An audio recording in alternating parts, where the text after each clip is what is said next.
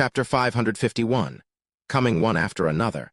As Lumion observed Nolia disappearing down the corridor, he pondered the idea of adding another catchphrase. You Phanepaterians.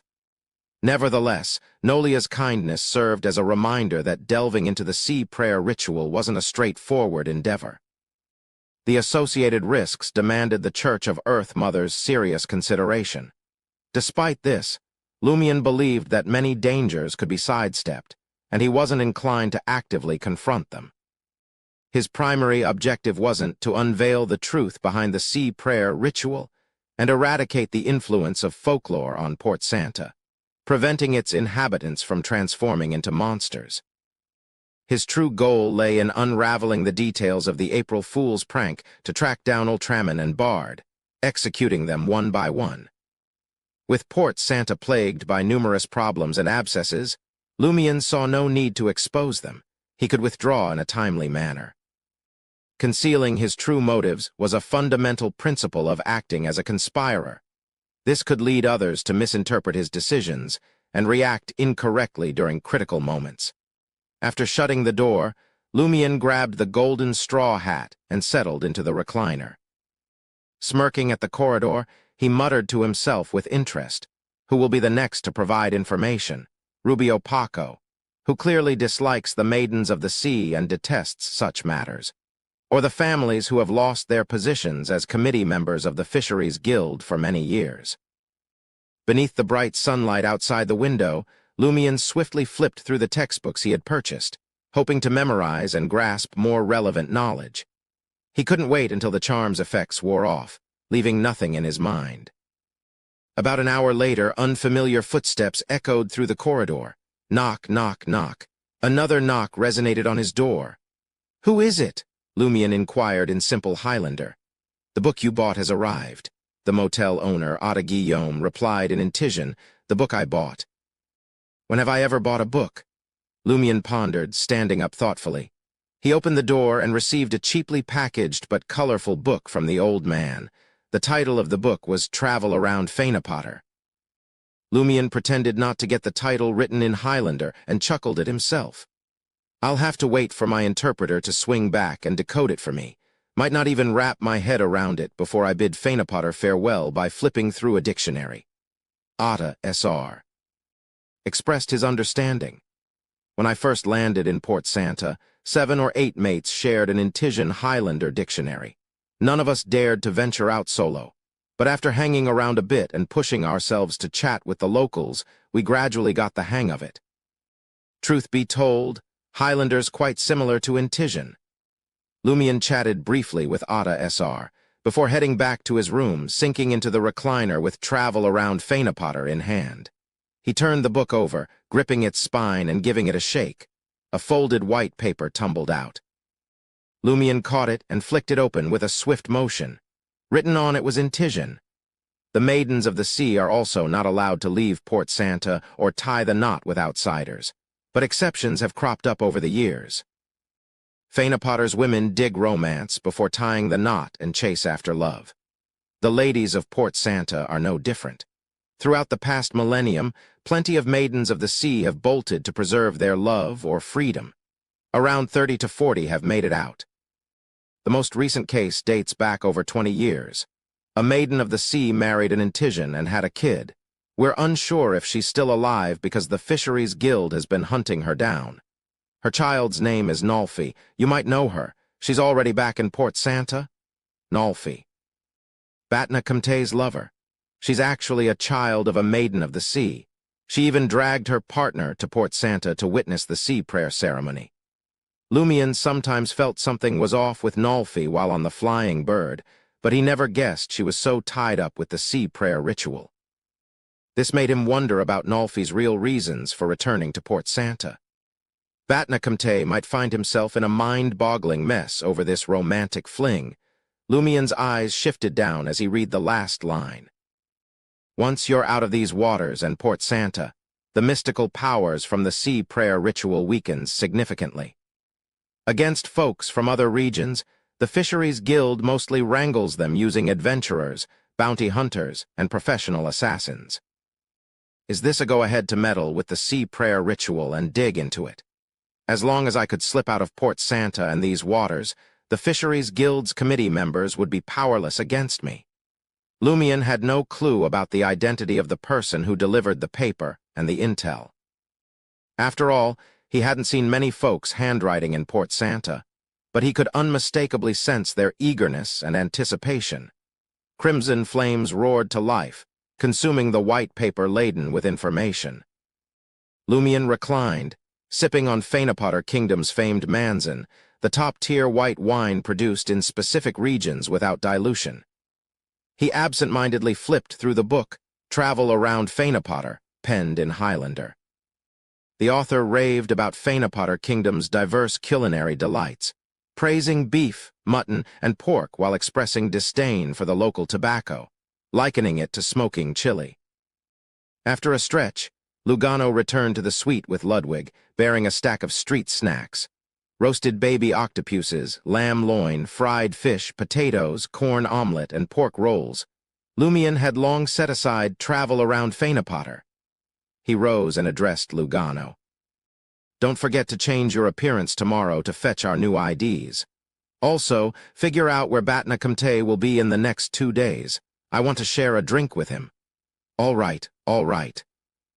Lugano couldn't fathom why his employer suddenly wanted to locate the finely dressed adventurer, but he sensed it wasn't as simple as a casual drink.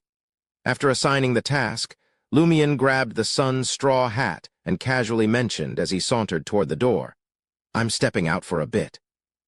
I'll be back before dinner." "Did you need any translations?" Lugano asked instinctively. Lumian chuckled in response. "I'm just taking a stroll, getting a feel for the terrain. No need to chat with anyone. Don't worry, I won't lose my way." Lugano tersely acknowledged and refrained from probing further. He trusted that his employer's adept body language skills would make simple communication a breeze. Once out of Salo Motel, Lumian ambled down the street. He aimed to set the stage for those attempting to reach him and see if the Fisheries Guild would seize the chance to make a move. Salo Motel, 5th floor suite.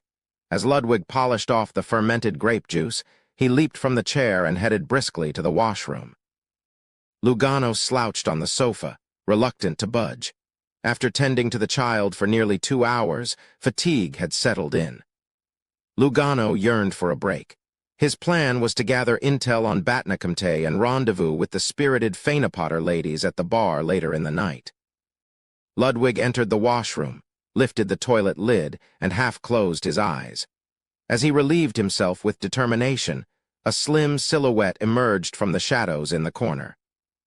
The black shadow took the form of an insect, about the thickness of a finger, with long bristles on its surface resembling spoiled food. Its bristles fluttered, extending like tentacles, reaching out to touch everything in its path. As it twisted, the black shadow silently crept up behind Ludwig. It abruptly stood up and plunged its head into Ludwig's cervical spine. At that moment, it caught sight of the boy's brown eyes. Abruptly, it froze, holding its shape like a snake rearing its upper body.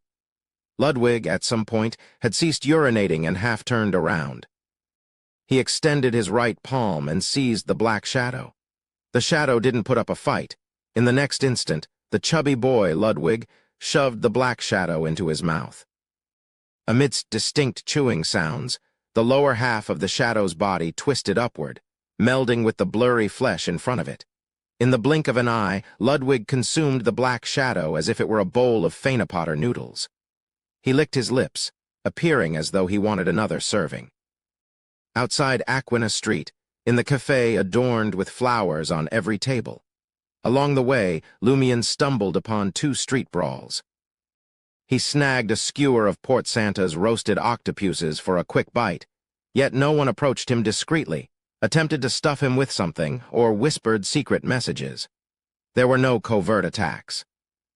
Under the radiant sky and brilliant sun, he chose a quiet corner in a cafe, ordering a glass of Tora's coffee with milk, relishing its rich bitterness with patience. As time drifted by, a woman donned in a blue veil and an exquisite dress suddenly took a seat across from Lumian. She scanned the surroundings and swiftly raised the blue fishnet hanging from the brim of her hat. It wasn't a woman. It was a man. A man dressed in women's attire, with distinctive features and grayish-blue eyes that couldn't conceal the anxiety on his face. Lumien's pupils widened. He recognized the man in the feminine garb. It was the current governor of the sea, the same governor of the sea whom Martha had bowed to in the cathedral-like building, served by numerous maids. He sought me out. The one coming to me is actually him. Lumien was both astonished and oddly convinced that this made sense. Noticing that the adventurer Louis Barry had identified him, the governor of the sea lowered the blue veil, shrouding his face once more. Then he hushed his voice and spoke in Highlander, filled with desire and concern. "Save me." Save me? Chapter 552. Fake and Reality. Lumien didn't find the current governor of the sea's plea for help surprising. He raised his left hand and touched his ear. In Intijan, he asked, "What are you saying? I only understand the word help." The current governor of the sea, disguised as a woman, appeared dumbfounded, as if the language barrier was unexpected. Having racked his brains and risked his life to reach Louis Barry, the governor of the sea found himself unable to convey his request due to the language barrier. Maintaining his pretense of not understanding Highlander, Lumien calmly took out a dark red fountain pen and a stack of post-it notes, handing them over. "Write down everything you want to say. I'll get someone to translate it." This time, he used Intijan again but gestured with the fountain pen to guide the other party on what to do. If the governor of the sea is illiterate and unable to write Highlander, it would be troublesome. I would have to resort to communicating with individual words and body language. I don't want to reveal my knowledge of Highlander yet, Lumien thought with concern. In Intis and Fainapotter, there were numerous illiterate individuals. The governor of the sea, after a brief moment of confusion, grasped Louis Barry's intentions. He took the fountain pen and note and began scribbling. Lumien observed with a composed expression. Despite being on the opposite side, with a hunter's vision and spatial imagination, he easily discerned the content of the written message. "Please help me. Rescue me out of Port Santa. I'm not the true governor of the sea. Not the true governor of the sea." Lumien suppressed the urge to raise his eyebrows and refrained from directly asking, maintaining an appearance of complete ignorance of the words. He desired to see what additional information the current governor of the sea would reveal before considering his next set of questions. The man dressed in feminine attire paused for 2 seconds before continuing. The true governor of the sea died during last year's sea prayer ritual. Dead. The genuine governor of the sea perished during the sea prayer ritual. Lumien felt a sudden surge of joy at this revelation. I can finally see the tale of the key members of April Fools. One consequence of their prank last year was the predetermined governor of the sea's failure to successfully perform the sea prayer ritual. He suffered a backlash from Bayunder powers and lost his life. This aligned with the revelations from Otta Guillaume, the Salo motel owner, and his son, a government department clerk, regarding an increase in shipwrecks, a decline in fish harvests, and disrupted trade. The imposter governor of the sea wrote swiftly, as if fearing someone might catch up to him at any moment. I was chosen by Juan Oro and the Fisheries Guild to impersonate the governor of the sea for a year, because I resemble the true governor of the sea. This was to prevent fishermen and sea merchants from knowing about their grave mistake and the slip-up that caused the sea prayer ritual to fail. Such a failure has not occurred in recent centuries. Now that I know this secret, they won't let me leave alive. After the governor of the sea handover ritual is completed and the vigil begins, I'll undoubtedly be killed. I never wanted to play the role of governor of the sea. It was a blasphemy against the sea, but they pointed a gun at me, claiming they had already killed someone who refused to cooperate. The church and the government won't intervene in the Fisheries Guild's affairs. You're the only one daring enough to infiltrate the governor of the sea's residence and confront Juan Oro with a gun. I can only seek your help. Over the past year, I've saved up quite a bit of money. I can give it all to you, 100,000 gold risat. I've heard about your recent exploits. I believe you have the strength. I implore you to help me. Quite educated, Lumien, after studying the 3 completed post-it notes, sensed that the imposter governor of the sea differed from ordinary fishermen, vendors, or workers based on his grammar and vocabulary. Phew. After jotting down his reasons and request, the fake governor of the sea set aside the fountain pen and slid 3 post-it notes filled with Highlander words to Lumion. With a quick glance, Lumion contemplated using Highlander words and body language. Help your family. The fake governor of the sea hastily wrote down a response. My parents passed away a few years ago. I don't have any other relatives. I was originally an employee of the fisheries company. It's no surprise Juan Oro and his associates dared to kidnap this person to be the governor of the sea. The Earth Mother Church refrains from meddling in the fisheries guild's internal affairs. If it affects other citizens, they will still handle it. Lumion pretended to ask first and planned to find someone later to translate the response. Servant girls. Pregnant. He inquired about the maids in the governor of the sea's residence and the reason for their pregnancies. The fake governor of the sea, concealed behind a blue veil, displayed no change in expression. His right hand trembled slightly as he wrote. The governor of the sea will receive the same treatment as the ruler of Port Santa. He can appoint anyone from Milo Village, the Fisheries Guild, and those sea merchant families as his maids and guards. He can do whatever he wants and directly visit them, enjoying the treatment an owner can receive. I couldn't help it. Observing this, Lumion nearly laughed aloud. Even in captivity, he's focused on such matters. Does he believe he can't escape and is resigned to his imminent demise? Is he seeking enjoyment while he still can? The fake governor of the sea added. I can also tax those people and forcefully allocate their market share, but they will listen to me. However, I dare not go too far. Otherwise, Juan Oro will privately whip me with his cane and threaten to kill me. So, this is the source of your savings. Well, he can't control the weather or the tides. After all, he's merely a false governor. Lumion took the fake governor of the sea's new post-it note and pondered for a moment before asking in a clumsy manner, Original. Governor. Where? He inquired about the whereabouts of the former governors of the sea. Nolia, the combat nun of the fertility order, hadn't raised this issue before. It was unclear if she deemed it unimportant, chose not to disclose it for some reason, or lacked the corresponding information. The fake governor of the sea wrote, I don't know. I heard a maid from Milo Village mention it before. She's Juan Oro's granddaughter. She said that all the governors of the sea will eventually return to the sea. Return to the sea? That doesn't sound promising. Heh, designating Juan Oro's granddaughter as your maid. Are you seeking revenge for the oppression from her grandfather? And Juan Oro agreed to it, indirectly retaliating by lashing you. Juan Oro and his sons are married to maidens of the sea, and there's a chance his granddaughter is a lizard-like monster. How would you feel if you knew you were sleeping with a humanoid lizard? Lumion criticized the fake governor of the sea internally. He seemed to ponder for a moment, as if unable to comprehend the other party's writing, and changed the question. Juan Oro. Powerful? The fake governor of the sea suddenly shuddered. Swiftly he wrote, He's very powerful. He's a monster. He can suffocate people and cause them to die in pain. After writing this, the fake governor of the sea glanced at the sun outside the window. He set down the fountain pen, stood up, and bowed to Lumion. Then, swaying in his elegant dress, he made his way toward the cafe's back door and departed. He appeared anxious about his disappearance. During the shopping trip, potentially raising suspicions from the bodyguards, Lumion observed his departure, crumpling the post-it notes into a ball in his palm. Crimson flames trickled from between his fingers before swiftly dissipating.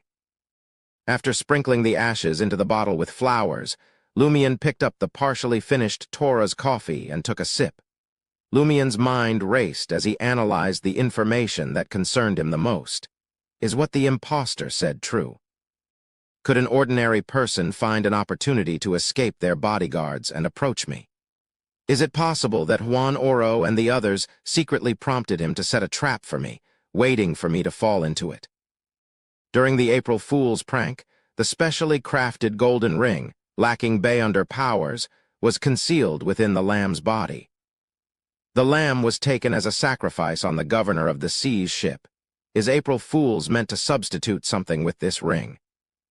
Is there another sacrificial ring similar to it? Did the Governor of the Sea's appointment fail last year? Because the crucial sacrificial ring turned out to be a fake and couldn't be utilized. This implies that key members of April Fool's or their subordinates are on the special ship. Otherwise, they wouldn't have been able to deceive the committee members of the Fisheries Guild and surreptitiously replace important items. Based on the information I've gathered, there aren't many sailors on that ship. The only passengers are the Governor of the Sea, 4 Maidens of the Sea, and a few individuals guiding them through the ritual. Who among them is connected to April Fool's?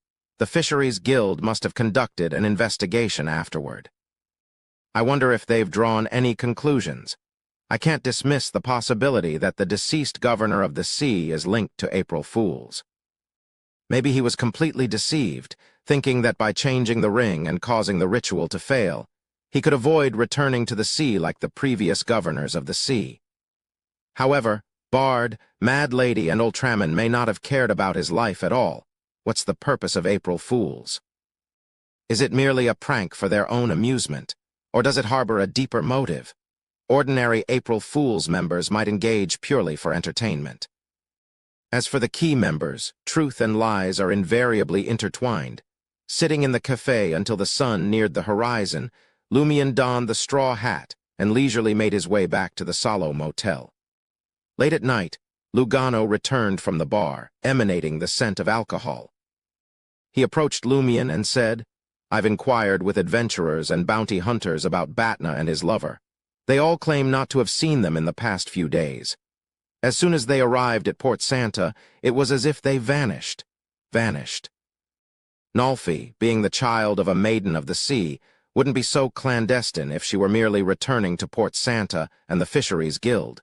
Could she be involved in something related to the sea prayer ritual and convinced Batna to join her? Yet, they were targeted upon their return. Perhaps she possesses significant knowledge.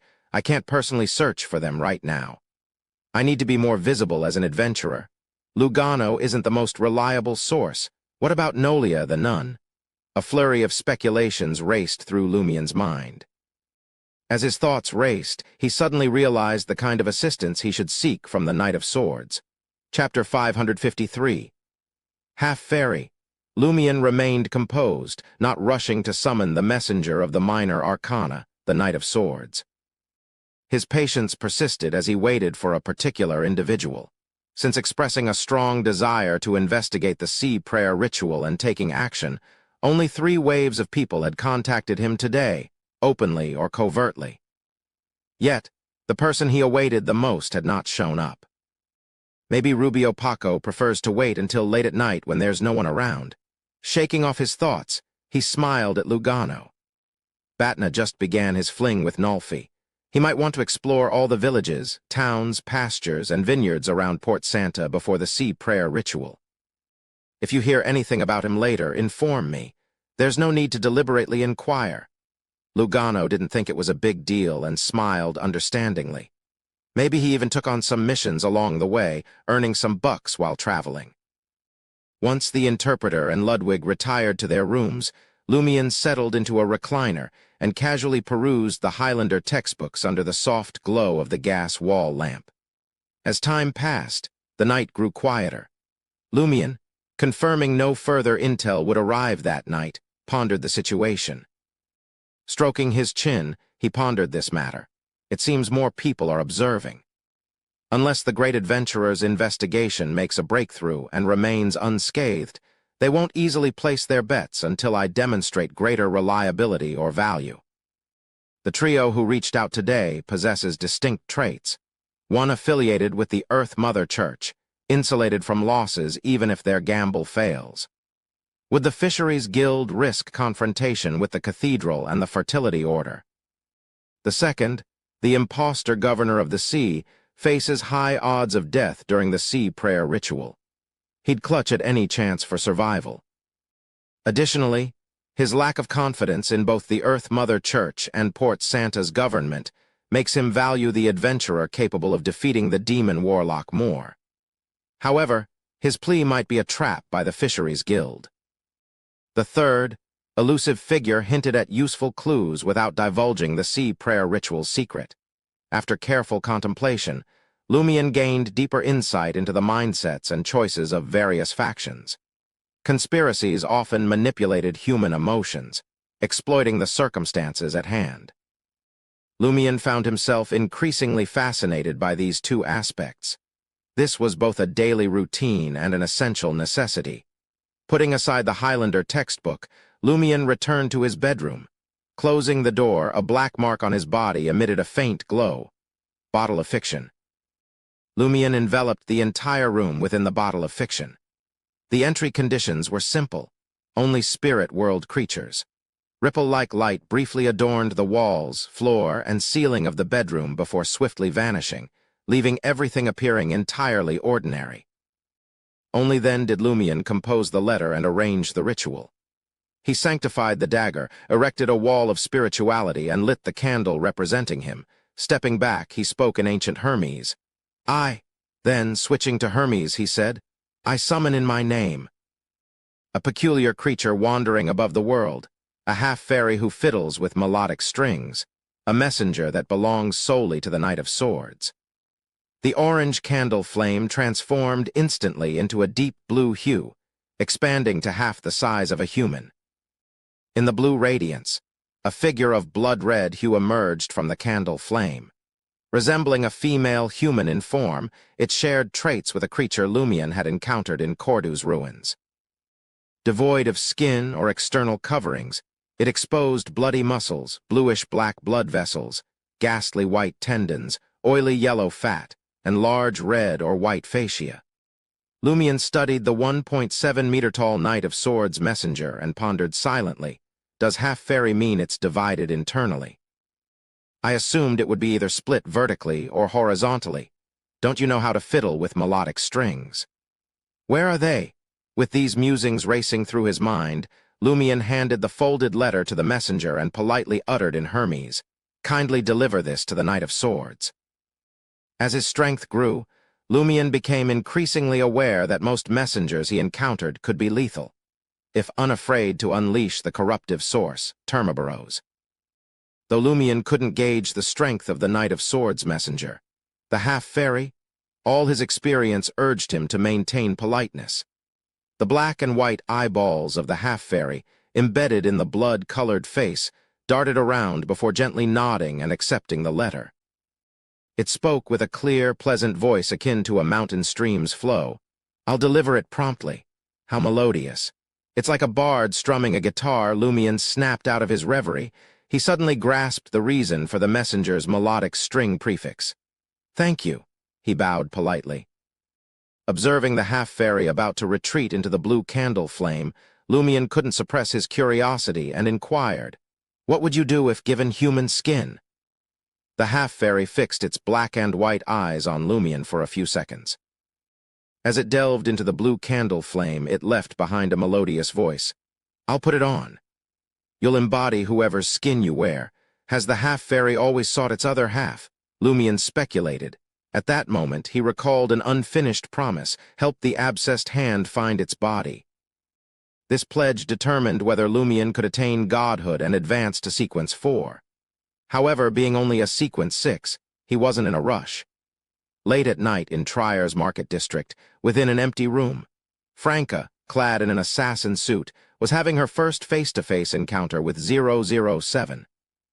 As moments drifted by, 007 strode in, sporting a brown lion headgear and a double-breasted coat. After confirming his identity, Franca pushed back her hood, emerging from the shadows. What brings us to this in-person discussion? 007 inquired, his brow furrowed.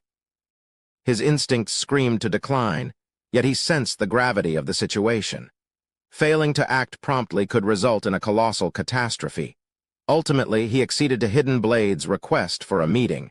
Franca chuckled, emotions swirling within. It's a good thing. I'm skeptical when it comes from you, Hidden Blade. 007 expressed his concern openly. Franca clarified her reason for requesting an offline meeting. It's true. I need your help to find someone. Telegrams can't convey a portrait. I can't craft a digital image using just words and dots, can I? 007 regarded Franca with suspicion. Simply seeking help to locate someone. No ulterior motives? Franca chuckled. For now, that's all I can divulge. That only heightens my apprehension. 007 keenly sensed the search for this individual might harbor a crucial issue. Otherwise, Hidden Blade, having witnessed catastrophic events, wouldn't have taken it so seriously. She wouldn't have insisted on an offline meeting and handing over the portrait personally. More likely, she would have left it somewhere for retrieval.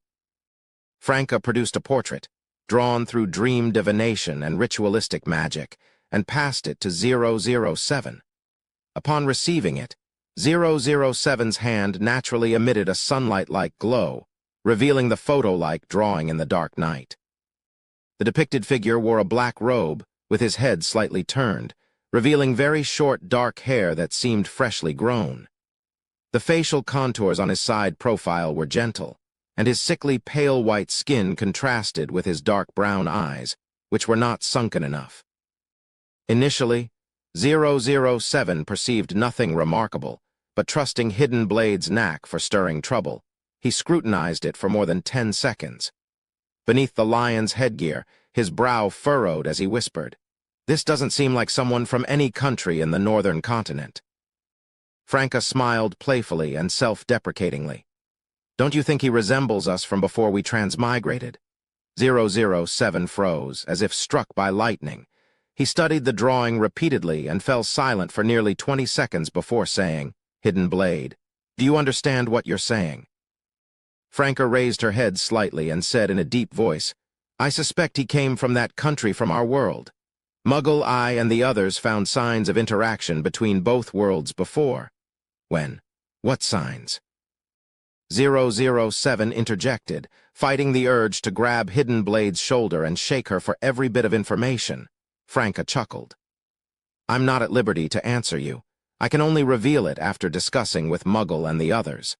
There are many secrets involved. First, discreetly search for the person in the portrait. I encountered him on the 4th level of the catacombs." 007 struggled to contain his impatience, resisting the temptation to handcuff Hidden Blade for details. Through gritted teeth, he said, "Can't you guys discuss it first before involving me? I was just considerate of your emotions, afraid that you'd lose control upon receiving so much information at one go." Franca let out a hollow laugh and replied, "It's not time to meet Muggle and the others yet. I need to find him urgently, afraid he might leave Trier." Calm down, calm down. You can't hide your desire to kill me." Franca smiled sheepishly, fading into the shadows. Holding the portrait, 007 took a deep breath and exhaled slowly. Fainapotter Kingdom, Port Santa, Salo Motel. After breakfast, Lumion had just returned to the master bedroom when he sensed a sudden chill. Simultaneously, a tarot card materialized on the desk. The card depicted a knight running with a sword in hand. Minor Arcana card, Knight of Swords, Chapter 554, Favor. Lumion's gaze fixated on the Minor Arcana card before he noticed another person standing in front of the full-body mirror in the room. The man sported a white shirt and a black vest, his face unusually pale and his brown hair tousled, suggesting he had just woken up. For some inexplicable reason, Lumion sensed a conflicting demeanor in this person, elusive yet restrained. The brown eyes held an indescribable weight, akin to staring into an abyss. "Knight of Swords?" Lumion inquired. The man nodded subtly and responded, "7 of Wands, how may I assist you?" Surprised, Lumion questioned, "How do you know I'm the 7 of Wands?" Lumion hadn't disclosed his exact code name in the letter, merely stating he sought help from the Knight of Swords as guided by Madam Magician. The Knight of Swords spoke slowly, as if holding back something. "Ma'am Hermit informed me that the 7 of Wands, affiliated with Madam Magician, would soon arrive in Fainapotter, possibly in need of intel or assistance. Madam Magician intentionally communicated with Ma'am Hermit about me," Lumion realized. "I need your help locating 2 individuals in Port Santa and the surrounding seas. Try not to alert any factions." "Be specific," the Knight of Swords replied, Economical with his words, Lumion shared Batna Kumte and Nolfi's details, adding, "I'm not certain if they're still alive. They might have become corpses by now." As he spoke, he handed 2 photo-like sketches to the Knight of Swords, a unique skill he'd acquired from Auror's grimoires and his expertise in ritualistic magic. These images, directly replicated from his mind, bore an uncanny resemblance to photographs. The ritualistic magic involved in creating such images demanded a suitable and secure target for prayer, a practice more common among official Beyonders who had orthodox gods to appeal to. Wild Beyonders rarely resorted to praying to dangerous entities for trivial matters. Being part of the Tarot Club, Lumion straddled both worlds, with the ability to seek aid from Mr. Fool or tap into Madam Magician's strength. The Knight of Swords studied the photo-like sketches before affirming, "I'll help you find them as soon as possible." There was no demand for payment or any immediate request, prompting Lumion to sigh. Organizations do have their advantages. Internal assistance often translated into favors, subtly binding individuals to reciprocal obligations. Some preferred setting clear prices rather than owing favors, but Lumion didn't entertain such thoughts. Securing the Knight of Swords' presence and help was already a considerable favor in itself. He pondered for a moment and then inquired, "What mission do you have in Fainapotter?" "Do you need my assistance?" The Knight of Swords paused briefly before responding. "The matter in Fainapotter is wrapping up, but I'll be heading to the southern continent soon. I might require your help there." "Sure thing," Lumion agreed. Intrigued, he asked, "Is Ma'am Hermit also overseeing matters in the southern continent? Wasn't she too busy?" Madam Magician had indicated that this major arcana card holder primarily dealt with sea-related affairs, and a clandestine organization dedicated to the hidden sage, with little involvement in the southern continent. The Knight of Swords replied in a subdued tone, "It's a personal matter, unrelated to Ma'am Hermit." "Got it," Lumion acknowledged. Many of his past tasks weren't orchestrated by Madam Magician, and even his mission in Port Santa to track down April Fool's key member was considered personal business if it didn't involve the celestial worthy. After a 2-second pause, the Knight of Swords added, "Moreover, I'm only temporarily under Ma'am Hermit's command." What does he mean by temporarily subordinate? Can one switch to other major arcana card holders in the future? Lumion wondered. Without explanation, the Knight of Swords form suddenly turned ethereal and disappeared. Lumion, without activating his spirit vision, couldn't catch the departing figure in time. It doesn't feel like teleportation or blending into the shadows. After a quick assessment, he changed into a brownish-green short-sleeved shirt and loose brownish-yellow pants commonly seen in Port Santa. Exiting the master bedroom, Lumion tossed the lie earring to Lugano. "Go to Valerio and get the new IDs. Remember the face you used when you last saw him?" "I remember it clearly." Lugano took the lie earring. As Lugano was about to proceed with his disguise, Lumion halted him. "Find a secluded spot after leaving the room to use it. When you return, shift back to your original appearance before entering the motel. Doesn't this mean I'll have this mystical item to myself for a while? Aren't you worried I might take off with it? It's not just unique, it's valuable." Lugano refrained from probing further. Following his employer's instructions, he took the lie earring, a bag containing his disguise, and exited the room. Observing Lugano's departure, Lumion picked up a golden straw hat and addressed Ludwig. "There's plenty of food in my bedroom. Stay put until I'm back." "Sure thing."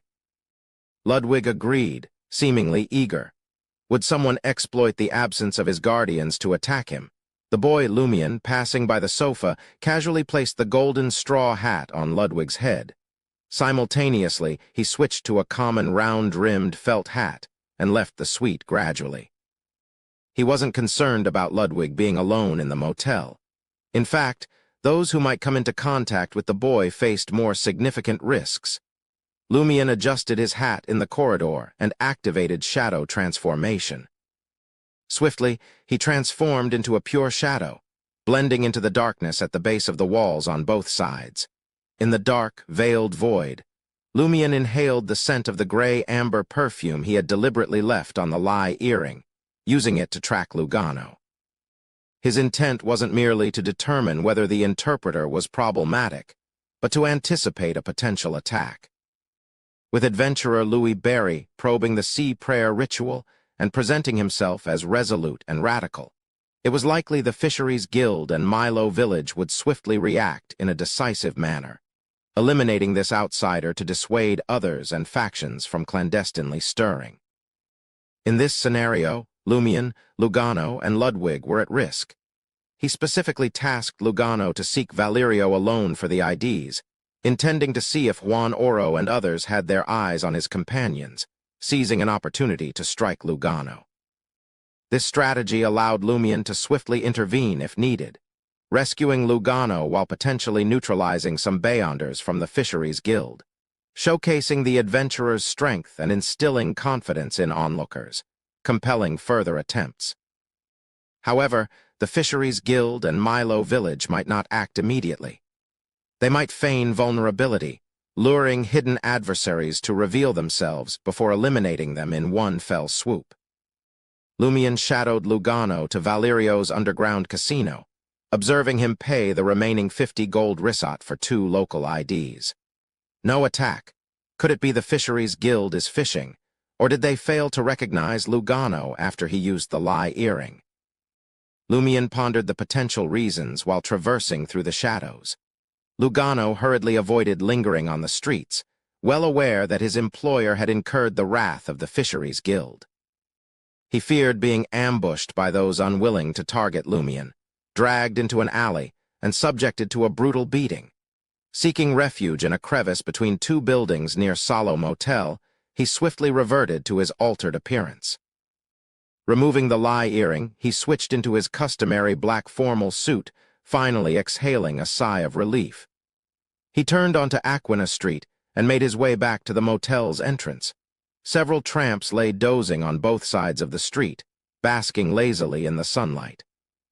Lumion was aware that unlike the severe tramp situation in the Lone Kingdom and the Intis Republic, Fainapotter's tramp issue was less acute due to fertile soil, ample pastures, and the church's modified agricultural methods, resulting in surplus food production. Here, food was notably cheaper, about 15 to 20% lower compared to in Tis and other countries. Previously, before the Lone Kingdom began importing food from Fainapotter, the price of rye bread of the same weight was nearly twice as high. Despite the abundance, bankrupt farmers, herders, and city dwellers ended up as tramps due to land acquisition, loan sharks, and other reasons.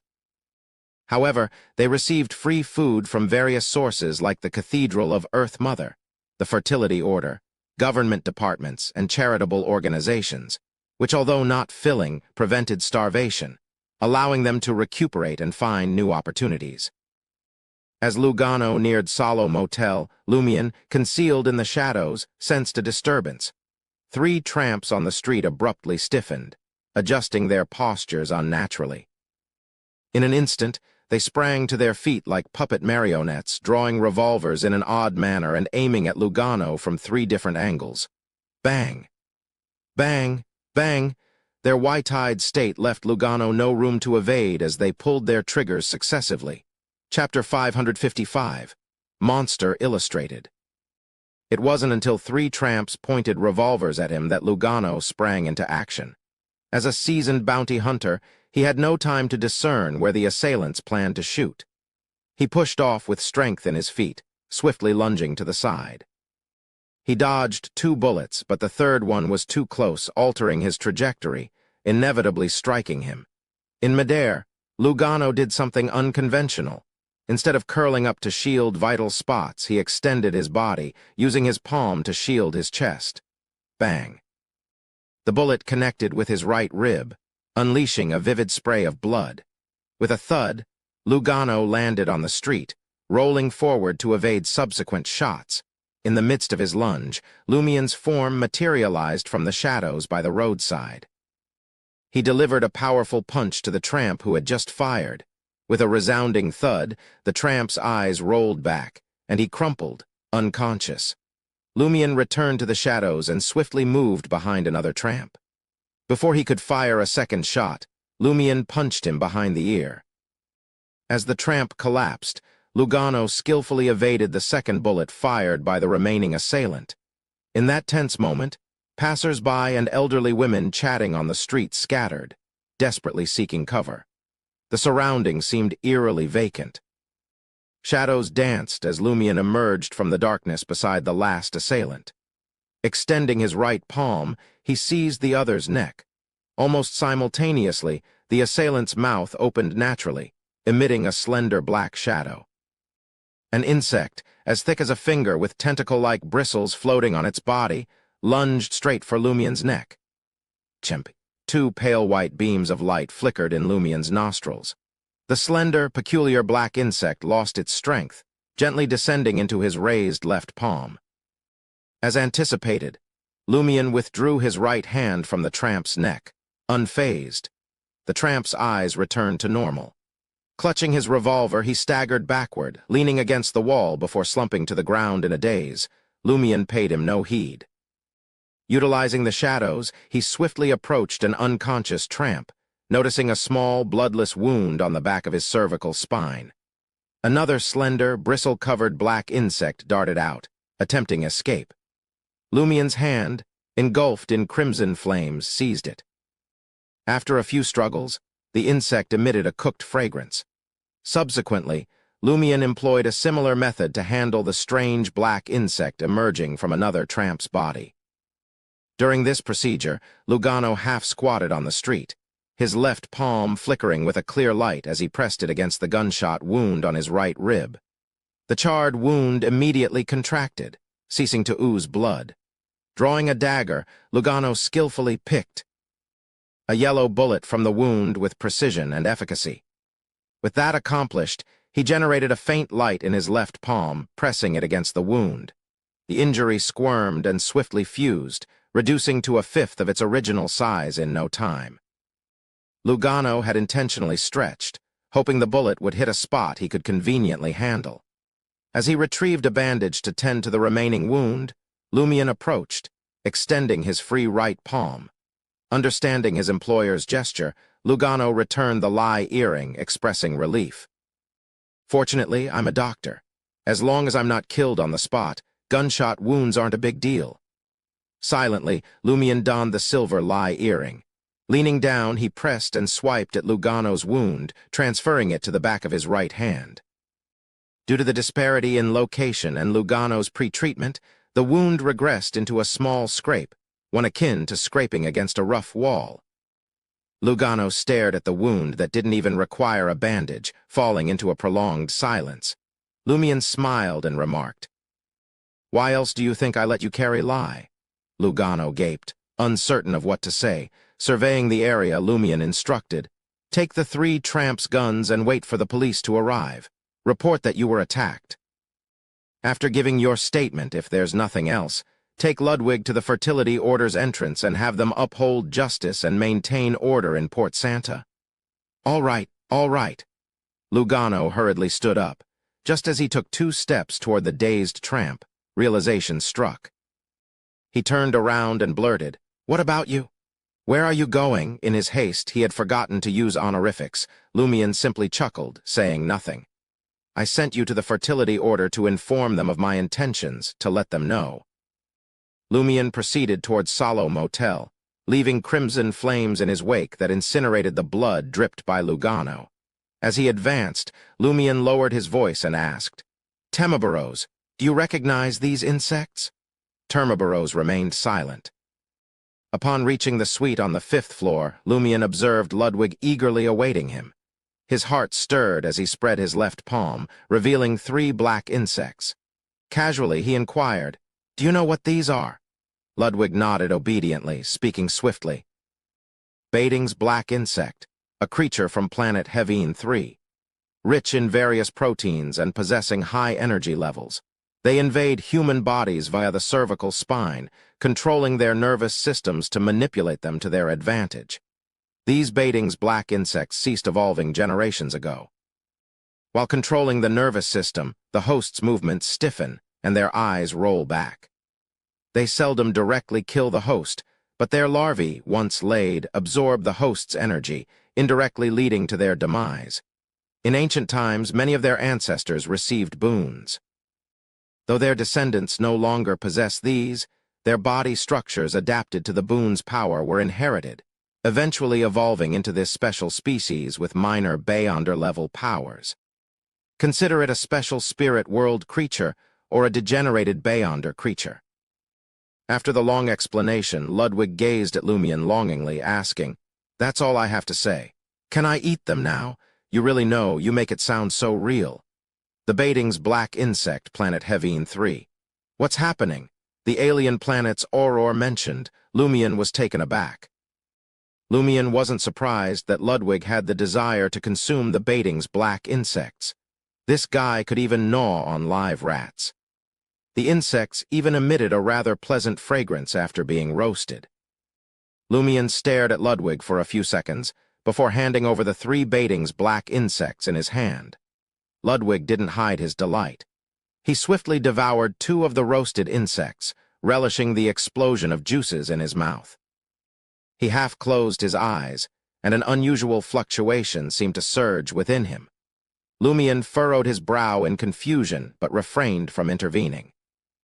Having used the mystery-prying glasses to discover that there appeared to be something beneath Ludwig's skin, coupled with Ludwig's daily behavior and the Church of the God of Knowledge and Wisdom stance, Lumion speculated that the boy was a monster in human guise.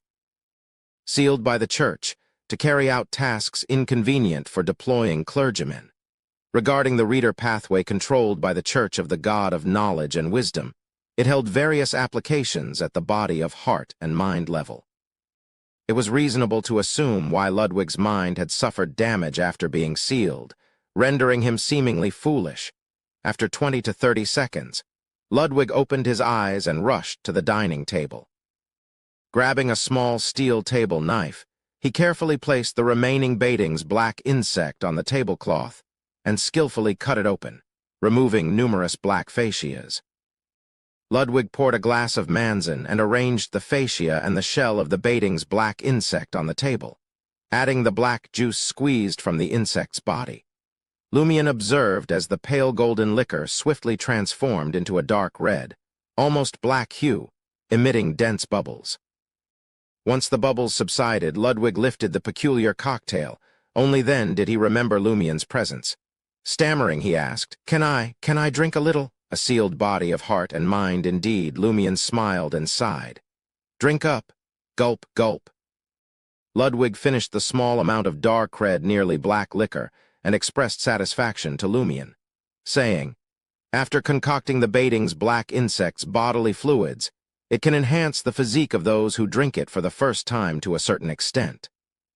It grants everyone the ability to paralyze primate creatures within 2 hours. Yes, it will only be effective through contact. This is turning the Bating's black insect into something akin to charms. Moreover, it provides permanent effects and short-term Beyonder powers. Amidst Lumion's surprise, he sensed that Ludwig had undergone significant changes. He had never demonstrated the ability to prepare such food before. Lumion didn't delve deeper and calmly remarked, "Take Lugano to the Fertility Order's entrance later and ensure he informs Nolia about the attack." "All right." In a good mood, Ludwig readily agreed. Meanwhile, at the Port District, while Ludwig and Lugano arrived at the Fertility Order. Wearing a golden straw hat, Lumion strolled towards the square dominated by an ocean wave statue. His attention focused on the grayish-black house adorned with the Port Santa Fisheries Guild sign. The 4- or 5-story castle-like ancient structure was rumored to be over a millennium old, having been destroyed and rebuilt centuries ago. Lumion's eyes traced the intricate symbols on the wall, which included iron hooks and fishing nets. Adjusting his straw hat, he proceeded towards the Fisheries Guild. Chapter 556, Violent Beating. The encampment of the Fertility Order in Port Santa sprawled along the city's edge, nestled near the suburbs. It claimed an entire street, complete with fields, orchards, and a variety of livestock, providing a self-sufficient haven for the nuns when they weren't on missions.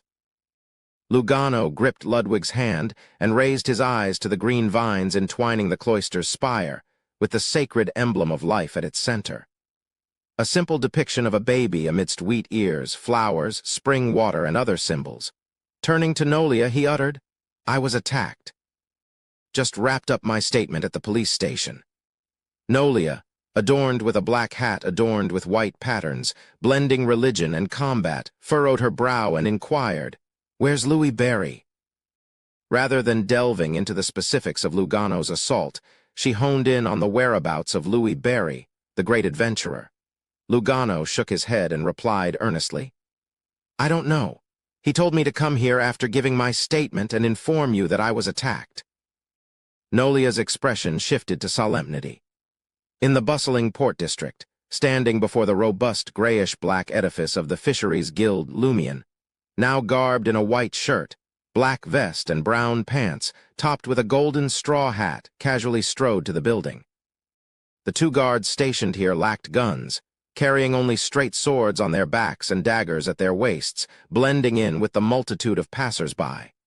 "Who are you looking for?" Both guards extended their hands simultaneously, halting Lumion's advance. Lumion couldn't comprehend. "Highlander." Without hesitation, he drew his revolver, pointed it towards the sky, and squeezed the trigger. Amidst the gunshot's echo, he slipped between the 2 guards, entering the castle-like abode of the Fisheries Guild. The guards exchanged uncertain glances but refrained from intervening. One of them dashed towards the port's police station, while the other hurried into the grayish-black building, aiming to report to his superior and seek guidance. Clutching his revolver, Lumion advanced at a measured pace. Beneath the puzzled stares of the staff, who hastily sidestepped, he traversed the hall and ascended the stairs leading to the committee member's office. Just as he approached the 2nd floor, a figure appeared before him.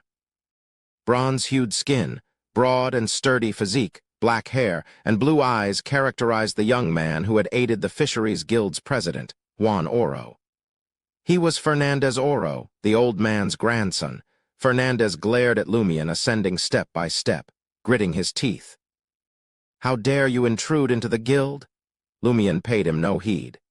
He maintained a steady pace, neither hastening nor slowing as he approached the entrance to the 2nd floor. Fernandez masked his expression, his back slightly arched, and his eyes appeared to radiate an ominous glow. Suddenly, Lumion sensed a significant dimming of the ambient light. Simultaneously, an intangible force descended from above, entwining around his feet, making him feel shorter and causing his body to sway. Fernandez, in contrast, seemed to grow taller, casting dense shadows that engulfed the corridor's meager light. Thud. Advancing, Fernandez swung his right fist towards Lumion's head. A gusty wind permeated the space, propelling the fist with hammer-like force, guided by an unseen magnet. Lumion gazed upward as something within him erupted, shattering the binding force. His thighs swelled suddenly, and his loose brown pants constricted. He grew taller seemingly out of thin air, sleeves and pants tightening around bulging muscles. Bang! A left punch from Lumion met Fernandez's incoming fist in a thunderous collision, causing the stairs to quiver and sway. Fernandez, forced back 2 steps, bore no fear but a hint of joy on his face. Retreating, his eyes darkened with a touch of brilliance. Raising his left hand, a dark green light swiftly concentrated on his unusually rough fingertips. The light transformed into a ray, silently hurtling towards Lumion, momentarily immobilized by the collision. Fernandez chose close combat from the start, creating an opening for the ray, capable of disrupting the human structure and inducing swift internal injuries. The dark green danger ray matched the speed of light. Lumion, unable to dodge in advance, could only watch as it struck between his chest and abdomen. Yet, the dark green ray pierced through, striking only an illusion. Leveraging the ascetic's accumulated strength in clashing with Fernandez, Lumion had seized the chance to arch his back and stand in place like an arc, deftly evading potential sneak attacks. In this intricate dance, he even employed the niece face, creating an illusion of himself still standing upright. Gradually, the dark green ray dissipated, vanishing around the corner of the stairs. Suddenly, a crimson fire, nearly white-hot, erupted from Lumien's body. Transformed into a fireball, he hurtled towards Fernandez, who had just regained his footing. Fernandez's pupils constricted, seemingly challenged by the blaze. Swiftly, he sidestepped, clenched his right hand into a fist and yanked it down. An invisible force tugged Lumien to the ground, but undeterred, he dispersed the flames, reappearing with feet firmly planted on the corridor floor.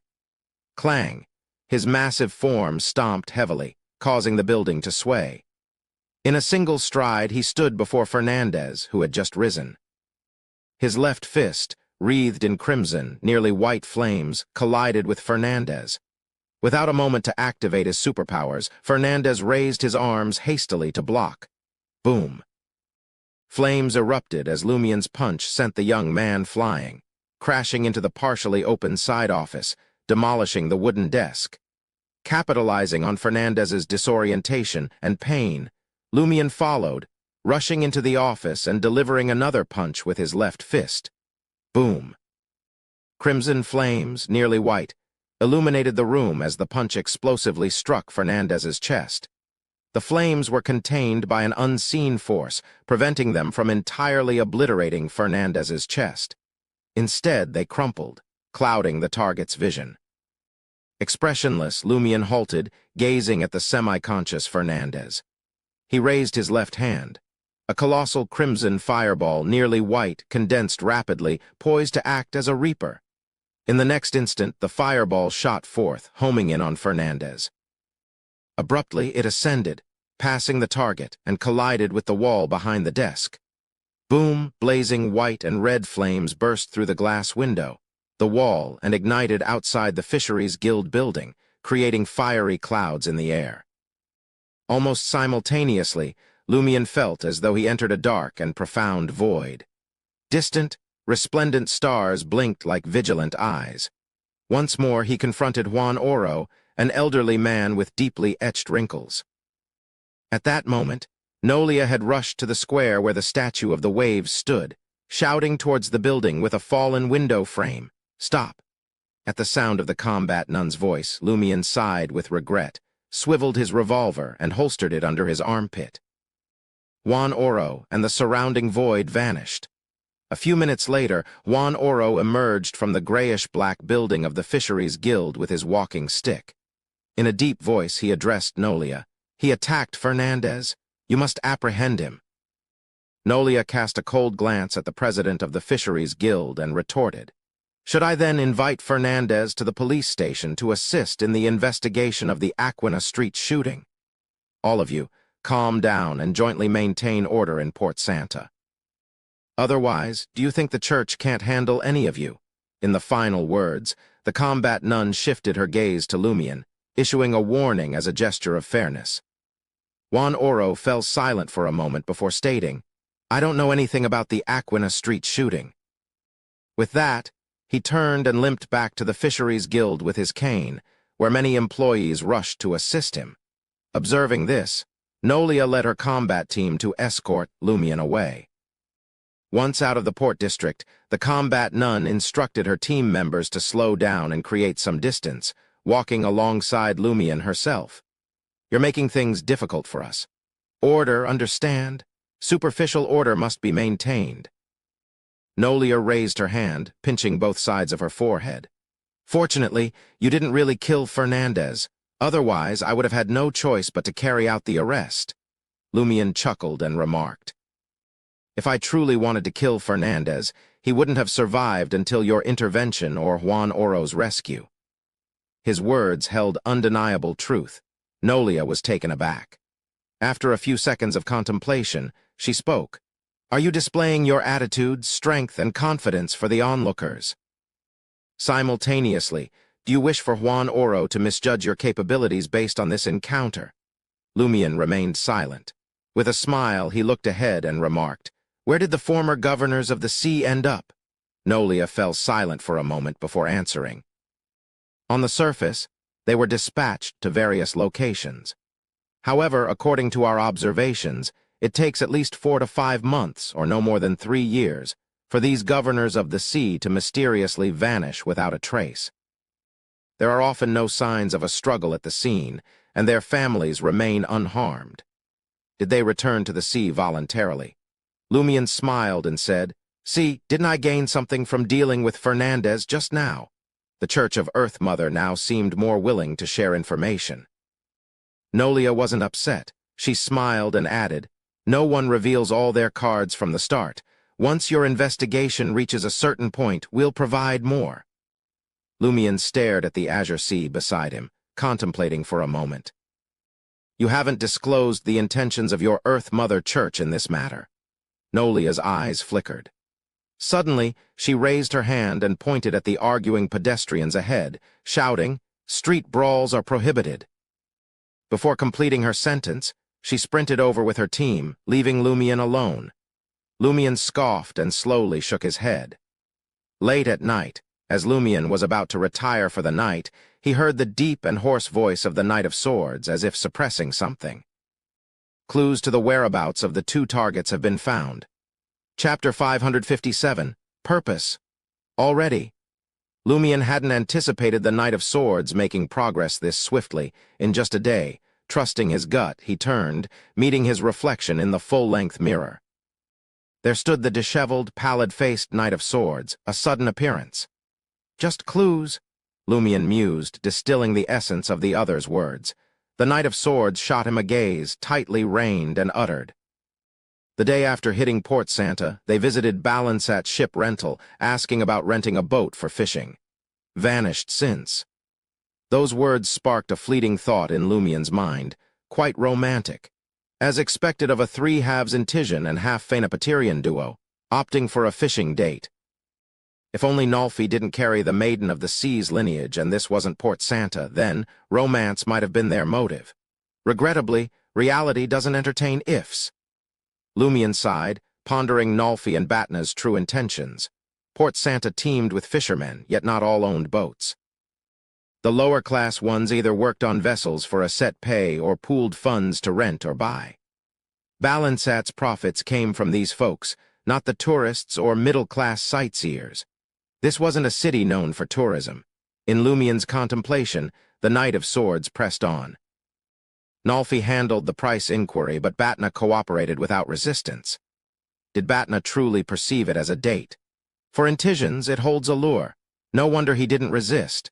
Renting a boat for a sea excursion, Lumian pondered, his mind racing with possibilities. Was Nolfi planning to intercept the incoming governor of the sea during the sea prayer ritual, or collide with their ship loaded with gunpowder? Perhaps she intended to replace them at a critical juncture.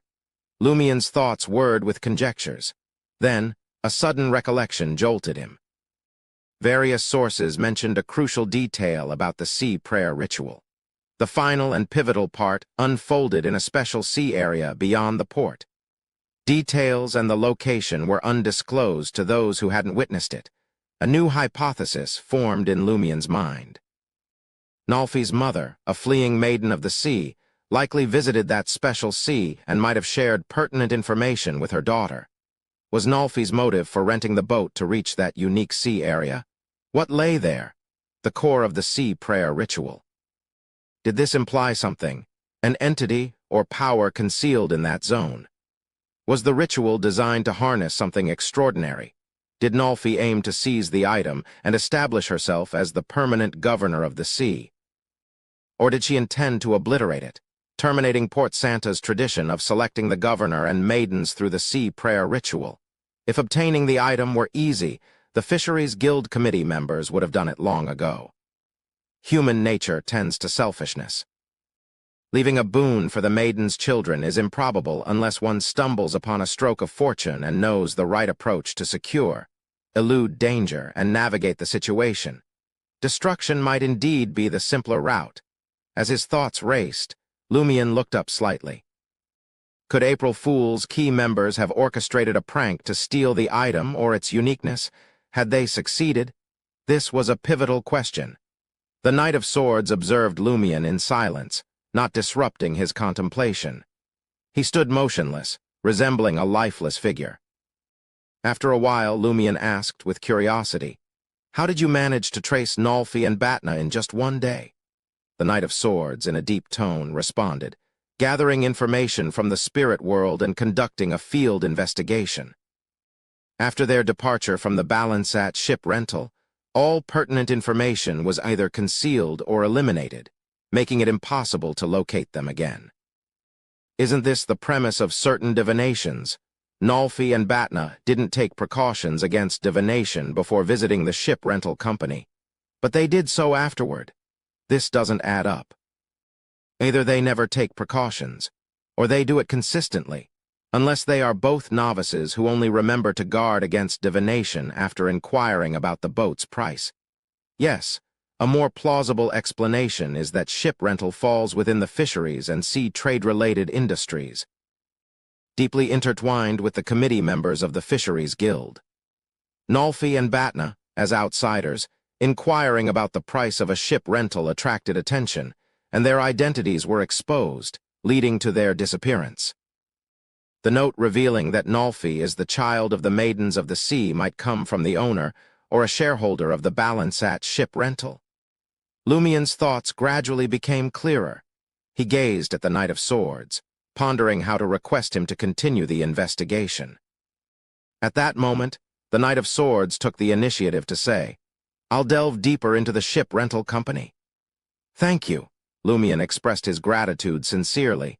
Then he witnessed the Knight of Swords' figure swiftly becoming transparent and vanishing, transformed into a soul-like entity. Wraith. Lumien discerned more details this time.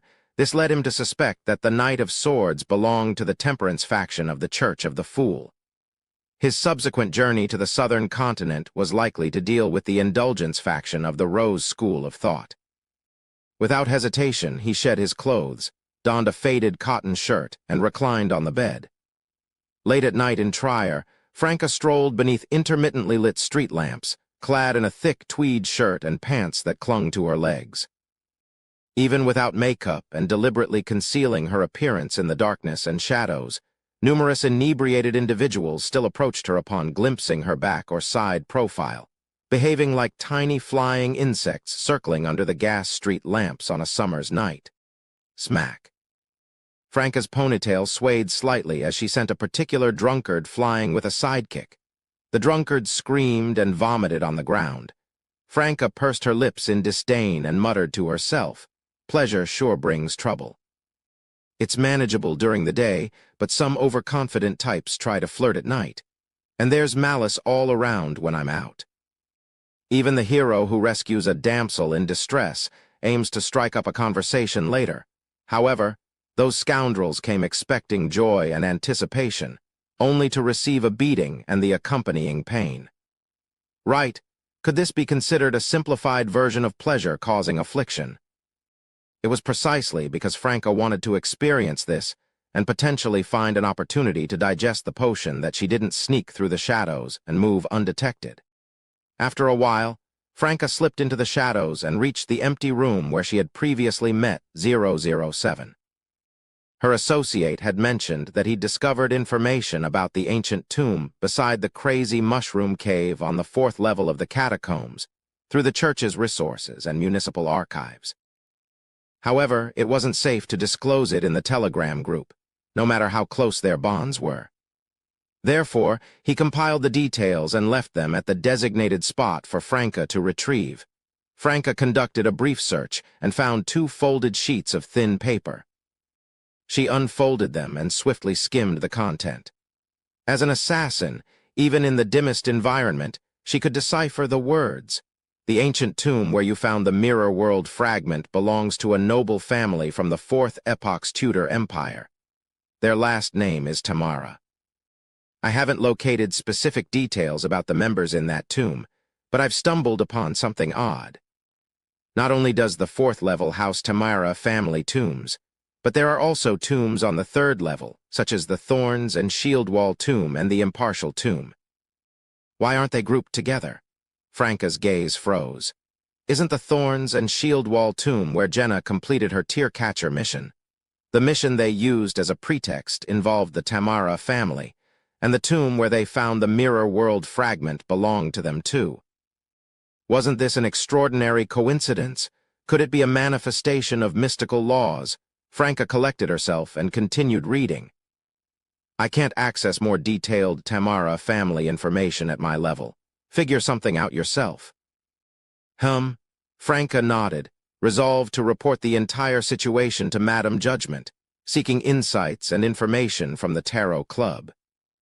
In the early morning on Aquina Street in Port Santa, in a house diagonally opposite Salo Motel, Lumian, his appearance transformed, stood by a window in a room. Clutching the new ID provided by Valerio, he surveyed the suite where he, Lugano, and Ludwig were lodged, as well as the street below. Now, he aimed to play the role of an ordinary bounty hunter who had taken on a confidential assignment, diligently monitoring the adventurer, Louis Barry. Given Louis's assertive conduct in recent days, it was likely that all the well-informed individuals in Port Santa knew of this great adventurer's desire to investigate the sea prayer ritual. The probability was high that Bard and other pivotal members of April Fools would be in tow.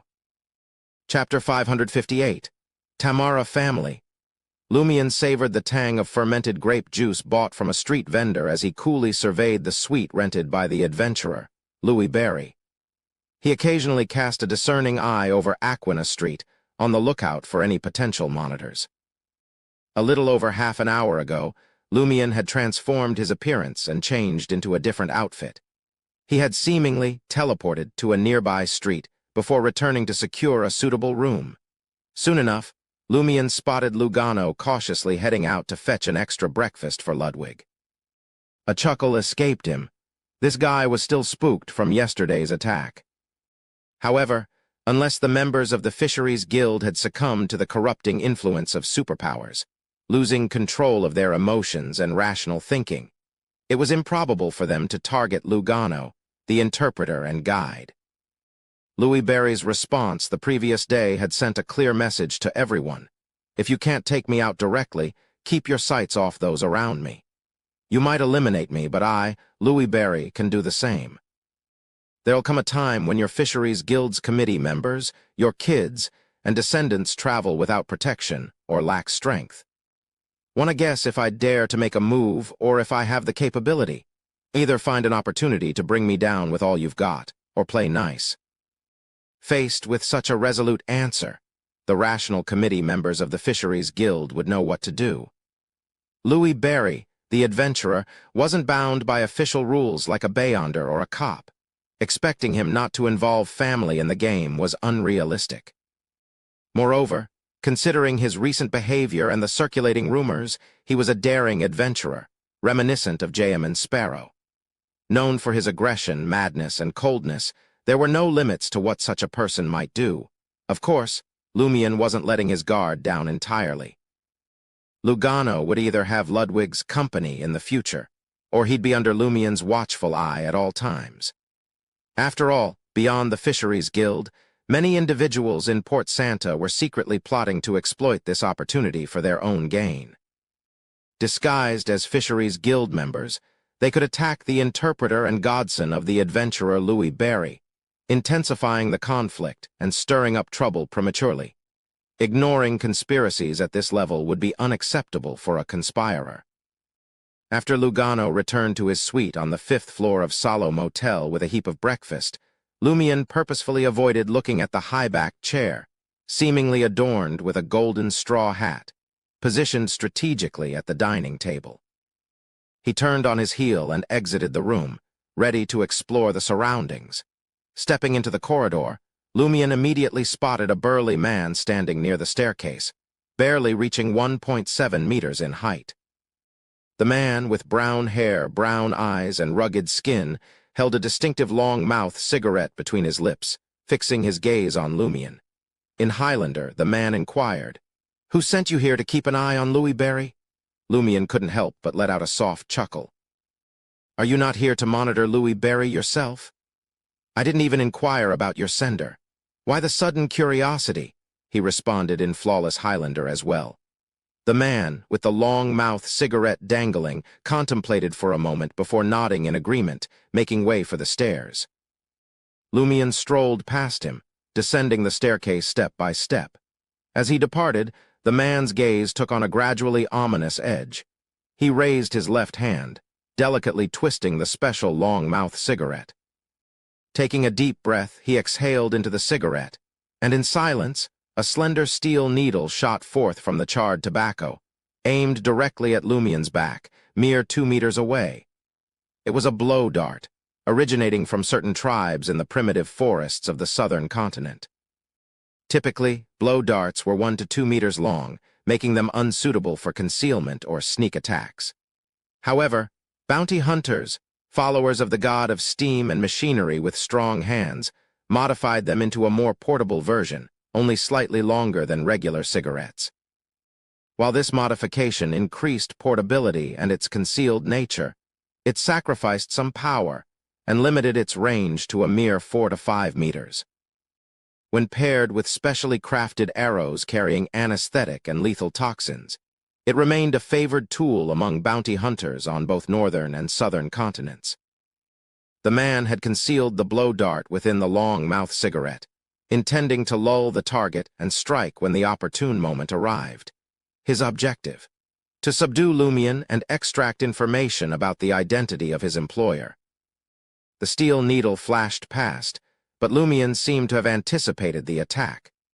Just as the man blew air to propel the needle, Lumien swiftly bent forward, arched his spine, and dodged the blow dart in an almost inhuman contortion. With a soft poof, the steel needle embedded itself into the wooden staircase.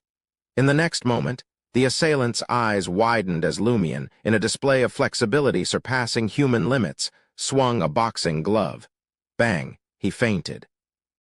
Swiftly recovering from his contorted evasion, Lumien bent down, scooped up the unconscious assailant, and dragged him into his rented room. Taking advantage of the assailant's unconscious state, Lumien administered a dose of truth serum and calculated the time for him to regain consciousness. Examining the unremarkable, ordinary face of his assailant, Lumien calmly listened to the panicked shout. "I just wanted to incapacitate you and find a spot to interrogate you about your employer. The poison on the arrow is just an anesthetic." Squatting in front of the man, Lumien smiled and responded, "Now let me ask you, who's your employer?" "It's Juan Oro," the brown-haired, brown-eyed man blurted out. Lumien chuckled and probed further. "Is that so?" "Yes, no, it's actually someone else." At this point, horror overcame the man and he fell silent. Lumien prompted him patiently. "Who is it?" After struggling for a few seconds, the man involuntarily spoke, "Rubio Paco." "Rubio, why is he keeping tabs on me? Does he seek to gain from the adventurer's activities?" "Is that why he didn't approach me discreetly to share information?" Lumien nodded subtly and straightened up. "Your breath stinks. Remember to brush your teeth more often." The assailant looked perplexed, unable to fathom why the conversation had taken this turn. Nonetheless, he replied half-heartedly, "I'm not a fan of brushing my teeth." Lumien shook his head in disdain, uninterested in the blow dart as a trophy. Leaving the room, he left a parting message: "Make sure to lock the door behind me."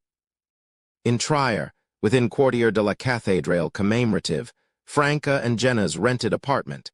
They had already received Madame Judgment's response via Rabbit Chasel. Before departing, Rabbit Chasel, adorned with a miniature top hat, shrunken gold-rimmed glasses, and a diminutive black trench coat, made an unusual request. "Can I use a custom-made revolver as compensation for delivering the next 5 letters?" Jenna's mouth hung open, momentarily taken aback. "Sure," she questioned. "Why can't you conjure one yourself? Similar to your top hat, glasses, and trench coat. They have no practical use, but I hope the revolver does.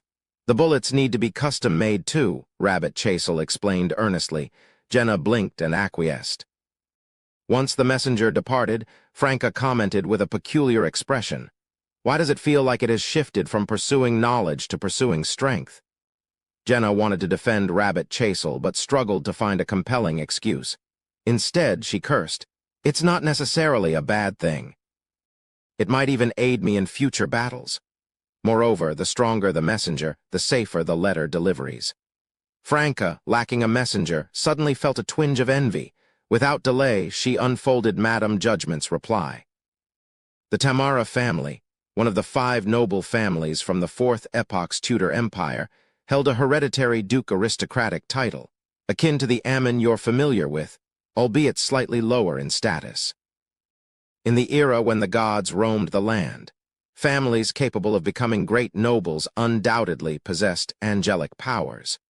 According to the information, the Tamara family had existed for many years before Alistair Tudor became the Blood Emperor.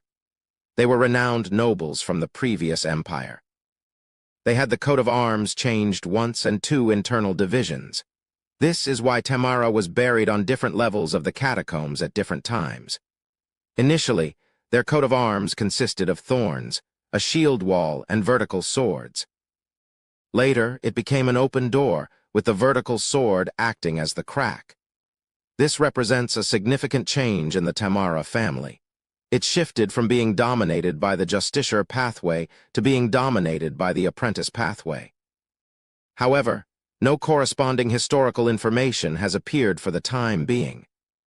A small number of members of the Tamara family, who adhere to the judgment pathway, have survived to this day and are secretly active. The other Tamara group had established a close connection with the Demoness family during the Tudor Empire's era. During the 5th epoch, a secret organization known as the Theosophy Order emerged. It had demoness figures and originated from Tamara's apprentice pathway. There's reason to believe that they are still cooperating. This Tamara group has been estranged from the other one for many years, refusing to acknowledge each other. The Tamaras of the Judgment Pathway also experienced a division. The exact situation is unknown. Upon reading this, Franca and Jenna shared the same thought. The Tamara family is indeed connected to the demonesses. They continued reading the contents of the letter. The person who led you to the Tamara family's tomb and discovered the mirror world fragment is likely targeting that special mirror world and the demoness sect. Don't worry for the time being. Just be vigilant against coincidences, theft, and scams around you. In the ensuing days, Lumion, along with Lugano and Ludwig, remained unharmed. Port Santa seemed to settle back into a semblance of normalcy. Those secretly observing displayed no indications of advancing further. Just as Lumion contemplated taking further actions to elucidate all details before the sea prayer ritual in early November, the Knight of Swords brought fresh information regarding Nalfi and Batna. His face maintaining a pale white hue, he spoke to Lumion. I've identified a suspect involved in the kidnapping of the 2 targets. Should I handle it alone, or shall we proceed together? Lumion took a moment to consider before responding. Together. Chapter 559, Top-Notch Collaborator. After making his decision, Lumion had a chance to inquire. Who's the suspect? Lotto Gairo, the Knight of Swords announced. Lumion recognized this individual. He was also a committee member of the Fisheries Guild. Not only did he own shares in 3 large fishing boats and the Port Santa Fisheries Company, but he was also involved in shipbuilding, ice production, and other industries. Someone in his family had already married a maiden of the sea over 100 years ago. Lumion asked thoughtfully. What's Lotto Gairo's connection to Balancet Ship Rental? He's a creditor of the company and has arranged employment for many relatives there. The Knight of Swords replied succinctly. It all adds up. Lumion nodded in agreement and paused to reflect. Let's convene at the crossroads of St. Lana Street and Golden Wheat Street. How about meeting in 3 minutes? He had never set foot in Lotto Gairo's extended family estate, so he lacked the corresponding spirit world coordinates. His only teleportation option was St. Lana Street, relatively close to their target. He needed to utilize spirit world traversal discreetly to evade any surveillance. Sure. The Knight of Swords dissolved into transparency and disappeared instantly. Lumion spent 2 minutes hydrating, donning a vest and a straw hat. Only then did the faint glow of the black mark on his right shoulder illuminate. In an instant, his figure vanished from the shrouded room. At the crossroads of St. Lana Street and Golden Wheat Street, Lumion materialized from a concealed corner. The Knight of Swords, now sporting disheveled brown hair, a switched flaxen-colored shirt, and a dark brown vest, stood at the fringe of the crimson moonlight. His pallid face and oppressive eyes hinted at an underlying transformation, as if he could shed his human guise at any moment, revealing a monstrous form fueled by pent-up desires. While others might miss these subtleties, Lumion, being an ascetic, possessed a heightened sensitivity to such situations. The Temperance faction, indeed. Lumion mused at the Knight of Swords' appearance, entertaining a whimsical thought. Bro, ever considered embracing inevitability? As an alms monk or an ascetic, you'd spare yourself from enduring so much. Of course, Lumion merely toyed with the idea and wouldn't actually propose it. Without the right strokes of luck, the boon of an evil god could gradually corrupt Beyonders within the potion system, eventually transforming them into humanoid monsters aligned with the evil deity. Nevertheless, his musings hinted at the potential synergy between specific sequences of the boon system and potion system. Let's proceed. As the Knight of Swords remained silent, Lumion took the lead and spoke. The Knight of Swords nodded, and they followed the shadows along the street, turning into Golden Wheat Street at a measured pace, heading north. Soon, they reached a 5-story building resembling a small castle. Observing the illuminated windows and grayish-blue outer walls, the Knight of Swords pointed at a specific glass pane, noting, "That's Lotto's bedroom. He and his wife sleep in separate rooms." The gathered intelligence is impressively detailed. Lumion acknowledged silently and inquired, "What's your plan?" "Sneak in and take control of the target," the Knight of Swords responded succinctly. "Isn't that a bit too straightforward and crude? The Gyro family likely employs more than just ordinary Beyonders. Some members may have gained powers through the sea prayer ritual." Lumion recalled the unique characteristics of a wraith and assessed his capabilities. With one hand in his pocket, he casually remarked, "Okay." With those words, his form dissolved into a shadow, seamlessly merging with the darkness. Beside him, the Knight of Swords had already vanished. Utilizing the shadows cast on the building's outer wall, Lumion deftly infiltrated Lotto Gyro's room. In an instant, his target came into view. A middle-aged man with slightly curly black hair and dark brown eyes, adorned in a dark blue cotton robe, greeted Lumion's sight. His long face featured a neatly trimmed, thick beard. Lotto Gyro's expression morphed into one of fear, and his body froze. He stumbled toward the shadow concealing Lumion. In the reflection within each eye of the Fisheries Guild committee member, Lumion spotted the pale-faced Knight of Swords, clad in a dark brown vest and flaxen-colored shirt, with disheveled brown hair. Observing Lotto Gyro losing control of his body, unable to utter a sound, Lumion stepped out of the shadow, returning to his original form. An oppressive heaviness enveloped the air around him, akin to the weight of seawater. Apart from this, nothing seemed amiss. With a controlled step, Lumion approached Lotto Gyro, a sensation akin to moving through a swamp. He refrained from resorting to the direct use of the spell of Harumph. Firstly, the other party seemed powerless and could be managed through alternative means, saving his spiritual energy. Secondly, Lumion hesitated due to uncertainty about whether the spell of Harumph would incapacitate both of them, given the forceful possession of Lotto Gyro by the Knight of Swords. Retrieving a bottle of sedative from the Bliss Society, Lumion unscrewed the cap and brought it to Lotto Gyro's nose. Fanning the opening with his hand to hasten the gas's flow, after about 10 seconds, the committee member of the Fisheries Guild closed his eyes and slumped into unconsciousness. Remarkably, he remained standing, not collapsing to the ground. The Tarot Club's minor arcana card holder, the Knight of Swords, maintained absolute control over Lotto Gyro's body. This is even simpler than employing teleportation and the spell of Harumph. I've faced numerous Beyonders before, but never have I subdued one without laying a hand on them. I strolled up casually, administering the sedative.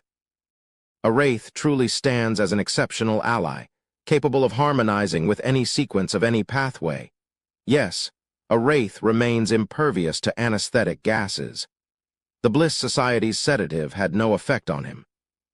As Lumion observed the noiseless resolution, he almost felt as if he hadn't partaken in the skirmish at all. He returned the Bliss Society's sedative to his concealed pocket, and retrieved a canister of truth serum. Seizing the moment, he administered nearly a third of it to Lotto Gyro. Sensing that the sedative's impact might be short-lived on Beyonders with unknown traits like Lotto Gyro, he hastened to complete his preparations before the target regained consciousness. Within 20 to 30 seconds, Lotto Gyro's eyes fluttered open. First, he encountered Louis Barry, the adventurer in the golden straw hat, adorned with a faint smile. Subsequently, he discovered himself seated on a chair at some indeterminate moment, facing the divan in the bedroom. Lotto attempted to scream, but his vocal cords rebelled, rendering him motionless. "Have you grasped your situation?" Lumion reclined on the sofa, placing his right foot on his left knee. He spoke in Intijan. Fear etched across Lotto's face, rendering him unable to nod or respond. While he possessed certain abilities, Lotto was certain they wouldn't suffice against the adventurer Louis Barry. They would likely result in a renewed coma or a swift lightning strike. "What do you want?" Lotto suddenly inquired. He, too, knew Intijan. Attempting to raise his hand in surprise to touch his neck, he found himself immobilized. Lotto Gyro lapsed into silence. With a smile, Lumion responded, "I have a few questions for you. Answer them satisfactorily, and I might consider letting you live until tomorrow to assist me in spreading the word about this affair." Lotto remained silent for a moment before consenting. "What do you want to know?" Lumion casually shook his right ankle. "Are Nolfi and Batna with you?" "Yes." Lotto responded with a strong inclination to divulge information. "They're locked up in the basement. They're still alive. I just want to use them." "For what?" Lumion inquired, intrigued. Lotto's lips trembled as he explained. "I intend to use them to lead you to the location of the sea sacrificial ritual and guide you to rent a boat there." "So, you're the one who wrote that note?" Lumion exclaimed in realization. "How do you plan to guide me?" Lotto struggled to articulate his actions, but his mouth moved faster than his thoughts. "I want you to discover that Nolfi and the Batna intend to rent a boat and head out to sea. Then, I'll arrange for them to seize an opportunity to escape and relay something to you, letting you know the significance of the sea area." "And then?" Lumion inquired with curiosity. Lotto sealed his lips shut but eventually spoke. "What they will tell you is the truth, but they are unaware of one thing. Never engage a child of the sea in a sea battle. Juan Oro awaits you in that sea region, ready to bury you entirely." So the Fisheries Guild planted a deceptive trail through the clue about Nolfi, posing as a turncoat to lure me into a trap and eliminate me. If I hadn't swiftly revealed my intent to investigate the sea prayer ritual, exposing Nolfi and Batna to exploitation, they might already be sleeping with the fishes.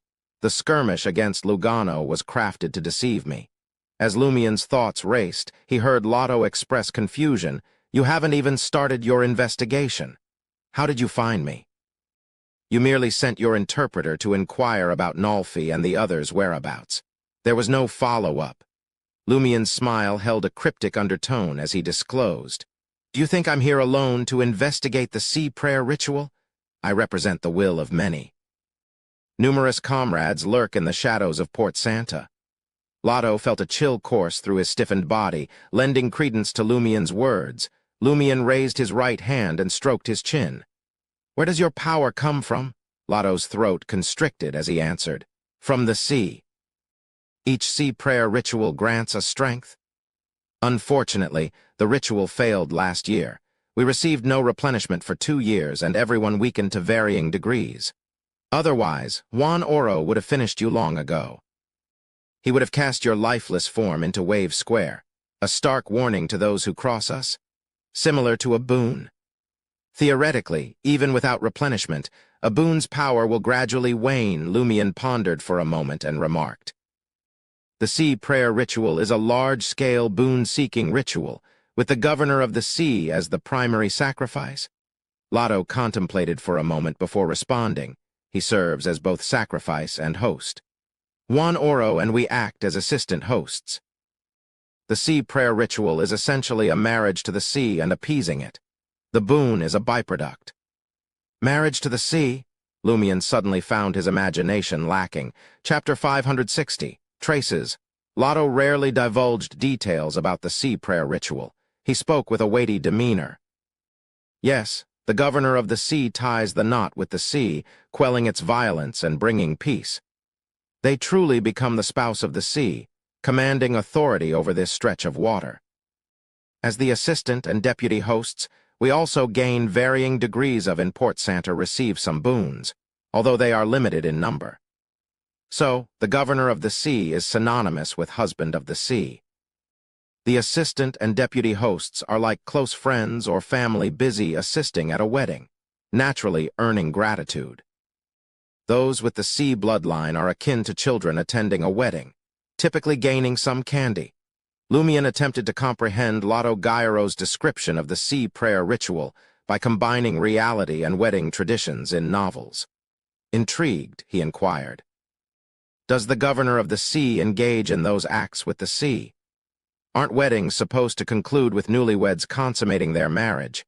"Of course," Lotto affirmed. "After the wedding, the sea will bind itself to the 4 maidens of the sea.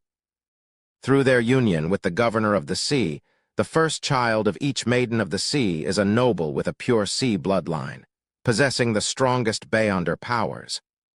"Why 4 and not 1 maiden of the sea?" "It's because individual humans can't endure the vastness, expansiveness, weight, and transcendence of the sea. Enough partners are needed to share the burden." The more I listen, the more ominous it becomes. Marrying a maiden of the sea is akin to marrying a remnant of the sea's power. It's no wonder they're highly valued, and their destinies change. The only challenge is acknowledging and loving their wife's first child. Lumian contemplated for a moment and remarked, "And the governor of the sea can withstand the passion of the sea." And it was 4 at a time. Lotto, devoid of pity or sympathy, stated, "One of the 2 most crucial purposes of the vigil ritual is to utilize the house and some of the sea spawn concealed within it to transform the governor of the sea's body, enabling them to withstand the violent and unrestrained sea. That's why the governor of the sea can only serve for a year. Even with the physical transformation, the power acquisition, and the Beyonder enhancement, they won't endure much longer." "Consumable? The husband of the sea is a consumable," Lumian sighed inwardly and queried. "Then why would the governor of the sea return to the sea after leaving office?" No one knows the exact reason, but there's a certain conjecture. Juan Oro believes that the sea doesn't allow those who were once its husband to start a new life. And I believe that the modifications of the vigil ritual, the intrusion of spousal intercourse, and the influence of maritime authority make the governor of the sea more and more like a sea creature and less human. Eventually, he will inevitably return to the sea that gives him peace and comfort. Lotto felt that his deduction was correct. What exactly is the sea you're referring to? Is it a natural spirit or a creature beyond, controlling the sea? Lumian replayed Lotto Gaiaro's answers in his mind before asking, "Sea spawn. Like the wrinkled monsters that can disguise themselves as devils, and the long black insects that control humans by burrowing into their necks." "Yes," Lotto responded, yearning for a cigarette but unable to move his hands. "We, the children of the sea, are spawn of the sea. One of our duties is guiding certain sea spawn from the depths to settle on land using our Beyonder powers, helping them reproduce. However, Ludwig mentioned that the Baiting's black insects originate from another planet, not some sea spawn. Lumian didn't rush to ask about the children of the sea's Beyonder powers. Instead, he focused on the details of the sea prayer ritual. "What's the other vital purpose of the vigil?" Lotto's expression hinted. "Don't you understand what weddings are about? Well, there's the exchange of rings for marriage, and the vigil ritual modifies the governor of the sea's body, attaching a unique trait to a fixed golden ring, matching it to the sea bride's identity." "A unique golden ring," Lumian perked up and said, "and then?" "During last year's April Fool's prank, Fringe members received orders to acquire a gold ring from Torres and conceal it within the lamb sacrifice's stomach. Then, following the completion of the other rituals, the governor of the sea will take the golden ring and cast it directly into the sea before the ship. He will utter in a unique language from the depths, 'We espouse thee, O sea, as a sign of true and perpetual dominion. If the sea consents to this union, gentle waves will stir, transforming into pure white foam petals that will shower over the four maidens of the sea. The returned ring carries symbolic weight, signifying authority over the waters surrounding Port Santa One. Just the waters encompassing Port Santa.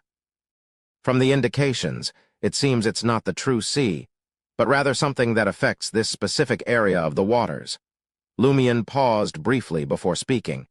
How do you express we espouse thee, O sea, in that peculiar language? Lotto Gyro contemplated for a moment before emitting a chattering sound. Under the influence of the language comprehension charms, Lumion failed to grasp its meaning. He concluded it wasn't part of the northern continent's languages. Simultaneously, he observed the Knight of Swords in Lotto's eyes, slightly shaking his head. If the Knight of Swords truly belongs to the temperance faction that parted ways from the Rose School of Thought to align with the Church of the Fool, he should possess knowledge of the southern continent's language. Additionally, with his high sequence and extensive tenure as a Beyonder, he must have encountered most supernatural tongues. Does this imply it's not from the language family of the southern continent, let alone ancient Hermes, Dragonese, Elvish, or other mystical languages? Lumion regarded Lotto Gyro with an intrigued grin. Are you certain those words translate to we espouse thee, O sea? Lotto hesitated briefly before explaining. Probably. This is a language passed down from ancient times, existing since the sea prayer ritual. There are only a few sentences. He's not sure. They hadn't systematically mastered the language, only capable of uttering 2 or 3 sentences based on the legacy. Lumion sensed there might be more to it than Lotto's description. There was no denial if the true meaning was akin to open sesame. The folks from the Fisheries Guild and Milo Village might have been akin to the individuals Aurora and Franca spoke of. They employed a peculiar language, its true meaning eluding them as they substituted it with their own interpretation. As Lumion pondered, his expression remained unchanged. Does the Governor of the Sea safeguard the ring after he acquires the special trait? No, Lotto responded, shaking his head. In addition to the Governor of the Sea, the Maidens of the Sea, and sailors in charge of controlling the ship, there are 4 pure-blooded children of the sea acting as deputy hosts. They guide the Governor and the Maidens through the ritual stages, teaching the unique call to marriage. The golden ring is held by one of the deputy hosts and only handed over to the Governor when needed. The Governor of the Sea doesn't have a chance to switch ritual rings. Suppressing his anxiety, Lumion continued at a measured pace. Did the sea prayer ritual fail last year? Lotto initially seemed taken aback, but then relief crossed his face. Did the impostor seek your help? Yes, for some reason the sea prayer ritual failed. The sea's rage claimed the lives of the Governor of the Sea and the 4 children of the sea serving as deputy hosts. Only the Maidens of the Sea and some sailors survived. The 4 deputy hosts are dead. Just as Lumion uncovered clues about April Fools, he sensed the link had been abruptly severed. The individuals with the best chance of substituting the ceremonial ring had all perished in the unsuccessful sea prayer ritual. Lumion thought for a moment before inquiring, what happened to the surviving Maidens of the Sea and sailors? They're still alive, but under strict surveillance. Realizing that the failure to last year's sea prayer ritual was exposed, Lotto, not dwelling on the survivors' details, continued. We arranged marriages for the 4 Maidens of the Sea who lack actual sea powers with ordinary family members. Though it won't bring about a Beyonder-level change, it has its benefits. The sailors from Milo Village received some benefits from Juan Oro but are restricted from leaving Milo Village until this year's sea prayer ritual succeeds. Shifting gears, Lumion asked. Did the sailors transport the sacrificial lambs and other offerings for the marriage to the sea to the deck? Yes, Lotto nodded. Sailors handle such cumbersome and laborious tasks. Within the ranks of sailors, one among Bard, Mad Lady, or Ultraman had sneaked in. If the other side held a stronger Beyonder power or a mystical item from the Marauder pathway, they could snatch the genuine ceremonial ring during the exchange, swapping it with a counterfeit. It wouldn't be a surprise that the Marauder pathway, influenced by the celestial worthy, has key April Fool's members wielding matching strengths or artifacts. Lumion swiftly suspected this. He turned to Lotto Gyro, keeping his tone composed. Tell me about the 4 maidens of the sea and the survivors from last year among the sailors. Lotto recounted the details from memory. Having absorbed the specifics about the potential targets, Lumion inquired further. Were all participants in the sea sacrificial part thoroughly checked? Absolutely. No unauthorized items allowed on board to maintain the ritual's integrity. And before the ship reaches its destination, Juan Oro will vigilantly oversee using his powers, Lotto elaborated. As anticipated, Lumion nodded subtly. What powers does Juan Oro wield? One adapted from the marriage of the sea ceremony of the Venice Doge set to be hanged. Chapter 561. Language of the Stars. Lotto Gyro struggled to keep silent, but the words burst out of him. After a long internal battle, he finally responded, "He's the most powerful among us." Before joining the Fisheries Guild Committee, he served as a deputy host on the sea sacrifice ship, a whopping 11 times. He gained numerous boons and established a solid connection with the sea. He can fly. If he's not afraid of losing lifespan, he can temporarily take control of these waters on behalf of the governor of the sea. He possesses other special abilities, though they are rarely revealed. We're not entirely sure either. What we do know is that the failure of last year's sea prayer ritual significantly weakened him. Lotto paused and couldn't resist adding, "First and foremost, we are astronomers. Our expertise lies in observing the stars' transformations and calculating their patterns. Keep in mind that the annual sea prayer ritual doesn't have a fixed date. It could happen any day during the first week of November.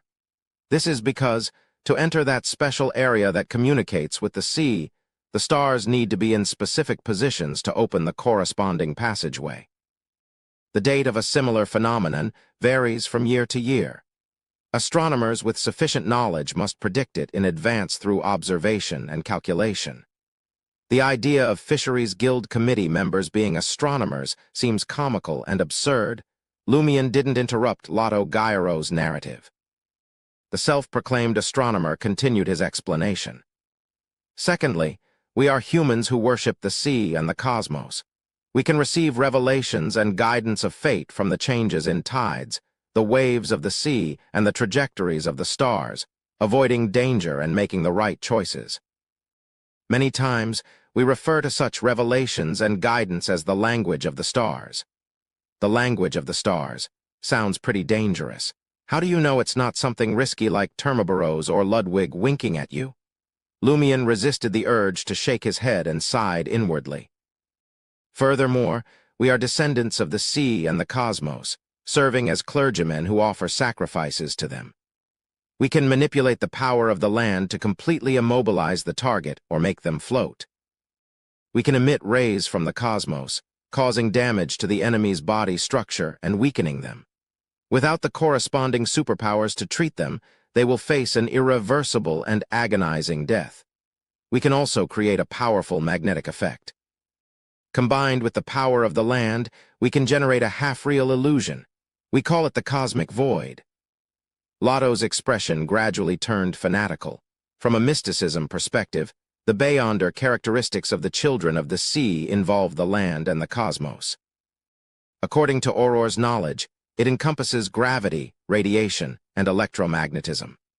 Furthermore, due to gravity and electromagnetism, they also possess some illusionary and spatial abilities. Lumion, rephrasing Lotto Gyro's words for easier comprehension, couldn't help but criticize inwardly. Hey, you're the children of the sea, not the children of the stars. Why don't I see many sea-related powers? Lotto took a deep breath and continued. We are also the navigators of the sea and the cosmos.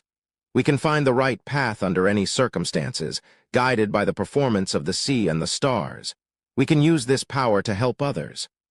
Without our guidance, ships can't enter that special water even on the correct date. That's why Nolfi insisted on returning to Port Santa before setting off. Although she knew the coordinates and route of the sea sacrificial land from her mother, She would never have reached it if she didn't set off from Port Santa. The spawn that come to land from the seabed also rely on our abilities in this area to survive the fog, vortex, and storms without losing their way in the sea route or being swallowed by darkness. Navigators, Lumion suddenly recalled the strange fish he had encountered on the Flying Bird, the mutated bannerfish, who could control the waves. They were also known as Death Navigators. Have you heard of the strange fish known as Death Navigators? Lumion interrupted Lotto Gyro's account. Lotto hesitated for a moment before responding. Yes, they're also spawn of the sea. We all suspect that they were transformed from the governors of the sea who returned to the sea. Transformed from the governors of the sea. Lumion raised his eyebrows. Lotto swallowed and explained. They should still be fused with the sea, so future generations will be born, but their strength is inferior to theirs. In the past, they only roamed those waters. In recent years, for some reason, they occasionally swam out and returned. After the sea prayer ritual failed last year, this situation became even more frequent. Did the failure of the ritual cause the Death Navigators to go out more frequently? Did the Death Navigators lure sailors to those special waters? Were they ultimately devoured by the sea? Lumion's mind raced with questions, but he knew that Lotto Gyro couldn't answer them. Lotto returned to the main topic. We can still manipulate the waves to a certain extent and influence the tides, but we can't compare to Juan Oro, much less the governor of the sea. That's more like a child of the sea. That's why they think it's easier to bury me in the sea. Lumion pondered as he inquired about a few more details. He then lowered his right foot from his left knee and slowly stood up. Nodding at the Knight of Swords in Lotto's eyes, Lumion said to Lotto Gyro, "Last request, release Nolfi and Batna." With that, Lumion walked to the bedroom window. Simultaneously, the Knight of Swords, who had possessed Lotto Gyro, vanished. The committee member of the Fisheries Guild regained control of his body. As Lumion left, Lotto Gyro couldn't help but express his confusion, fear, and a hint of uncontrollable emotion. "I thought you'd kill me once you got the information. Otherwise, wouldn't it expose the fact that you have many hidden helpers, the secret of a faction behind you, and the uniqueness of your helpers?" Lumion didn't look back and continued forward. On the way, he pressed down on his golden straw hat and smiled. "To you, this might be important, but not to me." Just as Lotto Gyro was about to say something, he saw the body of the adventurer, Louis Barry, suddenly turn black and thin, transforming into a shadow that disappeared from the crimson moonlight's reach. After staring at the darkness for a while, Lotto adjusted the collar of his robe and left the master bedroom. He personally headed to the basement to release Nolfi and Batna. Opposite the building where his family resided, beneath a row of verdant trees, Lumion leaned leisurely against the black gas street lamp pole, gazing at the glass windows illuminated by the light. The disheveled, pale-faced Knight of Swords materialized behind him and asked in a deep voice, "Are you really not going to kill him?" Lumion chuckled and said, "If we kill him, who's going to inform Juan Oro that I have powerful helpers and the support of a powerful faction lurking in the shadows?" He couldn't just toss tarot cards at Lotto Gyro's corpse, could he? Furthermore, the problem lay in the fact that no one knew that the adventurer, Louis Barry, was a minor arcana cardholder of the Tarot Club. Upon hearing Lumion's response, the Knight of Swords pondered for a moment before vanishing into the darkness. Before long, Batna emerged from the house where Lotto Gyro's extended family resided, clutching his rapier and revolver. Upon seeing Lumion, they looked a little ashamed and approached him with slow steps. "Thank you for saving us." Nolfi, adorable in a blouse and brown pants, expressed her sincere gratitude. Batna said, "I'm well aware of Nolfi's intentions and haven't been deceived by her. I sympathize with the tragic fate of these sea spawn and hope to help her end all of this." Lumion looked at Nolfi. "What kind of tragic end will it lead to?" The committee members of the Fisheries Guild seemed quite pleased. Nolfi fell silent for a moment before saying, "All maidens of the sea and children of the sea eventually transform into a lizard-like humanoid monster. Perhaps earlier, perhaps later, My mother passed away because she was attacked by assassins hired by the Fisheries Guild and wanted to die as a human. Not only did she refuse treatment, but she also inflicted some damage on herself. In that case, the humanoid lizard at Rubio Paco's house is a common sight in families around Port Santa. Why the need for secrecy? Lumion turned to Batna with a smile, asking, "Did you know Nolfi would transform into a humanoid lizard?" Yes, Batna expressed that he didn't mind. At that moment, Nolfi inquired, "Then do you know what a humanoid lizard looks like?" As she spoke, the rather attractive female adventurer's eyes widened. Shimmering, illusory scales appeared on her body, and her skin transformed into that of a snake. Batna jumped in fright, taking a step back involuntarily. Lumion continued to ask Nolfi, "Why didn't you rent a boat at a nearby port and find a sailor to sail it over? Why choose a ship rental company in Port Santa?" Nolfi undid the phantom scales, reverting to her original appearance, frustration and embarrassment evident in her voice. In Port Santa, people often rent boats for fishing and sightseeing. This should be a very ordinary thing. Lumion sighed helplessly. Did you know that last year's sea prayer ritual failed? The Fisheries Guild will be on high alert this year, investigating all unstable factors. Besides, the sea prayer ritual is only a few days away. It's inevitable to start paying attention to those who rent boats to go out to sea. Nolfi and Batner remained silent, resembling two students. After a moment, Nolfi asked in surprise and suspicion, "Did the sea prayer ritual fail last year?" Lumion didn't answer immediately. He thought for a moment and said, "You want to end the sea prayer ritual with just the two of you." "What gave you the confidence?" Nolfi pursed her lips and stated, "As long as I can enter those waters and find the palace, I have a way to destroy it and end everything." "Palace?" Lumion's eyebrows twitched. Nolfi nodded. "When my mother was possessed by the sea, she saw a strange palace through her spirituality and the connection between them. It's located at the bottom of the sea.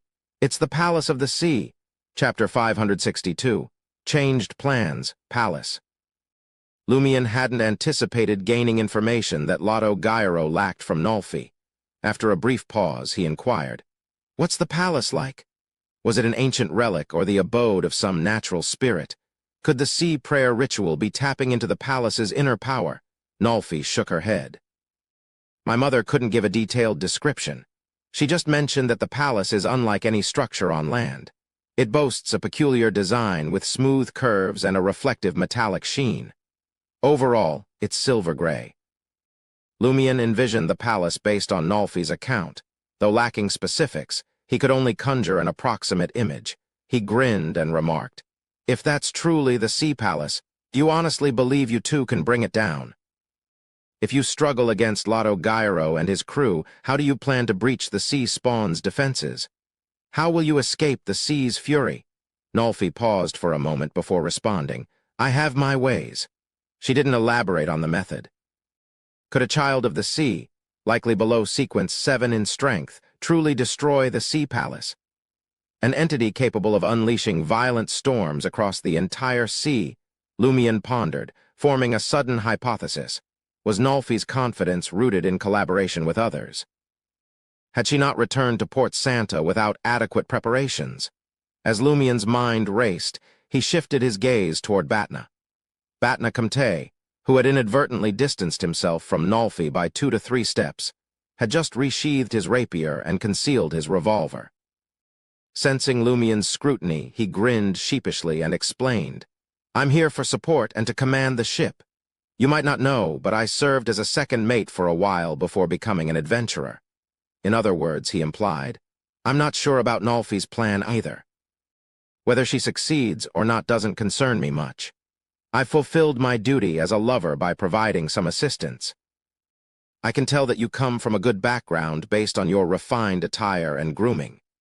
Initially, I thought you ran away from home, enchanted by Jayaman Sparrow's adventure story, and went to sea to become an adventurer. Now, it seems your family recommended you to be a second mate to gain work experience. After a while, you resigned and chose the path of an adventurer." Lumion was unsure how to assess Batna's romanticism. Glancing at him, he commented, "Do you realize how dangerous this situation is? Batna cleared his throat and replied, "I thought the children of the seas wouldn't be too formidable. Nolfi and I have sparred before." Lumion eyed Batna for a couple of seconds before redirecting his gaze to Nolfi.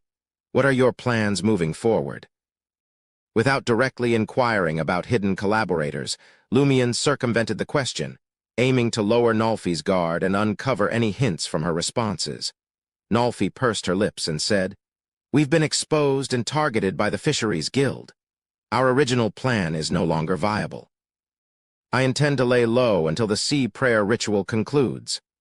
"Why not just leave?" Batna interjected, expressing surprise on Lumion's behalf. He believed that once Nolfi's motives and identity were revealed, she would promptly abandon this operation and devise an alternative plan for a future sea prayer ritual.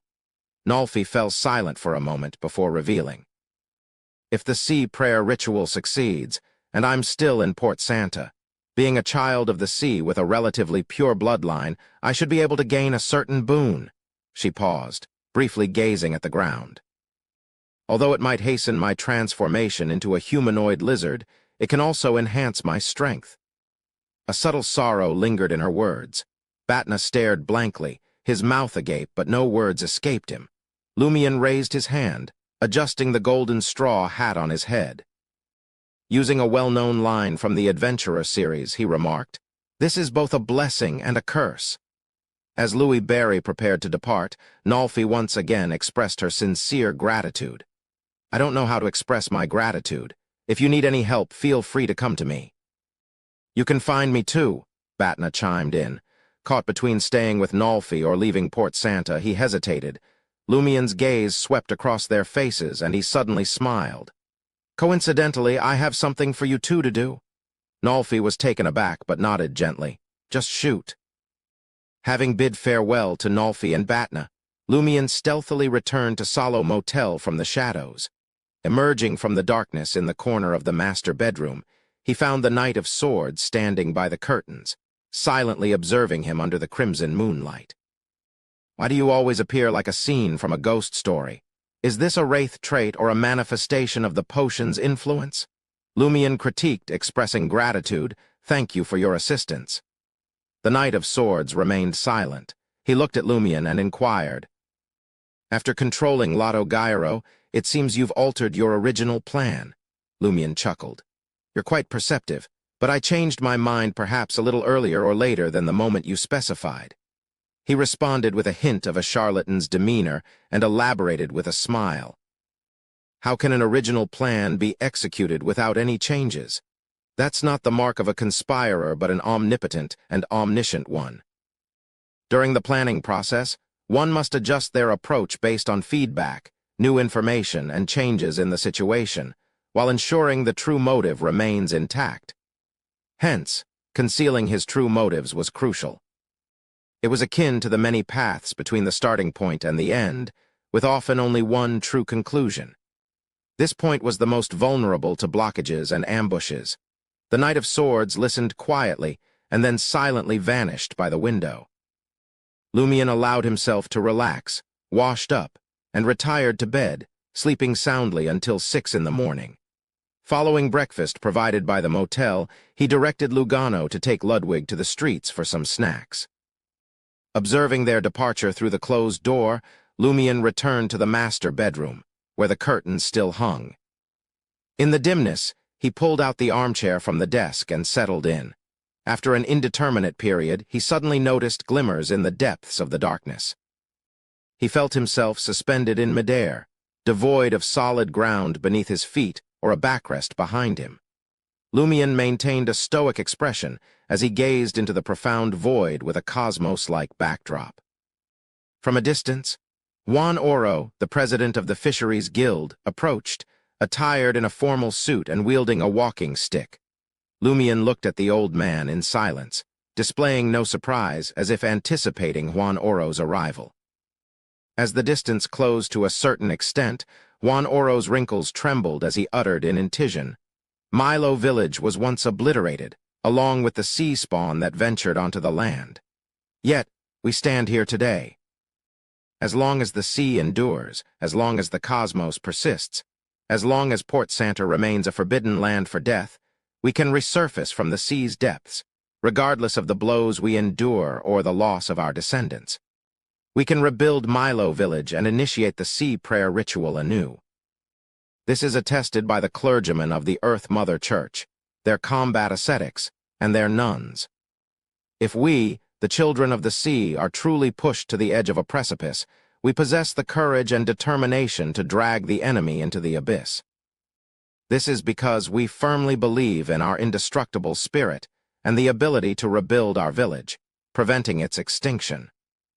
You share all this with me to convey that the Fisheries Guild and Milo Village Sea Spawn are unafraid of threats, possessing both the ability and courage to face powerful enemies. Furthermore, you suggest that the corresponding legacies will endure, resurfacing from the sea in the future. It's akin to a warning, cautioning me not to go too far.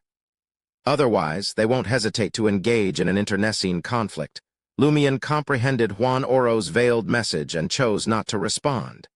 He silently observed the old man, waiting for him to continue. Juan Oro's azure eyes reflected the image of the black-haired, green-eyed adventurer Louis Barry. In a resonant voice, he questioned, "What do you and the forces supporting you desire? What is your aim?" "We won't tolerate the disruption of the sea prayer ritual, nor will we abandon the foundations laid in Port Santa." Realizing that adventurer Louis Barry is not only formidable but also backed by a faction, they must perceive me as a tough adversary. If they were to confront me head-on, they might find it challenging to prevail. Hence, he's here to negotiate, seeking to exchange concessions for my withdrawal.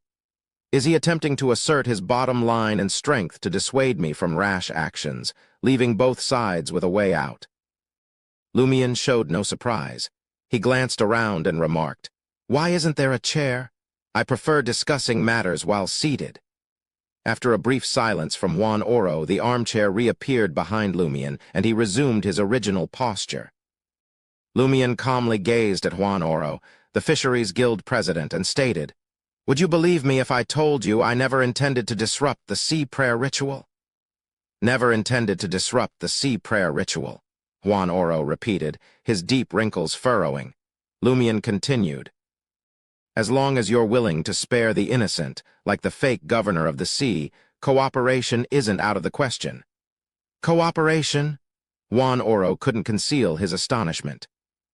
He scrutinized the adventurer who had forcefully intervened in the Fisheries Guild's affairs upon arriving at Port Santa.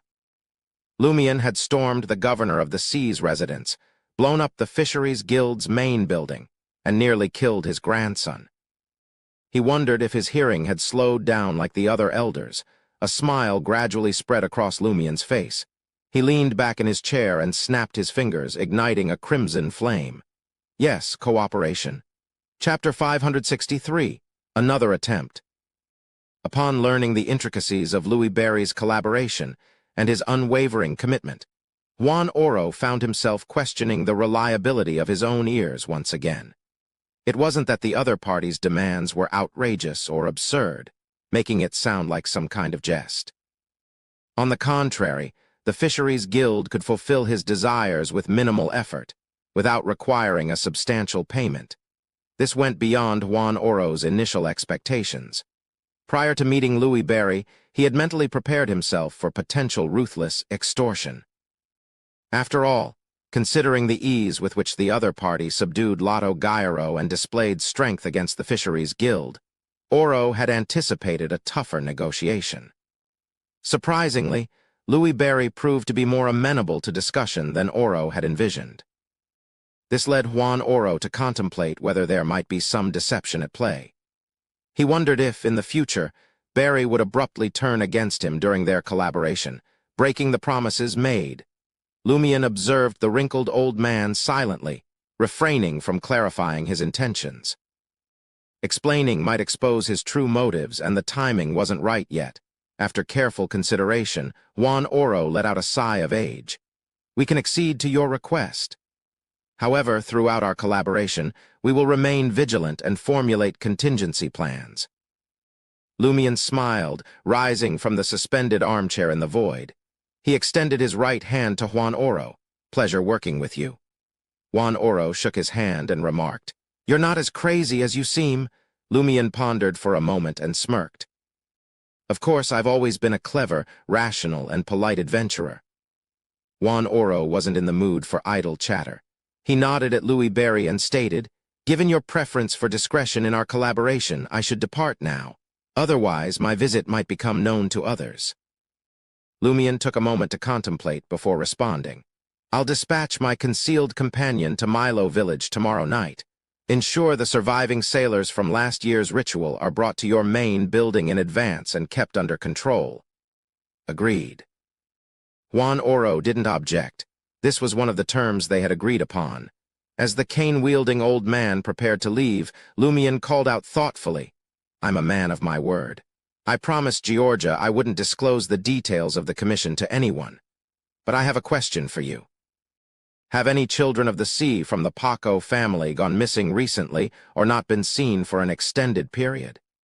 He hinted that his inquiry was linked to the Paco family's commission. Juan Oro's expression darkened as he contemplated for more than 10 seconds. "The Paco family's children of the sea have made appearances recently. At first, I thought something had happened to Rubio's mother, Martha, that we shouldn't know about. Yet it turns out she's still fine, just severely injured. No missing children of the sea from the Paco family." Where did the humanoid lizard come from? Lumian was alarmed. His initial thought was that the Paco family might be involved with other children of the sea. His second thought was that one of the Paco family's children of the sea might have been replaced. Is the imposter parading around with the original's face, while the real individual had transformed into a humanoid lizard, meeting their demise at the hands of the great adventurer? Lumian couldn't help but associate the substitute and the frequent appearances of the person in question with a sequence name. Faceless. It aligned with the lie earring sequence, the previous sequence of Mariontist Loki. Could it be that, after Loki's resurrection, he infiltrated Port Santa and clandestinely replaced a key member of the Paco family?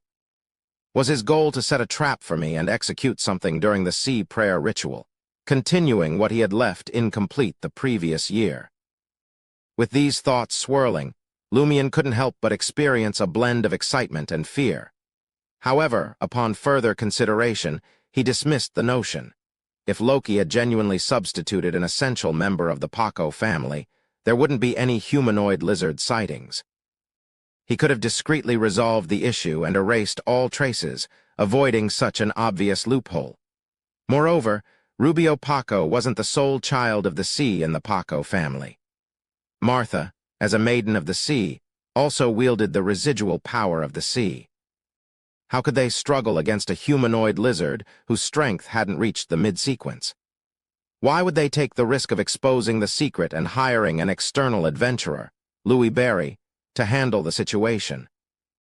With Lumian's comprehension of the sea prayer ritual and sea spawn deepening, it left him even more bewildered about the Paco family's previous decisions.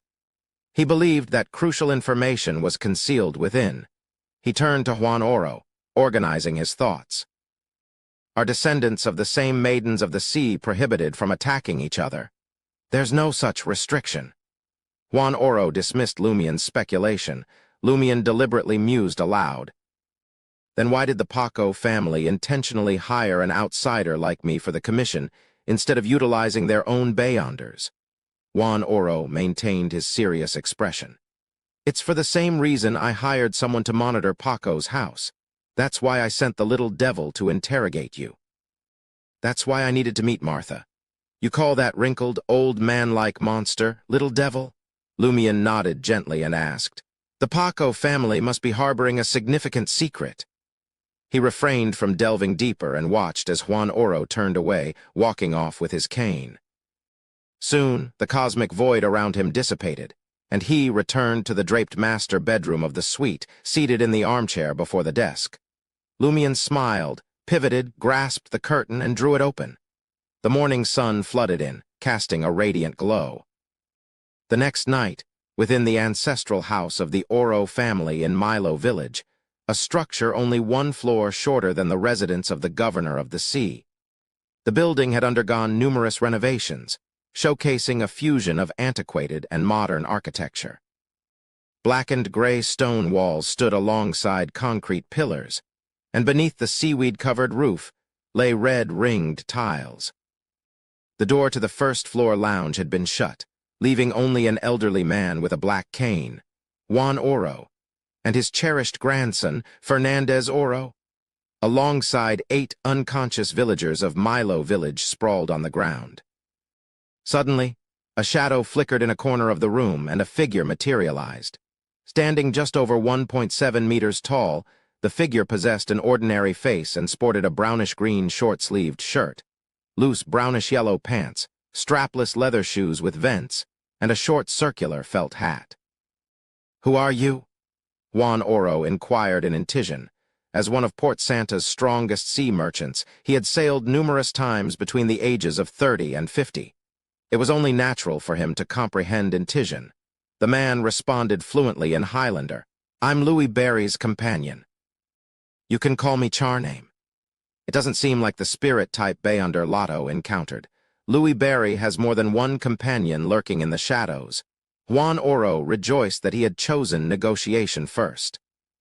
With these thoughts racing through his mind, he glanced at Fernandez, whose face remained pale, and understood that he wasn't entirely pleased. It was common for young lads to be calculating about who suffered and who benefited, often forgetting their most essential motives. "You can start questioning them," Juan Oro instructed the man known as Charname. "Over the past year, we've employed various methods to determine if they're lying or not. We've even exploited the uniqueness of other sea spawn. All the results indicate that they've told the complete truth and concealed nothing. The failure of the sea prayer ritual has nothing to do with them." Charname's lips curved into a smile as he replied, "How would I know if I don't give it a shot myself?" Approaching the unconscious sailors, he retrieved a dagger and stabbed their fingertips one by one, smearing the corresponding blood on various spots on the back of his hand. Amidst the pain, the sailors began to awaken one after another. In front of them, Charname produced a mirror and smiled. "Your blood will reveal if you're lying and if you're the genuine person. If anyone deceives me, their blood will burn on the mirror and they'll face the same fate. All right, answer them one by one." As Charname spoke, he calmly transferred the blood from the back of his hand to the mirror, a strange sight as it seemed to seep into the glass. The sailors glanced at Juan Oro, realizing this was another investigation into the cause of the sea prayer ritual's failure last year. Skillfully, they recounted their experiences, leaving no details omitted. After hearing their accounts, Charname asked thoughtfully, "Were Uru and Salar responsible for transporting the lamb sacrifices?" "Yes," all the sailors replied in unison. Charname pressed on. "Did they both perish during the sea prayer ritual?" The surviving sailors nodded, confirming that their 2 companions had been thrown overboard in the tidal wave of the failed ritual, never to surface again. Turning to Juan Oro, Charname inquired, "Do you have any belongings from Uru and Sala? Clothes they've worn many times, toothbrushes not discarded, and the like. I want to try summoning their spirits.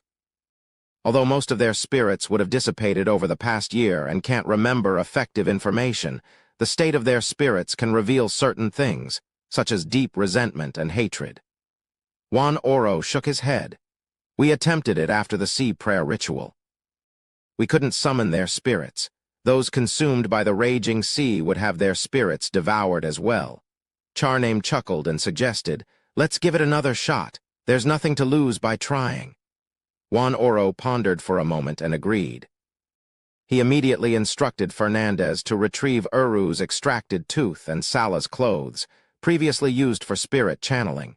Then they observed as Charname set up the altar and initiated a summoning ritual. I summon in my name." The sailor of Port Santa's Milo village, a man named Uru Adela, the owner of this tooth. A gust of wind blew, and the altar's candle flame took on a dark green hue. A blurry figure quickly materialized. Success. He actually succeeded. Fernandez's pupils dilated as he gazed above the candle flame. The figure vaguely resembled Uru, but it showed no signs of drowning. Its skin was pale white and swollen.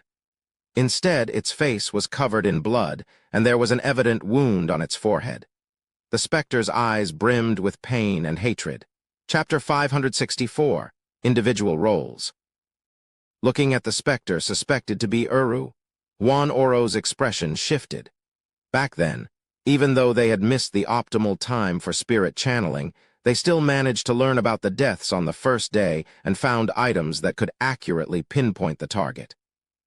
Utilizing the little devil's ability, they completed the summoning, but none of the deceased spirits appeared.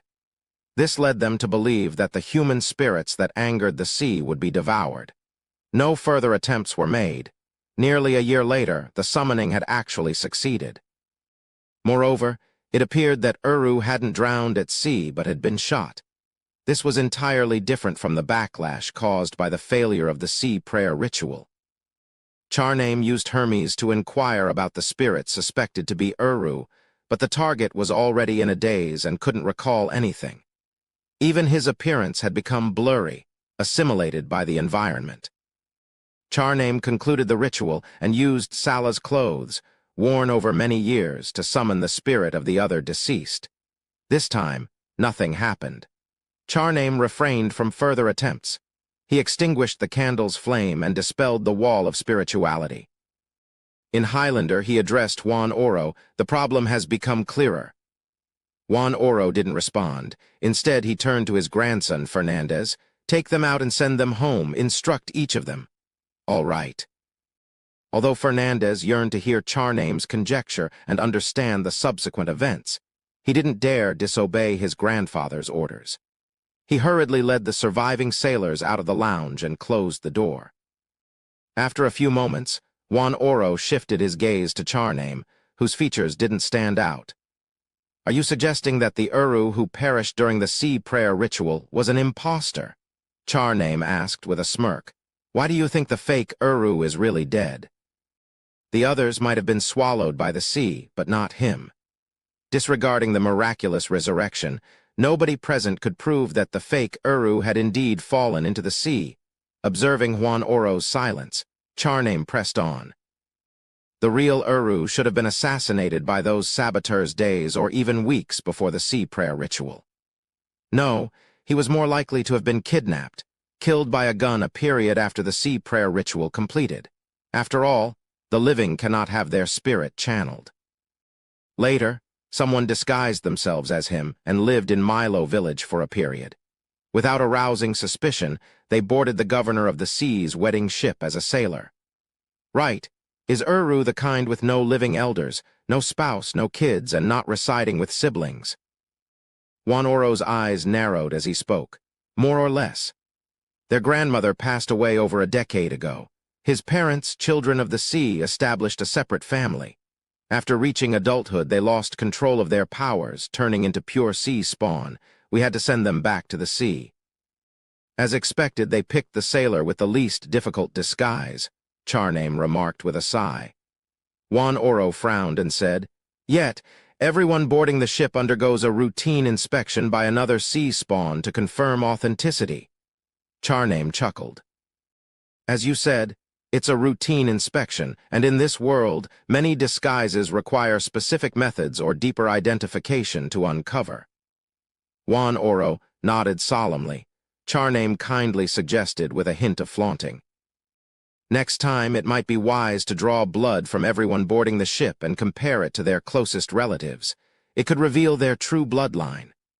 "That's an idea," Juan Oro tersely acknowledged. Over the centuries, the sea prayer ritual had encountered no issues, so they hadn't considered refining the details. Juan Oro inquired, "What do those who disrupted the ritual want?" "We're not certain either." Charname shrugged, glancing towards the curtained window that led to the governor of the sea's residence. Juan Oro sensed a hint in Charname's allusion to something Louis Barry had mentioned earlier. He subtly nodded and added, "When this year's sea prayer ritual succeeds, we'll release Miguel and allow him to live in Torres. By then, the failure of last year's ritual won't remain a secretive burden. There's no need for us to harm Miguel." "Miguel?" Charname inquired thoughtfully. "He's the false governor of the sea." He used to work for the fisheries company, and his lineage traces back to Milo village, Juan Oro explained succinctly. Charname diverted his gaze, a faint smile gracing his lips. He's had his year of indulgence. Fear may linger, but everything comes with a price. The companion of the great adventurer paused, curiosity lighting up his eyes. Did your ancestor come from the depths of the sea, or did ordinary fishermen suddenly gain inspiration and enlightenment, mastering the art of pleasing the sea and gaining its favor? He inquired. Juan Oro took a moment of silence before responding. We don't know. Both possibilities are equally plausible. Milo village was once eradicated by the Earth Mother Church. Many legacies were severed, and we're left clueless about our ancestors' origins. On a personal note, I lean towards the second theory. We're different from typical sea spawn. The children we bear initially resemble humans. It's only as they absorb more of the sea's power that they transform into humanoid lizards. Additionally, while our strength weakens, theirs does not. Charname nodded in agreement. I'm inclined to think the second scenario is more likely too. He then asked, have all traces of Milo village's ancestors truly been erased? Is there no evidence left? Juan Oro studied Charname for a moment before revealing. There's some residual evidence in the underground chamber of the governor of the sea's residence, but it's just symbols and patterns. They're meaningless and indecipherable. If you want to see them, wait until the vigil ritual. But aren't you concerned about the risk of exposing our collaboration by going to the governor of the sea's residence now? Fair point. After obtaining other details, Charname abruptly receded into the shadows in the corner and vanished. Juan Oro watched as the great adventurer's companion disappeared and released a slow sigh. He sensed a storm brewing around Port Santa. In the master bedroom of the 5th-floor suite at Salo Motel, emerging from the shadows, Charname adorned the silver lie earring behind his left ear.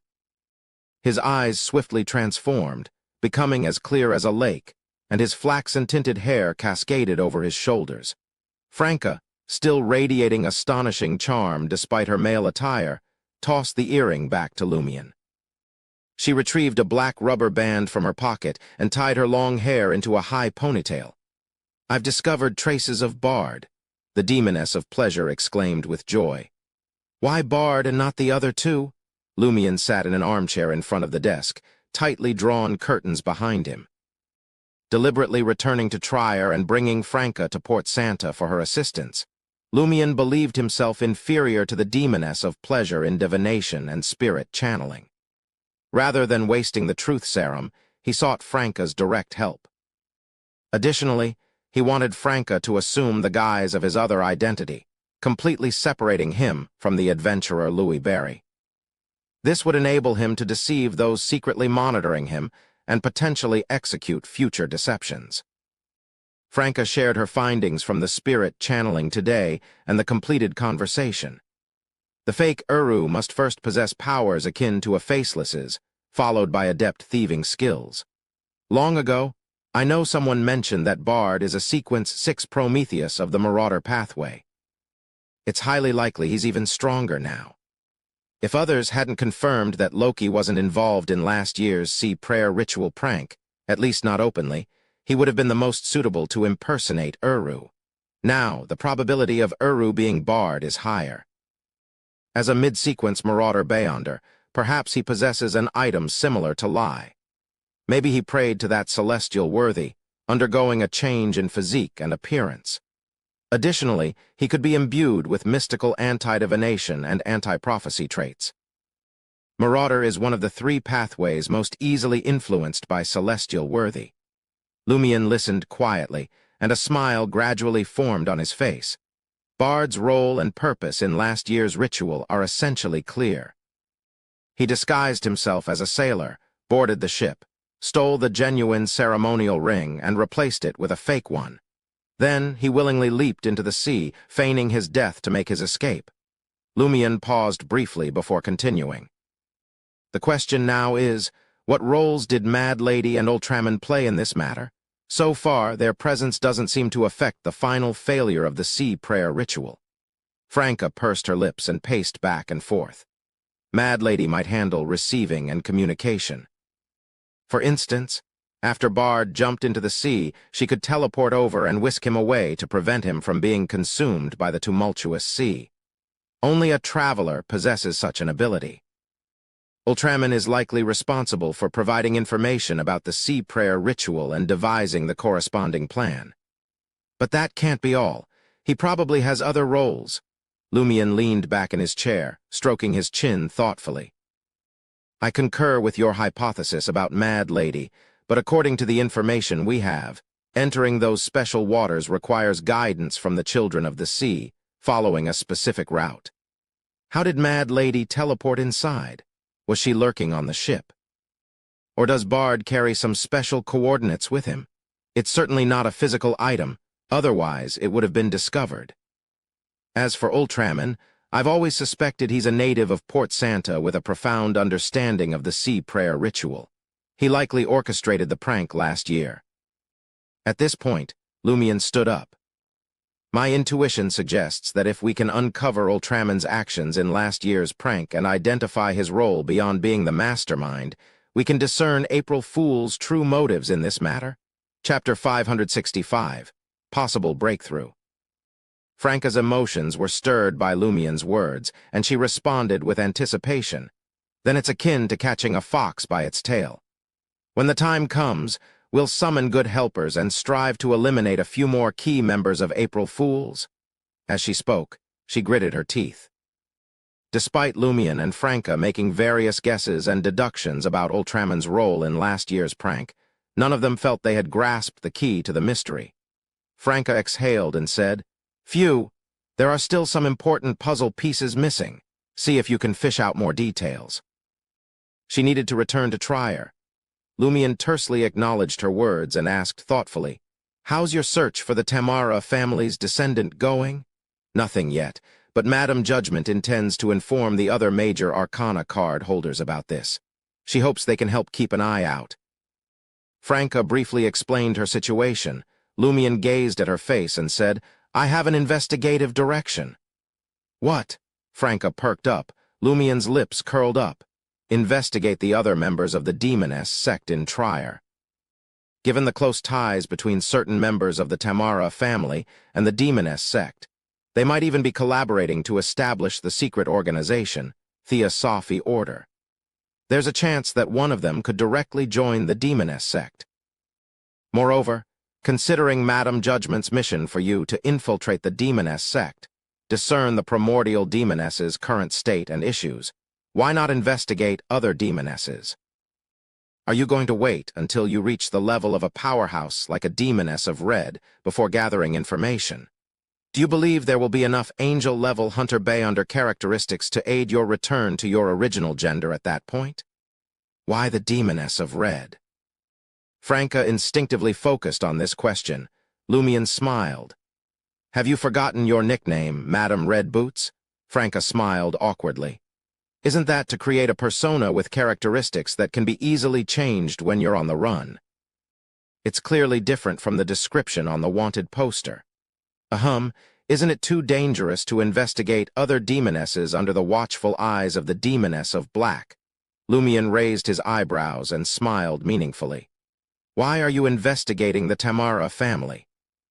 "Investigating mirror people," Franca replied subconsciously. Lumion asked again, "And who assigned you the mirror people investigation?" "The Demoness of Black." Franca immediately shut her mouth. She then muttered to herself, "However, an intricate balance needs to be struck. The source of the intel must be fabricated nicely, otherwise we'll still be suspected." Lumion didn't say anything else. He grabbed Franca's shoulder and planned to send her back to Trier. Franca glanced at the curtained window and eagerly said, "Remember to ask me for help when you visit the combat nuns in the future." She arrived in Port Santa in the afternoon and spent a long time using the fake name, Charname, she chose herself, and the face on Lumion's fake ID to travel about. With her fluent Highlander, she quickly grasped the folklore and combat nun styles. Lumion scoffed dismissively. "Don't even think about it. You can't impregnate them." Franca replied indignantly, "Theoretically, it's not impossible, but it's quite dangerous. Think about it, Madame Pualis." Lumion was left speechless. Besides, giving birth isn't the only important thing in life. Franca continued to search for an excuse.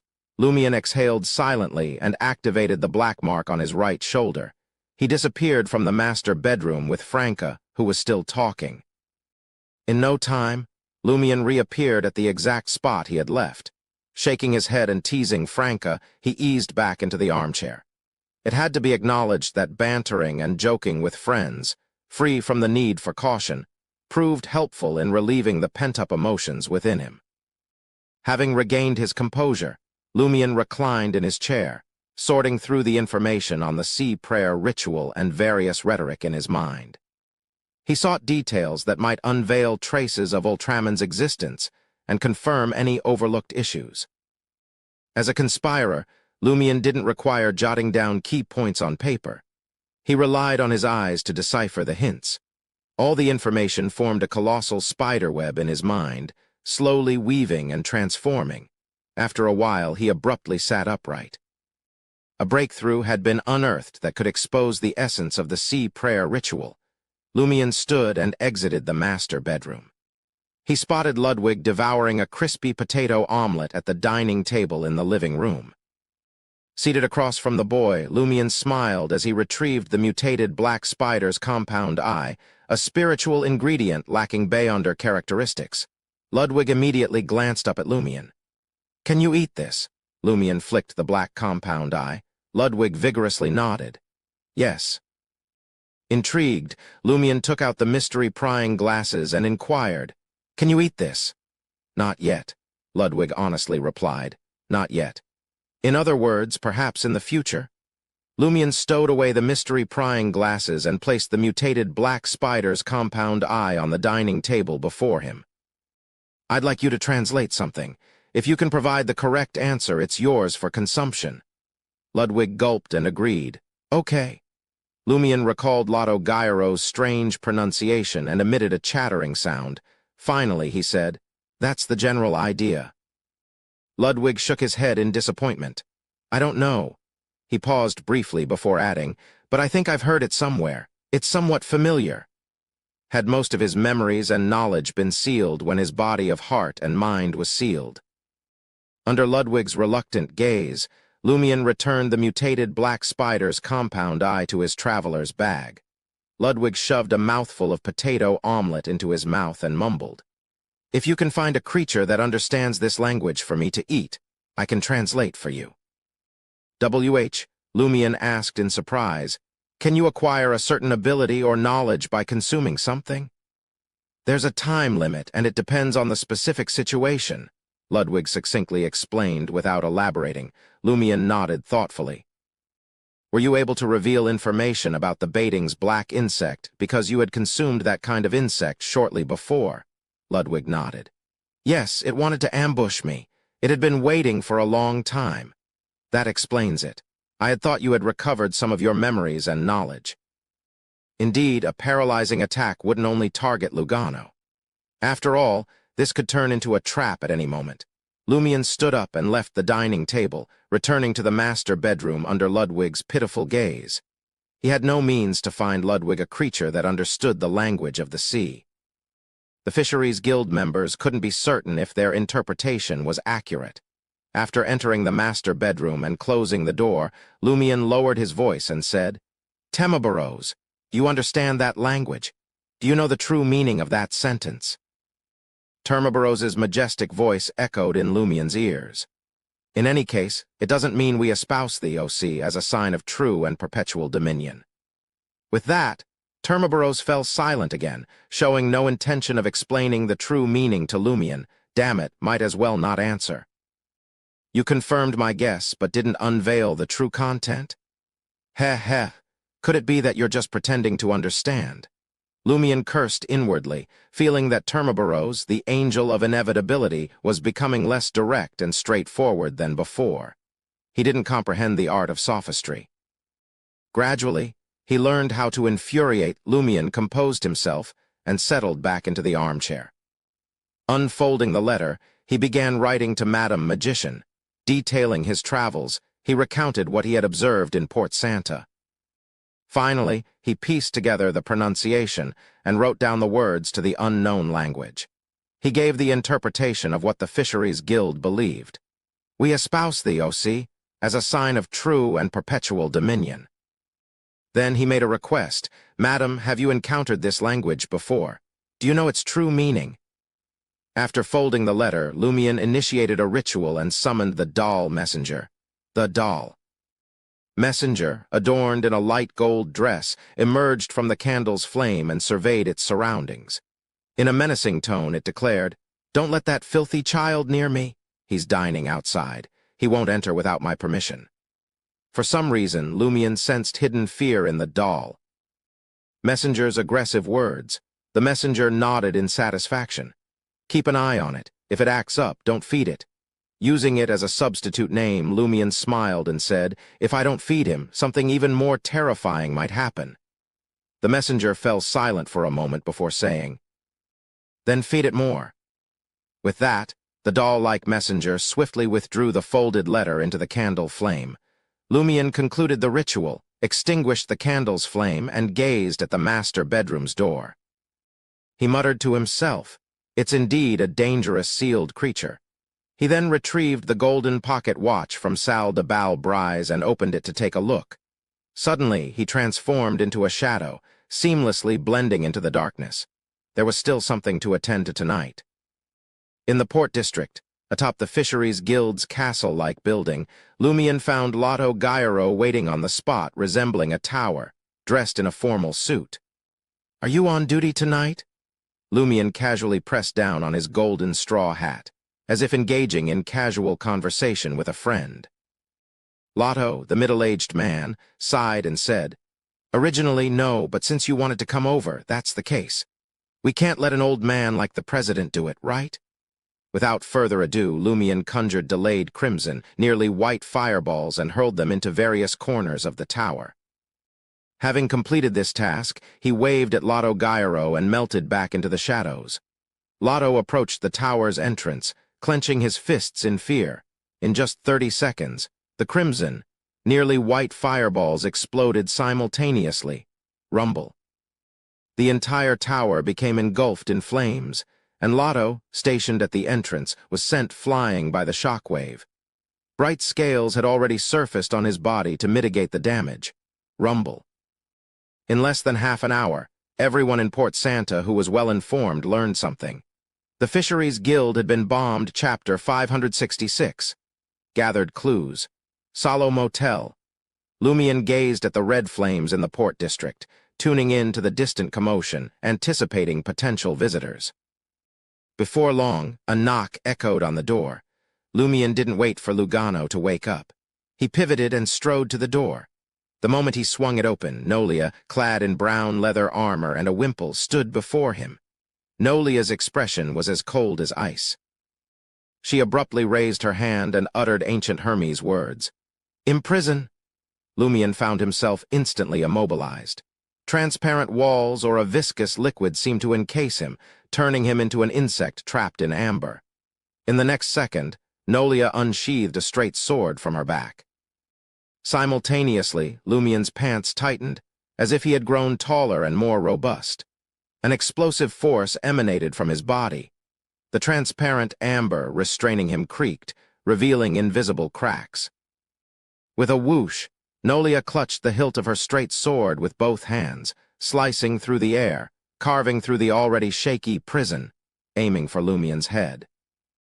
Lumion's right fist, ready to strike, collided with the side of the straight sword, a condensed crimson, almost white flame accompanying the impact. Amidst a deep and controlled explosion, the straight sword slanted, grazing the door frame as it descended to the ground. Taking advantage of the situation, Nolia retreated, sheathed her sword, and inquired in incision, "Were you the one who blew up the Fisheries Guild?" Upon witnessing this, Lumion refrained from retaliation. His body returned to its normal state as he smiled and replied, "It doesn't matter if I blew it up. What matters is whether anyone can prove it." He understood that Nolia had issued a warning and wasn't truly targeting him. Otherwise, she would have employed other Beyonder powers after the imprison instead of slashing with her sword. Nolia, upholding the dignity of maintaining order in Port Santa throughout the year, used a questioning tone typical for various suspects. Why did you go to such lengths? Why did you cause such a commotion?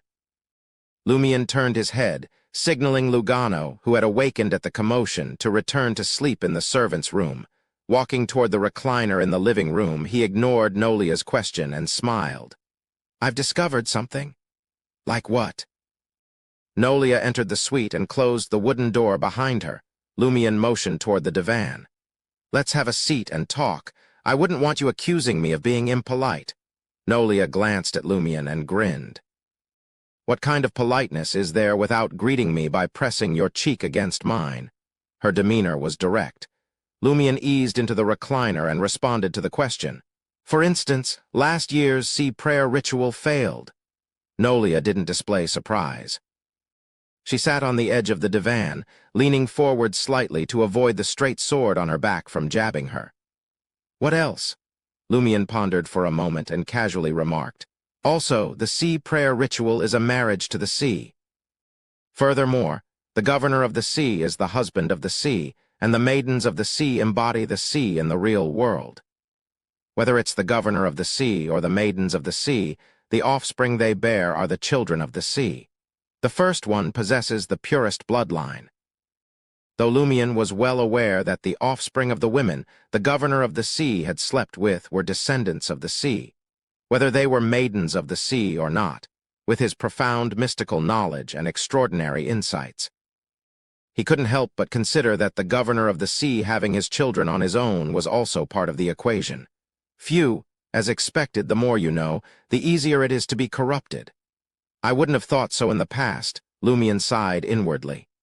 Nolia, in surprise and admiration, sighed. You've made faster progress in your investigation than I anticipated. Most of it pieced together in such a short time. It's been quite a while. My language comprehension charm will expire tomorrow. I wonder how much I'll retain from this enhanced week of study. Lumian grinned and teased. Don't tell me you think my reputation as a great adventurer was just boasting. Claiming a bounty of 300,000 gold risat for the demon warlock certainly isn't a boast, Nolia diplomatically acknowledged, indicating she didn't underestimate someone capable of hunting down such a target. Content, she nodded and continued. While many Beyonders wield impressive abilities, their intelligence often falls short. They revel in belligerence and flaunt their might, but you're not one of them. Still, I must caution you not to push too far. Despite understanding your true motive for stirring up this commotion, we must uphold peace and order in Port Santa. Don't make things difficult for us. Coupled with the warning, the implication is that you shouldn't disrupt Port Santa's current situation. You're free to investigate the sea prayer ritual, but stirring up trouble with the Fisheries Guild is a no-go. What exactly does your Church of Earth Mother aim for? It seems like there's a mixed desire, both wanting and not wanting some actions to be taken. Lumian contemplated Nolia's hint, a smile playing on his lips as he spoke. If you had been more forthcoming, I wouldn't have had to work this hard. Nolia offered a polite yet awkward smile. We lack extensive intel. All I can say is the Church allows the sea prayer ritual and the Fisheries Guild to obtain power from the sea for a reason, unrelated to our ability to solve it. I'm not privy to the reason. Perhaps the Archbishop or our Fertility Order president could shed light. Lumian scoffed and said, Then why allow my investigation of the sea prayer ritual? With a sigh, Nolia replied, Do we need to know? We didn't pry into your true motives for probing the ritual, did we? With that, the combat nun swiftly rose from the sofa, striding purposefully towards the suite's door. After a few steps, she halted, a thoughtful expression crossing her face. There are ancient traces concealed in the basement of the Governor of the Sea's residence in Milo Village. They might unveil something crucial. It's best to seize an opportunity to investigate. In the subterranean chamber beneath the Governor of the Sea's residence, according to Franca's account, Milo Village's ancestors had left behind symbols and patterns. Does Nolia suggest these hold vital information? Is the reason for the Church of Earth Mother knowingly allowing the occurrence of the sea prayer ritual hidden in that chamber? If Juan Oro isn't deceptive or concealing the truth, and isn't engaging in foul play, doesn't that imply that the Earth Mother Church possesses a deeper understanding of Milo Village's ancestors than their own descendants? It makes sense. After all, they once obliterated Milo Village and eradicated the faction of those ancestors. Over the past 1,000 years, there has been no disruption in the legacy, maintaining a prominent position in the real world.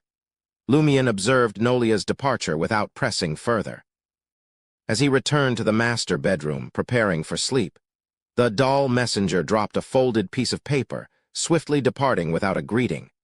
Ludwig isn't that repulsive, except for being a bit ravenous and devouring everything, right? Madam Magician does tend to stay up late. She's quickest with her replies at night, Lumion muttered under his breath as he picked up the response. Swiftly unfolding it, he scanned the contents. Your performance in Port Santa has been impressive thus far. I won't interfere or provide excessive guidance. This is a prime chance for you to further digest the Conspirer potion. I've roughly reconstructed that sentence and read it multiple times. It's not in any language I know presently, but what I can confirm is its lack of natural power. However, it possesses a certain energy language can possess such energy. What does this imply? It means that during the sea prayer ritual, it can't serve as a sacrificial language or communicate with Beyonder items, in simpler terms, the sea. So why does the sea prayer ritual work? The key may lie within the ceremonial ring. There's a high chance it has a distinct appearance, peculiar patterns, strong spirituality, and embedded knowledge. The sentence relies on its pronunciation, structure, and energy to activate the ring, making it functional. If you can recreate the ring's state after the vigil ritual, I'm confident I can decode its specific effects and approximate meaning. That makes sense. When Lotto Gairo recited the words "We espouse thee, O sea," there were no indications of natural power being invoked. It must serve a different purpose. Lumion gained a deeper understanding of the sea sacrificial segment after reading Madam Magician's explanation. Most of the clues seem to await his infiltration of the governor of the sea's residence. The next morning, Lugano led Ludwig through the streets, grabbing breakfast according to the boy's cravings. Out of nowhere, someone hurriedly passed by, head lowered, and seemingly slipped, accidentally bumping into him. Lugano smoothly shifted his body, preventing the person from making contact. He went the extra mile, helping the individual up and hypocritically saying, "Be careful." The man quickly pressed something into Lugano's hand, muttered an apology, and seamlessly melted into the crowd. Lugano glanced down at his palm, revealing a crumpled white post-it note. Unrushed, he didn't immediately read the note. After securing breakfast for Ludwig, he returned to Salo Motel and briefed Lumion. Lumion took the crumpled note, unfolding it with a nonchalant gesture. In delicate handwriting, it conveyed, "After last year's ritual, the sea experienced an anomaly." Chapter 567, Possible Leaker. The failure of the sea prayer ritual last year caused an anomaly in the sea. Lumion couldn't help but interpret it that way after going through the contents. Studying the note in his hand, a familiar fragrance wafted to him. After some thought, Lumion recalled the source, the Paco family's Madame Georgia's perfume. Were they inexperienced or intentionally leaving a trace, implying the Paco family as the source of this information? Lumion mused to himself, recalling the sudden appearance of a humanoid lizard in the Paco family, the severe injuries to Rubio Paco's mother Martha, and the peculiarities surrounding them. Is the core issue the sea's abnormality? Has it weakened the Paco family's Beyonders, causing an ordinary person without sea lineage to transform into a humanoid lizard? Perhaps they don't want other sea spawn to know, and were lacking the strength to handle the humanoid lizard, thus seeking foreign adventurers to resolve it. Lumion gained a new insight into the contradictions within the Paco family's commission. Lotto Gairo and Juan Oro hadn't mentioned the sea's anomaly. They only noted the sea's increased violence without the ritual's appeasement, the frequent departure of death navigators from their territory, and the declining strength of the children of the sea. From their perspective, this situation seemed normal, foreseeable, and unrelated to any anomaly. Did the anomaly solely affect the Paco family, or did Juan Oro, Lato Gairo, and others intentionally conceal this matter? Are they guarding against each other?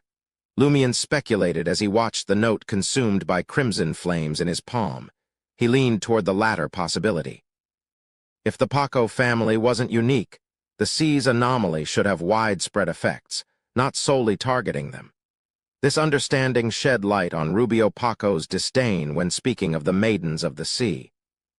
Discovering the truth about the Maidens of the Sea and his true lineage likely filled him with self-loathing and contempt for the entire sea prayer ritual.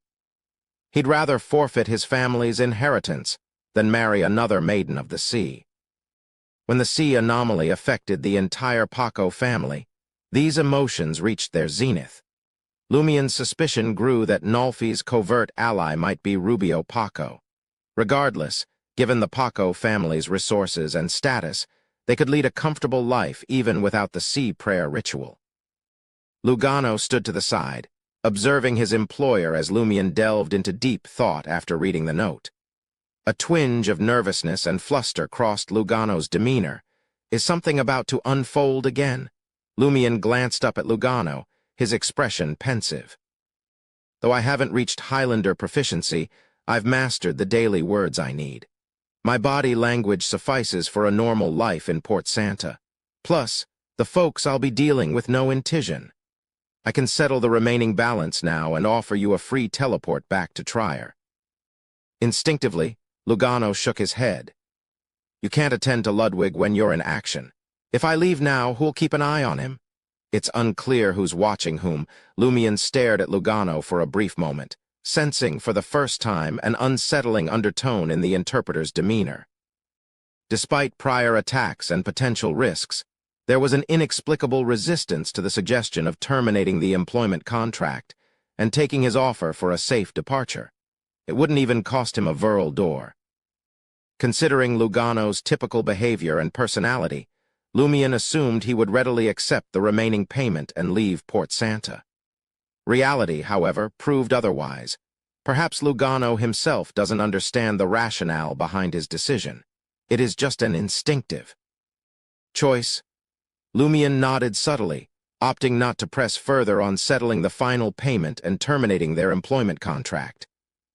In Milo Village, within the Oro family's extensively renovated ancestral house, Juan Oro lounged by the window, puffing on a hookah, his gaze fixed on the sun dipping below the horizon, casting an orange glow. His thoughts drifted to the impending sea prayer ritual, just over a week away. Abruptly, he turned his head, eyeing a shadow near the door.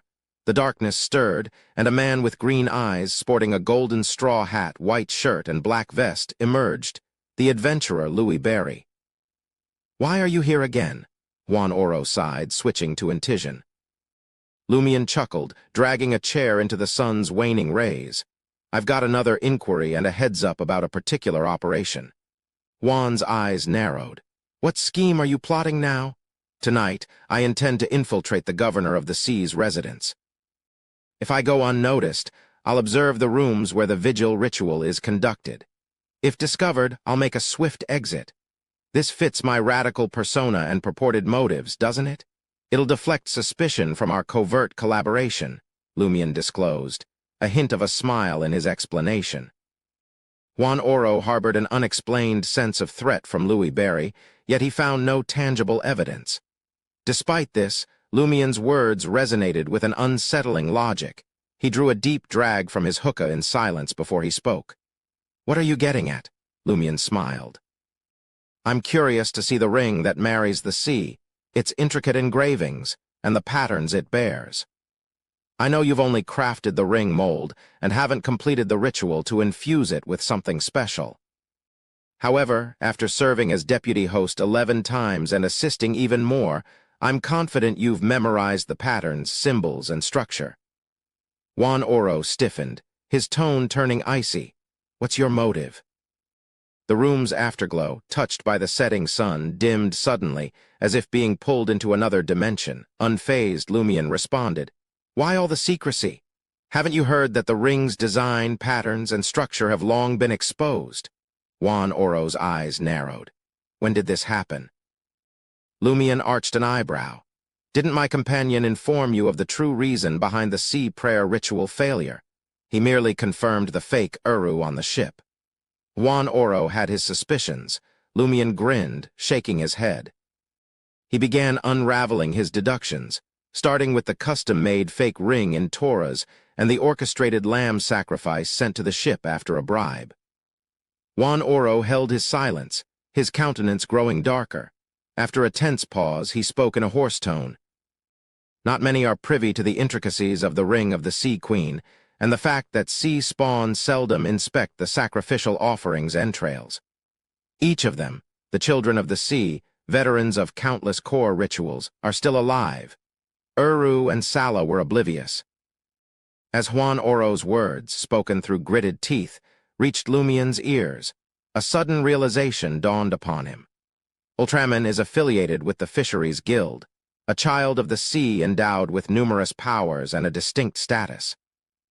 There's also the possibility that he's manipulated such an individual, establishing a clandestine partnership. Without such a connection, how could April Fools possess precise details about the ceremonial ring's appearance and exploit the sea prayer rituals? Supervisory? Loophole. Even though I know someone mentioned that Ultraman is a sun pathway beyonder, it doesn't rule out his identity as a child of the sea. Transforming into a child of the sea first, and then drinking the sun pathways potion shouldn't pose an issue. The power of the child of the sea resonates with the cosmos, and the sun and the cosmos are inherently compatible. Is April Fool's true motive for disrupting the sea prayer ritual preparations related to Ultraman, or his collaborator aiming to fully control the power or the palace at the bottom of the sea? Lumian's thoughts gradually clarified. He looked at Juan Oro with a relaxed smile and remarked, "If there wasn't a mole, how could the sea prayer ritual be disrupted so easily?" Juan Oro had harbored similar suspicions for the past year. Lumian's words were irrefutable. After some contemplation with an unpleasant expression, Juan Oro composed himself and stated, "I have to uncover the traitor before the official sea sacrifice." At this point, Juan Oro turned his gaze to Lumian. "I might need your cooperation on something when the time comes."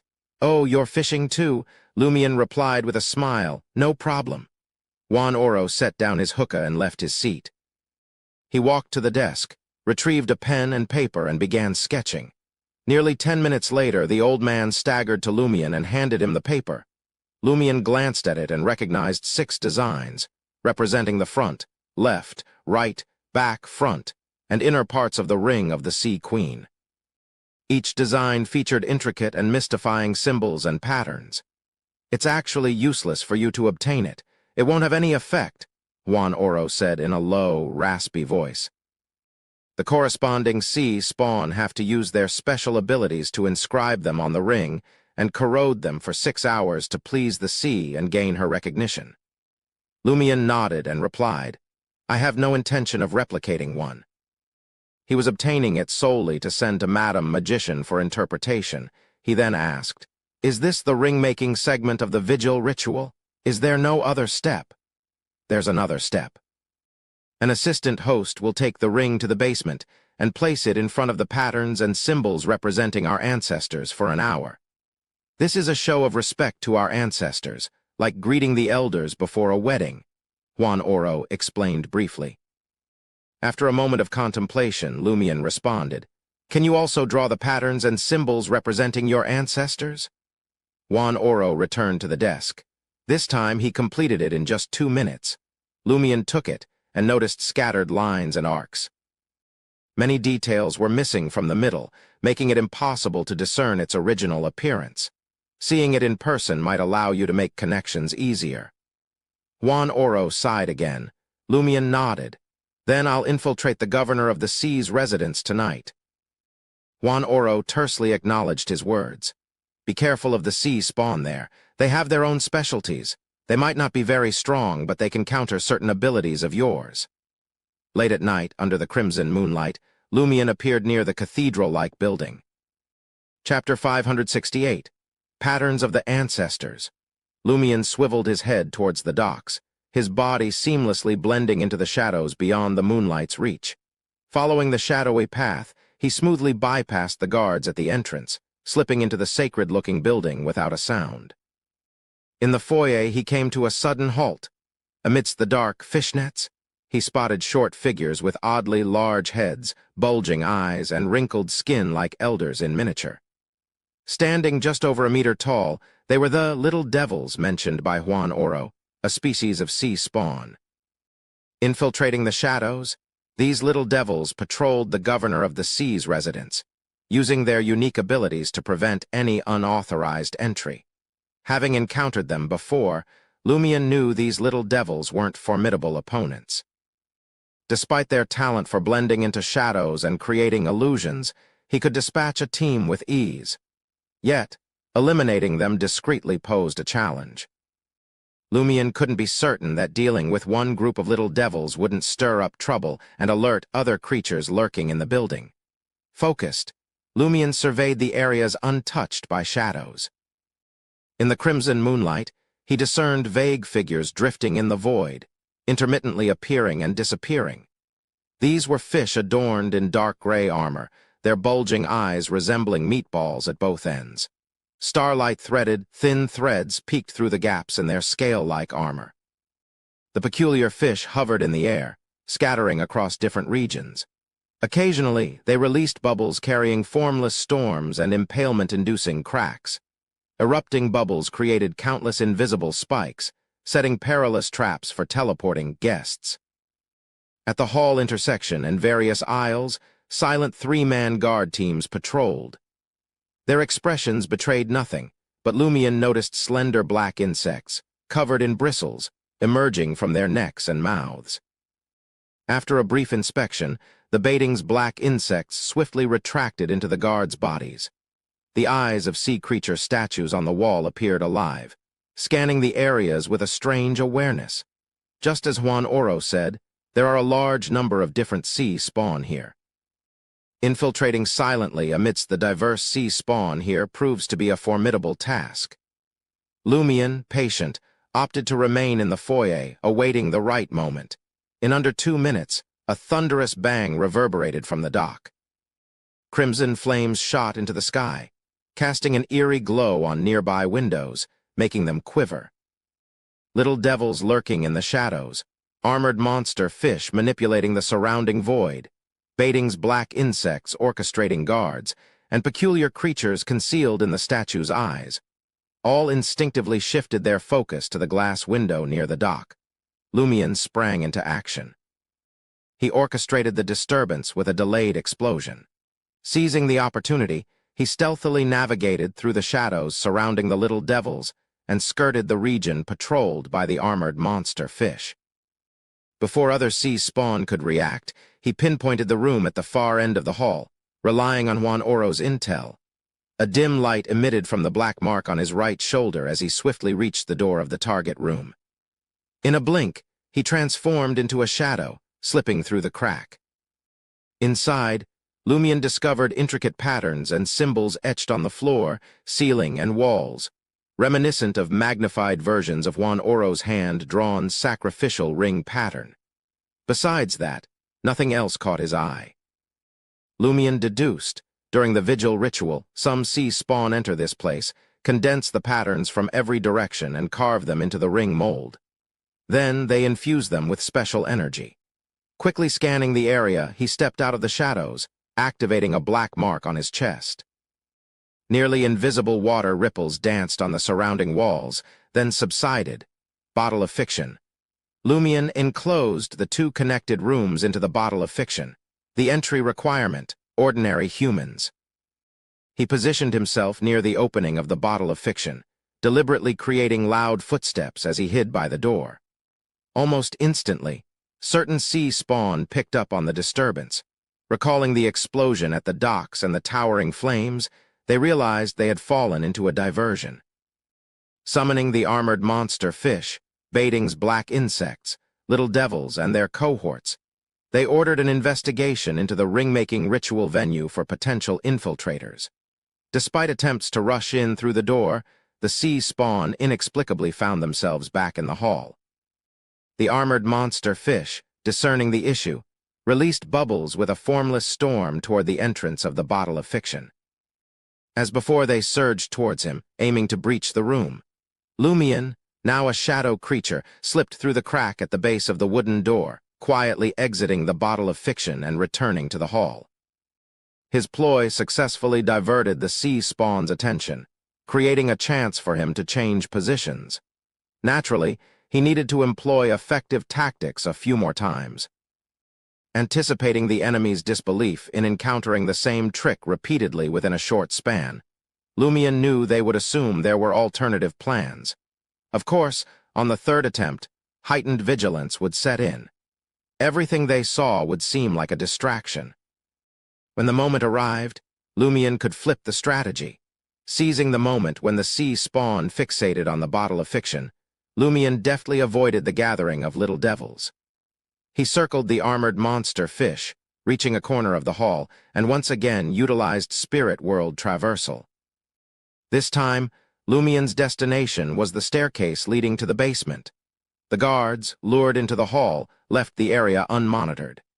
As Lumion's silhouette appeared at the staircase entrance, he swiftly transformed into a shadow, slipping into the basement through the darkness. No guards or sea spawn patrolled this seemingly unimportant area, an area that was merely a testament to the villagers of Milo Village's reverence for their ancestors. In his shadow creature form, Lumion possessed natural night vision. Even without a fireball, he could vaguely discern the dark basement.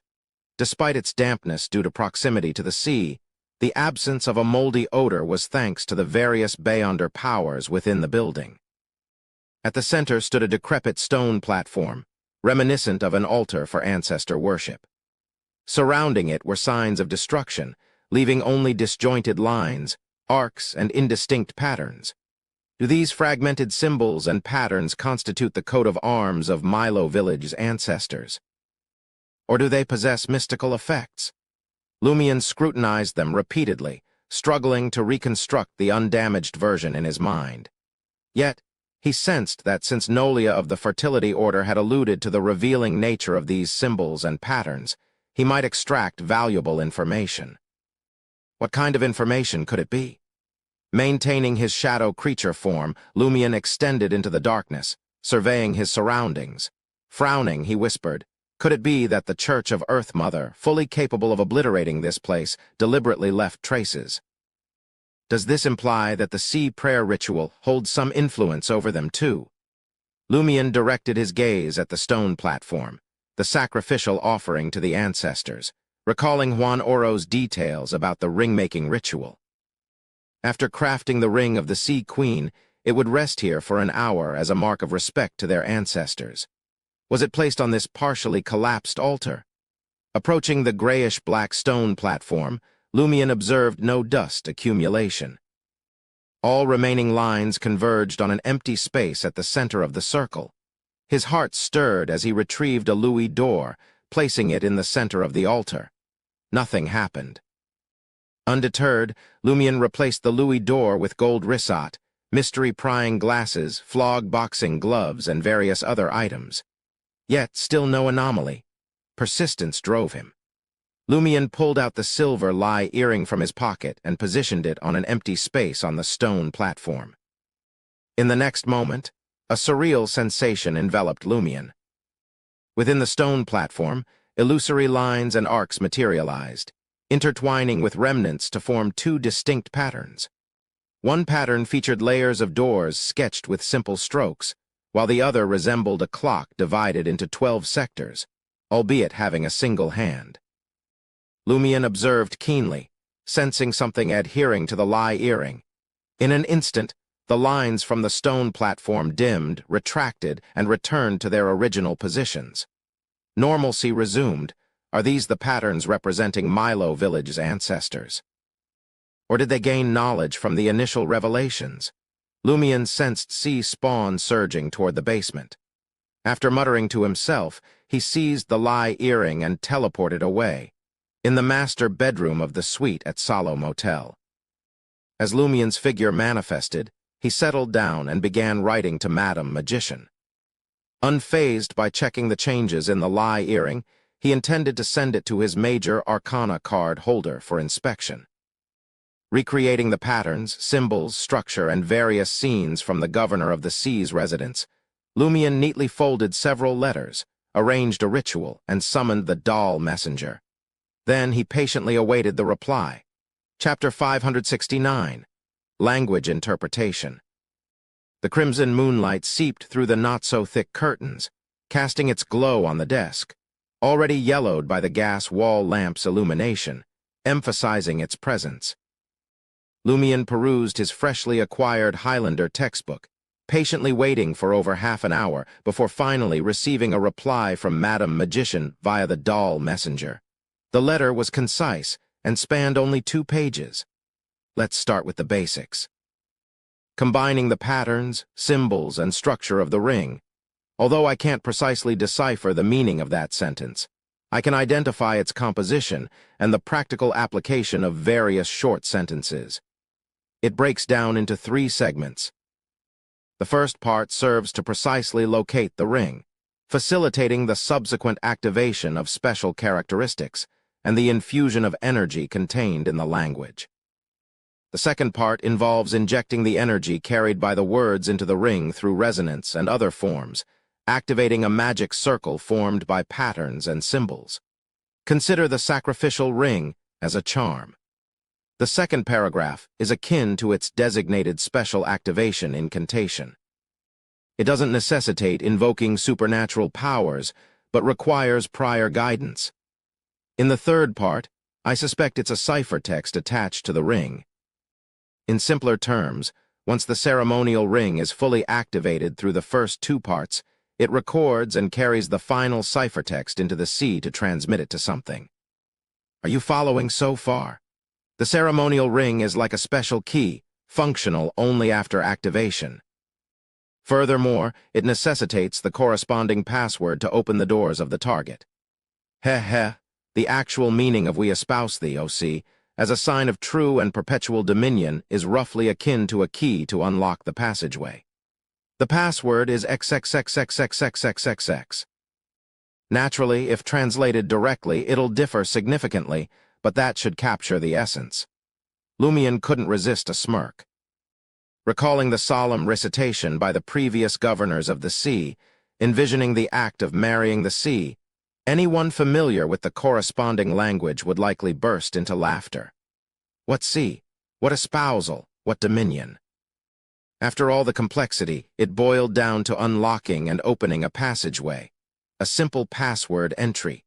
Contemplating sharing this interpretation with Juan Oro, Lotto Gyro, and the others, Lumien pondered their likely reactions. No, they wouldn't believe it. A millennium or 2 of misunderstanding had morphed into faith, perseverance, and legacy.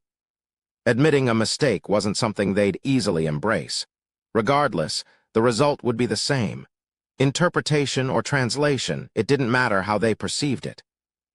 Collecting himself, Lumien turned to the second page of the letter, eager to continue reading. Next is the more complicated part. The 2 patterns you witnessed in the Governor of the Sea's basement have a profound history, stretching back to the early 4th epoch. They serve as symbols of mysticism and the coat of arms of ancient nobles. One of them is linked to an acquaintance, a familiar angel, Ammon.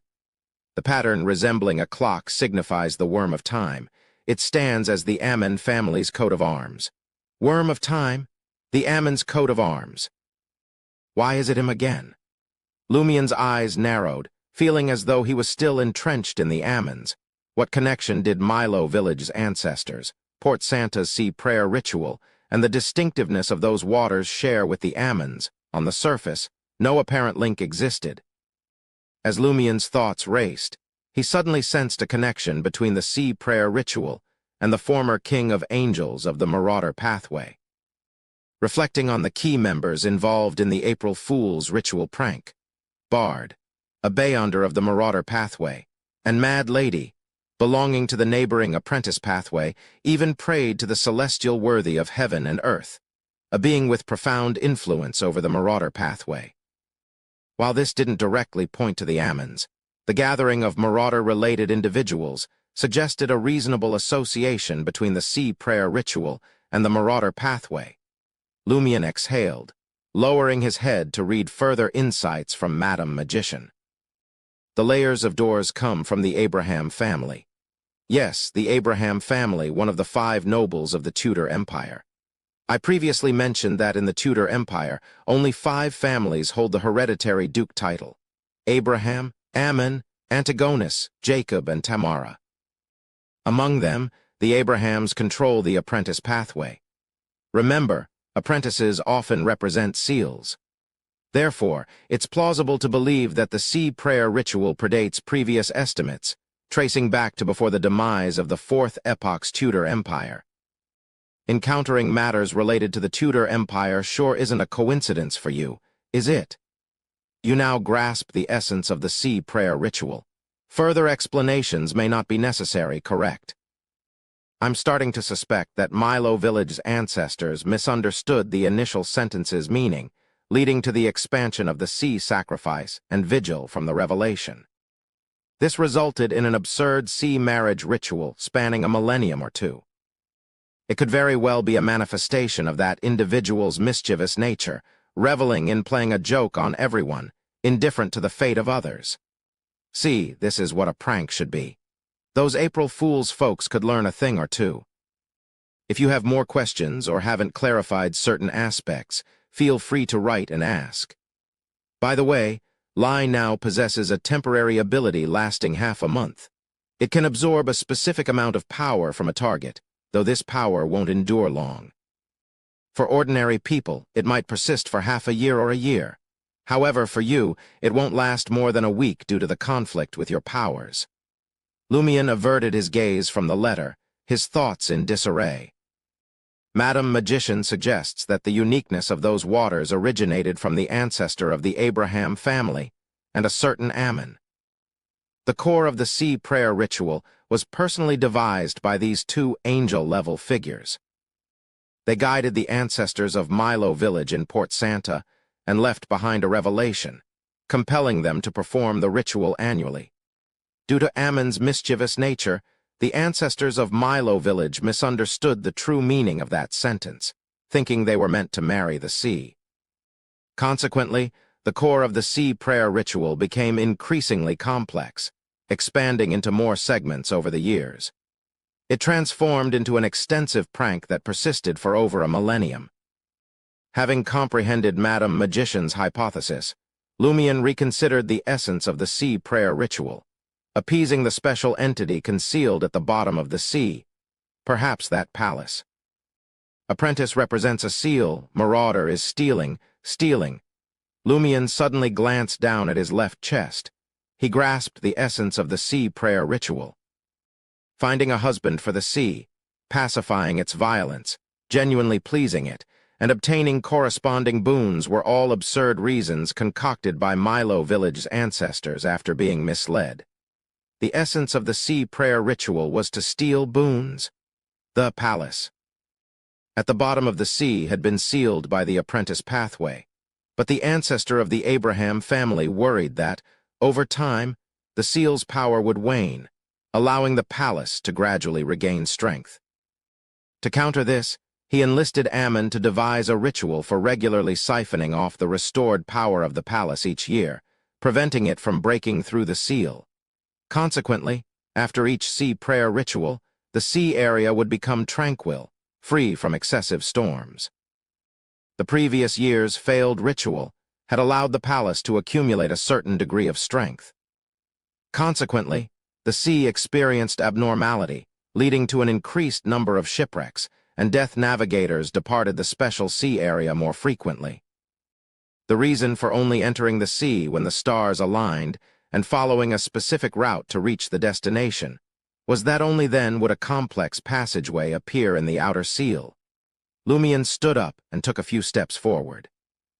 Having unraveled the essence of the sea prayer ritual, he comprehended the Earth Mother Church's motive for perpetuating it. Initially, the clergymen of the Earth Mother Church, lacking thorough investigations, destroyed Milo Village, putting an end to the sea prayer ritual. However, at the bottom of the building, they discovered the coat of arms representing the two nobles of the Tudor Empire, halting the final step in time. Later, they realized they needed to dispatch demigod-level saints to deal with the unique waters each year. High-end forces were required to guard it for an extended period, making it quite troublesome. Consequently, when the sea prayer ritual resurfaced, they tacitly agreed to the reconstruction of Milo Village. In most cases, the sea prayer ritual didn't adversely affect the innocent or disrupt local order. Every governor of the sea possessed a certain amount of the sea's bloodline, and while the maidens of the sea would eventually transform into humanoid lizards in their old age, they could alter their fates and enjoy power and wealth for 30 to 40 years or even longer. For maidens of the sea seeking free love, the Church of Earth Mother likely tacitly consented or even aided their escape, as the chances of success were otherwise quite low. So, why did the fertility order encourage me to investigate the sea prayer ritual? Why did Nolia provide some information while withholding crucial details? Lumien's confusion swiftly dissipated. The real entity fishing behind the scenes was not the Fisheries Guild but the Church of Earth Mother. The failure of last year's sea prayer ritual had alarmed the Church of Earth Mother, fearing a similar problem this year. Observing Louis Barry's inclination to investigate the sea prayer ritual, they encouraged him to do so, allowing potential saboteurs hidden in the shadows to contact him, surface, and capture them all at once. Phew. Lumien exhaled, redirecting his focus to April Fools. Now, he was certain that April Fools intended to break the seal around those special waters.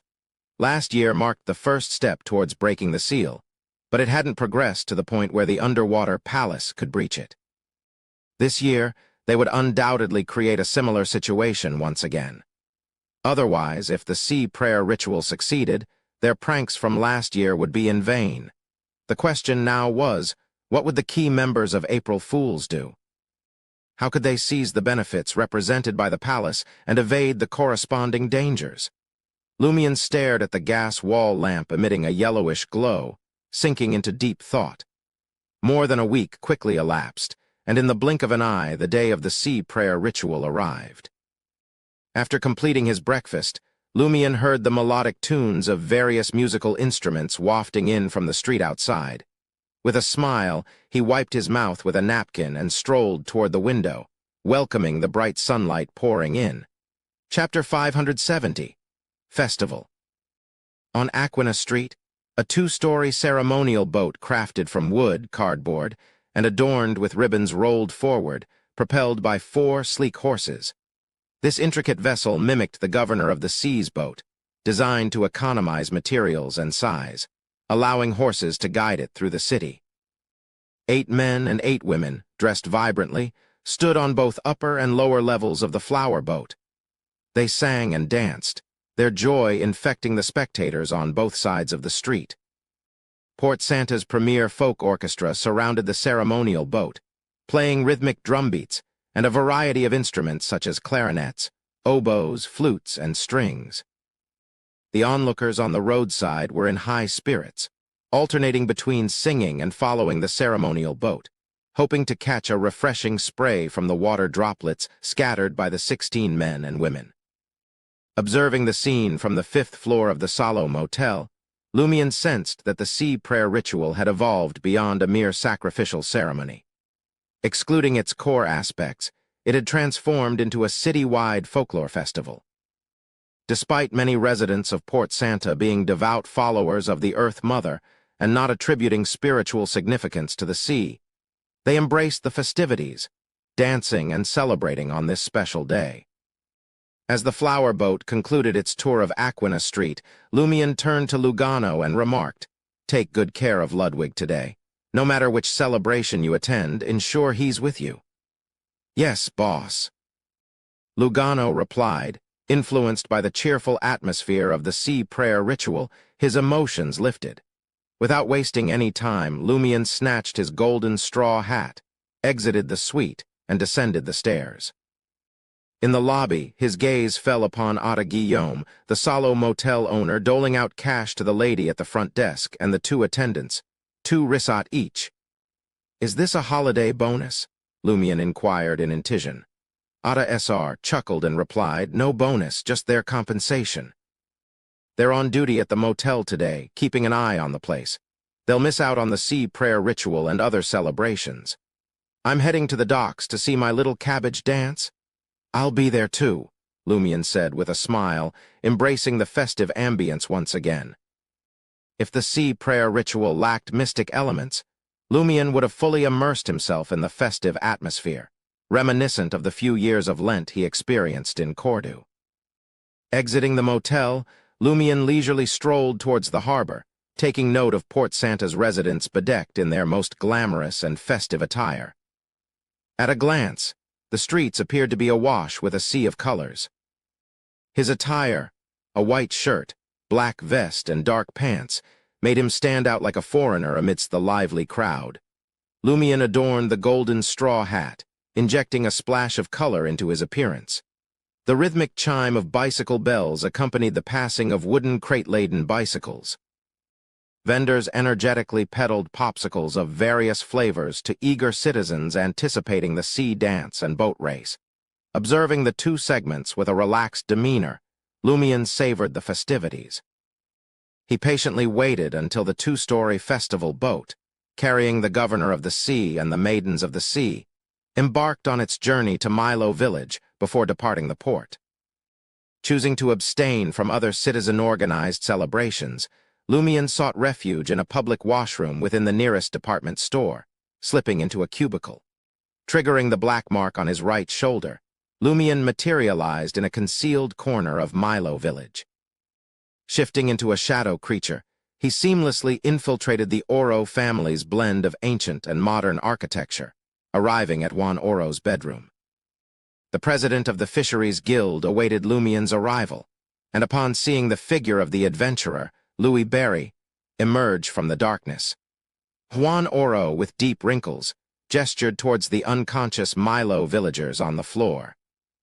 "These are 2 of the 4 deputy hosts for the vigil and the sea sacrificial ritual. Choose one to assume his form." This condition was pivotal for Lumian's collaboration with Juan Oro. He sought continuous participation in the core sections of the sea prayer ritual. Initially hesitant due to the inability to deceive other sea spawn and introduce a stranger onto the ship, Juan Oro only agreed to allow Lumian to infiltrate the governor of the sea's residence before the vigil ritual, observing it discreetly. However, with Ultraman under suspicion as a key figure in the Fisheries Guild, Lumian seized the opportunity when Juan Oro required cooperation and assistance, showcasing the abilities of the Lie Earring. Thus, Lumian devised a plan to disguise himself as a specific deputy host and gain access to the ship. After studying one of the deputy hosts for a few moments, Lumian adorned a silver earring. He replicated the appearance of the chosen deputy host, seamlessly blending into his guise. In no time, except for his clothing, there was no discernible difference between Lumian and the deputy host.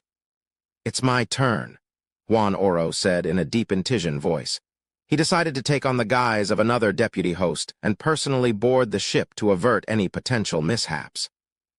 Concerned about Louis Berry's involvement in the sea sacrifice and wary of lurking enemies employing unknown methods to cause trouble, Juan Oro believed that everything would converge during the sea sacrifice segment. Boarding the boat covertly would enable him to address unforeseen circumstances in time, delivering a strategic surprise. Juan Oro harbored suspicions that Louis Berry might be an accomplice of last year's saboteurs, his prior actions serving as a ploy to deceive them and allow him to openly disrupt the ritual at a crucial moment. Lumian casually tossed the Lie Earring to Juan Oro, who proceeded to change into a dark blue robe embroidered with various sea elements. Upon donning the silver earring, Juan Oro experienced a remarkable control over every detail of his body.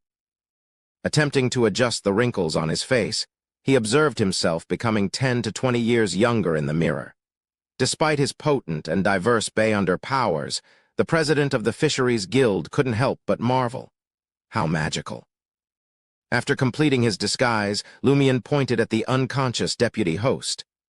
Who's responsible for keeping an eye on them and preventing their appearance before the sea prayer ritual? My wife, Juan Oro replied, already prepared. She, a former Maidens of the Sea and the current matriarch of the Oro family, possessed considerable strength. While she hadn't participated in any ring-making rituals, she was a trusted individual who wouldn't divulge secrets. Lumion redirected the conversation, inquiring, "As the president of the Fisheries Guild, won't you be suspected if you don't wait for news of the successful sea prayer ritual with the other committee members?" "No, I don't go every year. I can also wait for news at home, and my wife will pretend to be me," Juan Oro stated, pointing at lie on his left ear and removing it. After confirming the details, Lumion inquired further. "Have you investigated any of those who nearly died and came back to life, or have their personalities undergone a significant change?" These individuals were key members of the Fisheries Guild familiar with the specific design of the Ring of the Sea Queen and the complete details of the sea prayer ritual. According to Franca, every member of the Curly-Haired Baboons Research Society was a soul from another world, having resurrected in recently deceased human bodies. This information could help identify who might be Ultraman. Juan Oro slowly shook his head. "No, at least not in my memory. Time was tight, so I couldn't investigate them one by one." The rejuvenated elder, now appearing in his prime, continued. "Remember, your name is Brian now. My name is Jorge. If you don't understand what others are saying later, it's fine. I'll hint at you. When you need to answer questions, I'll help you." "All right." Lumion maintained the pretense of not knowing Highlander. In reality, having extensively studied under the effects of the language comprehension charm, he had already mastered more words and grammar. While still unable to fully comprehend others' words, he could grasp key words, tense, and the active and passive voice, allowing him to roughly understand the meaning. Expressing himself with short sentences and simple structures presented no challenge. Clad in the dark blue robe of a deputy host, Lumion entered the governor of the sea's residence, guided by Juan Oro, who no longer staggered. Passing through a hall adorned with sea creature statues, they reached the room where the governor of the sea maintained his vigil. The current governor of the sea, Simon of the Gairo family, was from a branch with a thin bloodline, unqualified to reside in the ancestral house. At that moment, Simon sat cross-legged on the cold floor, suppressing his excitement. With half-closed eyes, he felt the moist air enveloping him. Although Lumion refrained from activating his spirit vision, he sensed various sea spawn bustling in the shadows, the void, and the statues. Juan Oro led Lumion out of the room, guiding him to the most secluded part of the building. Opening the wooden door to the servants' quarters, Juan Oro addressed the fake governor of the sea, Miguel, lying on the bed. "Once the sea prayer ritual succeeds, you can leave, but you must depart Port Santa with the wealth you've amassed over the past year." Miguel sat up excitedly. All right. Though their conversation occurred in Highlander, Lumion grasped the essence. After this exchange, Juan Oro translated the conversation for Lumion, emphasizing, "You can verify if I'm lying based on Miguel's expression." Lumion silently pondered, thinking, so what if you're not lying? What you said might not be done. He then returned to the hall, assuming a cross-legged position opposite the other two deputy hosts. As time passed, midnight arrived, marking the completion of the Ring of the Sea Queen. One of the deputy hosts retrieved it and guided it to the basement in the dim moonlight. The moment had come to pay homage to their ancestors. Lumion observed the scene in silence and suddenly had a thought. Chapter 571. Key Details. The governor of the sea's residence hall opened into a labyrinth of rooms, its scarcity of windows allowing only a trickle of light despite the crimson moon's glow. The dimness cast a cloak of silence over the place. Even as the deputy host, clutching the coveted ring of the Sea Queen, moved with caution, the floor still betrayed him with a faint echo. Lumion observed him heading towards the basement staircase, a sudden realization dawning upon him. Once in the basement, the deputy host could effortlessly switch the authentic ring of the Sea Queen with a crafted counterfeit without alerting anyone. The other deputies were occupied in the hall, and the governor of the sea, undergoing physical modifications, had the maidens of the sea by his side. The sea spawn were scattered elsewhere. Frowning, Lumion shot a sidelong glance at another deputy host. He lowered his voice and addressed Jorge, the form Juan Oro had taken in Intision. Every year during the vigil ritual, does a deputy host send the ring of the Sea Queen alone to the basement, retrieving it an hour later? He stressed the word alone. Juan Oro nodded subtly. Yes. There's no need for extra protection in this building. But just as Juan Oro was about to continue, he halted abruptly. This presented a golden opportunity to swap the ring of the Sea Queen unnoticed. The fact that external enemies couldn't breach the building didn't mean the deputy hosts within were without their own problems. Lumion wasted no time and turned to Juan Oro, uttering, "Should I follow, or will you take charge?" Juan Oro regarded the matter gravely, rising from his seat and responding, "I'll go." Harnessing his abilities, he steadied himself and swiftly caught up with the deputy host.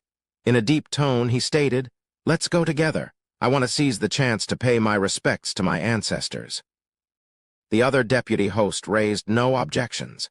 As Lumion observed the two lighting their lanterns and descending into the basement, his mind instinctively filled in the upcoming sequence. Place the ring of the Sea Queen on the decrepit stone platform. Offer prayers to the ancestors. Return to the surface. Re-enter and retrieve it an hour later. During that hour, the ring of the Sea Queen sits unguarded in the basement, vulnerable to any opportunistic interference. If someone had concealed themselves there beforehand, swapping the genuine ring for a counterfeit would be a straightforward task.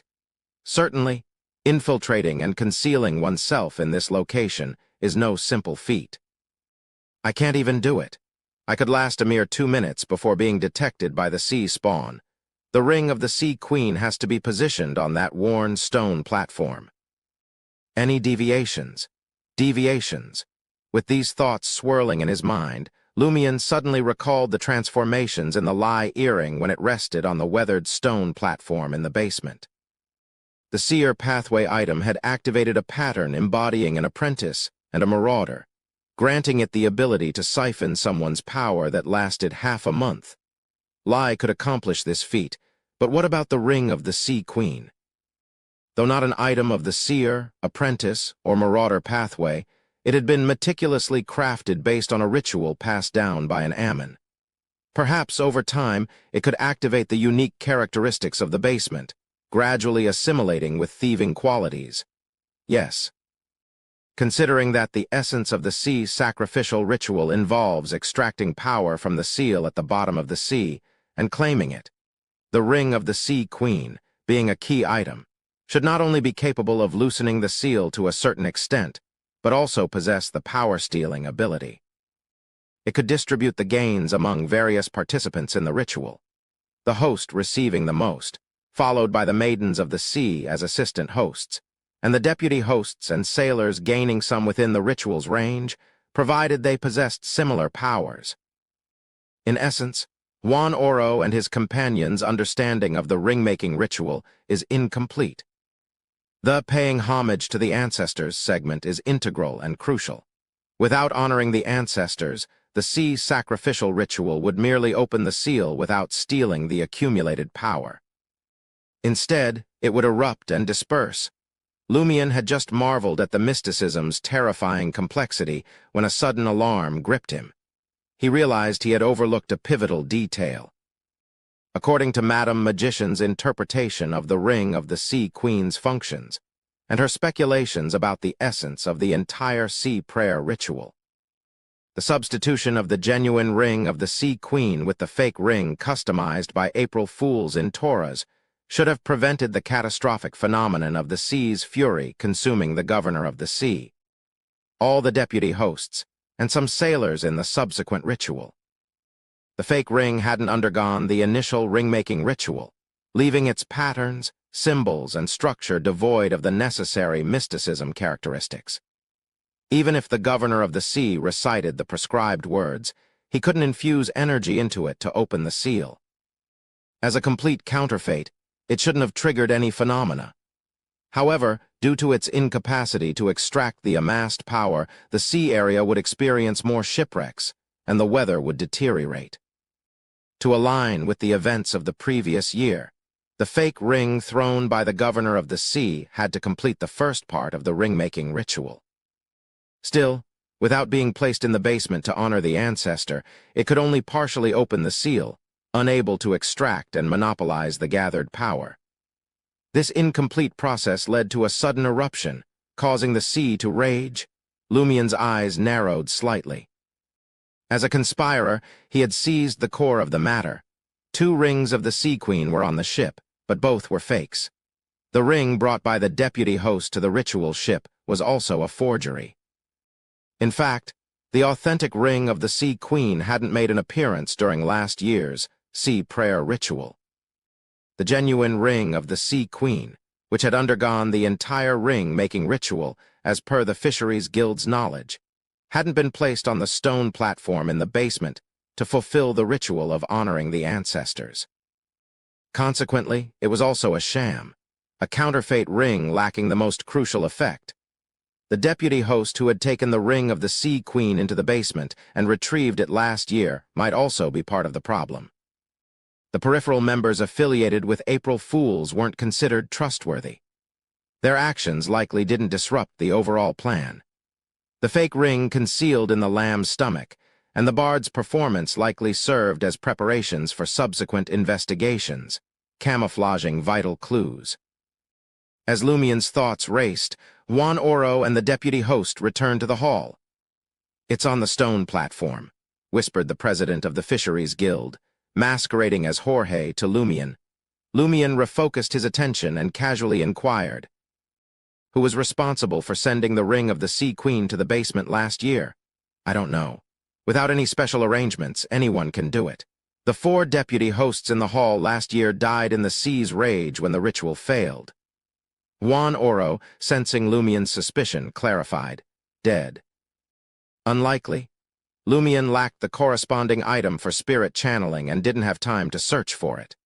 All he could do was ask, which one of them was familiar with the ring-making ritual and knows the details of the ring of the Sea Queen? None of them. It was their first time serving as deputy hosts. Juan Oro shook his head. "Besides, as I said, those who know these secrets are still alive.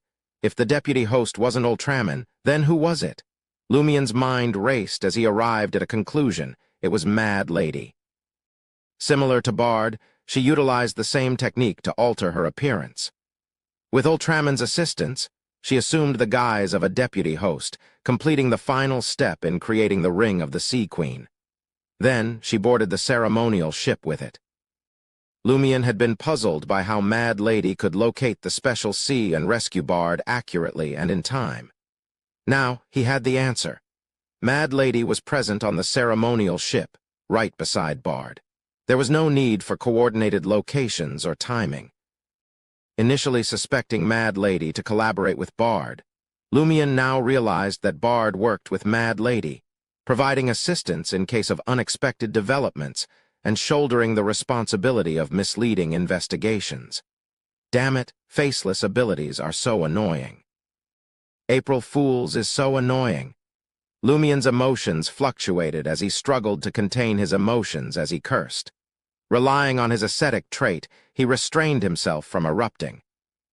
More importantly, while he had unraveled the issues with the sea prayer ritual from last year, the identities of Ultraman and the forthcoming plans of April Fools remained elusive. The night passed in silence. On an out-of-fashion sailboat in the harbor, Charname, sporting a short, round-rimmed felt hat, emerged from the cabin and approached Nolfi, who stood at the edge of the deck. Charname inquired, "Can we enter those special waters if we set off now?" Nolfi nodded, responding, "Yes, the stars will align in a specific pattern after midnight." Following Lumien's instructions, she and Batna had rented a boat for a few days from other ports along the same coastline. Charname chuckled, saying, "Then let's set off." Observing the surprised and puzzled expressions of Nolfi and Batna, he explained. "If we follow the governor of the sea's ceremonial ship, we'll undoubtedly be discovered by the Fisheries Guild. Setting off an hour or two later would be meaningless. Therefore, we'll go ahead of time and hide there, patiently waiting for an opportunity." Although Nolfi didn't understand the nature of the opportunity Charname referred to, she didn't inquire. She responded with anticipation. "Okay." Charname then turned to Batna. "Are you joining us?" "It will be very dangerous." Batna's expression fluctuated. After more than 10 seconds, he declared, "I'm going." Charname clicked his tongue but remained silent. At that moment, Nolfi frowned, glancing at other parts of the deck, and asked, "What about the sailors here?" "We can't leave the sea without them, and they can't handle too much danger." Charname chuckled. "Don't worry, we have sailors who can handle danger." As soon as he finished speaking, he half-turned, raising his right hand to the third level of the cabin. He clasped his index finger and thumb into a ring and extended his other 3 fingers. Soon, the captain, first mate, second mate, and all the sailors emerged, their eyes tightly shut. Like sleepwalkers, they lined up and walked down the gangway toward the docks. Batna and Nolfi's eyes froze, as if trapped in a terrifying dream. Chapter 572. The real target under the crimson moonlight, the crew members stumbled towards the dock like the living dead, moving towards the various buildings concealed in the darkness. In 7 to 8 minutes, their figures vanished from different spots. Immediately after, Nolfi and Batna observed pitch-black shapes emerging at the edge of the cabin, and eerie pale white or dark green flames igniting across the deck. Figures crawled out of the pitch-black flames. Some wore tattered clothes and their skin visibly rotted. Others were white bones with fragments of flesh hanging from them. Pale white flames protruded from their eye sockets. These were all corpses. Soon, a half-rotted corpse in a dirty jacket hoisted the sail. The corpse with a missing breastbone stowed the heavy anchor. The other corpses took their positions, steering the sailboat slowly away from the port. As they gazed at the decaying flesh, pale white bones, and sinister flames of different hues, Batna and Nolfi felt as if they had stepped into a novel world. Horror novels, ghostly tales. "Navigator, it's time for you to work." Charname's voice snapped Nolfi back to reality. In the governor of the sea's residence, Lumion leaned against the statue-less wall, surveying the other deputy hosts in the hall, including Juan Oro.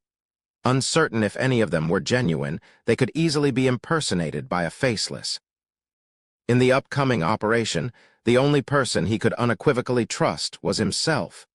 An hour passed in an indescribable silence. This time, Lumion took the initiative, leading Juan Oro into the basement to retrieve the ring of the Sea Queen, completing the paying homage to the ancestors segment. The ring rested on the dilapidated stone platform, untouched. Lumion couldn't be certain if it was authentic, but the patterns, symbols, and structure seemed intact, and no one had lurked in the basement after inspection. Maintaining his calm demeanor and a tense heart, Lumion patiently waited until 6 a.m., feeling both mental and physical fatigue dissipate. 2 hours later, the current governor of the sea, Simon, exited the vigil room with 4 maidens of the sea and approached the building's door. Lumion, Juan Oro, and the other deputy hosts promptly stood up and followed. The 2-story sailboat, adorned with colorful flowers, docked at the Milo village's docks. Villagers acted as guards, blocking anyone daring to approach. Ascending the gangway to the deck, Lumion sensed an invisible gaze from every window, flower, and mast, a familiar feeling from when the statues in the governor of the sea's residence came to life. He calmly navigated through the gazes, adhering to Juan Oro's instructions to stand at the left edge of the deck. This was the designated spot for him, the deputy host named Brian. Bang! Bang! Bang! On the dock of Milo Village, vibrant paper fragments burst forth from ceremonial cannons, creating a colorful display. Amid the festive atmosphere, the ship set sail gradually. It circled Port Santa, capturing the cheers and blessings of the people before venturing toward the distant sea. As the navigator, Juan Oro guided the ship into a boundless azure sea with no discernible landmarks. They weaved between left and right turns, occasionally reversing direction. Nearly an hour passed, and beneath the clear, bright sky, dense fog suddenly enveloped the ship. Splash. Within the fog's depths, waves surged like mountains. Any ship it touched would capsize or shatter. The governor of the sea, the maidens of the sea, some sailors, and the two deputy hosts, participating in the sea sacrificial segment for the first time, were terror-stricken by the ominous scene, their faces paling. For Juan Oro, a veteran of many sea sacrifices, it seemed like he was observing a child's plaything. He directed the sailors with no emotional fluctuations, guiding the ship along the only safe sea route through the thick fog and exaggerated waves. After an unknown duration, the fog lifted and the tidal waves miraculously subsided. An ocean resembling sapphires unfolded before Lumien's eyes. The sea appeared limitless, but the distance and sky were gray, with only a hint of sunlight seeping through. Port Santa, Salo Motel. Lugano stood by the window, observing as the citizens formed celebratory teams, weaving through streets and alleys, spreading their joy. Having already taken Ludwig to witness the governor of the sea's colorful flower boat ritual and participated in 2 spontaneous citizen-led celebrations, Lugano returned to the suite as tea time approached. There, he provided Ludwig with food he had purchased and prepared in advance. I could still head out later. When the governor of the sea returns, another wave of celebrations will ensue. Unfortunately, I can't engage with the enthusiastic Fainapotter girls with such a child in tow, Lugano thought regretfully. At that moment, a knock echoed on the door. Who is it? Lugano, a seasoned bounty hunter, heightened his guard. It's me. A gentle voice emanated from outside the door. Lugano recognized her as Rubio Paco's wife, Madame Georgia. She's here to see the boss. Has something happened to the Paco family again? Lugano glanced at Ludwig, who was eating earnestly, and quickly walked to the door and opened it. Georgia, not clad in her usual glamorous attire, wore a black dress akin to that of an old widowed matriarch. Her long, disheveled brown hair was in disarray, and her thick azure eyes betrayed an unmistakable fear and panic. "Where's Monsieur Louis Barry?" the lady inquired. "He's participating in various celebrations for the sea prayer ritual." Lugano fabricated an excuse. He observed the distressed Madame Georgia and instinctively inquired with concern, "Did something happen?" "H.H." Georgia stammered, panic and fear evident in her eyes. "I discovered the true identity of that humanoid lizard, the one the boss killed." Amidst Lugano's confusion, Georgia suddenly threw herself into his arms. The fragrance permeated Lugano's senses, momentarily hindering him from immediately pushing the madam away. Georgia suppressed her voice, but couldn't conceal her fear. "That humanoid lizard was my husband, Rubio Paco?" "Huh." Lugano was both surprised and bewildered. Georgia gritted her teeth and explained, "The one you guys saw, it's fake?" "Fake. Someone impersonated Rubio Paco, and the real Rubio Paco had transformed into a humanoid lizard killed by the boss." As this realization struck Lugano, his thoughts suddenly slowed down. The surroundings seemed coated in a glass-like layer. He instinctively struggled, but Georgia held him tightly, interrupting him with various subtle actions. Ludwig, engrossed in devouring a skewer of roasted octopuses at the dining table, appeared oblivious to the unfolding silent drama at the door. In a suite diagonally across the corridor, Rubio Paco sat quietly in a recliner, wearing a faint smile. He had orchestrated the humanoid lizard incident and hired Louis Barry to resolve it intentionally. Firstly, he aimed to confirm the other party's identity. Secondly, he wanted to leave a vulnerability in the Paco family's handling of weak monsters, ensuring others wouldn't suspect a faceless's involvement to confuse the target. However, he abandoned the plan to deal with Louis Barry and refrained from triggering the corresponding trap. This decision wasn't due to uncertainty about the target's identity. The mystery's aura on Lumien Lee's chest couldn't escape his notice. He was unlike others. Instead, he had a new plan. The overall April Fool's operation might not align with Loki's personal objectives. His current focus shifted to the young boy, Ludwig. To him, a sealed demigod-level powerhouse was a gift from the celestial worthy. No ritualistic target could be more suitable. Hence, he hinted at the sea anomaly, simultaneously confusing Lumian Li and allowing him to connect the concepts of sealing and theft, understanding what occurred during last year's prank. He took the initiative to board the ship and head to the sea sacrifice grounds, enticing this formidable opponent away while another force restrained him. Now, he was ready to execute a grand performance, captivating the attention of numerous Port Santa citizens. The calm, gem-like sea held no waves. The four maidens of the sea engaged in a brief sacrificial dance, while sailors carried offerings, lambs, roosters, ox heads, and more, from the cabin, stacking them at the bow. With the ring of the Sea Queen in hand, Juan Oro approached the governor of the sea, awaiting the groom's gift for the proposed marriage. Lumian, vigilant of everyone present, scanned his surroundings. Any one of them could suddenly reveal themselves as Bard, Mad Lady, Ultraman, Loki, Hisoka, or a marionette.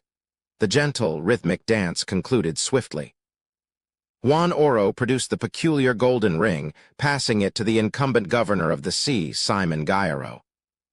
At that moment, a person emerged openly from the cabin. A woman in a black nun's uniform and matching hat, her expression calm yet tinged with sadness. The surrounding sailors paid her no heed, as if she were invisible. Seeing this, Lumian's pupils dilated, then constricted. It was the source of derangement, the humanoid sealed artifact lost by the eternal blazing sun church.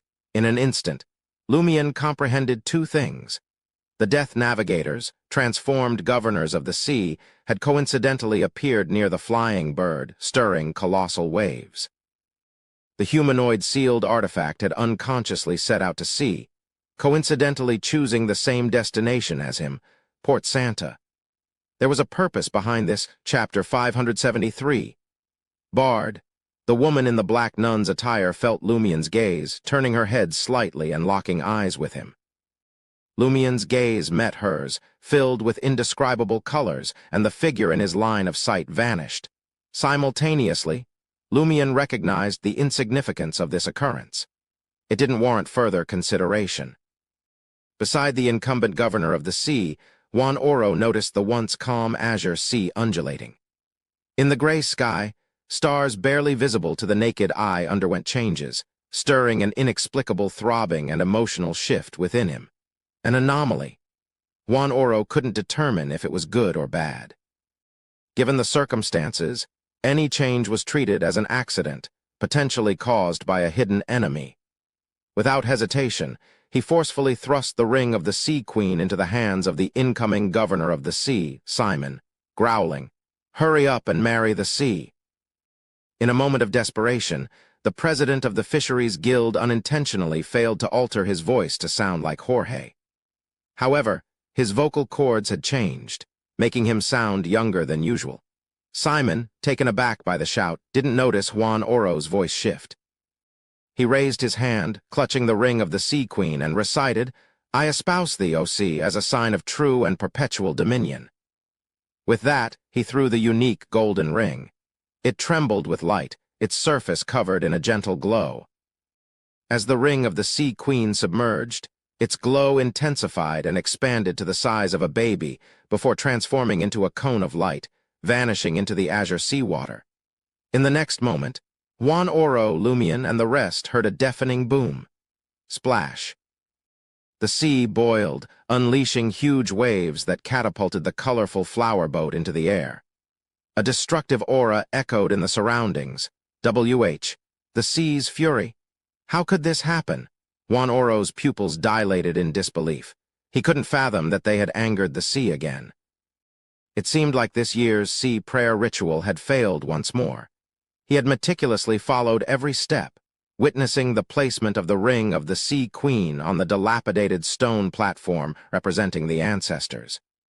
He personally retrieved and guarded it with utmost vigilance. Everything went smoothly. How could this be?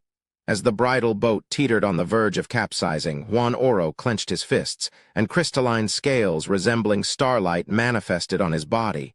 His eyes darkened, resembling resplendent stars emerging within. He melded with the sea. The crashing sound abruptly ceased, and the majestic, terrifying azure waves froze in midair, as if held tightly by an unseen hand. In Milo Village, within the cathedral-like governor of the sea's building, the imposter governor of the sea, Miguel, lay in the servant's room. Suddenly, he sat up and leisurely rose from the bed, a self-satisfied smile playing on his face. Standing before a glass window overlooking the weeds outside, he muttered to himself, "It's almost time. I wonder how Juan Oro will react when he discovers the sea sacrifice has failed again. Heh, this is payback for all the care he's given me over the past year. What's Loki up to? Why the sudden deviation from the original plan? Isn't he concerned about potential accidents?" Miguel, a key member of April Fools, Bard, had previously disguised himself as the sailor Uru and boarded the ship, escaping with Mad Lady when he jumped into the sea. Their plan over the course of the past year was devised last year. They had selected locals from Port Santa who resembled the unfortunate governor. After disrupting the sea sacrifice and returning ashore, they promptly killed one of their targets, allowing Bard to assume the guise. Their confidence in Miguel, disguised by Bard, becoming the false governor of the sea, stemmed from Ultraman taking charge of the matter. To prevent potential rebellion from peripheral April Fools members, Bard, a former swindler, intentionally wrote Emperor Rosel's secret chronicles and handed them to Loki. The latter discreetly distributed them in Trier, creating the illusion of Bard's activity in Intis. This tactic prevented others from connecting Miguel, obediently residing in the governor of the sea's residence, to Bard. Writing about Emperor Rosel's romantic past indeed amused Bard, and witnessing Juan Oro's reactions, including the lashing with a crutch before intimate encounters with his granddaughter and the wives and daughters of relevant personnel, greatly satisfied Bard's mischievous tendencies. However, pranks were secondary. Bard's main objective in assuming the disguise of the governor of the sea was clear. He gained unrestricted access to the basement of the building, believed by Milo Village's inhabitants to be the sacrificial ground for their ancestors. Despite being a fake governor of the sea under the watchful eyes of sea spawn in the house, he had free reign everywhere, except the ring-making ritual grounds and the vigil room. Only those two areas were off-limits unless he crossed a line. Moreover, Ultraman confirmed that the basement of the governor's residence held no value for the sea spawn. Except for two symbolic guards at the staircase, there were no monitors or protectors inside. Villagers of Milo Village only visited occasionally, showing respect for the governor of the sea by not entering or leaving the building without permission. This provided ample opportunities for Bard, the imposter governor of the sea. Thinking about the expressions of Juan Oro and Lumian Li when they witnessed the sea prayer ritual's failure again, Bard couldn't help but chuckle. He muttered in a mocking tone, "You know, the sea sacrifice, ring-making, and vigil happen once a year. Haven't you considered that the ancestral sacrificial ritual can only occur annually? That dilapidated altar requires the slow accumulation of worshippers' spirituality. It takes almost 12 months to gather the necessary enchantment." Over half a month before the basement gained serious attention, he had strategically placed an item related to one of the 3 pathways on the altar, openly siphoning the accumulated theft powers. With this plan, Bard believed that, regardless of the success of the previous night's ring-making ritual, regardless of how closely Juan Oro and Lumian Li guarded against the replacement of the Ring of the Sea Queen, it wouldn't possess the ability to steal power from the sea bottom. Hence, the sea prayer ritual was destined to fail. The seal would further open, and the long-accumulated volcano inside would erupt. Anyone attempting to stop it would perish. Last year, the reason April Fools took the risk of making Mad Lady a deputy host and deliberately replacing the Ring of the Sea Queen on the sacrificial ancestor's stone platform with another item arose, because the theory that the high-level stealing power could only be used once a year wasn't entirely confirmed. Although Ultraman could analyze and experiment in the basement, he refrained from doing so too frequently to avoid suspicion. Following the sea prayer ritual failure last year and the subsequent monthly experiments over the past 11 months, Bard, Ultraman, and Mad Lady were now certain that they didn't need to go through the trouble of replacing the real ring of the Sea Queen. Instead, they could preemptively take away the theft power. Thus, they sneered at Lumion Lee's efforts, unconcerned about his actions or the need for destructive measures to avoid detection by the Earth Mother Church. Despite their confidence, they still had to maintain appearances, including seeking help from Lumion Lee. Bard shifted his gaze, averting it to his left hand. There were signs of a ring being worn there. This was, in fact, the item carrying the key functions of the ring of the Sea Queen. Port Santa, Salo Motel, at the entrance of the 5th-floor suite. Hugging Madame Georgia, Lugano's thoughts faltered, as if the iron gears were covered in yellow rust or lacking lubricant. What's going on? Am I under attack? No, I have to hurry. I have to get rid of this state. Lugano attempted to push away the woman in his arms, only to realize she had become surprisingly heavy. Using her joints subtly, Madame Georgia prevented him from raising his arms and legs. The movements resembled a lover's playful interaction. Coupled with his disjointed thoughts, even a planter like Lugano couldn't break free from Georgia's restraints. Panicking, Lugano opened his mouth, about to call for help. Just then, Georgia lifted her head, pressing her red lips against his. Lugano was momentarily taken aback. In the adjacent room, Jenna, disguised as a female mercenary, held a mirror to reflect the situation in Lumion's living room through the glass and other items. Seeing Lugano and Georgia embracing and flirting, Jenna couldn't help but curse under her breath. Damn it, can you even go into heat at a time like this? And in front of a child? Considering that Franca would be joined by members of the Curly-Haired Baboons Research Society, Lumion tasked Jenna with secretly monitoring Lugano to figure out what was wrong with the interpreter. As a former showy diva, Jenna had witnessed similar scenes and even more restrictive ones. She couldn't fathom why they chose to display such affection at the door. At that moment, Anthony Reid, standing beside her, looked at the mirror and frowned. It doesn't seem like they're making out. Their actions and expressions aren't typical of people engaged in such activities. Chapter 574. Heavy. Their actions and expressions don't align with the typical behavior of people engaged in intimate moments. Though Jenna had witnessed such scenes in the past, she hadn't delved into the intricacies of others' intimate interactions. Upon hearing Anthony's words, she promptly sided with the spectator's perspective. Anthony continued, Lugano's body language indicates clear resistance. His current condition is highly abnormal. Resisting, yet not breaking free. There's a lack of intense movements, even though Lugano is a Sequence 8 Beyonder with a strengthened physique. This situation is undeniably peculiar. What kind of Beyonder powers could cause this? Jenna swiftly sifted through the information about potential adversaries for this mission. Most of it had been compiled by Franca, with a small section supplemented by Judgment and Madame Magician. As these thoughts raced through Jenna's mind, a realization quickly dawned on her. Mariontist.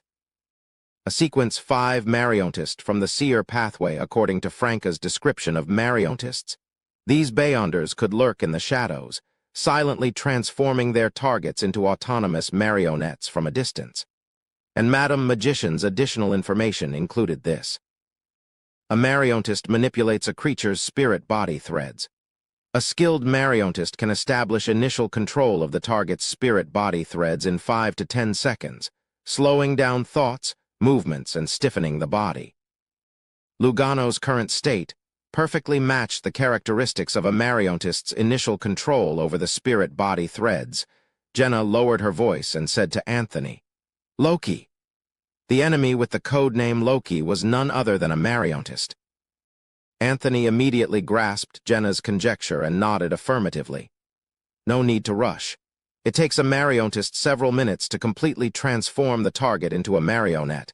We have a chance to rescue Lugano. As per the information, forcibly taking Lugano away, pushing him beyond a certain limit, or triggering him could help him break free from the spirit-body threads or enhance his resistance to such manipulation.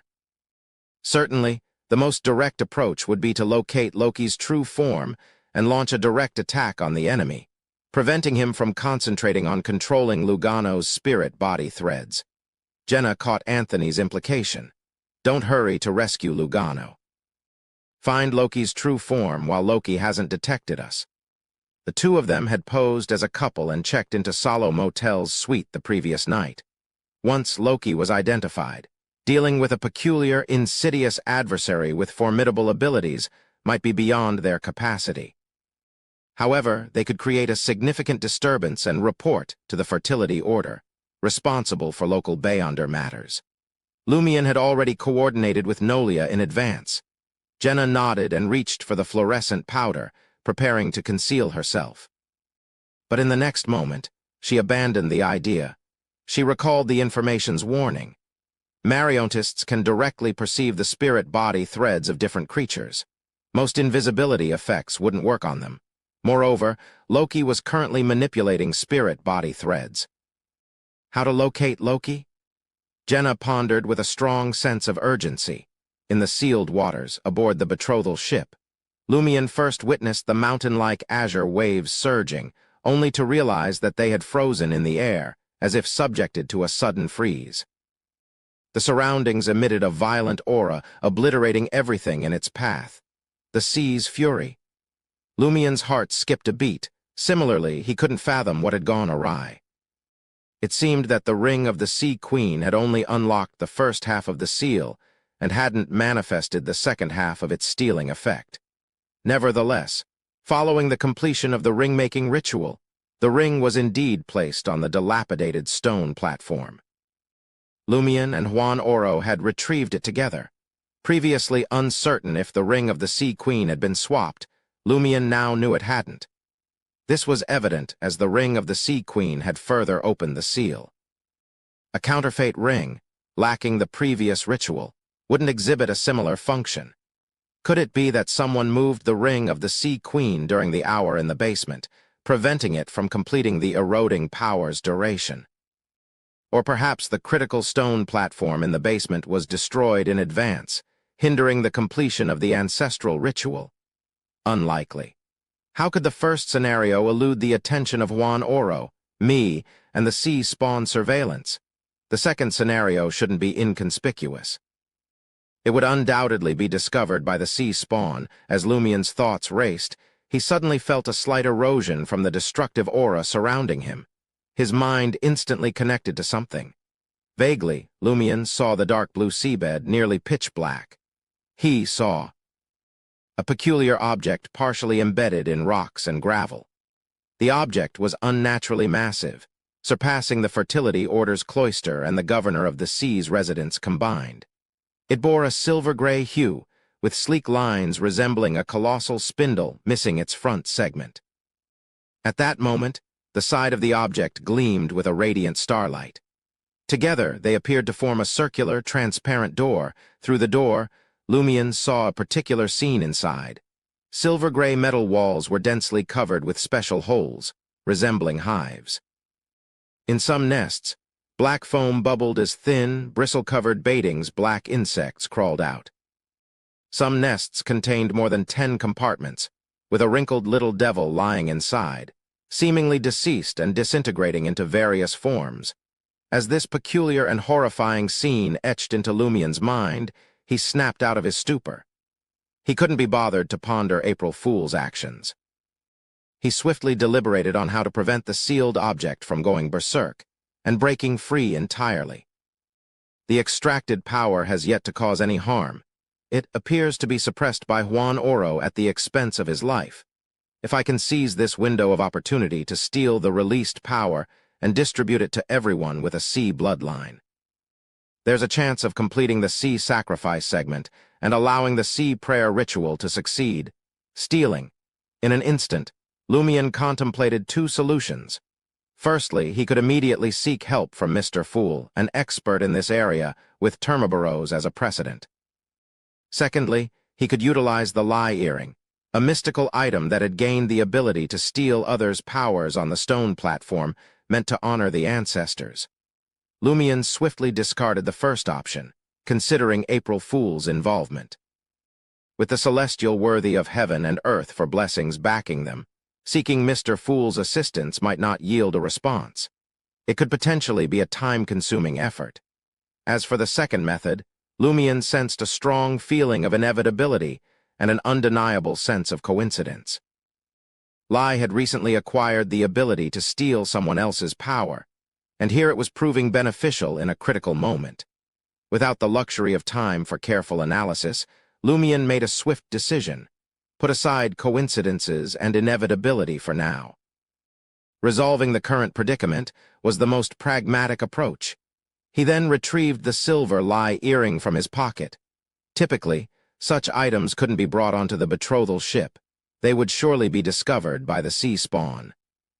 However, this time, Juan Oro had communicated with the sea spawn in advance, stating that he and his assistant intended to pose as deputy hosts and board the ship to guard against any potential mishaps. The sea spawn placed their trust in the president of the Fisheries Guild more than anyone else, while the traders were still at large. Their intelligence wasn't particularly high, and they were especially protective of the sea prayer ritual. Clutching the lie earring, Lumion extended his spirituality. He immediately perceived the surrounding starlight and sensed their presence. Lumion subconsciously extended his hand and twisted his wrist. A plethora of starlight cascaded down, rushing toward the lie earring and enveloping him. At that moment, a person materialized in front of him. She wore a black nun's uniform, her face expressing profound sorrow.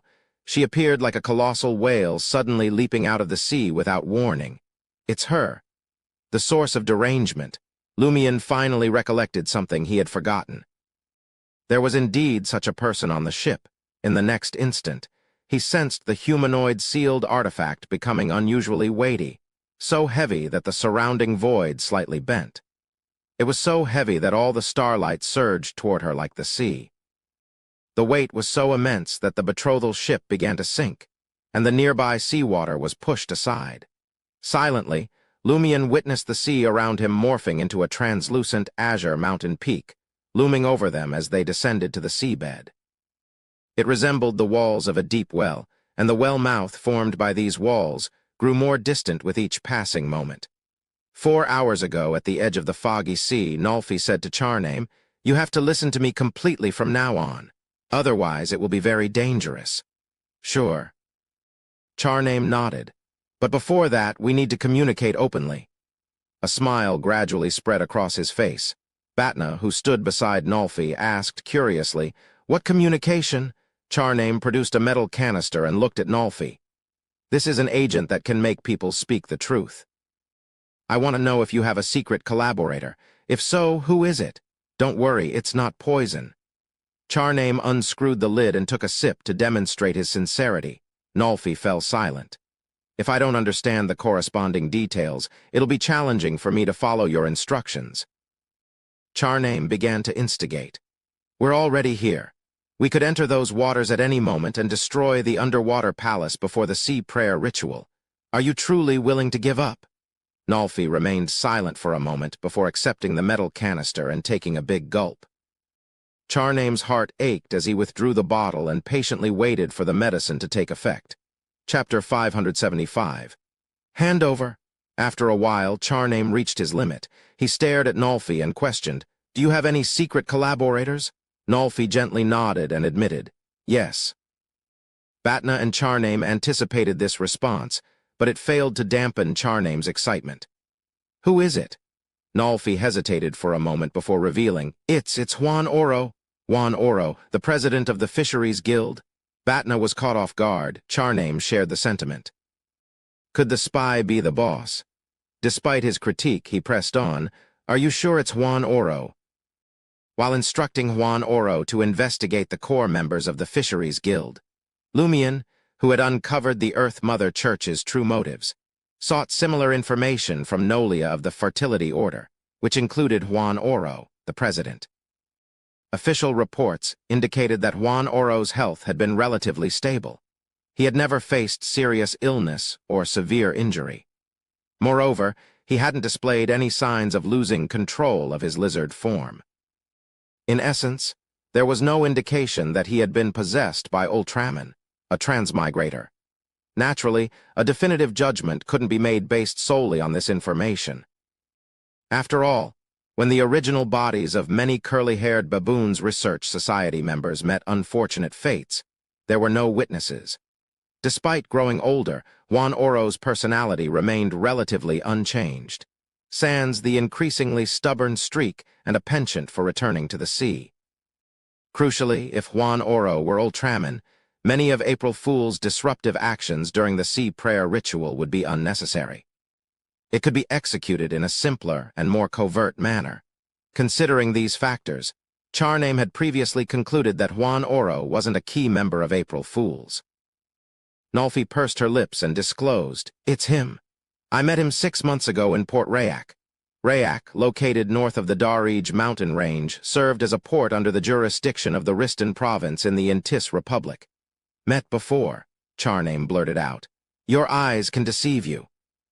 What you perceive doesn't necessarily reflect reality." Unable to hold back his desire to confide, he continued, "Just like now. The me you see isn't equivalent to the real me. The difference is quite significant. Are you suggesting that the Juan Oro I encountered was an impostor?" Nolfi expressed disbelief. "But he also demonstrated the ability to control the waves," Charname chuckled. "Many Fisheries Guild Committee members possess such abilities. What if one of them impersonated Juan Oro?" But it's too similar." Nolfi fell into self-doubt. Charname spoke casually. "Based on the intel we gathered, Juan Oro hasn't left Port Santa for nearly a decade. He's the president of the Fisheries Guild. He frequents the association daily." While this information was used to persuade Nolfi, it wasn't conclusive evidence. If Juan Oro were Ultraman, he could have enlisted Mad Lady's help to travel to Port Rayak and return in less than 2 hours. Under such circumstances, hardly anyone would notice his brief absence. Nolfi fell silent, pondering, and muttered, Then who could it be?" "How would I know?" Charname expressed his criticism. Appearing slightly awkward, he shifted the conversation. "What kind of collaboration did the impostor Juan Oro seek with you? Do you have any means to obliterate the underwater palace and put an end to the sea prayer ritual once and for all?" Nolfi's body quivered, as if grappling with an innate urge. After a brief pause, she struggled in response. "He'll help me cover my tracks and disregard my existence. He'll permit me to board a ship and infiltrate the sea sacrifice waters ahead of the governor of the sea's vessel and conceal myself. Then, as the governor of the sea unveils the ring of the Sea Queen and utters the words of the marriage proposal, I'll deliver a line. My mother imparted that passage to me. It originated from her profound connection with the palace when she received the sea's blessing. Its purpose is to trigger a self-destruct sequence within the palace." Nolfi's words flowed more effortlessly, signifying that she had given up on resisting. "Self-destruction sequence? Are you certain? Do you comprehend that language from God knows where?" Charname wore an expression of skepticism. "That's what my mother told me." Nolfi conveyed her lack of understanding of the language's meaning. Charname pressed on. "Does your mother comprehend that language?" "She doesn't, but she grasps its significance." "Can you fathom it?" "It's a form of spiritual communication." Nolfi defended her mother with determination. "Deceiving through soul-level communication isn't out of the realm of possibility. Moreover, it's always simpler to dupe the illiterate." Charname muttered his internal grievances once again. He furrowed his brow and inquired, "Did the impostor Juan Oro inform you that the sea prayer ritual failed last year?" "No. If he had, I wouldn't have chartered a boat at Port Santa." Nolfi expressed her frustration on the matter. Had she known from the beginning that last year's sea prayer ritual had faltered, she would have anticipated heightened vigilance at Port Santa this year. Those attempting to rent a boat for a sea journey would undoubtedly be on a watch list. Charname wore a perplexed expression. Wouldn't that mean the imposter Juan Oro was expecting you to be apprehended by Lotto Gairo? Half a year ago, neither April Fools nor anyone with ulterior motives in Port Santa had foreseen Lumien's arrival to investigate the sea prayer ritual. This suggested that Nolfi's original role wasn't designed to lure Lumien. It might have been part of April Fool's initial plan until they reconsidered, opting to exploit the great adventurer's investigations. Under such circumstances, letting Nolfi be captured by Lotto Gairo was evidently not a mere oversight in April Fool's plan, unless that was their intention all along. Is Nolfi being thrown into the mix to confuse the Fisheries Guild and sow suspicion among other committee members against Juan Oro? A rift between them would hinder their cooperation. But this strategy doesn't seem cunning enough. Is it an attempt to divert the Earth Mother Church's attention from this year's sea prayer ritual and redirect it towards Nolfi? Or, Franca, posing as Charname, had a guess. Or perhaps, Lotto Gairo is a member of April Fools. The moment Nolfi arrived at Port Santa and tried to rent a boat, she was apprehended. Not only does Lotto Gairo hold complete sway over this collaborator, but he also offers corresponding protection. Could it be that, when the sea prayer ritual is on the brink of commencing, he will feign a lapse in vigilance, allowing Nolfi to escape successfully and secure a boat? With this speculation in mind, the more Franca considered Lotto Gairo, the more something felt awry. Whether it was the intel provided by the Knight of Swords or information from the authorities, a consistent message emerged. Lotto Gairo had slept in separate rooms from his wife many years ago. For transmigrators, after taking over the original owner's body, their greatest apprehension was being exposed by those around them through various details. Among these people, the ones most likely to unveil their disguises were their deeply connected parents and spouses who shared the same bed. In particular, the latter were privy to many interaction habits unknown to others. In such circumstances, opting to sleep in separate rooms was evidently a form of self-protection for transmigrators. Initially, Franca had a fleeting suspicion when she came across this information, but she promptly dismissed it. Firstly, it wasn't uncommon for a middle-aged man and his wife to have separate sleeping quarters. Lotto Gairo wasn't the sole Fisheries Guild committee member to adopt this practice. Secondly, Lotto Gairo had previously been forcibly controlled by the Knight of Swords and Lumien before being subjected to truth serum. During subsequent questioning, he displayed no indications of ties to April Fools. He didn't even betray any signs of stifling laughter when discussing marrying the sea.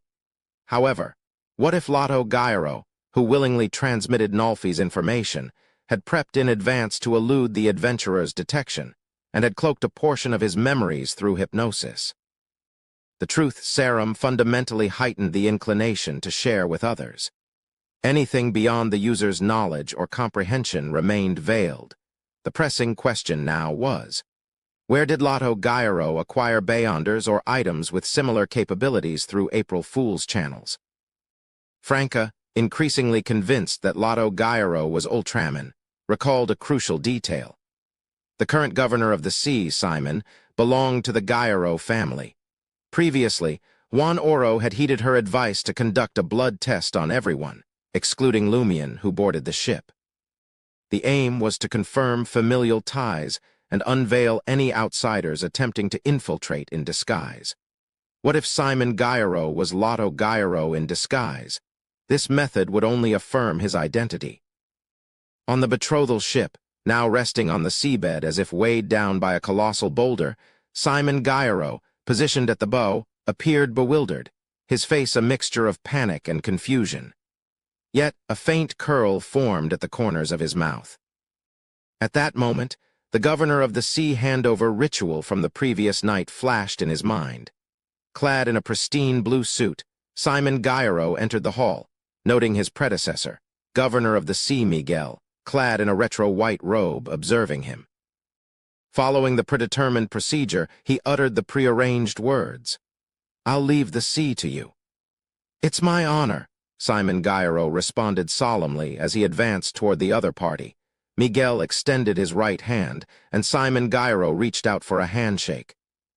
This gesture symbolized the departure of the former governor of the sea and the commencement of Simon Gairo's role as the present governor of the sea. After the handshake, they passed each other by. As they turned their gazes in opposite directions, the corners of their lips subtly curled upwards. Under the scrutiny of the numerous statues surrounding them, one advanced while the other exited the hall. Chapter 576. Palace. Having transformed into Simon through a seer pathway's sealed artifact, Lotto Gairo observed the illusory starlight surrounding them, akin to seawater caught in a vortex. It cascaded down, forming a massive funnel. The origin of this vortex was the humanoid sealed artifact they had abducted from the eternal blazing sun church. After the exposure of the curly-haired baboons research society's internal affairs and the consecutive deaths of Loki and I Know Someone, one resurrected at the cost of a precious opportunity, while the other met a permanent end. They adjusted their initial sea sacrifice plan and activated a backup strategy to counter potential interference from the research society. According to the revived Loki's warning, Hela, the society's vice president, had likely ascended to Sequence 4, reaching demigod status, and switched from the death pathway to the Evernight pathway. Depending solely on Ultraman, Bard, and Mad Lady, their intricate plans would crumble before absolute strength. Of course, they were confident if it were just Hela alone. Confidence wavered when considering President Gandalf, an enigma, and the other vice presidents, alongside the troublesome society members. Dealing with them now seemed an insurmountable challenge. Starlight surged, revealing a sorrowful woman in black nun's attire to everyone on the ship. Her presence felt magnetic, as if attempting to absorb everything around her. It was akin to an unusually heavy iron ball falling from the center of a taut fishing net, dragging objects down and pulling the surrounding net with it. In these circumstances, previously still items naturally slipped away. The most impacted was Juan Oro, with a potent sea bloodline and formidable sea power. Resisting the sea's fury, he felt a spatial inversion, as if his front and back had switched to up and down. Like a lost person above an abyss, he involuntarily fell to the bottom at an accelerated speed, where the woman in black nun's attire awaited. The deputy hosts, apart from Lumion, felt an unseen force tugging at them. Struggling, they staggered towards the humanoid sealed artifact. The sea's power within them wavered, propelling them to the surface, revealing sparkling starry scales that hinted at losing control. The maidens of the sea and the sailors on the ship struggled against the terrifying suction force, swaying on the spot. Some experienced their skin smoothing, others felt scales emerging in their flesh, and a few shifted their feet intermittently. Lumion, though relatively unscathed, exerted considerable strength to resist the relentless pull. As an ascetic, he vaguely sensed the river of fate for everyone present surging toward the humanoid sealed artifact. Future tributaries narrowed and converged, leading inevitably to one possibility: death. In that moment, Lumion grasped why the humanoid sealed artifact could use words to curse someone to death. Lotto Gairo reached out, gripping the shipboard to resist the invisible pull from the woman. His gaze scanned the people on the ship, then returned to the sea's depths. The ship descended, surrounded by a translucent wall of azure seawater. Sea creatures swam within, seemingly oblivious to the anomaly. In the distance, the spindle-shaped silver-gray object at the sea bottom, its tip embedded in rocks, came into view. Lotto Gairo suppressed any sign of a smile. He was nearing his destination. The fools from the Fisheries Guild and the oblivious Earth Mother Church might never comprehend what lay sealed at the bottom of the sea here. It wasn't a so-called palace, but a spaceship, a spacecraft that infiltrated during the Fourth Epoch. It boasted a sci-fi dimension, housing advanced technology entwined with mystical Beyonder elements, forming the core of the entire spaceship. A locator, a petri dish, a breeding box, a key component of a stargate, a place where a Beyonder object slumbered. The ring of the Sea Queen, crafted by the Sea Spawn, served as the spacecraft's key. Only when the external seal weakened annually could it activate the spacecraft's internal power, merging the two to crack the core seal. Lotto Gyro's gaze grew greedier as he stared at the faintly discernible silver-gray behemoth. His aim extended beyond temporary authority, to become the true governor of the sea and the spaceship's owner. This would grant him immense power and the ability to accomplish unimaginable feats using the spaceship. The azure sea, tinged with a hint of green, encircled the ship as if respectfully escorting them into the palace of the sea. Seeing the sea's fury interrupted by the woman's sudden appearance, making her the most perilous element, Juan Oro wasted no time deepening his connection with the sea. At that moment, he temporarily became the governor of the sea. He resisted the terrifying suction force. Abruptly, the humanoid sealed artifact departed from the ship, entering an empty darkness. Resplendent stars flickered above, below, and to her left.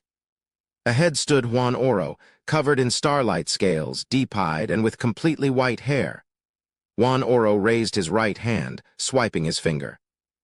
The stars plummeted with fiery tails, stirring up waves. On the betrothal ship, everyone lost the momentum to rush to the same place. However, the power they used to resist the pull couldn't be withdrawn, causing them to fall in the opposite direction. Lotto Gyro feigned a similar state, crashing into the bow of the ship. Seeing the silver-gray behemoth approaching, his heart leaped with joy. He was about to recite a phrase he didn't comprehend, but understood its purpose. It was a coded order to completely open the spaceship's door and establish an energy passageway, allowing him to enter under protection. April Fools had been established for several years. Lotto Gyro's decision to target the sea prayer ritual last year was influenced by the resolution of other voices from the governor of the sea, maidens of the sea, and certain sea spawn. This allowed them to understand the significance of the three crucial passages. "I espouse thee, O sea," was one of the passages, its true meaning being to inject energy into the created key and enter a password. Lotto Gyro was about to recite the second paragraph, which served as an order to initiate the spaceship. Initially, he and Bard planned to deceive the foolish Nolfi, tricking her into reciting the words to avoid danger. Once the spaceship activated and left these waters, the sea prayer ritual would naturally conclude. There wouldn't be any follow-up. Whether it involved self-destruction or not, it wasn't a concern for her. She had achieved her essential goal. However, the situation changed drastically, especially when the curly-haired baboons research society learned about the sea prayer ritual. Ultraman and Bard modified their plans, roping in external aid and reducing Nolfi's role. Eventually, she became bait to lead troublemakers, represented by Lumion Lee and Hidden Blade.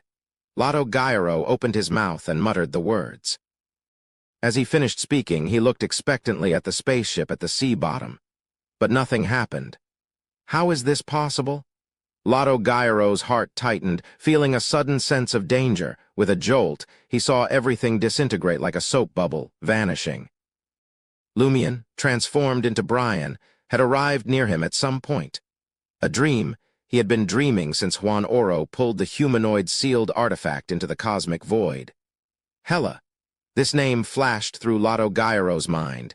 He had paid attention to whether there were other ships lurking around. As these thoughts raced through his mind, formless hands appeared around Lotto Gyro, pushing Lumion away. Then he saw a sailboat, clearly abandoned by time, outlined in the cavity surrounded by seawater beside the betrothal ship. Shadows clung to its canvas, and corpses stood on the observatory. The deck was littered with decaying or boneless undead creatures. At the bow of the ship, a woman dressed as a Black Widow stood silently. Hela. Less than 4 hours ago, Franca, posing as Charname, signaled Nolfi and Batna to wait for further arrangements. Returning to the cabin, she entered the captain's cabin and addressed Hela, standing by the window. "I've roughly guessed who Ultraman is, but I can't be sure." "I guessed as much," Hela replied, having overheard Franca and Nolfi's conversation. Franca gritted her teeth and said, "If it's really Lotto Gyro, there will definitely be variables on the ship. I have to quickly summon Lumion's messenger and inform him of our guess. Let's wait a little longer and time it well." We'll send the message when the deputy hosts leave the governor of the sea's residence but prior to boarding the ship, Hela advised. Franca confirmed succinctly. Got it.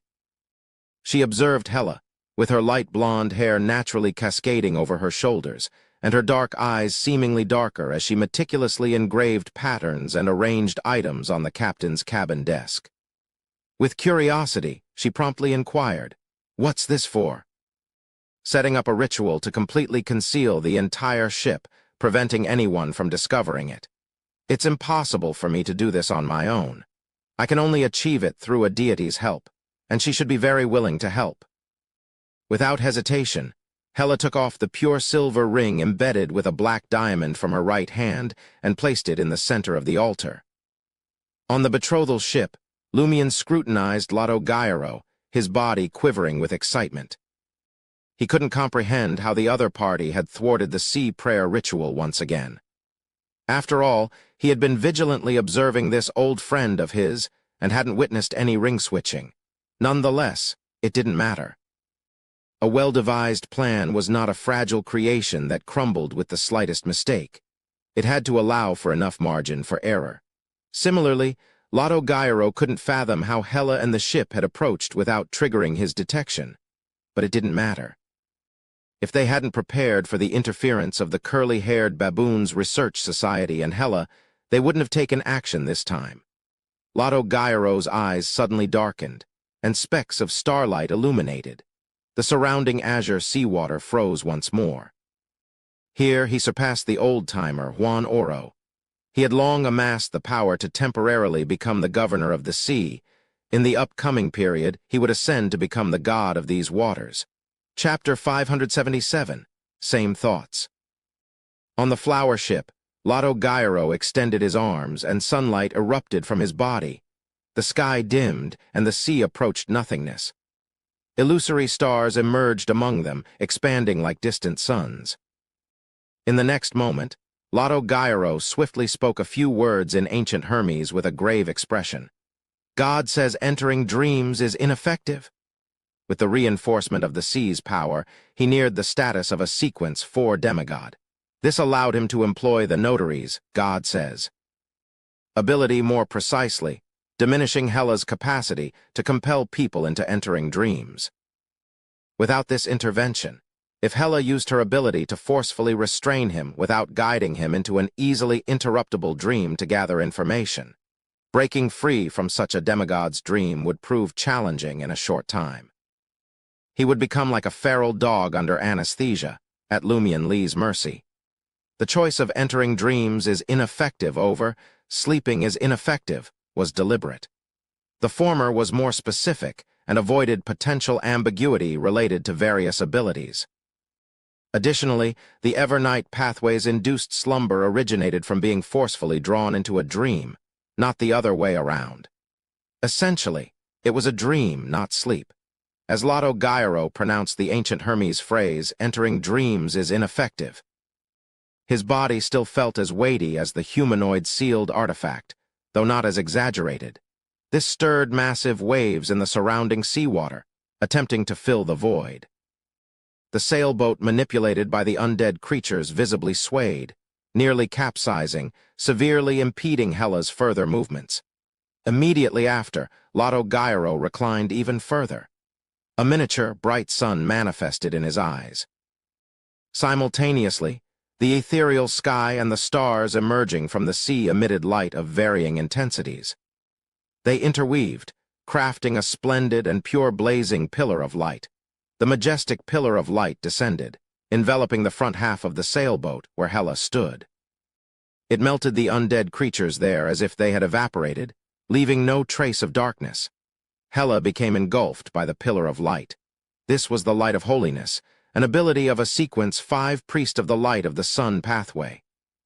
Despite not consuming a corresponding Sequence 4 potion and lacking demigod-level abilities after becoming the temporary governor of the sea, Lotto Gyro could elevate his acquired abilities to near Sequence 4. Moreover, the light of holiness had undergone a mutation. It no longer emanated from a single sun. All the stars in the cosmic void contributed to its power. coupled with the uniqueness of these waters, while not as potent as the sequence 4 flaring sun of this pathway in purifying and destroying impure entities. Its attack range and area of influence had significantly expanded. Having transmigrated into a child of the sea and possessing substantial boons, Lotto Gyro had carefully considered the Sun Pathway potion, believing it posed no risks and might integrate with his bloodline and original abilities, bringing about remarkable changes. The outcome aligned with his expectations. Suddenly, Lotto Gyro pivoted. In the space behind him, Lumien's figure swiftly materialized. He intended to exploit Lotto Gyro's engagement with Hela to teleport closer, followed by a spell of harumph. Gone from his eyes was any suppressed violence or madness. There was no fear whatsoever, as if he didn't concern himself with the consequences of failing to assail the governor of the sea at close range. In Lotto Gyro's dark and profound eyes, resplendent stars reflected. Before Lumien could utter the harumph, he plunged into the void, disappearing beneath the vast and distant cosmos. Lotto Gyro withdrew his gaze and focused on the sailboat illuminated by the residual light. He found an adversary like Lumien Li repulsive.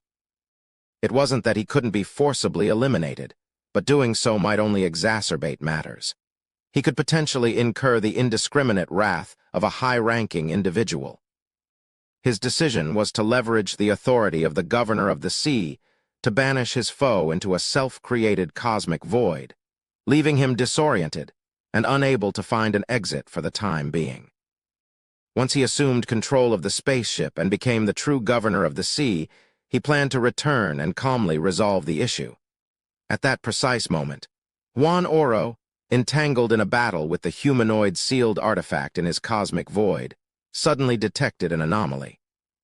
His strength rapidly waned, and his dominion over the sea gradually diminished. It seemed like his temporary authority as governor of the sea was being usurped. In the blink of an eye, the tidal wave capable of shattering ships vanished from the cosmic void, followed by the illusory cosmos itself. Juan Oro reappeared on the ship once more and saw the azure sea around him, towering like a mountain peak. He saw Simon Gyro closely linked to the sea. "It's you!"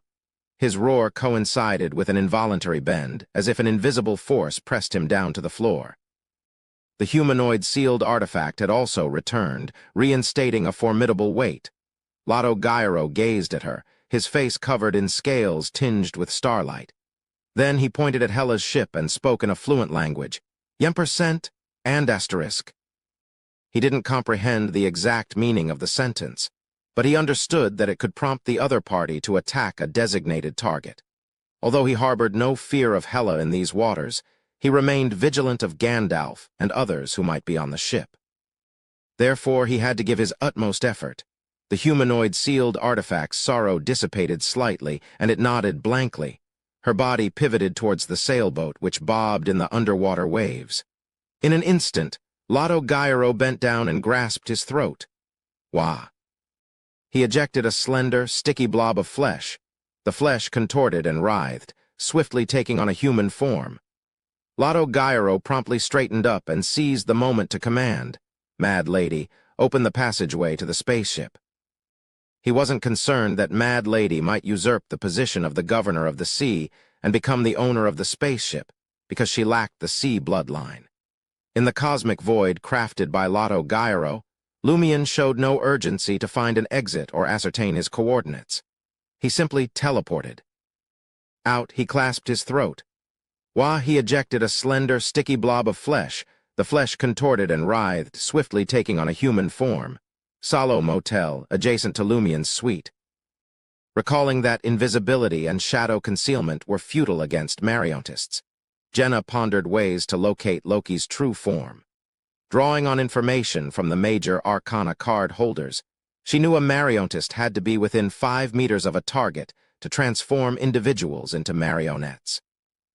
In other words, Loki was undoubtedly within a 5-meter radius of Lugano. Damn it, it's all walls. My sight is blocked. Otherwise, spotting Loki would be easier. At this hour, most guests are away, celebrating the sea prayer ritual walls. If there are no walls, an idea struck Jenna. She glanced at Anthony and blurted out, "Did you bring enough money?" "What money?" In a rare instance, Anthony couldn't decipher Jenna's true thoughts. Only then did Jenna realize her words had been too abrupt. Money to compensate the motel owner. "I plan to blow up the opposite side, diagonally opposite, and the rooms below. We confirmed they're empty. If anyone's there, it's Loki or his marionette. I'll place the detonators here. They affect rooms within a 7-meter radius. Lugano will likely be injured, but with the lady as a shield and being a doctor, he can handle it." "Right, the explosion will attract the Fertility Order's combat nuns." Jenna's train of thought gradually flowed smoothly as she spoke. "Are you a hunter or a demoness?" "Have you been influenced by Lumion?" Anthony mused inwardly. "Do it. Time is running out. Lumion will cover the compensation. He's loaded." Jenna hurriedly searched her backpack for detonators. Simultaneously, she noticed Anthony setting up a simple altar. Her heart stirred as she asked, "Do you wish to contact Madam Justice, Madam Judgment, or Madam Magician?" "Either one works," Anthony said seriously as he prepared for the ritual. Although Madam Magician won't appear until the end to prevent Loki and his backer from noticing, she mentioned that at least 2 major arcana cards will arrive early and provide assistance at critical moments. "Got it." Jenna had been uncertain about when to reach out for help and inform their major arcana cardholders, so she had been contemplating handling it herself. Given Anthony's readiness to risk the disapproval of the major arcana cardholders, Jenna was naturally inclined to opt for the safest choice. As Jenna stacked the detonators and other explosives near the adjacent door, Anthony Reed erected a spiritual barrier and summoned Madam Magician's messenger, briefing her on Loki's appearance. Then he swiftly took cover in the bathroom attached to the master bedroom, about 6 to 7 meters away from the impending explosion. Boom! A fierce explosion tore through the 5th floor of Sauron Motel. Glass shattered, debris scattered, and crimson flames engulfed the surroundings. Chapter 578, Marionettes. Amidst the thunderous explosion, the partition separating the 2 suites and the one facing the corridor crumbled simultaneously, wreaking havoc on nearby furniture, the ceiling above, the floor beneath their feet, and the rooms opposite, swiftly enveloping them in a surging inferno. Jenna hadn't utilized all the explosives. Otherwise, the entire 5th and 4th floors of Salo Motel would have collapsed in unison. Nevertheless, a section of the roof gave way, and the floor was strewn in chaos. The epicenter of the blast unveiled the room below. As the walls of the adjacent room succumbed to the onslaught, the bricks and wood propelled by the shockwave slammed into Georgia, causing her back to buckle, and her head to split open, unleashing a flow of vivid red blood. Lugano snapped out of his intermittent thoughts and bodily stiffness, regaining his composure. Subsequently, he experienced searing pain as the violent shockwave, mixed with flames and debris, hurled him through the air. Had it not been for Georgia shielding him, and with his robust planter's physique, he likely would have faced severe injuries, teetering on the brink of death. Limbs could have been severed, or vital points struck. Despite this, he ended up a battered mess, with a few bones broken, nearly succumbing to unconsciousness. Ludwig had sought refuge under the dining table at some point, along with his food. With the advantage of distance and the makeshift shield, he only bore the impact of the collapsed table. Simultaneously, Jenna and Anthony burst out of the master bedroom washroom in their suite, their gazes fixed on the adjacent rooms where walls had crumbled, filling the air with swirling dust. They vaguely discerned a figure. The figure, bearing a striking resemblance to Rubio Paco, stood beside the upturned recliner. "Loki?" Jenna wasted no time. She condensed a dark, illusory flame and sent it hurtling towards her target. Behind her, Anthony Reed's eyes took on a golden tint, pupils dilating. He was poised to lock onto Loki, ready to unleash frenzy. A technique that would plunge Loki into an emotionally and psychologically triggered state, rendering him incapable of rational thought and effective response. Just as Anthony and Jenna prepared to strike, their vision darkened and Loki vanished. They found themselves in a void, no blue sky or white clouds above, no solid ground below, just darkness embellished with a myriad of stars. Cosmic void. This semi-real, semi-false illusion was a creation achievable by a child of the sea at a certain level. In the void, Jenna and Anthony beheld a widowed woman in a black bonnet with subtle wrinkles in front of them.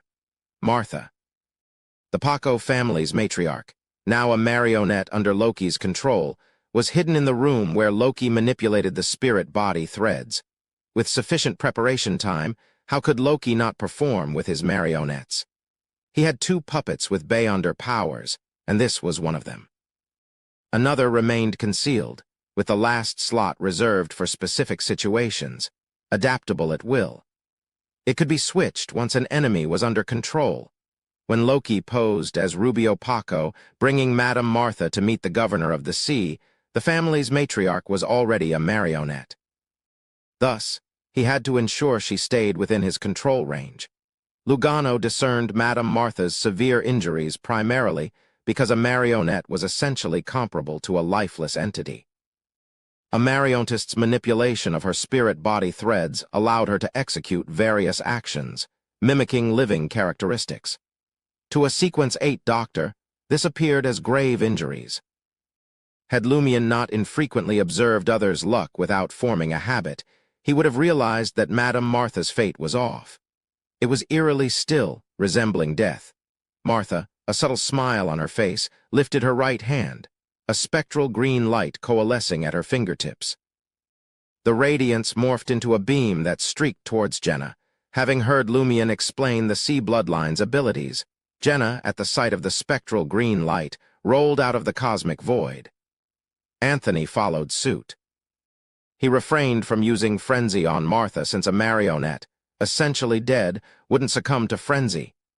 In the next moment, they both felt a weightiness, plummeting swiftly through the empty cosmos. They experienced the weightlessness Franca occasionally mentioned. In the blink of an eye, Jenna and Anthony landed on the ground and steadied themselves, yet Martha was nowhere to be seen. The empty cosmos was shattering inch by inch. They were still in Salo Motel, but they had descended from the 5th floor to the 4th. This was because the mid to low-level cosmic void resembled more of an illusion. There would be a barrier akin to a wall of spirituality around them. After falling into it, their bodies remained in reality. As they rolled and dodged, Martha nudged them forcefully with her formless power, causing them to plunge into the floor cavity created by the explosives. Jenna didn't hesitate. She sprinted up the wall, seized a crack, and flipped back to the 5th floor where the explosion had occurred.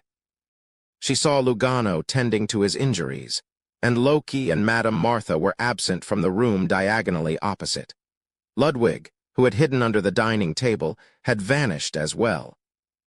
On Aquina Street, amid a lively folk celebration, Loki, having transformed into an inconspicuous passerby, carried Ludwig, who had fallen asleep, through the crowd. His other marionette, a sole assurer of the Evernight pathway, stayed concealed on the opposite side of Lumion's suite, ready to exert influence on the target. Initially, Loki had dispatched his temporary marionette, Georgia, to handle Lugano. He had manipulated the doctor's spirit-body threads, but refrained from deploying his more potent marionettes. It wasn't due to fear of alerting Ludwig, but rather a concern that an unseen adversary might be lurking in the shadows.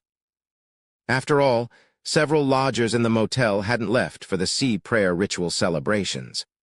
A couple had returned before lunchtime next door, almost synchronizing with the target. Moreover, a marionetist's advancement ritual demanded a grand performance, a splendid and profound drama. Silent, unnoticed assassinations lacking a sufficient audience failed to meet the requirements. Therefore, Loki intentionally singled out Lugano first. If there were no other foes lurking, it was akin to switching marionettes. If there were, he could draw them all to him and clandestinely manipulate the target with the other marionette nearby. Aware that it was a sealed demigod, Loki knew its strength might be limited, but its essence remained unchanged. It was impervious to many influences. However, he believed the Evernight pathway's forced sleep would still be effective.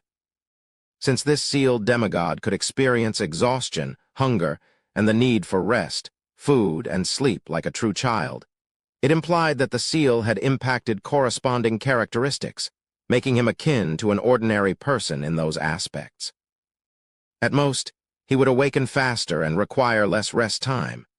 A few seconds would be ample time for Loki to relocate and conceal himself with the target, before attempting to manipulate the other party's spirit-body threads. His two marionettes would act independently, confusing both enemies and the Earth Mother Church clergymen rushing over.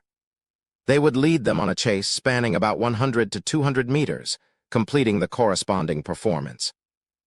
As the time approached, the enemies would pinpoint his hiding spot through the marionette's trajectory, joyfully anticipating an encounter.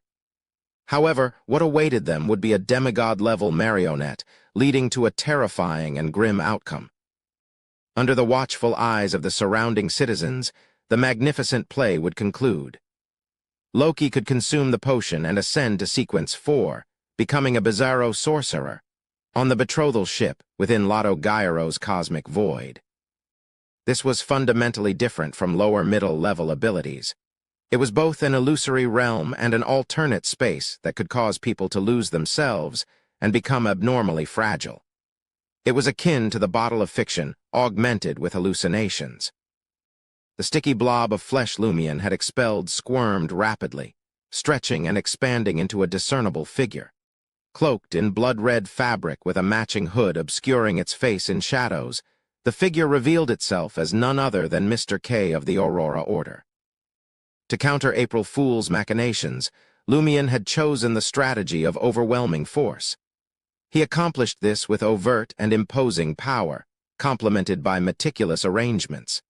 This plan allowed for a fair margin of error. Even if Lumion made a miscalculation, as long as April Fools didn't have angel-level helpers or 3 or more saints, he could salvage the situation by retaining at least 1 or 2 key members. To enhance their odds, Franca extended invitations to Hela and Gandalf. The Fertility Order also notified the higher-ups, ensuring the presence of a saint overseeing Port Santa during the Sea Prayer ritual. The Tarot Club had 2 major Arcana card holders positioned nearby. When April Fool's key members felt secure, Madam Magician, the Angel of Stars, would cross a long distance and descend as they prepared to depart, for extra precaution. Lumion utilized Mr. Katak's finger to get him to Port Santa.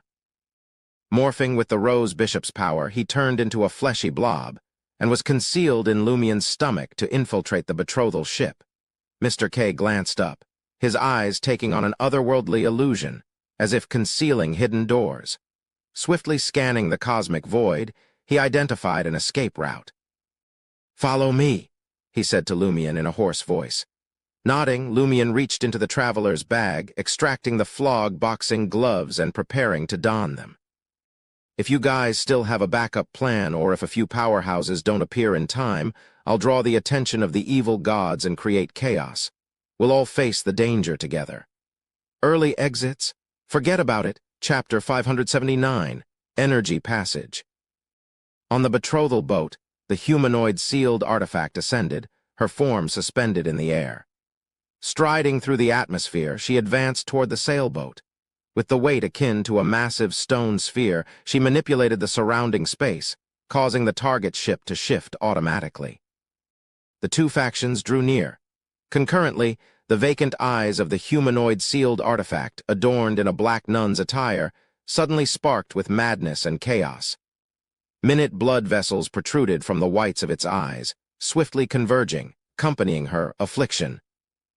The maidens of the sea, deputy hosts, and sailors on the betrothal ship, unaware of what transpired, stood motionless. Their expressions blank, eyes vacant, they succumbed to the same state as the humanoid sealed artifact. In that moment, within the lingering light of holiness on the sailboat, which had traversed the void and approached the origin of derangement, a light abruptly vanished, swallowed by the profound darkness. In the darkness, a tranquil voice resonated, as if reciting a beautiful poem. The expression of the humanoid sealed artifact softened significantly. The chaos and madness in her eyes dissipated, and her steps slowed. The other individuals on the betrothal ship also entered a state of tranquility and drowsiness. Juan Oro felt the intangible force suppressing his body instantly dissipate. Straightening up abruptly, he glared angrily at Simon Gyro, positioned at the bow of the ship. The president of the Fisheries Guild had a rough idea of the other party's identity. After all, not many comprehended the entire sea prayer ritual and knew the intricacies of the ring of the Sea Queen. Combined with the fact that he hailed from the same family as Simon Gyro, there was only one answer. Lotto Gyro, you traitor. Even the distant chanting from the darkness couldn't pacify Juan Oro's anger. Although no longer the temporary governor of the sea, he still possessed considerable strength and could be deemed formidable at sea. Splash. The seawater at the bottom of the betrothal ship surged, part of it threatening to hurl everyone back to the surface, while others formed into towering peaks and crashed down on Lotto Gyro, masquerading as Simon Gyro. Lotto abruptly pivoted, fixing his gaze on Juan Oro. The azure peak, poised to strike him, froze in midair, its descent arrested.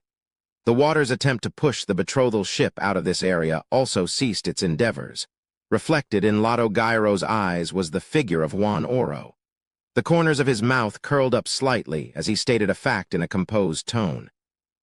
I am now the governor of the sea. Your abilities, especially those affecting these waters, are completely suppressed by me. They are useless.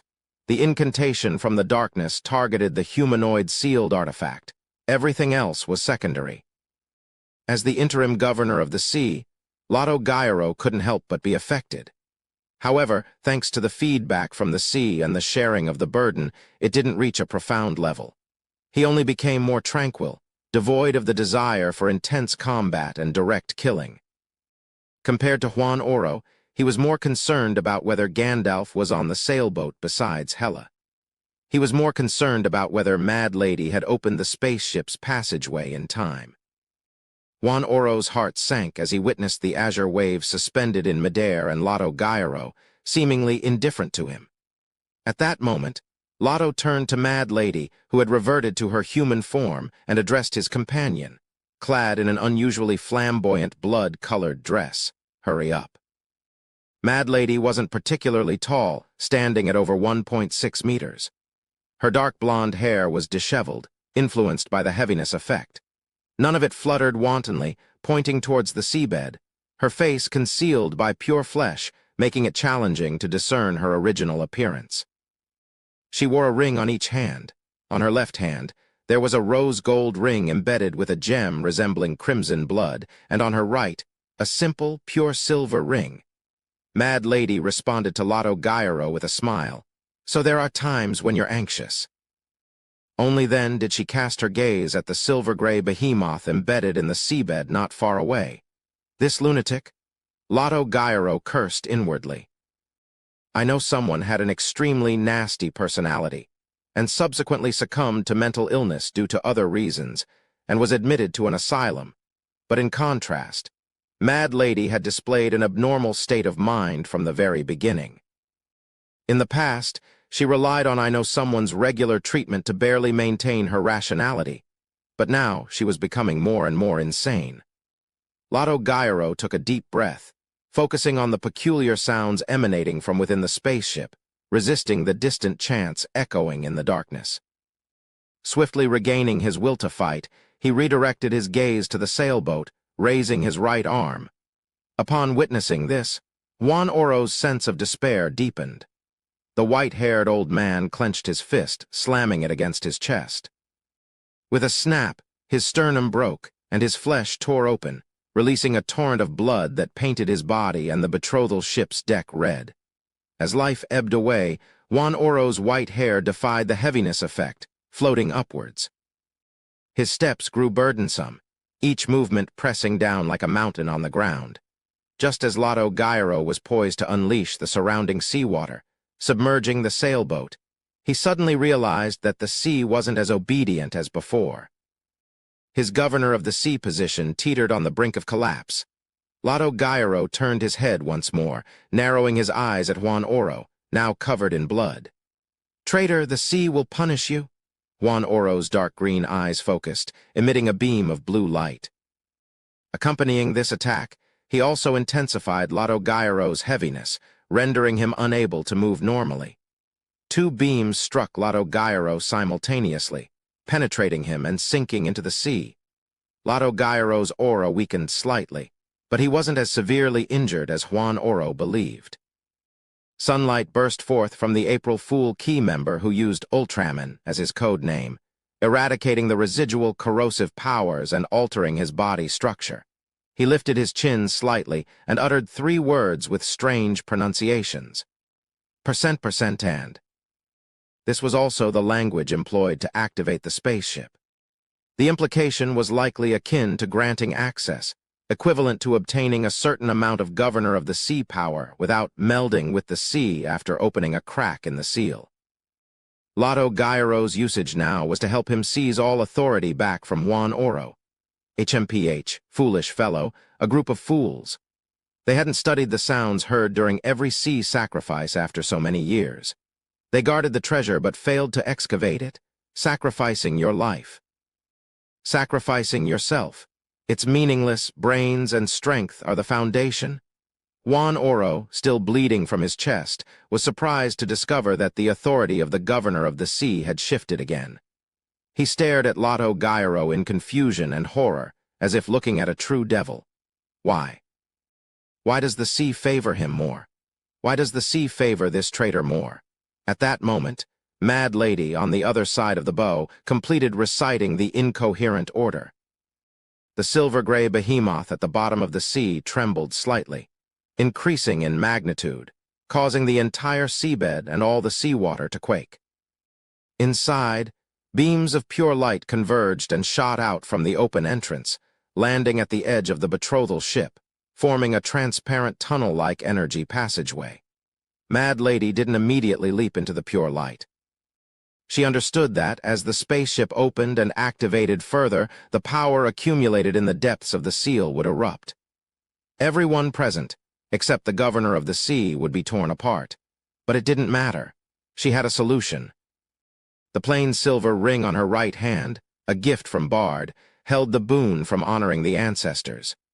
It could steal that power and distribute it, sharing the burden with all the children of the sea in Port Santa. Of course, those present would receive more. Whether they could endure it or not depended on fate. When the moment arrived, the Fisheries Guild members would believe the sea prayer ritual had succeeded, celebrating with joy. Little did they know that their sea had been stolen. The irony delighted Mad Lady. Just as she was about to use the ring, a strong sense of danger premonition hit her. In a flash, her figure vanished, reappearing a few steps away. A shadow rose from the deck where she had stood, but it failed to envelop her. Mad Lady then spotted Mr. K, draped in a blood-colored cloak and hood, and Lumion Lee, wearing the lie earring but yet to revert to his original appearance. Port Santa, Governor of the Sea's residence. Bard stood by the window, gazing at the weeds outside. Silently calculating the time, he waited for the sea prayer ritual to progress. If the sea's boon arrived with a delay and cheers erupted from Milo Village, he would openly leave this place, abandoning those who had been deceived. When the moment arrived, anyone attempting to stop him would be torn apart by the power of the sea. In the absence of a delayed collective boon, but with the sky and sea undergoing ominous changes, as if a catastrophe had struck, Bard could wait for the spaceship or Mad Lady to pick him up. Of course, he wouldn't wait indefinitely. If there were no further developments from the sea prayer ritual within 10 minutes, he would use his abilities to forcefully exit, shift positions, and conceal himself. The early-stage abilities of the Marauder pathway weren't formidable. Bard had developed the habit of remaining vigilant as he advanced step by step. As the weeds swayed in the bright sunlight and mild wind, Bard suddenly heard faint footsteps. The sound emanated from the corridor outside, so subtle that it seemed almost like an illusion. Chapter 580. Theft. Bard pivoted on his heels, fixing his eyes on the door. A moment lingered in silence, but no one rapped against the wooden barrier. The once present soft footsteps in the corridor had now faded into nothingness. As a seasoned Beyonder, Bard dismissed the notion of hallucination. Returning to the servant's bed, he grabbed the backpack containing the spoils of the year, feigning an escape from the governor of the sea's residence before confirming the outcome of the sea prayer ritual. Such precautions were only sensible. Not everyone placed full trust in Juan Oro's promises. Bard slung the backpack over his shoulder and slyly opened the window, aiming to slip into the weeds below. Suddenly, a figure, standing over a meter tall, emerged from the shadows in the corner. Its disproportionately large head and wrinkled face identified it as one of the little devils from the sea spawn. The little devil gestured for Bard to close the glass window. Just a bunch of creatures with low icks, Bard thought, mocking them inwardly. Despite generations, they have yet to master Highlander and can only barely communicate like dogs. Maintaining a timid expression, Bard closed the window. Having tested the waters, he had a rough idea of where the sea spawn responsible for monitoring him were hiding. None of them appeared to have any connection to the soft footsteps echoing in the corridor, nor did they seem aware of them. On the betrothal boat, Mad Lady, draped in a blood-colored dress with a portion of her face showing pure flesh and blood, instantly vanished upon spotting Mr. K and Lumion. She swiftly changed her position. Simultaneously, a figure materialized behind and to her side. Lumion and Mr. K, employing their teleportation abilities, they blocked Mad Lady. After Mad Lady shifted to the opposite side of the deck, the corners of her mouth, made of pure flesh and blood, curled up. Her grayish-green eyes gleamed with anticipation and excitement. Come and attack me. Chase me. This way, no one will use the item that honored the ancestors to steal the deep power about to erupt. Let's see who reacts the fastest and teleports out of these waters when the time comes. For those unable to escape in time, they would undoubtedly be torn to pieces by the violent power, much like the fate that befell others on the ship. As these thoughts raced through her mind, Mad Lady swiftly turned transparent, evading Lumion's crimson near-white fireballs and Mr. K's light green wind blades. Amidst the rumbling explosion, Ultraman Lotto Gyro was equally infuriated by Mad Lady's actions. If he were still the temporary and complete governor of the sea, he wouldn't fear the impact of the potent power in the spaceship. He hadn't intended to release Mad Lady and use Bard's silver ring. However, the situation had changed. Juan Oro, burning his life and sacrificing flesh and blood, had contested him for the authority of the governor of the sea. In this state, Ultraman couldn't be certain if he was fully protected or if he would suffer some level of damage. Furthermore, not being a true demigod, he wasn't sure if he could withstand such a blow, one that left him only injured. He couldn't help but urge Mad Lady with his eyes, but his companion was teleporting and didn't have time to meet his gaze. The humanoid sealed artifact remained immersed in distant chanting in the darkness, oblivious to the impending sea's fury. In the blink of an eye, corporeal starlight surged from the silver-gray behemoth at the bottom of the sea. It followed the condensed energy passageway and struck the betrothal ship with a tsunami-like sound, aiming to devour everything around it. Here it comes. Mad Lady eagerly prepared for her extreme escape. Confronted with the immense wave of starlight, Lumion's initial reaction was, why is there another sea's fury? Relying on his combat instincts, he immediately extended his spirituality to the lie earring on his left ear, activating the high-level stealing power attached to the mystical item. The starlight in his eyes took on a more tangible form, as if it had materialized. Lumion's raised left hand subtly twisted his wrist. The starlight surging from the silver-gray behemoth changed its course, rushing towards Lumion in waves, engulfing the sky and the sea. This was even more terrifying than the previous sea's rage. At that moment, Lumion felt as if an apocalypse had descended.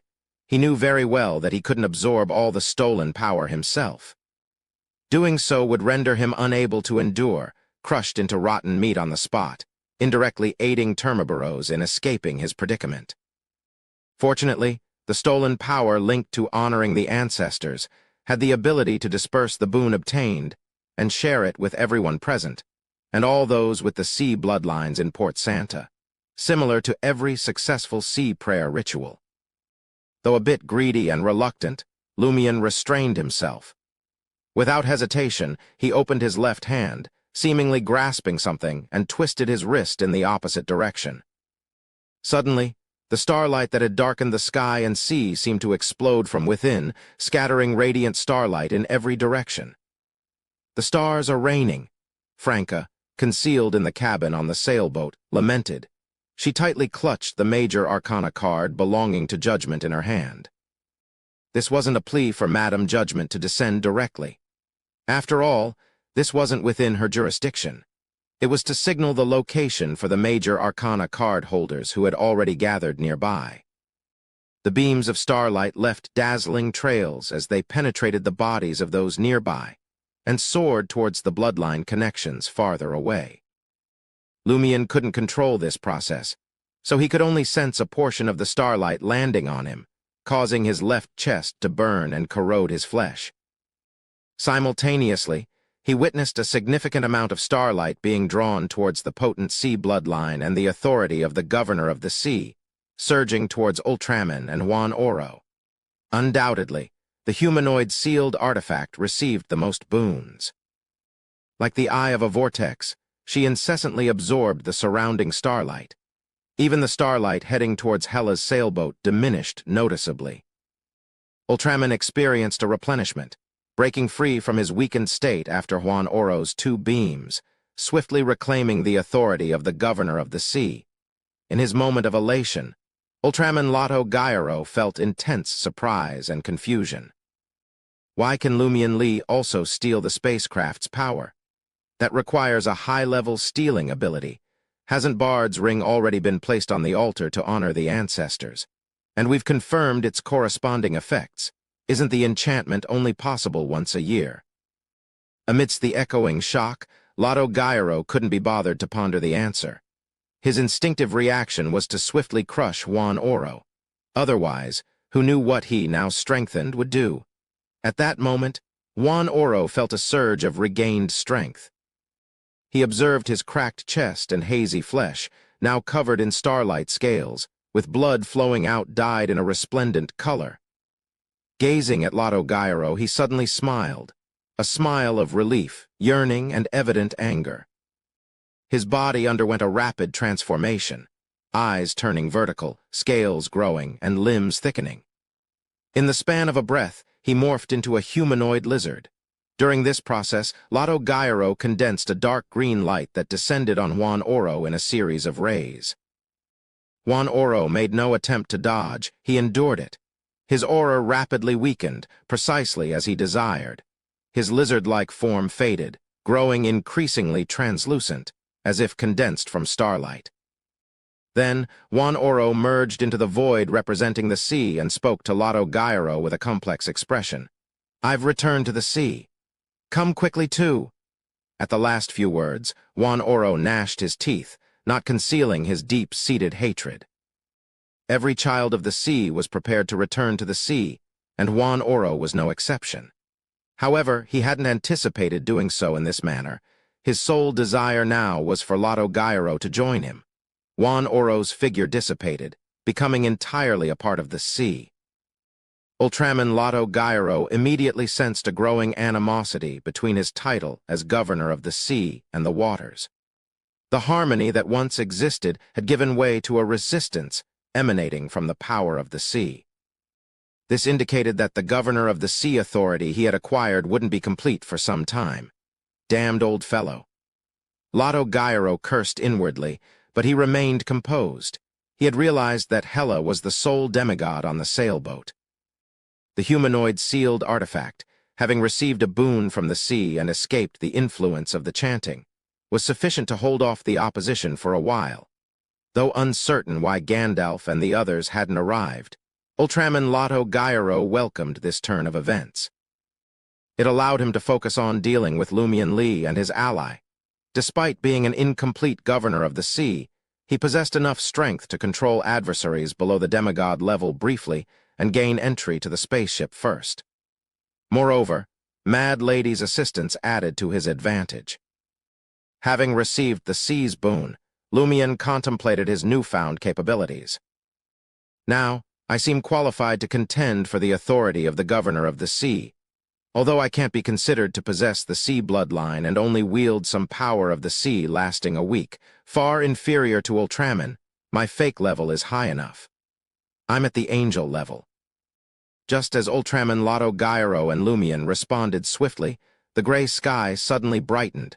Thick bluish-green vines descended, shrouding the two ships and the surrounding area in torrential rain.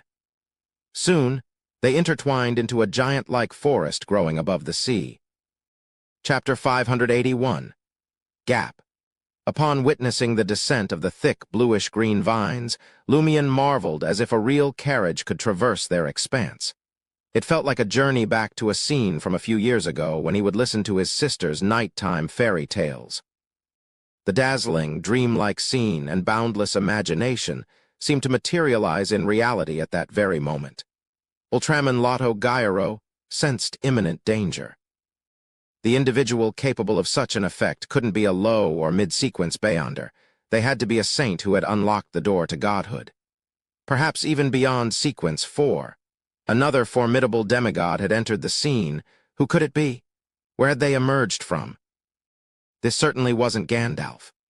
While others might be unaware, Loki had thoroughly investigated the president of the curly-haired baboons research society, discovering he was a Beyonder of the warrior pathway, a warrior who had a penchant for research and mysticism.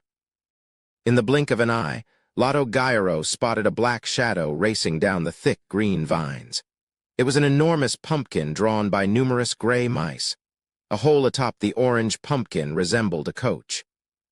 Within, a vaguely discernible woman sat, adorned in a purple robe with crystalline heels adorning her feet. A pumpkin coach, mice-drawn carriage, crystal heels. What the fuck is that? Who could it be? Lotto Gyro's pupils dilated, and he couldn't help but inwardly curse with the same words he used most frequently before transmigration. Isn't that Cinderella? Did Roselle actually pen this fairy tale? Why hadn't it gained traction, remaining unknown to most?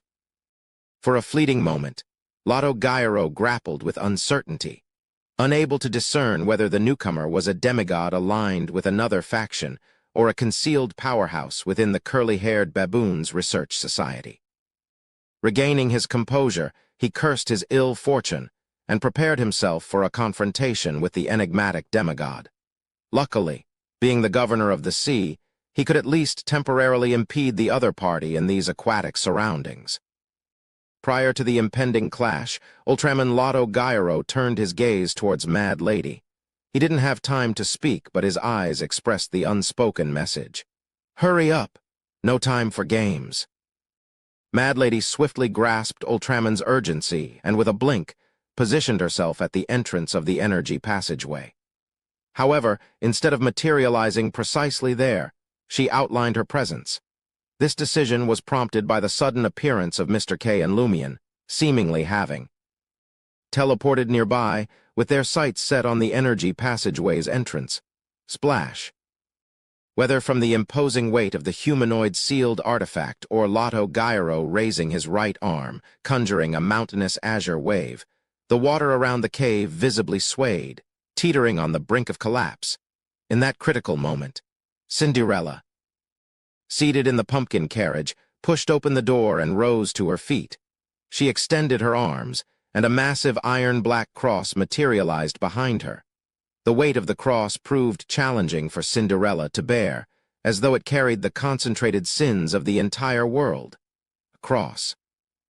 Ultraman Lotto Gyro was caught off guard as an empty room materialized before him. Within the room, candlelight flickered, revealing a long table adorned with flesh and blood on either side of the table, 3 obscure figures hunched over, gnawing and feasting on a gruesome banquet. Abruptly, the 3 figures turned their heads, fixing their gaze upon Lotto Gyro. He stood frozen, as if their gazes had penetrated his deepest secrets, dismantling them into the essential components of spirit and flesh. A chilling sensation surged from the depths of Lotto Gyro's heart, immediately alerting him to an intense and terrifying malice. However, the source of this malevolence wasn't the newly arrived demigod, but the silver-gray behemoth trapped at the sea's bottom. The very spaceship Lotto Gyro sought to obtain harbored ill intentions towards him. In the blink of an eye, the silver-gray behemoth retracted its authority. Lotto Gyro's status as the governor of the sea plummeted. Despite gaining a new boon, he couldn't ascend to the demigod level. The spaceship had betrayed him. This treachery was a result of the spell Cinderella had just unleashed, the Feast of Betrayal. Its purpose was to temporarily awaken or bestow intelligence on a target item, compelling it to commit an act of betrayal. Lotto Gyro had seamlessly melded with the surrounding waters, harnessing the authority of the governor of the sea on a temporary basis. The spaceship now stood as an entity he had yet to fully master. Objects beyond his full control were prime candidates for betrayal. Cinderella astutely sensed this vulnerability, initiating the Feast of Betrayal from the outset. Simultaneously, the sealed environment provided the perfect conditions for her to unleash this magic, an act she might not dare attempt elsewhere. In that moment, surprise and fear flooded Lotto Gyro. It felt as though a frigid cascade had drenched him, sending shivers through his entire being. Since merging with the sea and gaining the governor of the sea's authority, Lotto Gyro had believed that ordinary Sequence 4 or even Sequence 3 demigods, commonly referred to as saints, couldn't swiftly overpower him in this realm. This belief created a sense of parity, but it hinged on him remaining within the waters to fully unleash his strength. Yet, Cinderella's mere magic stripped him of the governor of the sea's authority, relegating him to Sequence 5. Without godhood, mastery over the sea slipped from his grasp. Despite being a dual Sequence 5 of a potion and boon system with numerous unique abilities, Lotto Gyro harbored doubts about facing a genuine demigod. A demigod temporarily shaped from an item proves fragile in the face of a true demigod. So brittle that, once targeted, they wouldn't endure even a breath. Lotto Gyro grappled with the stark realization of the fragility of a true demigod and sank into deep regret and despair. At that moment, the silver-gray behemoth trembled violently, causing the energy passageway at the entrance to flicker, and cast its luminance upon Lotto Gyro. With a whoosh, Lotto Gyro found himself hurtling uncontrollably into the spaceship through the pure energy conduit. This was a facet of the spaceship's calculated betrayal, aiming to turn the recent authority holder into a mere nutritive substrate within a petri dish. Lotto Gyro was initially startled, but soon a wave of joy washed over him. An opportunity had presented itself. It allowed him to infiltrate the spaceship, wrest control, and set it in motion. A chance to escape. His misfortune and despair had suddenly transformed into this golden opportunity. Observing the unfolding scene, Lumion wasted no time. He employed Spirit World Traversal once more, reaching the entrance of the energy passageway. Stepping in, he soared into the silver-gray behemoth. Mad Lady trailed closely behind, and Mr. K didn't intervene. Instead, he followed suit. Milo Village, governor of the sea's residence. Bard, strategizing an escape plan, was abruptly interrupted by cheers. Cheers! Bard's heart stirred, prompting him to dash out of the servants' room towards the nearest glass window overlooking the dock. There, he observed the gathered villagers. Not a single sea spawn hindered the former governor of the sea during this process. Many villagers raised their hands, seemingly welcoming the waves. As they praised the sea, an almost invisible glow descended, dispersing like water to different individuals. The nearby children joyfully shouted, "The sea prayer ritual has succeeded! The sea prayer ritual has succeeded!" "That's right, it has succeeded." Bard smiled. "From the looks of it, Ultraman and Mad Lady have succeeded." The April Fool's Key member adjusted the collar of his crisp white shirt and hoisted a brown backpack onto his shoulders.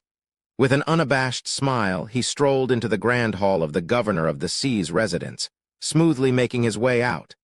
This time, he encountered no resistance. The guards stationed at the entrance knelt on the ground, expressing gratitude to the sea for its boon. Bard took a detour to the docks, reveling in the genuine joy and praise for the sea.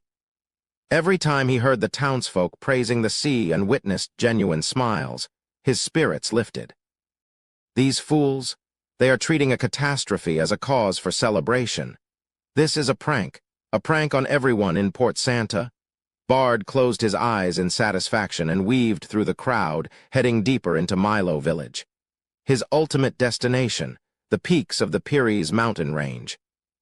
As a former swindler, Bard orchestrated the sea prayer ritual operation, serving as its main planner. The plan's success naturally brought him satisfaction. Crucially, despite taking the most pivotal step in the entire operation, he assumed the least risk and exposure, avoiding direct confrontations. Navigating through the mix of ancient and modern structures in Milo Village, Bard's brow furrowed slightly. A sense of unease settled upon him. Per the initial plan, Ultraman, unhindered by strong opposition, was supposed to use the second command to open the energy passageway. Relying on his temporary authority as the governor of the sea, he aimed to secure safety for himself and Mad Lady within him. Seizing the opportunity, he planned to eliminate all present and inflict severe injuries on potential demigod adversaries. If powerhouses like Hela emerged and proved resistant to the humanoid sealed artifact, Ultraman, the interim governor of the sea, would leap into action, confronting the formidable foes head-on. Mad Lady, wielding her enchanted ring, would harness the potent energy emanating from the spaceship, transforming it into a boon for everyone present, extending its reach to all the children of the sea in Port Santa's vicinity. This strategic move not only allowed them to sidestep danger, but also granted them access to the spaceship, enabling them to activate it. Despite the fact that the people had already received the sea's boon and a few minutes had elapsed, the spaceship remained dormant, and the sky showed no signs of change. What had transpired during this interval? With this lingering question, Bard hastened his steps. Tap, tap, tap. Behind him, the faint sound of light footsteps echoed once again. Chapter 582, Efficient Person Locator, Port Santa in the city. Loki and the unconscious Ludwig had already sought refuge in an apartment that Loki had rented many days earlier. He began manipulating the sealed demigod's spirit-body threads. As for his two marionettes, they lurked within a radius of 100 to 200 meters, with Loki as the center, blending in with the various celebrating and passing crowds. They waited to be discovered by Lumion Lee's teammates and the clergyman of the Church of Earth Mother. This was unavoidable. A marionettist couldn't allow a marionette to wield their faceless powers. As for the mystical item of the seer pathway, it was in the possession of either Bard or Mad Lady. In the partially destroyed suite of Solo Motel, Jenna and Anthony encountered Nolia, the combat nun, and her teammates who had hurried over. Before this, Lumion had covertly introduced the disguised Jenna and Anthony to Nolia. Hence, the nuns didn't unnecessarily question or apprehend them, they only carefully confirmed each other's identities. Rubio Paco is a fake. He's disguised by a marionettist. He has captured Louis Barry's godson. He possesses two marionettes. One is Madame Martha, the Paco family's matriarch. The other's identity and abilities are unknown. Jenna recounted the recent events. She assumed that the fertility order was familiar with the term marionettist and didn't delve into unnecessary explanations. Their primary duty was to guard against the Ainz Republic to the north, and many official Beyonders of Bureau 8 in the Ainz Republic belonged to the seer pathway. The two sides must have had considerable interactions. Marionettist. Indeed, upon hearing the sequence name, Nolia frowned slightly. Is Ainz sending spies to disrupt the sea prayer ritual? That's a traitor from Ainz's Bureau 8, Jenna explained, her allegiance to Ainz stronger than Lumion's. Nolia understood that time was of the essence and she couldn't discuss unrelated matters. She asked the key question. Why seize Louis Barry's godson? Is he held as a hostage, or does he possess some extraordinary significance? Jenna thought for a moment and revealed the limited information she had just learned. It's a sealed demigod, a creature. Loki will need substantial time to transform him into a marionette, not just a matter of minutes. A demigod, A sealed demigod. That child with the insatiable appetite is a sealed demigod. Nolia's mouth hung open in surprise and astonishment. She almost questioned the reliability of her own ears. The supposed godson of the adventurer Louis Barry is, in fact, a sealed demigod creature. What's his backstory? Why is he wandering around with a sealed demigod creature? Moreover, there's talk of a humanoid sealed artifact, rumored to be at Grade 1, that recently surfaced in Port Santa. It's on par with a sealed demigod creature. Despite extensive searching, no one has been able to locate it. If not for the disparities in appearance, gender, and age, Nolia might have suspected Ludwig to be the humanoid sealed artifact that the eternal blazing sun church had misplaced. Now, an absurd idea echoed in her mind. Is it the current trend to stroll around with sealed demigod creatures? Regaining her composure, Nolia promptly addressed her team members. Semele, quickly return to the order and inform the dean. Ask her to deploy all available personnel to the city. Locate them as soon as possible. Yes, Madame Martha or Louis Barry's godson, Ludwig. After finding them, unless the situation is exceptionally urgent, refrain from acting recklessly. Report first and await assistance. Considering that the marionetist had likely altered his appearance and height, and the identity and appearance of his other marionette were unknown, Nolia concentrated her search on Madame Martha, who had become a marionette, and Ludwig, who had been abducted. Yes, Captain. In a bid to save time, the brown-haired Semele darted through the shattered glass window. Utilizing the stone bricks and wood protruding from the outer wall, she leaped from the 5th floor to the street. The Dean Nolia referred to was the head of the local cloister, the clergyman overseeing the fertility order in Port Santa. The fertility order's headquarters in Torres, the capital of Gaia province. Just as Semele took a few steps and was about to explore the nearby streets, Jenna, Anthony, Nolia, and the others witnessed a massive bird soaring through the air. The bird's body was grayish-black, its feathers were tough and lacked softness. Its eyes appeared to be adorned with 2 rubies. The grayish-black bird flapped its wings and glided to the collapsed 5th-floor outer wall of Salo Motel. Only then did Jenna and Anthony realize that the grayish-black bird was sculpted from stone. It was weighty, substantial, and unyielding, yet it emanated a vibrant vitality. Perched on the back of the lifelike grayish-black bird was a woman in a brown clergyman's robe. She wore a nun's wimple with wheat patterns and seemed to be in her 30s, but she exuded a maternal aura, as if she had nurtured many children.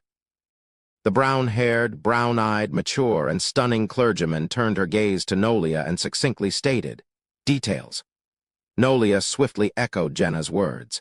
She positioned herself with a slight spread of her legs and raised her hands. "Praise the earth, praise the mother of all things." The clergyman was none other than the Archbishop of the Church of Earth Mother's Gaia Diocese, Agrippina. Agrippina nodded gently and uttered, "I know Martha from the Paco family. I didn't expect her to meet such a fate. Sigh, may the Earth Mother embrace her soul, and may the flower symbolizing her bloom again next spring." The Archbishop delicately shifted her right foot, conveying a signal to the massive bird sculpted from grayish-black stone.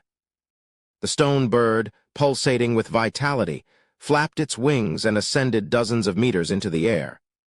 Agrippina extended her right hand and scattered a handful of dark black seeds the size of rice grains. With a flutter, the port's white-headed seabirds flocked in, covering the sky. Each one gripped a seed in its beak and circled around. They formed a circle within a 300-meter radius. Observing this spectacle, the jubilant citizens of Port Santa, assuming that the seabirds had joined in the celebration of the successful sea prayer ritual, erupted in cheers of delight.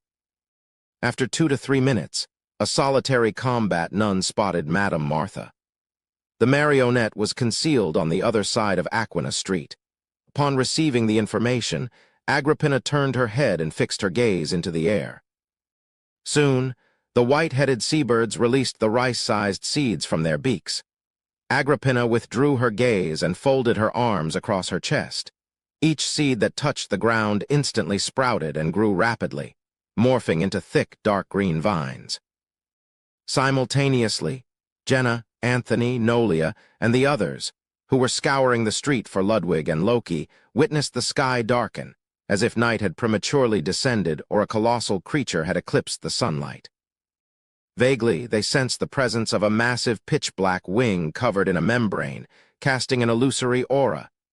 In the next moment, a crimson full moon ascended from the night, hanging high in the sky.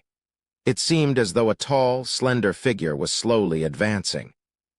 Crimson moonlight bathed the area surrounded by the dark green vines, captivating all the citizens like statues.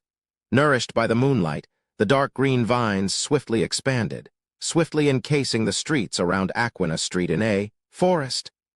Dark red flowers blossomed in the forest, densely clustered and ubiquitous. The flowers emitted a faint, sweet fragrance that intermingled, gradually intensifying the scent. Upon inhaling this fragrance, the residents of Port Santa, as well as the rats and bedbugs in the corresponding area, entered a stupor, swaying and collapsing to the ground. Damn it. Jenna understood that Archbishop Agrippina of the Church of Earth Mother was employing indiscriminate tactics to influence the area, aiming to locate and control Loki, but she still cursed internally. This gaseous anesthetic jogged unpleasant memories. In the past, she had nearly fallen victim to a similar gas used by that Bliss Society pervert.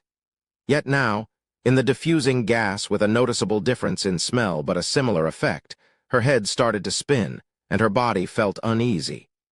The same was true for Anthony and Nolia.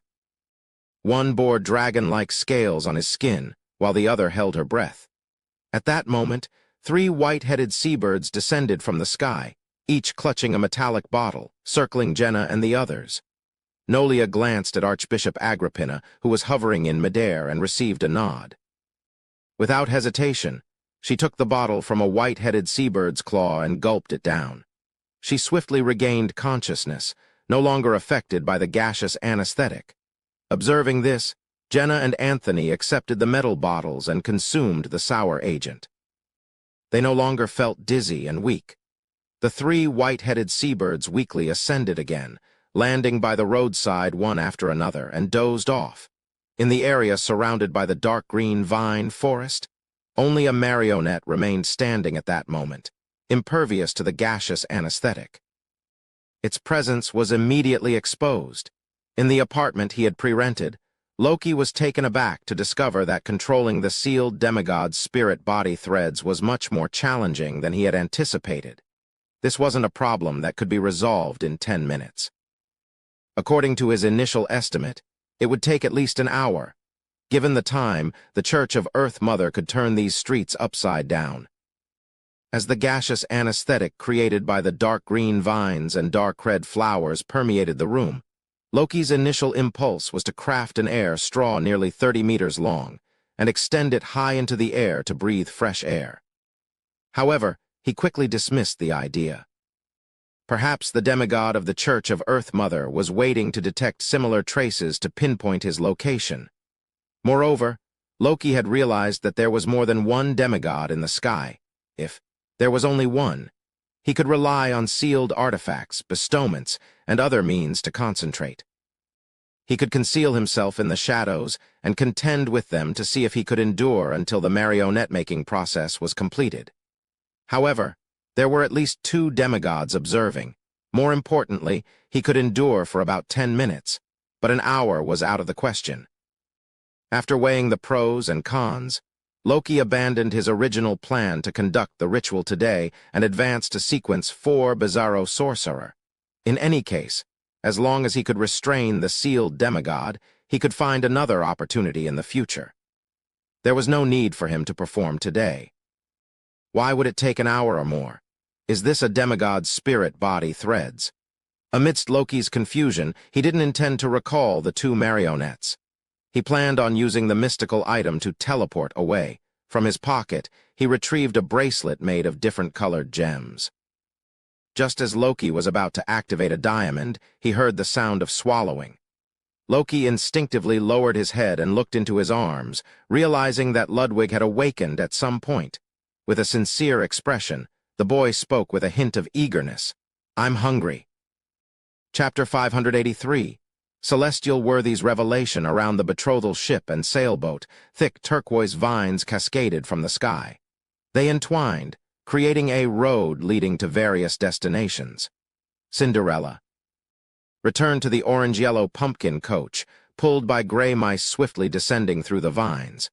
They approached the energy passageway formed by pure light, as if about to enter the silver-gray behemoth embedded in the seabed. Abruptly, the mischief of gray mice came to a halt. Cinderella, adorned in a purple robe, wore a solemn expression, purple spots dancing in her pupils. Cinderella sensed an unusually perilous presence deep within the silver-gray behemoth. It remained motionless, as if in a deep slumber or long dead. However, in either case, her intuition warned her not to approach, lest she suffer severe corruption or similar effects. Staring at the energy passageway where Lumion and company had vanished, she deliberated for a few seconds before shifting her focus to the sailboat. With Mr. Fool's seal on the Seven of Wands and the sealed evil god's angel, he didn't have to worry about the problem that even she had to be wary of, as long as he didn't directly see those things, hear its voice, or enter the core area. As for the other one, he seemed to be a shepherd, so he didn't mind being even crazier. Cinderella observed the mast and shipboard of the sailboat cracking under the terrifying suction of the humanoid sealed artifacts, heaviness characteristic. She was ready to make her move when she retrieved a roselle chess piece from her dark purple coin bag and hurled it at the target in the black nun's attire. Amidst the howling wind, the queen chess piece soared towards the humanoid sealed artifact, accompanied by various miscellaneous items. As it descended, the humanoid sealed artifact's steps towards the sailboat slowed, as if time itself was warping around her.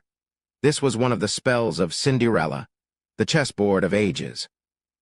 It had the power to decelerate the target, as if they had entered an area where time moved at a different speed. Seizing the opportunity presented by the sluggish movement, Cinderella closed her eyes and transformed into a humanoid phantom, collapsing into the invisible coffin. The eyelids of the humanoid sealed artifact drooped, as if she might succumb to sleep at any moment. Sleeping Beauty magic.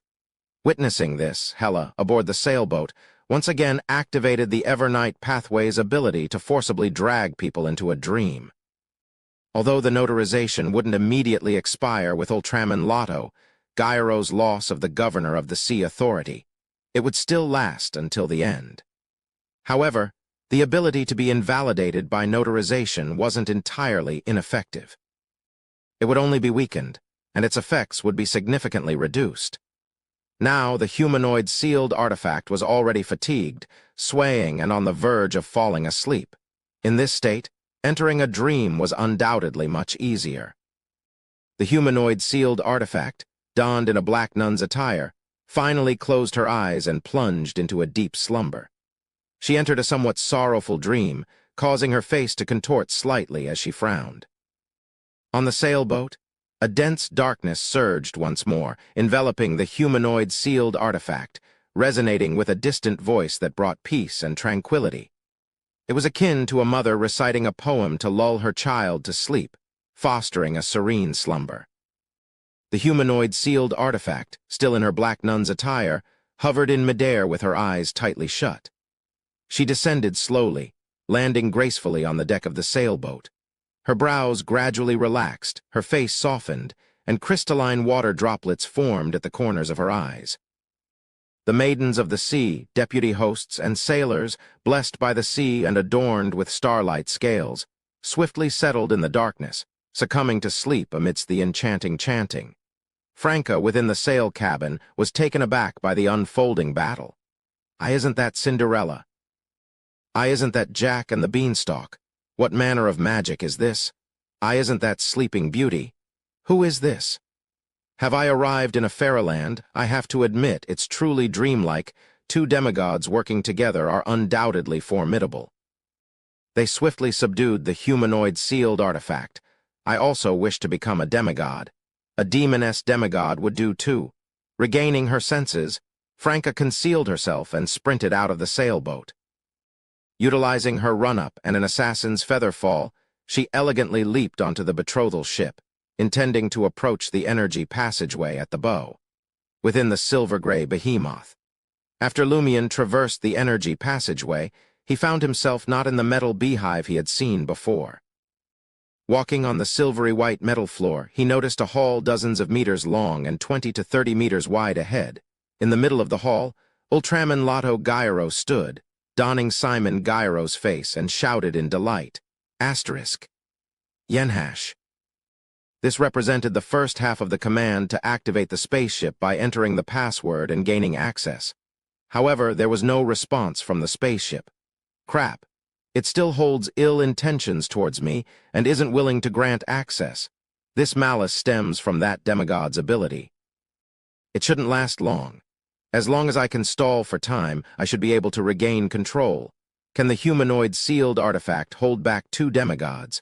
Or can I rely on the spaceship's internal layout to play hide and seek? A series of thoughts raced through Ultraman's anxious mind. At that moment, through the translucent metal wall to the side of the hall, he saw Cinderella in the pumpkin coach come to a halt near the energy passageway, seemingly apprehensive about something. As expected, she doesn't dare to enter. Exhilaration surged from Ultraman Lotto Gyro's heart. Before the mission kicked off, Loki had set up an altar and sought guidance from Celestial worthy through divination. The response he got was, contains a high risk from high-ranking individuals, avoidable by entering the spaceship. Loki decoded this as a warning about Hela and Gandalf from the curly-haired baboons' research society, as well as the saint from the Church of Earth, Mother, overlooking Port Santa. These high-ranking figures were the primary threats. However, if he could take the reins of the mystical sci-fi spaceship first, he believed he could outmaneuver these formidable opponents. Now, Lotto Gyro noticed that even without absolute control of the spaceship, the new demigod hesitated, as if haunted by an unseen fear. Facing something capable of unsettling a demigod left Lotto Gyro uneasy. However, armed with the spaceship's command and password, he could soon turn potential threats to his advantage. There was no need for fear, as Lumion was on the brink of teleporting. Behind Ultraman Lotto Gyro, they both heard a metallic clang. A silver metal door descended, sealing off the hall's entrance and exit completely. The walls, ceiling, and floor transformed as metal surfaces shifted and revealed dark pipe openings. Out gushed cerulean blue gas, poison gas. Lotto Gyro's heart raced as he grasped the situation. The spaceship, still imbued with malice, not only resisted control but also emanated lethal intent, seeking to eliminate him before its animosity subsided. The magic of the demigod outside is malicious indeed. Lumion perceived this as an instinctive strike from the silver-gray behemoth against intruders. Swiftly, he tapped into the power of the sea, aiming to invoke the temporary authority of the governor of the sea to counter the threat. He could sense that Ultraman had lost the governor of the sea's position after the attack from the Cinderella demigod, with no immediate prospect of reclaiming it. With no contenders for the authority, Lumion anticipated an easy acquisition. Yet, the waters resisted, refusing Lumion the temporary position of governor of the sea. Its malice seemed directed at anyone attempting control undeterred. Lumion shifted his focus back to Ultraman Lotto Gyro, a crucial member of April Fools. Lotto Gyro's heart stirred as he shouted, "Do you want to fight here? If we don't break out and waste no time, we'll all die." In this dire moment, a plan to escape the hall and relocate became paramount. The malice wouldn't linger for long. Seek vengeance in a safe space. If we perish here, who will assist in eliminating the others? Lumion nonchalantly flexed his wrists, donning the flog boxing gloves, and grinned, stating, "I don't care about my own death. All that matters now is one thing, ending you." As the words left his lips, crimson flames, bordering on white, erupted from his entire being as if he were cloaked in a fiery shroud. Not far from Lumion and Lotto Gyro, Mad Lady and Mr. K found themselves in the beehive-like metal room, unable to enter the hall ahead. Surveying the surroundings, Mr. K's gaze swept across the incubating baitings, black insect, little devils, and other creatures. He nodded in satisfaction. It's indeed the power of an evil god, spawn of an evil god. Well done, Lumion, well done. This is all part of God's arrangement. Amidst the hoarse voice, the Aurora Order Oracle turned his gaze back to Mad Lady. Mad Lady wasn't intimidated. Instead, she applauded in agreement with Mr. K. She spoke as if they were on different frequencies. That's right, it's cool, right? This is a spaceship. In the next moment, Mad Lady and Mr. K vanished simultaneously and reappeared behind where the other party had been standing, as if they had negotiated a position switch beforehand. Chapter 584. Helper! Inside the underwater spaceship in the silvery hall. Lumion, enveloped by crimson, nearly white flames, transformed into a fireball and hurtled towards Ultraman Lotto Gyro. The key April Fool's member remained composed. Holding his breath, he thrust forward with his left palm. Lumion instantly sensed an invisible force resisting him, causing the blazing crimson fireball to decelerate abruptly, akin to a trapped insect in transparent amber. Seizing the moment, Lotto Gyro raised his right hand, clenching it into a fist. A ball of blazing white pure sunlight condensed and compressed, swiftly morphing into a thick, formidable laser aimed at Lumion, fused with the crimson near-white fireball. This ability resulted from merging the sun pathway and the sea boon, utilizing the power of the sun pathway to propel the sea boon's weakening ray. Though it no longer altered the target's body gradually, causing various negative symptoms, its penetration and melting effects were significantly enhanced, capable of directly injuring or even killing the target. In the enclosed, poisonous, gas-filled environment with the constant threat of malice, Lotto Gyro sought to conclude the battle swiftly rather than wait for Lumion Lee to weaken gradually. Thus, he opted for Sun Ray instead of Weakening Ray. At laser speed, Sun Ray struck the crimson fireball, melting a substantial hole into it. The fireball lost its structural integrity and exploded, scattering like rain. Yet Lumion was nowhere among the remnants. He seemed to have vanished into thin air. Simultaneously, behind Ultraman Lotto Gyro, Lumion's figure, adorned with the Lie earring, swiftly materialized. Initially, Lumion transformed into a fireball and soared towards Lotto Gyro, intending to force him into using Beyonder powers and counterattack. This allowed him to fix his original location, not shifting prematurely, creating an opportunity to teleport behind the target in the fireball state for a surprise attack. Having faced Bestowed of the Sea before, Lumion was aware of Lotto Gyro's ability to manipulate the weight or flotation of objects using the power of the land and stars, altering their speed. To successfully use Spirit World Traversal in his fireball form, Lumion borrowed Lie's flame-controlling ability. As his figure materialized, he promptly opened his mouth and hissed at Ultraman Lotto Gyro, less than 2 meters away. Ha! A pale yellow beam, resembling gas, shot towards the April Fool's key member. Lotto Gyro didn't have time to turn around, sensing the impending danger through his fate perception, a skill obtained from deciphering the language of the star's Beyonder powers. Specks of starlight emerged in his eyes. He identified several passages in the Silver Hall suffused with cerulean blue gases, imperceptible to ordinary humans. Hastily choosing one, he pounced over, a navigating ability bestowed by the sea. Simultaneously, uncertain of evading the attack from behind, Lotto Gyro infused the surroundings with layers of golden light. This was the purification halo of a Sequence 5 Priest of Light of the Sun pathway. Amidst the harumph, the pale yellow beam swept past Lotto Gyro's back, hidden somewhere in the void. The key member of April Fool's, codename Ultraman, fainted, but his momentum remained. He continued into the illusory passageway, hidden from ordinary eyes, traversing space and dimensions. Lumion, within 2 meters, couldn't teleport away in time and was enveloped by the purification halo. His heart ached, as if something sought to tear his body apart and crawl out. Faintly, he heard the illusory ravings of the entity known as Inevitability, Mr. Fool, or both. Unclear but unsettling, They made Lumien's brain feel pulled out of his skull by an invisible hand. Despite an ascetic's endurance, Lumien couldn't help but groan in pain. Collapsing to the ground, he curled up.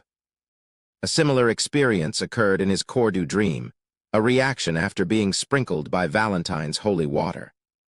Lotto Gyro's purification halo, an advanced sun halo, had evolved from harmless to a partial sun holy water effect. It could exorcise evil spirits and purify the evil power within a target's body. As Lotto Gyro lay unconscious, the purification halo vanished in a flash, only partially dispelling the poisonous gas. Similarly, the unconscious Lotto Gyro couldn't progress through the illusory passageway, breaking free and falling 3 to 4 meters in front of Lumien. The impact left him in pain, slowly regaining consciousness. At that moment, Lumien slowly recovered from the intense pain induced by the purification halo. Lotto Gyro, just waking up and still uncertain of the situation, instinctively re-entered the illusory passageway to increase the distance between himself and Lumien Li. This move aimed to avoid another strike from Lumien's psychic piercing-like ability, or any other unforeseen attacks. Upon crawling back to the hall through the exit of the illusory passageway, Lumien had already raised his head and regained his composure, though his forehead was soaked in cold sweat. Observing this, Lotto Gyro felt neither pity, disappointment, nor regret. Instead, he was pleasantly surprised. It's effective. Purification Halo is effective against Lumien Li. After confirming that the adventurer Louis Barry was indeed Lumien Li, Lotto Gyro contemplated how to strategize if he were to engage in a battle with him. It was simple with the authority of the governor of the sea. He could repeatedly cast the other party into the cosmic void, making him lose himself over and over. Without the governor of the sea's authority, he had to consider how to exploit Lumien Li's vulnerabilities. Lumien Li's unique characteristics were clear. Possessing a sealing power of the same origin as the celestial worthy, with a high-ranking creature sealed within him. Beyonders in this state often had false high-level statuses and enjoyed numerous conveniences, but they were susceptible to the Sun Pathway's abilities. Lotto Gyro wasn't certain about the effectiveness of the Sun Halo, Cleave of Purification, and other abilities, nor was he sure of the Purification Halo's potency. The only certainty lay in the effectiveness of the Sun Holy Water he could create.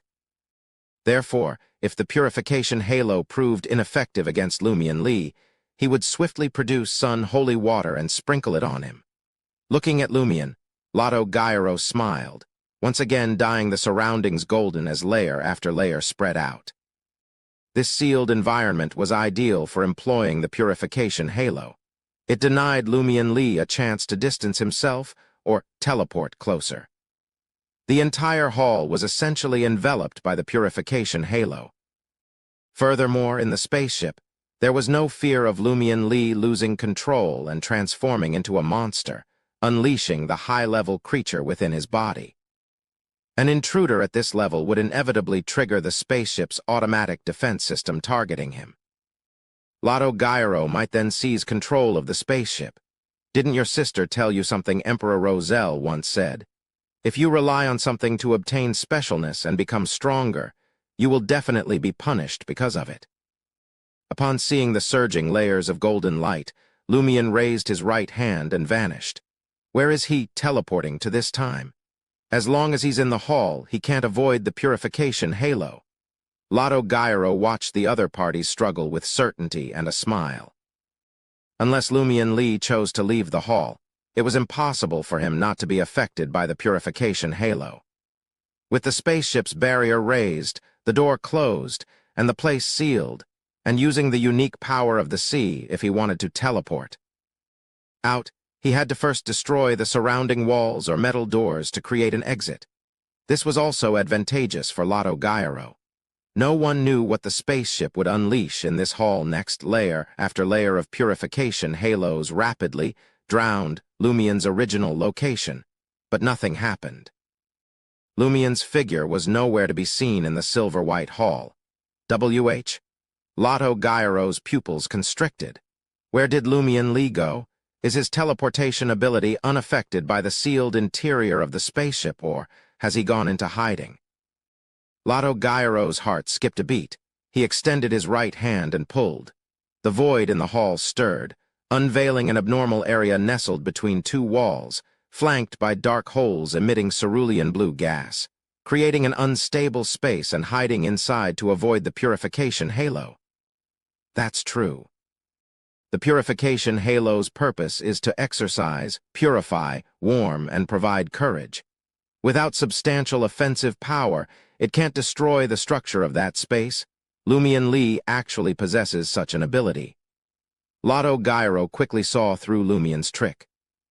Calmly raising his right hand, he condensed a penetrating dark green ray. Simultaneously, he harnessed his basic control over gravity to pull at the fabricated space. The dark green ray struck the spot where it had been pulled, instantly penetrating and obliterating the structure. Silently shattered, the dark green ray continued forward, hitting a silver-white full-body armor with its back turned to Lotto Gyro. The dark green ray, now weakened to a certain extent, faded away. The silver-white full-body armor suddenly pivoted, and two pairs of eyes appeared to lock onto Lotto Gyro from within the vacant helmet. In the next moment, it charged toward the April Fool's key member, forming a broadsword of light in its hand. As the silver-white full-body armor rushed out, Lumion's figure emerged in the corner. He had utilized the terrain there to arrange a simple bottle of fiction, using the large hole that emitted poisonous gas as a symbolic window. His goal was twofold. First, to evade the influence of the purification halo, and second, to position the Pride armor with its back facing Lotto Gyro. Yes, this cursed armor might only target someone standing a certain distance behind it, but it might not. What if that person not only stood more than 10 meters behind it, but also attempted to attack it by stabbing it in the back? The answer was clear. Now, Lumion had a capable helper unafraid of the purification halo. Chapter 585. Repeated Betrayal. At a distance of just over 10 meters, the Pride armor covered the ground in two powerful strides, positioning itself in front of Ultraman Lotto Gyro. A broadsword, condensed from radiant light, slashed down with deadly precision.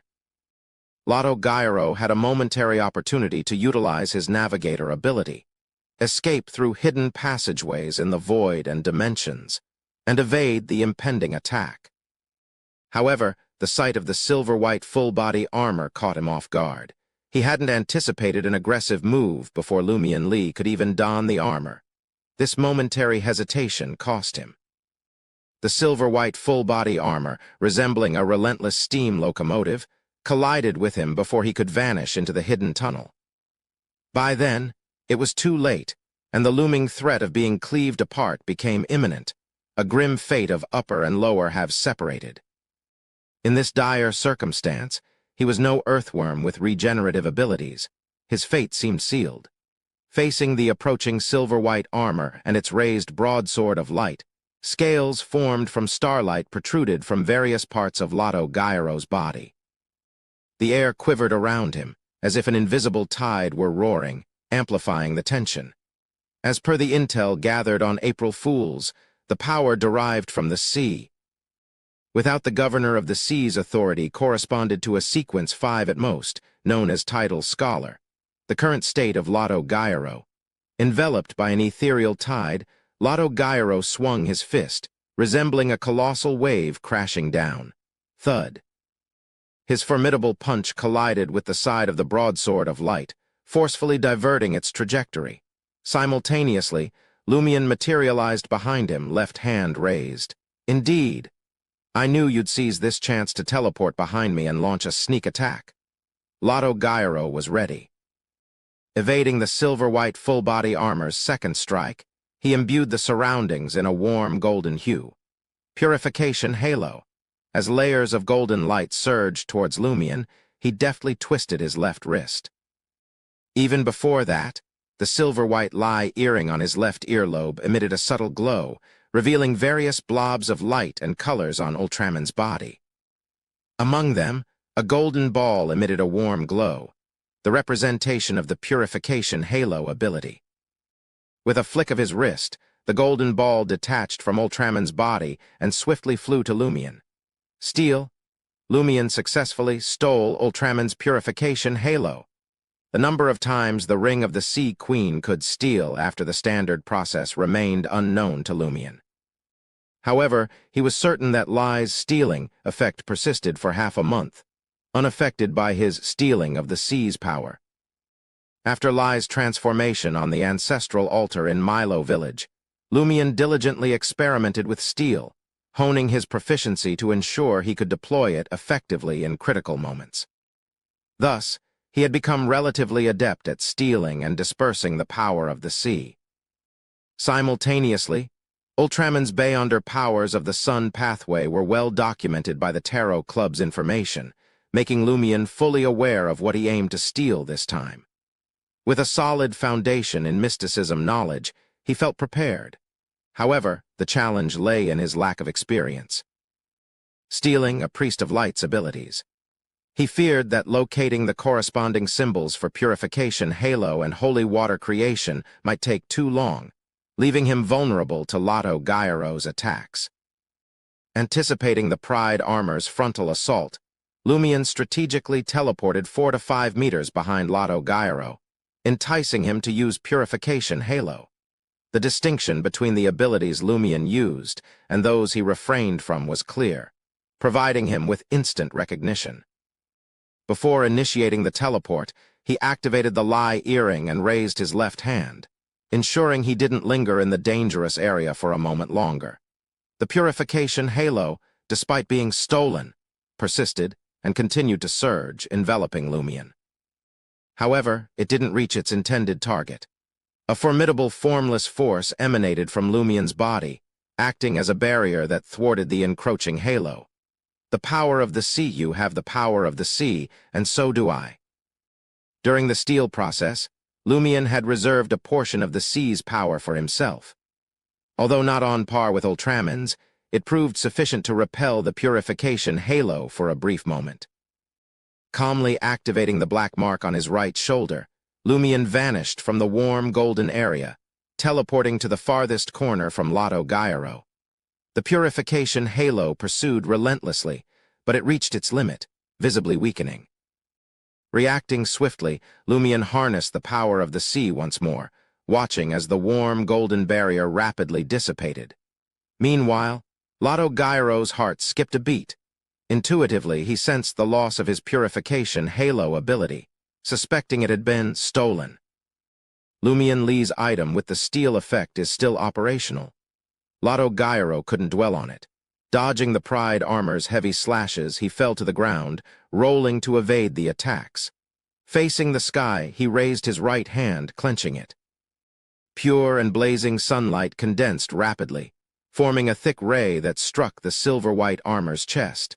It paused momentarily, unable to penetrate, only burning and dissolving into tottering black marks. Witnessing this and recognizing Lumion Li as his adversary, Ultraman Lotto Gyro entertained the idea of fleeing. He decided to disengage, cease the confrontation, and seek an escape route. At that critical moment, instead of launching a barrage of attacks, the Pride Armor shifted its focus toward Lumion.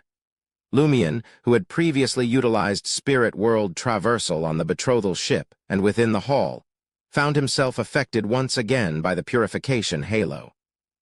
His spirituality teetered on the brink of depletion, leaving him visibly fatigued and weakened. Any ordinary human in such a state near the Pride Armor would face indiscriminate attacks. Lotto Gyro keenly perceived the shift in dynamics. Though unaware of the specifics, he sensed an advantage. Rising abruptly, he directed his attention to Lumion. In the next instant, the Pride Armor raised its radiant broadsword and charged towards Lumion. Haha, your sealed artifact has betrayed you.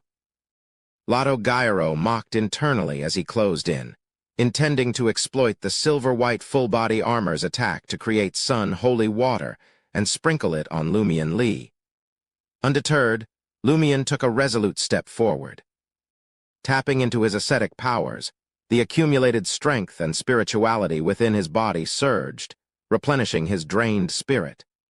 His body underwent a sudden transformation, growing by 7 to 8 centimeters and bulking up by 2 sizes, causing his loosely fitting deputy host's robe to strain. The advancing pride armor abruptly halted, pivoting to face Lotto Gyro, who had followed closely. Lotto Gyro's pupils contracted, and an instant heaviness enveloped his body, bringing him to a natural halt. Simultaneously, his gaze locked onto the unusually tall figure of Lumian Li. The enemy teleported right in front of him, mere inches away. Their eyes locked, reflecting each other in an intense confrontation. With a swift whoosh, Lumian swung his right hand, adorned with the flog boxing gloves, through the air. Lotto Gyro's heavy state naturally exerted a suction force on his surroundings, a downgraded version of the humanoid sealed artifact's characteristic. Lumian's punch encountered no repulsion. Instead, it accelerated towards its target. Unperturbed by the close-range attacks, Lotto Gyro harbored concerns about Lumian's psychic piercing ability. Unable to dodge or employ other abilities in time, he unleashed a retaliatory fist resembling 1,000 tons of seawater, causing the sound of surging tides to echo. Bang. Lotto Gyro blocked Lumian's attack and swiftly rolled to the side, evading a surprise assault from the pride armor. At that moment, a strong sense of greed surged within him, overshadowing his initial plan to escape. Seizing the opportunity, Lumian retreated and retrieved a black bone flute with red holes from his traveler's bag. Symphony of Hatred. While Lotto Gyro resisted the pride armor, Lumian brought the flute to his mouth and played a sharp, intense melody. Lotto Gyro's mind buzzed, freezing him in place. Bright blood oozed from the cracks in the starlight scales on his body. Emotional detonation. PFFT. The pride armor struck Lotto Gyro's shoulder, splintering scales, bone, and flesh. Closing the distance with 2 brisk strides, Lumian approached the nearly collapsed Lotto Gyro, his face twisted in pain. He raised the black bone flute in his hand. In the moment that Lotto Gyro used the pain from the pride armor strike to break free from the detonated emotions, he witnessed Lumian Li thrusting the bone flute toward him with a fierce expression. PFFT. The bone flute effortlessly pierced Lotto Gyro's left eye, akin to cutting through butter. The eyeball of April Fool's key member exploded, and a gruesome mix of blood and other fluids streamed out through the gaps in the black bone flute. Even if the Symphony of Hatred only struck an ordinary part, it was tantamount to hitting a vital point.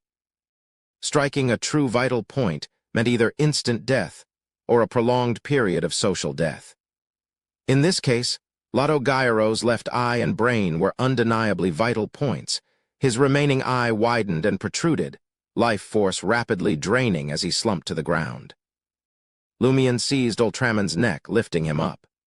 Releasing his right hand, which held the black bone flute, he delivered a heavy slap to Lotto Gyro's face. With a fierce expression, he growled in Intijan, "Did you go to Cordu village to confirm the situation?" Chapter 586. Gnawing. Ultraman Lotto Gyro, his life rapidly slipping away, fell into a daze. Even his thoughts of self-preservation became blurred in the haze. He vaguely saw Juan Oro, the wrinkled old man, standing in the middle of the sea, waving with a mix of joy and mockery. At that moment, Lumian's voice resonated from the horizon, faint, ethereal, and elusive. "Did you go to Cordu village to confirm the situation?" Cordu village. "The time Mad Lady and I visited Nolfi and went there just out of convenience." Lotto Gyro lost focus, and Lumian's figure reflected in his closed eye. With the intent to annoy, he spoke his last words in Highlander. "I've been there with Mad Lady. It was simply for fun, but Loki seemed to have ulterior. Don't you want to know what happened back then?" "Sure, I'll speak in Highlander. It's your problem if you don't understand. Your fault for not taking this language seriously in the past." Lotto Gyro knew his actions wouldn't practically affect Lumian Li. This was because Lumian Li could find someone to perform dream divination, hypnosis, or undergo a real dream when he returned. From there, He could memorize the Highlander he spoke and find a way to translate it into Intijan or ancient Faesac. Still, he just wanted to annoy the other party. About to die, he couldn't care less about future developments. Motives? Lotto Gyro uttered his last word as his life extinguished. In that final moment, he seemed to hear Lumion Lee speaking to him in Highlander. Thank you. The thank you flowed naturally, carrying a strong sense of mockery. Ultraman Lotto Gyro's intact eye bulged even more, his expression freezing on his face, his breath coming to a complete halt. Lumion's right hand gripped the symphony of hatred once more. Simultaneously, he released his left hand, watching Ultraman's key member's head rapidly detach from the black bone flute with red holes, revealing a sinister and deep blood-red hole. Thud. Ultraman collapsed to the ground. The sticky blood on the black bone flute coalesced and dripped onto his body. After the person who had backstabbed it suffered a fatal wound, Pride armor stopped moving and stood nearby, resembling an ordinary silver-white full-body armor without any special characteristics. Loki had ulterior motives? A motive other than helping the sinners and pulling a prank. As Lumion recalled Ultraman's confession before his death, he bent down to check what items this April Fool's key member had. Of course, he didn't hold much hope. Ultraman Lotto Gyro had disguised himself as the incoming governor of the sea, Simon Gyro, to board the betrothal ship. Carrying no items, his belongings should have been handed over to Mad Lady, allowing her to conceal them using flesh and blood magic in his stomach. However, Mad Lady clearly didn't have the time or opportunity to return the items to Ultraman. This was one of the reasons why Lumion could eliminate Ultraman, a powerful dual pathway beyonder, in such a short period. If Juan Oro hadn't tipped off the sea spawn on the bridal boat beforehand, Lumion would have been forced to stash his traveler's bag temporarily with Mr. K. At that moment, Lumion observed a strange transformation in the corpse of Ultraman Lotto Gyro. It swiftly faded, morphing into a semi-translucent, semi-flesh state. Then, like it was being disintegrated by countless tiny creatures, it oozed into the silver metal floor and gradually vanished.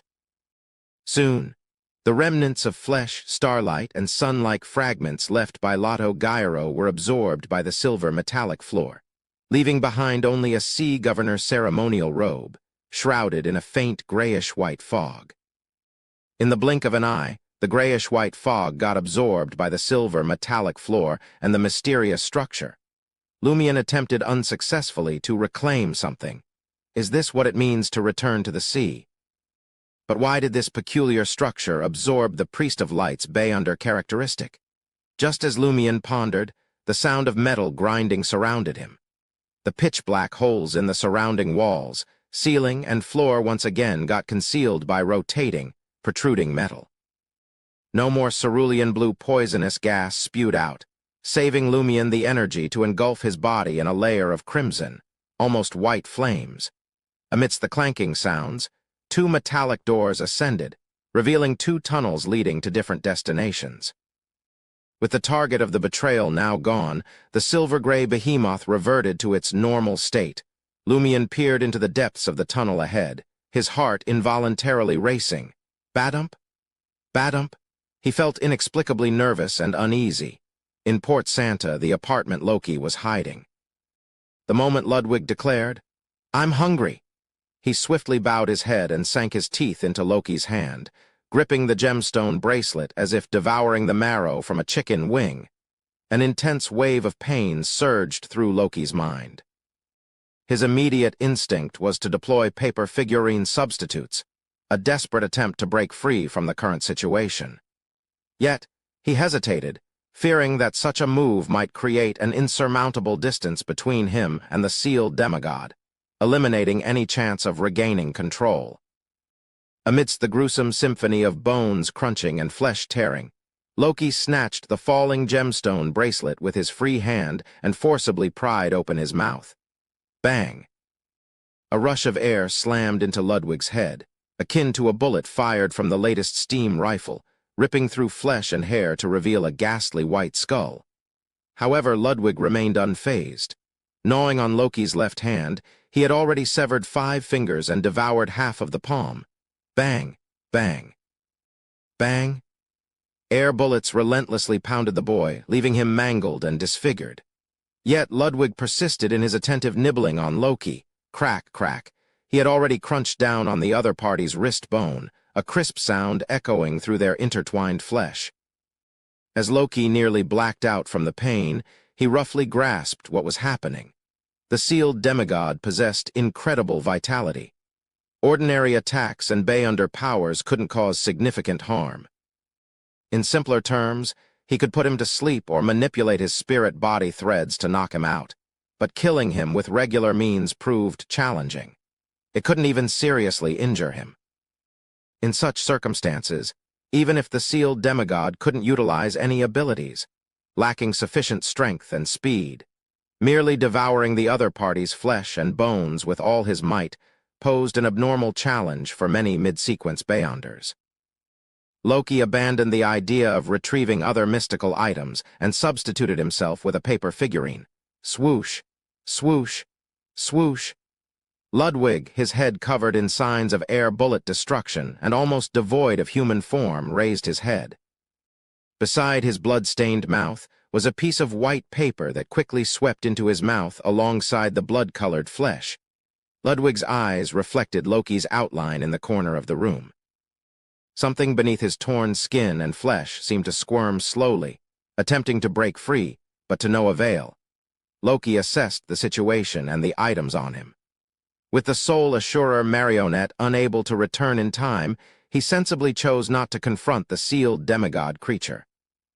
He would flee first before considering the future. At that moment, a crimson moonlight streamed through the window. The moonlight bathed the apartment, wrapping around Loki. Loki heard a fleeting voice, a strong smell of blood. As the moonlight faded, a grayish-white and pitch-black paper figurine appeared on the ground.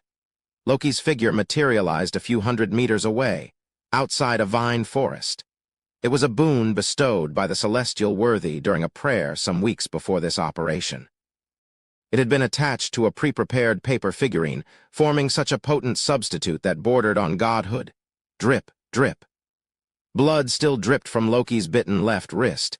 He activated the diamond on the bracelet and swiftly faded away, preparing to teleport. Port Santa, Milo Village. Tap, tap, tap. The soft patter of footsteps reverberated in Bard's ears, causing him to tense. Bard surveyed his surroundings, finding nothing amiss. He sprinted, weaving through several buildings, yet the rhythmic tapping of footsteps persisted behind him. Attempting to force open a door and seek refuge in a villager's house in Milo Village, Bard was met with an unexpected sight. Instead of the familiar kitchen, tables, chairs, and household items, his eyes beheld a decrepit stone platform enveloped in darkness. The stone platform. Bard's pupils widened, as if he had entered an unreal illusion. He found himself back at the residence of the governor of the sea, and the altar where Milo Village's inhabitants paid homage to their ancestor.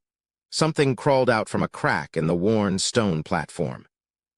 A translucent worm, adorned with multiple rings, swiftly expanded, transforming into a young man donned in the attire of a Sea Prayer Ritual's deputy host, monocle in place. Seated on the weathered stone platform, the man grinned at Bard. "You comprehend." Bard suddenly grasped the meaning behind the question. Swallowing hard, he replied, "Understood." Since the altar had an owner and Beyonder creatures residing there, the so-called rule that it could only be enchanted once a year for the ring of the Sea Queen clearly didn't hold true. The other party could affix the power as many times as desired. The young man, clad in a dark blue deputy host's sacrificial robe, toyed with the monocle in his right eye and smirked. "Over a millennium, I've molded the rule that the steel ability can only be conferred once a year. Little did I expect to deceive you all in the end." Chapter 587. Deceived. Upon hearing the young man's words, Bard felt his blood rush to his head, crafting a seemingly valid rule over a millennium to deceive others. "What kind of lame antique swindler is this?" Bard blurted out. "The patterns on the altar and the surrounding arrangements are also fake. The young man in the dark blue deputy host robe chuckled. If it wasn't real, would you have been deceived? Furthermore, I occasionally venture out. When I do, it grants steel powers on my behalf. Of course, with the spirituality produced by the surrounding worshippers, it can indeed only bestow once a year. As the young man spoke, the smile on his face widened. Bard's forehead throbbed as he listened, feeling like he had been mocked. According to the other party's claim that the steel powers could be bestowed at will, the ring of the Sea Queen should have been complete and equipped with all its functions. So, why did the success of the sea prayer ritual experience such a significant delay? Unable to comprehend the situation, Bard turned around and sprinted towards the exit. It wasn't that he hadn't considered begging for mercy and surrendering on the spot, but these things could be done later. For now, he wanted to take a gamble, betting that the other party's claim of occasionally venturing out was a lie. In essence, he believed he was trapped in the altar, unable to venture anywhere and influence the people around him. If he allowed himself to be intimidated and didn't dare to escape, he would fall into the other party's trap, cheated of his freedom and future. Thud, thud, thud. Bard reached the staircase in a few steps and ran up. The more he ran, the happier he became. The monocle-wearing young man didn't stop him. I made the right bet. He's the core of that altar. There's no way to leave. Thud, thud, thud. Bard witnessed the scene on the first floor illuminated by sunlight. Amidst his ecstasy, his thoughts suddenly shattered. He felt the darkness around him being pierced by the light, shattering into pieces. Bard bolted upright, alarmed to find himself lying in the servants' room at the governor of the sea's residence. He hadn't left. He surveyed his surroundings and heard cheers and crackers from outside. I just had a dream. Did it stem from a spirituality warning, helping me discover a problem with the plan? As Bard pondered these thoughts, he immediately dismissed the corresponding judgment. No, how could I have fallen asleep during the sea prayer ritual? Did I start dreaming after hearing soft footsteps in my room? Bard rolled to his feet, slung his backpack over his shoulders, and tentatively pushed open the door, entering the corridor. No longer smug with the plan that required minimal risks or combat, Bard realized he couldn't share in the distribution of items. He couldn't teleport away directly, nor could he return to his original appearance or disguise himself as someone else. Upon reaching the corridor, Bard noticed the little devils leaving the shadows and performing a strange, celebratory dance. He hadn't communicated with these sea spawn, and knew their intelligence was roughly equivalent to that of ordinary dogs. They could be tamed and controlled, but direct communication was beyond them. However, the amazing thing was that little devils had the ability to record and recreate human words, even if they weren't sure of their meanings. Moreover, they could receive signals from their collaborators within a 100-meter radius. The little devils ignored Bard as well. The sea prayer ritual had succeeded. According to their prior agreement, the fake governor of the sea could leave on his own. Bard left the governor of the sea's residence and realized that the guards at the entrance weren't kneeling to thank the boon like before. The villagers of Milo Village at the docks were the same. Apart from a few who sincerely shouted that the sea prayer ritual had succeeded, the rest merely echoed what was happening and expressed their joy, with many preferring to release crackers. Indeed, it was a dream. The villagers' reactions in the dream were too exaggerated. I should know that based on past experiences with sea prayer rituals. Only the committee members of the Fisheries Guild and a few people with strong sea bloodlines can sense the arrival of the sea's boon. Others with sea bloodlines wouldn't have a tangible sense. They'd slowly realize they've become stronger, or the changes are too weak to detect. Otherwise, the failure of the sea prayer ritual last year wouldn't have escaped the notice of Port Santa's citizens and would have only circulated within the core circle. Bard used the environment to quickly confirm the essence of his previous encounter. He didn't dare relax, nor did he again. Head to the docks to admire the villagers being fooled. Instead, he turned to the road leading to Port Santa's city district. Just as he stepped out of the ancient village, Bard spotted a figure ahead. The man stood over 2.4 meters tall, clad in a simple linen robe and a hood, holding a thick staff. Gandalf? Bard's heart tightened as he shouted. With the dream just now, he thought he had been exposed, so he didn't pull off any act. Gandalf, the president of the Curly-Haired Baboons Research Society, was taken aback and let out a deep chuckle. You're really fake. He's not sure of my identity? Bard was taken aback, wishing he could slap himself. Inside the underwater spaceship, in a metallic room reminiscent of a beehive, having failed to capture Mad Lady twice in a row, Mr.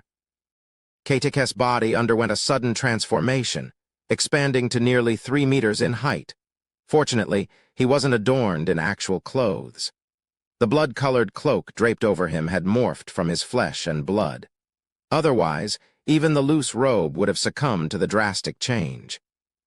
Concurrently, Mr. Katek's skin darkened, assuming the appearance of thick and formidable armor. Crooked goat horns adorned with sinister patterns sprouted from his head, and a pair of bat-like wings encircled in crimson and blue flames emerged from his back. A pungent smell of sulfur hung in the air. Being a Sequence 5 shepherd of the secret's suppliant pathway, Mr. K possessed the core ability of grazing. This allowed him to fuse other people's souls with Beyonder characteristics or boon powers and utilize them uniquely. It was akin to grazing lambs for a deity. Each shepherd could graze up to 7 souls, controlling only one at a time. In this state, shepherds could employ their Beyonder abilities and 3 abilities corresponding to the souls. These were chosen during grazing and remained fixed thereafter. The most formidable aspect of shepherds was their ability to graze demigod-level spirits, enabling them to contend with saints for a limited duration. Presently, Mr. K was using a grazed devil.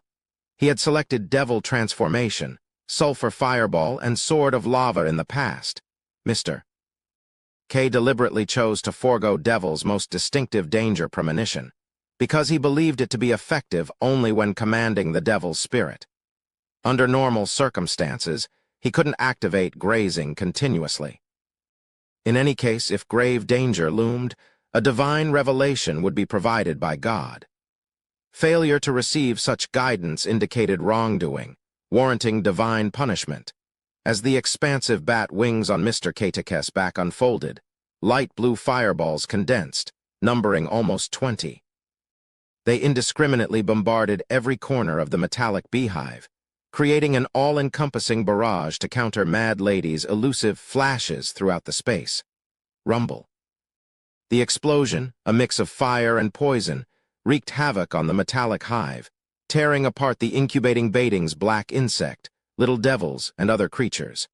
Mad Lady abruptly halted as the sulfur fireball condensed.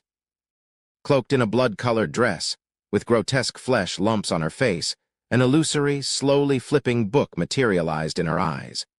Faint recitations echoed around her. Drawing a dagger, she genuflected and drove it into the metal floor of the hive. Dawn-like light ascended, forming an almost invisible wall around her. Rumble. The shockwaves from the sulfur fireball's explosion and the poisonous pale blue fireball relentlessly struck the invisible barrier, causing it to sway, yet it stood resilient. This was protection of a warrior Sequence 5. Record, the core ability of a Sequence 6 scribe of the apprentice pathway, allowed the recording of others' abilities for use, each recording usable only once. Scribes could even record Beyonder powers with godhood effects, but the success rate was minimal. After the explosion's aftershocks subsided, Mr. K, donned in a blood-colored cloak and resembling a colossal devil, wielded a broadsword composed of crimson lava and pale blue flames. He surged towards Mad Lady in 2 steps, slashing down. The nearly invisible wall around Mad Lady couldn't withstand the onslaught and finally shattered. As the illusory book in her eyes flipped, a robust and sharp sword of dawn materialized in her hand. Excitedly, she swung her 2-handed light sword. Clang. Mr. Katek's strike sent Mad Lady, lacking a warrior's physique and strength, flying.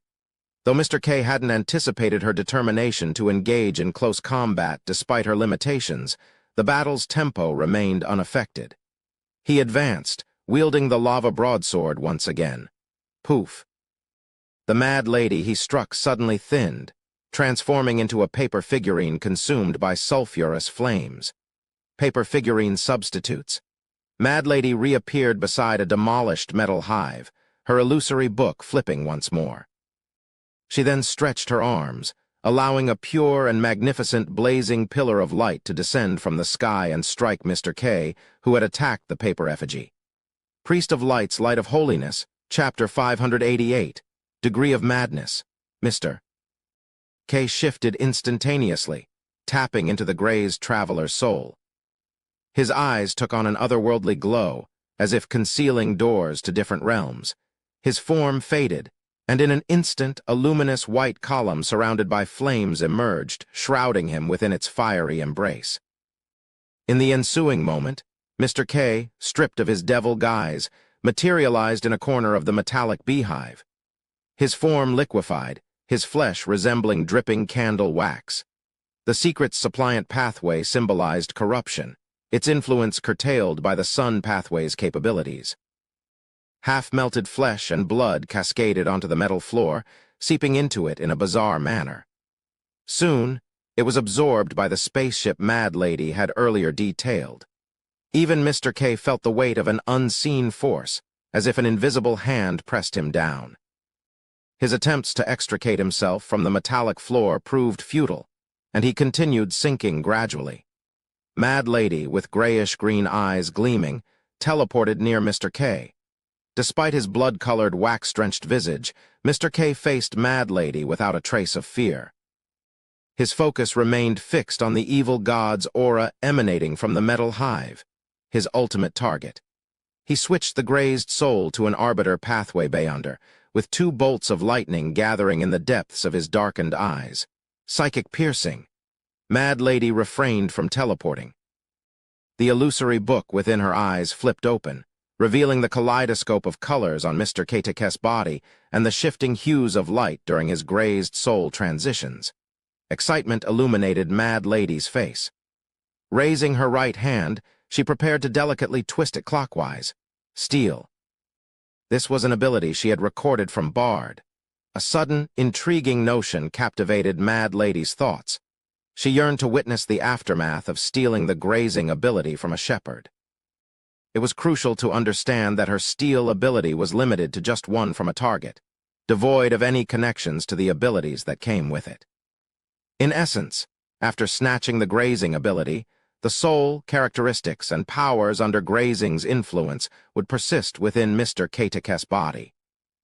In this state, Mad Lady pondered whether shepherds would grapple with internal conflicts, the fusion of characteristics, or a loss of control akin to the switching between non-adjacent pathways. Excitement bubbled within Mad Lady as she deliberately blinked near Mr. K, compelling him to switch grazed souls. She observed keenly, eager to discern which light aligned with grazing. As for Mr. K-Tekes' reaction, she cared little. You continue your fight, I continue my steal. Whoever dies first loses. Simultaneously, the metal floor, saturated with Mr. K-Tekes' flesh, quivered unexpectedly. A previously concealed door within the metal hive withdrew, unveiling a passageway that hinted at a silver metallic hall beyond. A formidable suction force emanated from that direction. While her attempt to steal Mr. K-Tekes' grazing ability was underway, Mad Lady, lacking the strength, was propelled into the air. Dark blonde hair whipped around wildly as she soared toward the origin of the anomaly. Meanwhile, Mr. K remained locked to the metal floor. Though his body swayed precariously, on the verge of being pulled away, he held his ground, unsteady yet resilient. The face of the blood-colored, wax-streaked Aurora Order Oracle betrayed an anxious expression. The enemy was on the verge of escape. The source of the evil god corruption had revealed itself. Mr. K swiftly switched back to the corresponding devil spirit, summoning a broadsword forged from crimson lava and pale blue flames. Targeting his body adhered to the metal floor, he executed a slashing motion. Beneath his calf, flesh promptly separated from his main body, the incision undergoing a mesmerizing melding of half-melting and half-reforming. Having relinquished a portion of his flesh, Mr. K allowed pale white, moist and freshly formed limbs to squirm out from the severed stump. Concurrently, he harnessed the formidable suction force to pursue Mad Lady and draw closer to the source of corruption. In midair, he witnessed Lumion, disguised, clutching the door frame in a struggle against the menacing suction. He observed the motionless silver-white full-body armor seamlessly blending with the floor.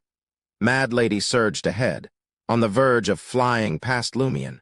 With a wave of her right hand, she emitted a greeting-like hello, her face radiating excitement and anticipation.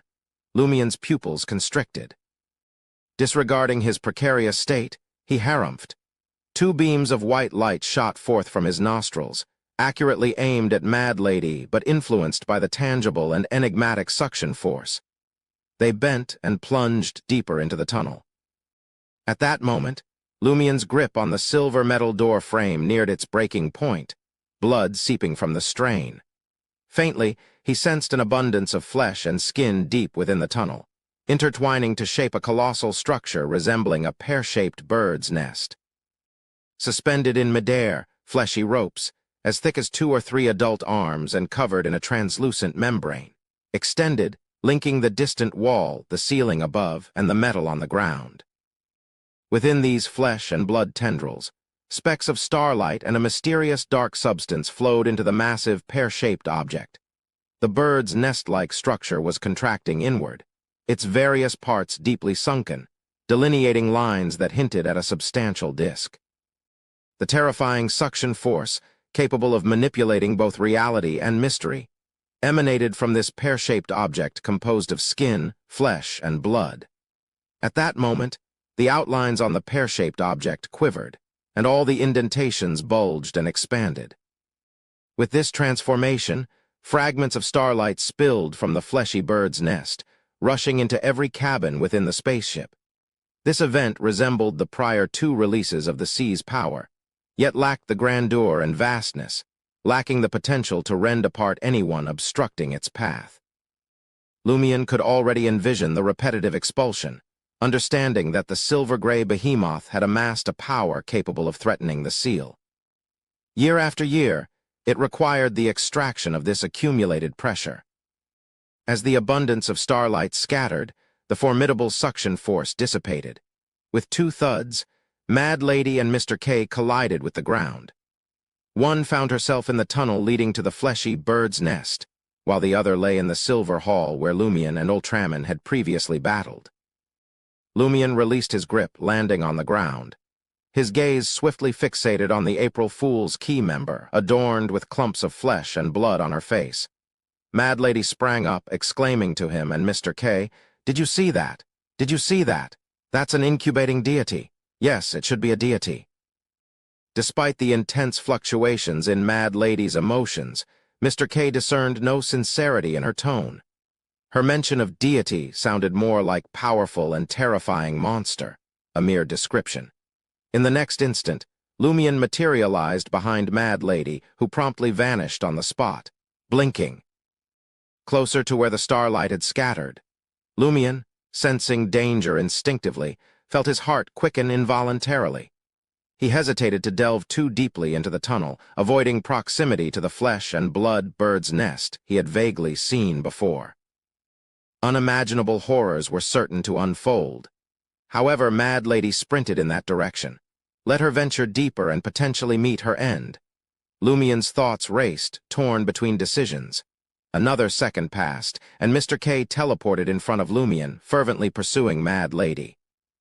In that moment, Lumion, who had often considered himself a bit eccentric, found himself yearning for a bit more normalcy from the duo ahead of him, while he could comprehend Mr.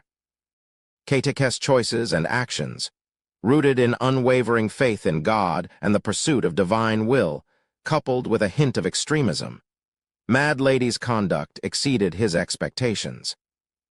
Drawing from I Know Someone's confession and Mad Lady's previous behavior, Lumion detected no signs of her fanatical devotion to the celestial worthy.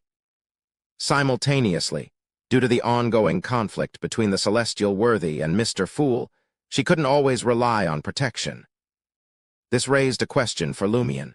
If Mad Lady consistently courted danger, How had she managed to survive to this day? April Fools lacked the strict hierarchy and coordination seen in the Aurora Order. Most of the time, members operated independently with minimal interaction. Protecting Mad Lady from the start, allowing her to grow steadily with such a mindset, seemed implausible. Could it be that I know someone had once overseen the treatment of Mad Lady's mental and psychological issues? After his demise, did Mad Lady's problems exacerbate? Lumion quickly formulated a plausible explanation, but considering Mad Lady's conduct on the betrothal ship, her current state struck him as abnormal. On the betrothal ship, faced with the impending release of the sea's power in the energy passageway, Mad Lady, though eager and seeking excitement, had an escape route. As long as she didn't delay until the last moment, she could teleport away, avoiding the actual risk of death. Now, whatever lurked in the depths of the tunnel made Lumion, despite his feigned high level, intuitively uneasy. He believed it represented an almost certain death sentence. Yet Mad Lady persisted in her attempt to approach. Could there be a reason compelling her to make contact with that object? Lumion wondered. He suspected that Mad Lady's actions might be part of the Celestial Worthy's scheme, convincing her that she could confront the provocation head-on and escape in time. I can't let her and that Celestial Worthy succeed. Besides, personally, I look forward to ending her myself rather than witnessing her being swallowed by that dangerous object. Lumion's eyes narrowed, the desire to teleport forward and intercept Mad Lady compelling him. However, preventing a traveler from reaching a specific location in such a manner was clearly impossible. Lumion hesitated, unwilling to genuinely approach the flesh-and-blood bird's nest deep within the tunnel. Suddenly, an idea struck him. The peculiar structure's rejection of outsiders seems to have lifted, and with Lotto Gyro, a person possessing a potent sea bloodline, deceased. Could I attempt to gain temporary authority as the governor of the sea to halt Mad Lady's progress? With that in mind, Lumion embarked on his endeavor. Activating the power of the sea within him, he allowed his astral projection to merge and swiftly expand outward. Chapter 589. Object within the nest. As Lumion's astral projection expanded with the power of the sea, he immediately sensed the presence of the waters. This wasn't a genuine ocean, but a fantastical sea created by radiant starlight. At its core lay the projection of the silver-gray behemoth. Empowered by an ample supply of the sea's power, Lumion's astral projection surged forward, merging seamlessly with the phantom. A burning sensation radiated from the left side of his chest, as if some form of acknowledgement had been received. His consciousness extended boundlessly, taking command of the dreamlike illusory sea. In the course of this process, he glimpsed the phantoms of Juan Oro, Ultraman Lotto Gyro, and unfamiliar apparitions, those who have returned to the sea. They seem to have transformed into water droplets in the sea. Lumion withdrew his gaze from the joyful Juan Oro and the pained Lotto Gyro, redirecting it toward the depths of the tunnel ahead. From a considerable distance, he spotted Mad Lady. The silver-gray behemoth harbored entities nurtured within the flesh-and-blood bird's nest. With the Baiting's black insect, little devils, and other extraterrestrial life forms, it was inevitable that they coexisted in the spirit world.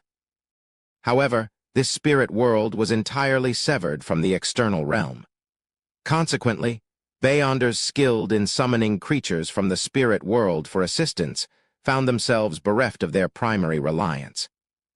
Teleportation executed through the spirit world, however, retained some semblance of normalcy. Departing directly, however, proved impossible. The only avenues were through the energy passageway at the entrance, or by breaching the outer wall to connect the inner and outer spirit worlds. Simultaneously, the closer one approached the flesh-and-blood bird's nest, the more peculiar the spirit world became. It was as though the air gradually thickened, becoming almost tangible and impeding the approach of birds. In such an environment, coupled with the absence of a flesh-and-blood bird's nest, Mad Lady found herself unable to teleport directly. Her only recourse was to blink incrementally, expending her spirituality with each maneuver. Having focused on Mad Lady and the space in front of her, Lumion suddenly extended his right hand and clenched it into a fist. The air surrounding Mad Lady immediately grew dense, as if assuming a tangible form. This transformation caused the illusory curtain to bend, compressing the corresponding area into a dark and transparent sphere. Once more, Mad Lady's form disappeared, but a formless force, shaped by the bending area, yanked her out and sent her plummeting, under the authority of the governor of the sea. The spirit world within the sphere and the spirit world within the silver-gray behemoth were forcibly separated. However, this effect was contingent on the peculiar environment. In the external world, given Lumion's current level and mastery of the power of the sea, completely isolating an area from the expansive and genuine spirit world proved challenging.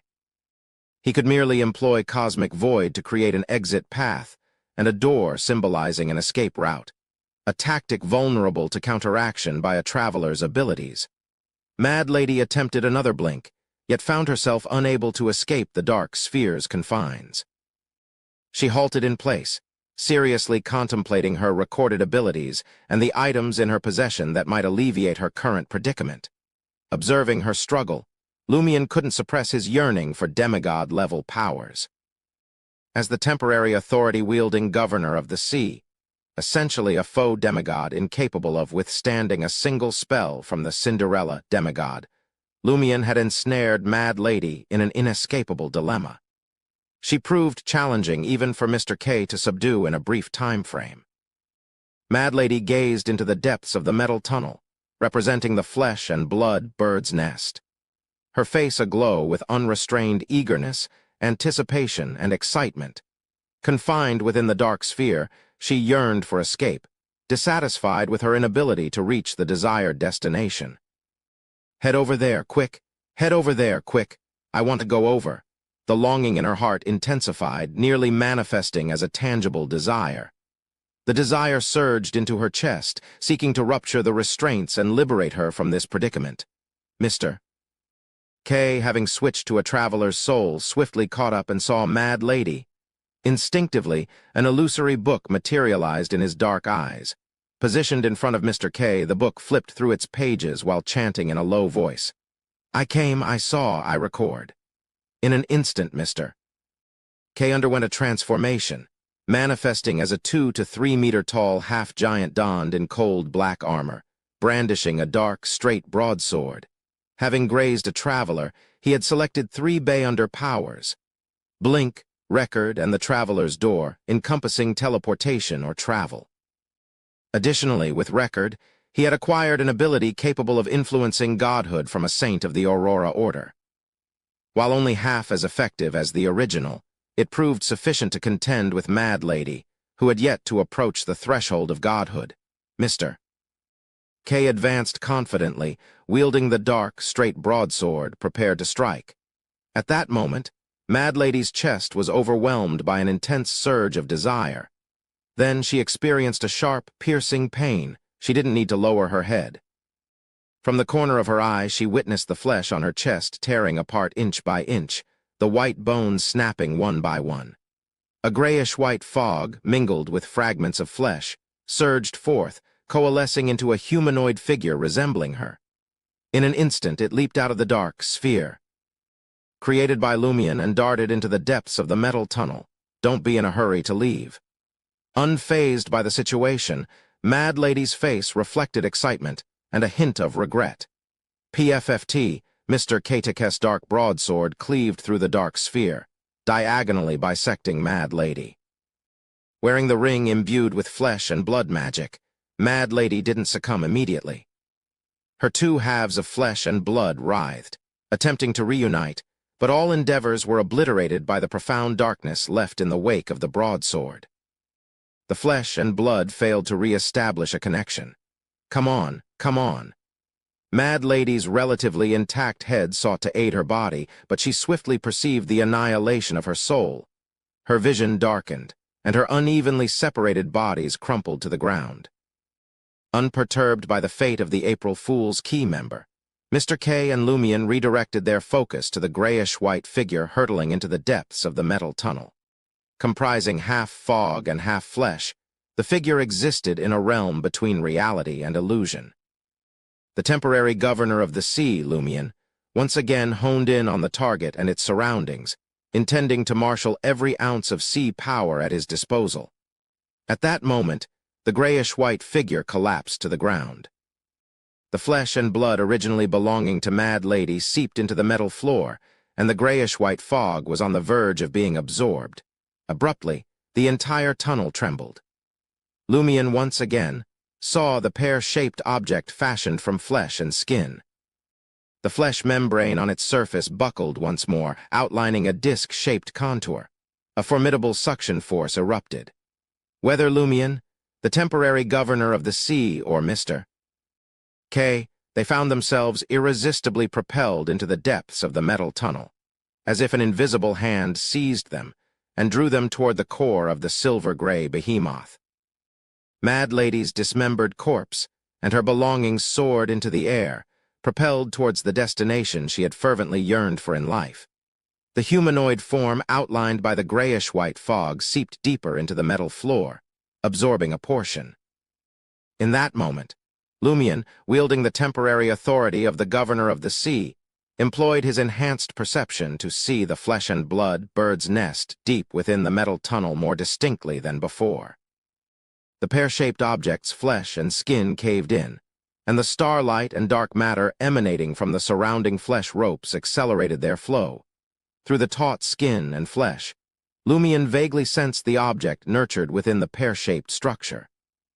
It resembled a pitch-black vortex capable of devouring all colors and light. While not overly large, it featured a disc-shaped outer edge.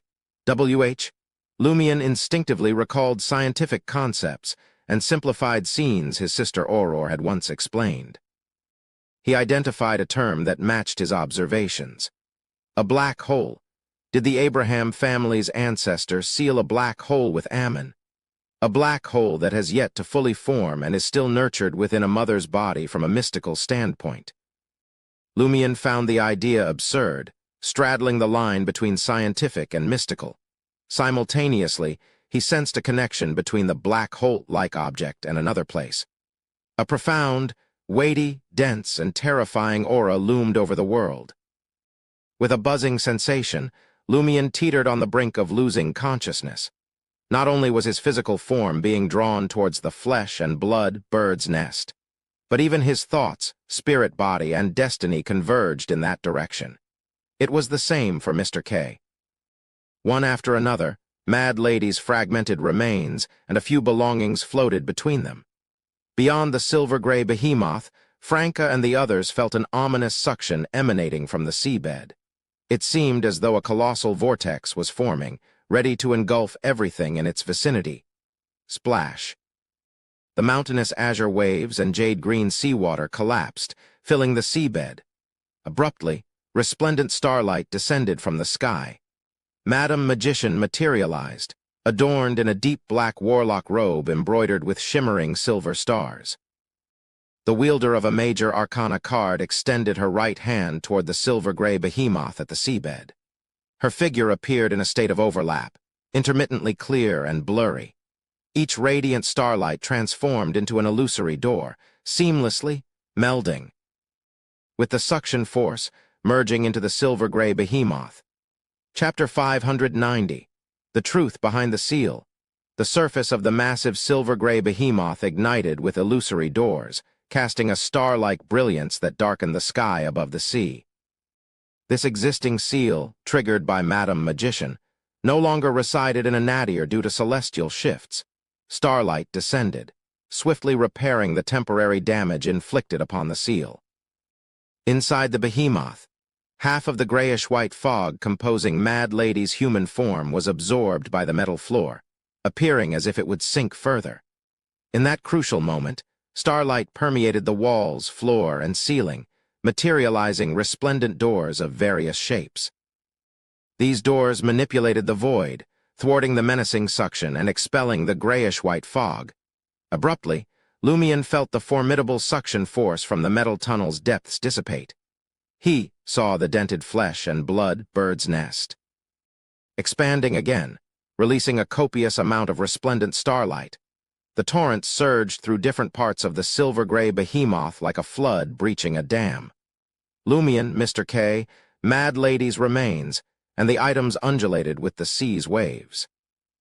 As they were propelled forward, they encountered resistance and erosion from the sea's power. Meanwhile, the fleshless, corporeal grayish-white phantom swayed in the vast starlight, growing fainter before gradually dissipating. Unlike previous instances, the sea's power did not erupt from the ocean depths this time. Madam Magician had severed the energy passageway, successfully resealing and reinforcing the seal. Madam Magician, her form seemingly illusory, raised her right hand and pointed at the betrothal ship and sailboat, her eyes mirroring the corresponding scene. The two ships, along with Hella Franca, the Cinderella. Demigod, the humanoid sealed artifact, the Maidens of the Sea, the remaining deputy hosts, and the sailors vanished from the underwater cavity, instantly reappearing on the sunny, calm, turquoise sea beyond the seal. Crash. Mountain-like azure waves and jade-green seawater resembling well walls slammed down, filling the underwater cavity. Madam Magician's gaze then shifted to Lumion, Mr. K, Mad Lady's corpse, pride armor, and other items. Just as she was about to relocate them, Lumion, still donning the flog boxing gloves, suddenly felt a heavy, dense, terrifying, and brilliant aura looking at him from another place connected to the black hole in the flesh and blood bird's nest. Crack, crack. Lumion heard his bones shattering, his skull caving in, ribs snapping, and flesh compressing layer by layer. After unleashing the ascetic's accumulated strength, he, now taller, was instantly compressed into a short, thin, and dense form. Intense pain flooded his mind, and his brain began to passively contract. After a moment, Lumion broke free from the gaze and floated into the gradually calming air. Before Madam Magician, an illusory book rapidly flipped, emitting a faint glow full of vitality. It bathed Lumion's body in light, reconstructing his broken bones and swiftly enlarging his compressed flesh, rescuing him from his near-death state. Then, Madam Magician tossed Mad Lady's rose-gold ring embedded with the crimson gem to Lumion, allowing him to reassemble his flesh and blood and return to his original appearance. He was no longer a short, thin, and heavy peculiar human. Simultaneously, in Port Santa, Loki's figure faded as he entered the spirit world, preparing to teleport away. However, a dark, formless barrier appeared in front of him, blocking his path. Loki's pupils dilated as he realized that at some point he had been ensnared in a dark and transparent sphere, seemingly bent from the void, with walls everywhere and a hidden door high up in the spirit world.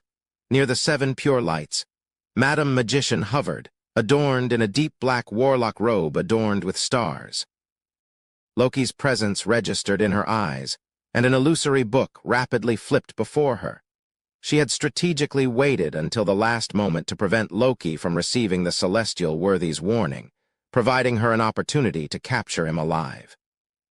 Loki's lips curled into an exaggerated smile upon understanding the situation. Rumble, his body erupted from the inside out, as if a self-controlled bomb had been embedded in his flesh beforehand. Loki's bizarre suicide succeeded, flesh and blood splattered, and his aura dissipated. Madam Magician promptly lifted the seal on the area, capturing the information Loki had imprinted in the spirit world. The spirit world served as a repository for all information. Divination often entailed revelations from the spirit world, and the matter of resurrection inevitably left corresponding information. As long as she found relevant information in time, Madam Magician could trace Loki to his resurrection spot and pinpoint the ancient castle documented in the Secret Order records. Soon, Madam Magician obtained something. Her figure vanished from the spirit world's heights, navigating the endless darkness adorned with symbols. In the next moment, a vast grayish-white fog materialized before her eyes. Magician halted, gazing at the seemingly endless expanse of grayish-white fog. Under the silent, dusky sky, above the calm blue sea, using Mad Lady's ring embedded with a crimson gem, Lumion adjusted his internal organs, flesh and bones, to their original state. Treading on the corporeal wind, Lumion removed the ring that enabled the use of flesh and blood magic and anxiously inquired of Madam Magician. "How's the situation on the other two fronts?" As he spoke, he sensed a mystical and indiscernible flicker from Madam Magician. Magician smiled. "Loki has just been killed by me, but I couldn't prevent his resurrection or seize the opportunity to locate his ancient castle. Bard has been captured by Gandalf, whom you intentionally sent to Milo village. He's alive." Phew! Lumion instinctively heaved a sigh of relief. Though he hadn't captured Loki, wasting one more of Loki's resurrections meant he had achieved his objectives. Furthermore, Ultraman and Mad Lady had been completely eliminated, and Bard had been captured alive. The results were satisfactory. Initially, Lumion hadn't confirmed Bard's identity. He didn't even know if Bard had participated in the sea prayer ritual. However, he had a few suspects, including the fake governor of the sea and Juan Oro's grandson, Fernandez. Since most of the suspects were in Milo village, he had Gandalf closely monitor them. Madam Magician continued. "I relocated everyone else from these waters. I sent Mr. K of the Aurora order back to his rented room in Port Santa. Mad Lady's corpse and items are floating here." The Major Arcana card holder opened her palm, shrouded in darkness, forming a small box. Inside, Mad Lady's dismembered corpse and other items had shrunk to the size of mosquitoes, drifting as if in another world. Lumion was taken aback. He looked at the bottom of the Azure Sea and asked, "Is it over?" He had anticipated gaining control over the silver-gray behemoth eventually. Otherwise, back then, even two kings of angels couldn't clean up the mess. How is our tarot club going to handle it? Unless Mr. Fool awakens, Madam Magician replied in an amused tone. Lumion recollected the items in the flesh and blood bird's nest and nodded in agreement. He asked in confusion, "Is it true that sealed at the bottom is a black hole?" Do you know what a black hole is?" "I do," Madam Magician chuckled. "And I also know that the silver-gray thing down there is a spaceship." Spaceship, Lumion was taken aback. Upon reflection, he realized that the silver-gray behemoth bore a striking resemblance to the spaceship described in his sister's bedtime stories. Madam Magician not only knew about spaceships, but also grasped the concept of a black hole. Never underestimate high-ranking individuals. The time-transcending knowledge possessed by transmigrators might not be foreign to them. Lumion sighed with emotion. At that moment, he noticed that Madam Magician's mystical flickering had vanished. The Major Arcana card holder gazed at the seabed and explained. "It's a black hole, ready to form, personally created by an evil god. Constantly absorbing surrounding matter and energy, it strengthens itself, eventually becoming a true black hole. In the fourth epoch, the evil god seized an opportunity to send the embryonic black hole through the spaceship at the bottom of the sea. The plan was for it to rapidly develop, tear apart, and devour our planet, causing the barrier to lose support and disintegrate prematurely. True gods and angels could escape, but without the barrier's protection, who knows what would happen? Fortunately, Mr. Dor and Ammon discovered the threat in time and took action. Yet they couldn't obliterate the already developing black hole. Any attempts to destroy or destabilize it would only make it stronger. The only viable solution was to seal it and patiently wait for it to weaken through repeated radiations until it ultimately evaporates. Alternatively, they could transport it and the spaceship into the cosmos, abandoning it in desolate areas. However, this would require Mr. Dor to leave the safety of the barrier and shadow the threat continuously to prevent accidents. Moreover, it remained under the vigilant gaze of that entity, which periodically replenished its energy through their connection. The danger was evident. That explains it. Lumion finally grasped why it had been sealed rather than destroyed. Intrigued, he echoed a term, Mr. Dor. It bore a striking resemblance to Mr. Fool. Chapter 591, Information Gap. Upon hearing Lumion's inquiry, Madam Magician's tone carried a subtle emotion. Mr. Dor is the ancestor of the Abraham family, the top duke among the 5 great nobles of the Tudor Empire.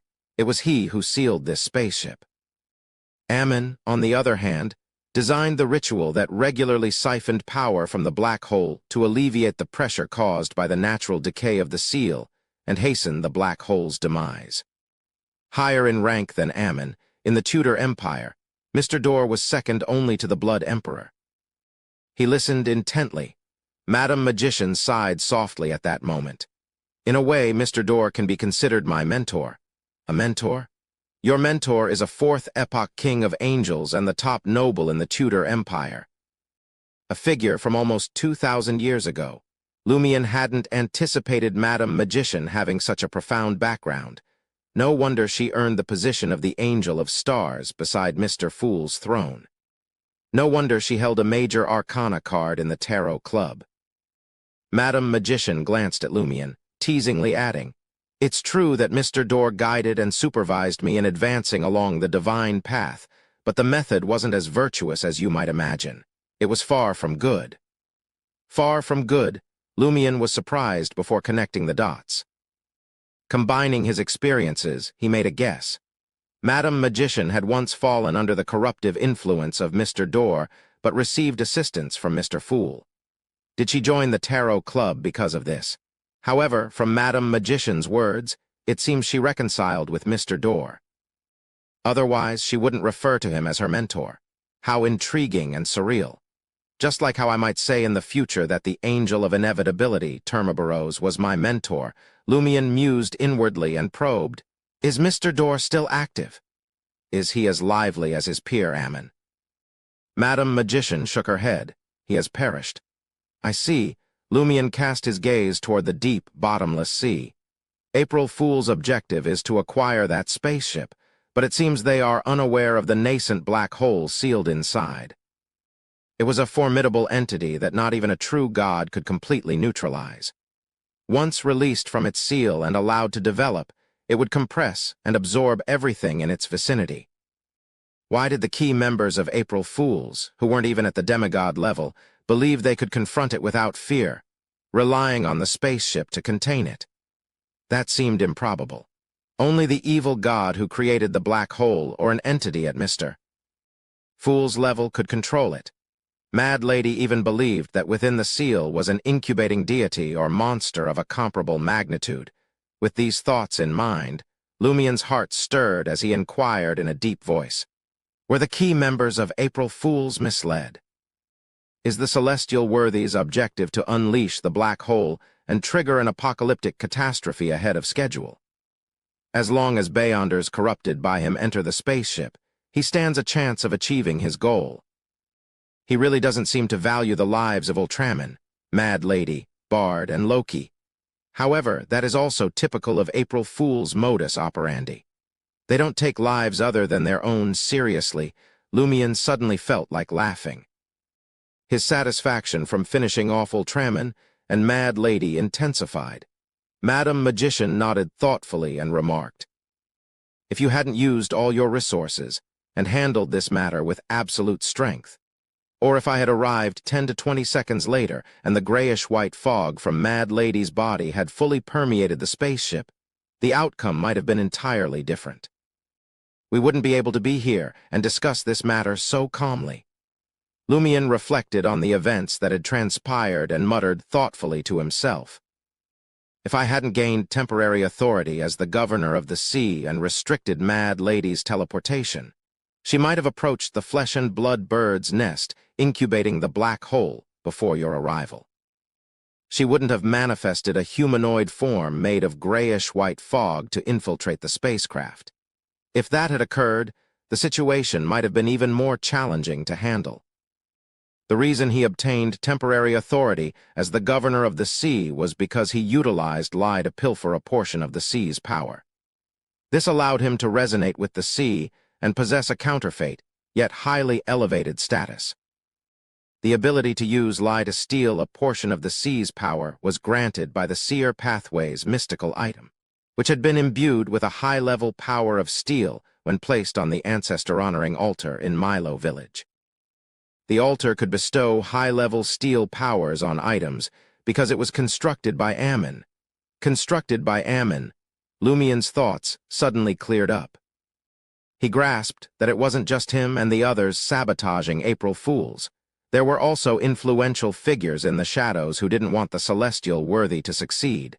Madam Magician chuckled. "Have you figured it out?" I recognized what was happening when I saw Lai, now endowed with the power of steel. Some time ago, I spied on the altar beneath Milo village and confirmed its purpose, to gather the spirituality of worshippers and accumulate enough power to trigger the bestowment of the steel ability. Given Milo village's population and the number of individuals with the sea bloodline, it can only be bestowed once a year. It can't last more than half a month each time, and it can only be used once or twice. Lai's enhanced power far surpasses that. Lumien furrowed his brow and asked, "Are you suggesting that the steel on Lai was directly granted by Ammon?" This hypothesis struck him as absurd, comical, and surreal. In the past few months, Ammon had been a source of terror, causing him mental distress. He nearly perished in the Samaritan Women's Spring. Subsequently, he informed the Tarot Club and aided the Angel of Time in eliminating most of the Ammons in Trier. He also wrested a substantial debt from Ammon's parasitic form. Their relationship, it was one of deep-seated enmity. The sentiment was likely mutual. Yet now, he was being told that Ammon had covertly assisted him. While Lumien understood that Ammon's aid wasn't driven by benevolence, but rather to thwart the celestial worthy's objectives, he couldn't shake the feeling that the world had taken a bizarre turn. Madam Magician chuckled and explained. Perhaps back then, there was an Ammon residing within the altar. Truth be told, I didn't anticipate that those who once instilled awe, fear, and vigilance in our discussions would occasionally collaborate with us. Of course, don't become complacent.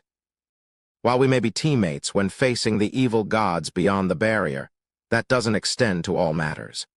Even when dealing with the evil gods' followers, it depends on the specific circumstances. They might believe they can handle it alone and use the opportunity to set a trap that could harm you. All right, Lumien resisted belief, but he had no choice but to acknowledge the reality before him. The truth was laid bare. Having been briefed, Lumien mentally reconstructed the sea prayer ritual, refining the spiderweb-like thought pattern without any critical deficiencies. The corresponding experiences and lessons surfaced in Lumien's mind. April Fool's biggest failure was not knowing that Franca and I are also members of the Tarot Club, apart from being part of the curly-haired baboons research society. Moreover, the Tarot Club places great importance on matters related to the celestial worthy. There's also an information gap between them and the celestial worthy, leading to their downfall. Have they not considered that their goals might not align with the celestial worthies? Despite me lacking information as well, I wasn't careless. I didn't underestimate any visible or hidden enemies. Even a lion uses its full strength to hunt a rabbit. Of course, the crucial aspect is that those holding key information and concealing it are on my side in this operation. What if they become my enemies next time? How should I deal with them? As these thoughts raced through his mind, Lumien sensed that his digestion of the Conspirer potion had significantly advanced, thanks to the successful hunt and the questions he had formulated. Seizing this opportunity, he summarized his third acting principle. One of the keys to a conspiracy is information. A good conspirer must be adept at exploiting information gaps and even take the initiative to create information gaps. Closing his eyes to assess his body's condition, Lumien felt that another major, successful conspiracy and a period of daily accumulation should allow him to completely digest the Conspirer potion. And that major conspiracy could be combined with the ritual to advance to Sequence 5 Reaper. No further planning was needed. The Reaper ritual required a conspiracy to capture a target whose sequence was higher than his. Alive. When Lumien opened his eyes, Madam Magician transmitted the darkness in her palm to him. You'll be in charge of distributing these items. This is something a hunter needs to learn and do well to advance to a demigod. All right. Lumien was accustomed to distributing spoils of war. He then added, but before that, I'd like to meet Bard. That, too, was a spoil of war. In the ancient and dilapidated palace in the nation of the Evernight, Lumion, Franca, Hela, and Gandalf materialized one after another. They were adorned in their usual attire for gatherings, with Lumion now assuming the guise of Muggle Auror. Gandalf unceremoniously tossed Bard to the ground, not bothering to restrain him. Bard surveyed the familiar surroundings, devoid of any notions of escape or resistance. This was the concealed nation of the Evernight, isolated from the outside world. How could he possibly flee? And against two demigods, how could he even attempt resistance? Bard swallowed hard and spoke preemptively. I was also bewitched by Loki. All he could hope for now was that, leveraging his sequence experience as a swindler, he could successfully convince the two demigods. Noticing the silence from Hela and Gandalf, Bard added, I can lead you to Loki's ancient castle. I know a clue, really.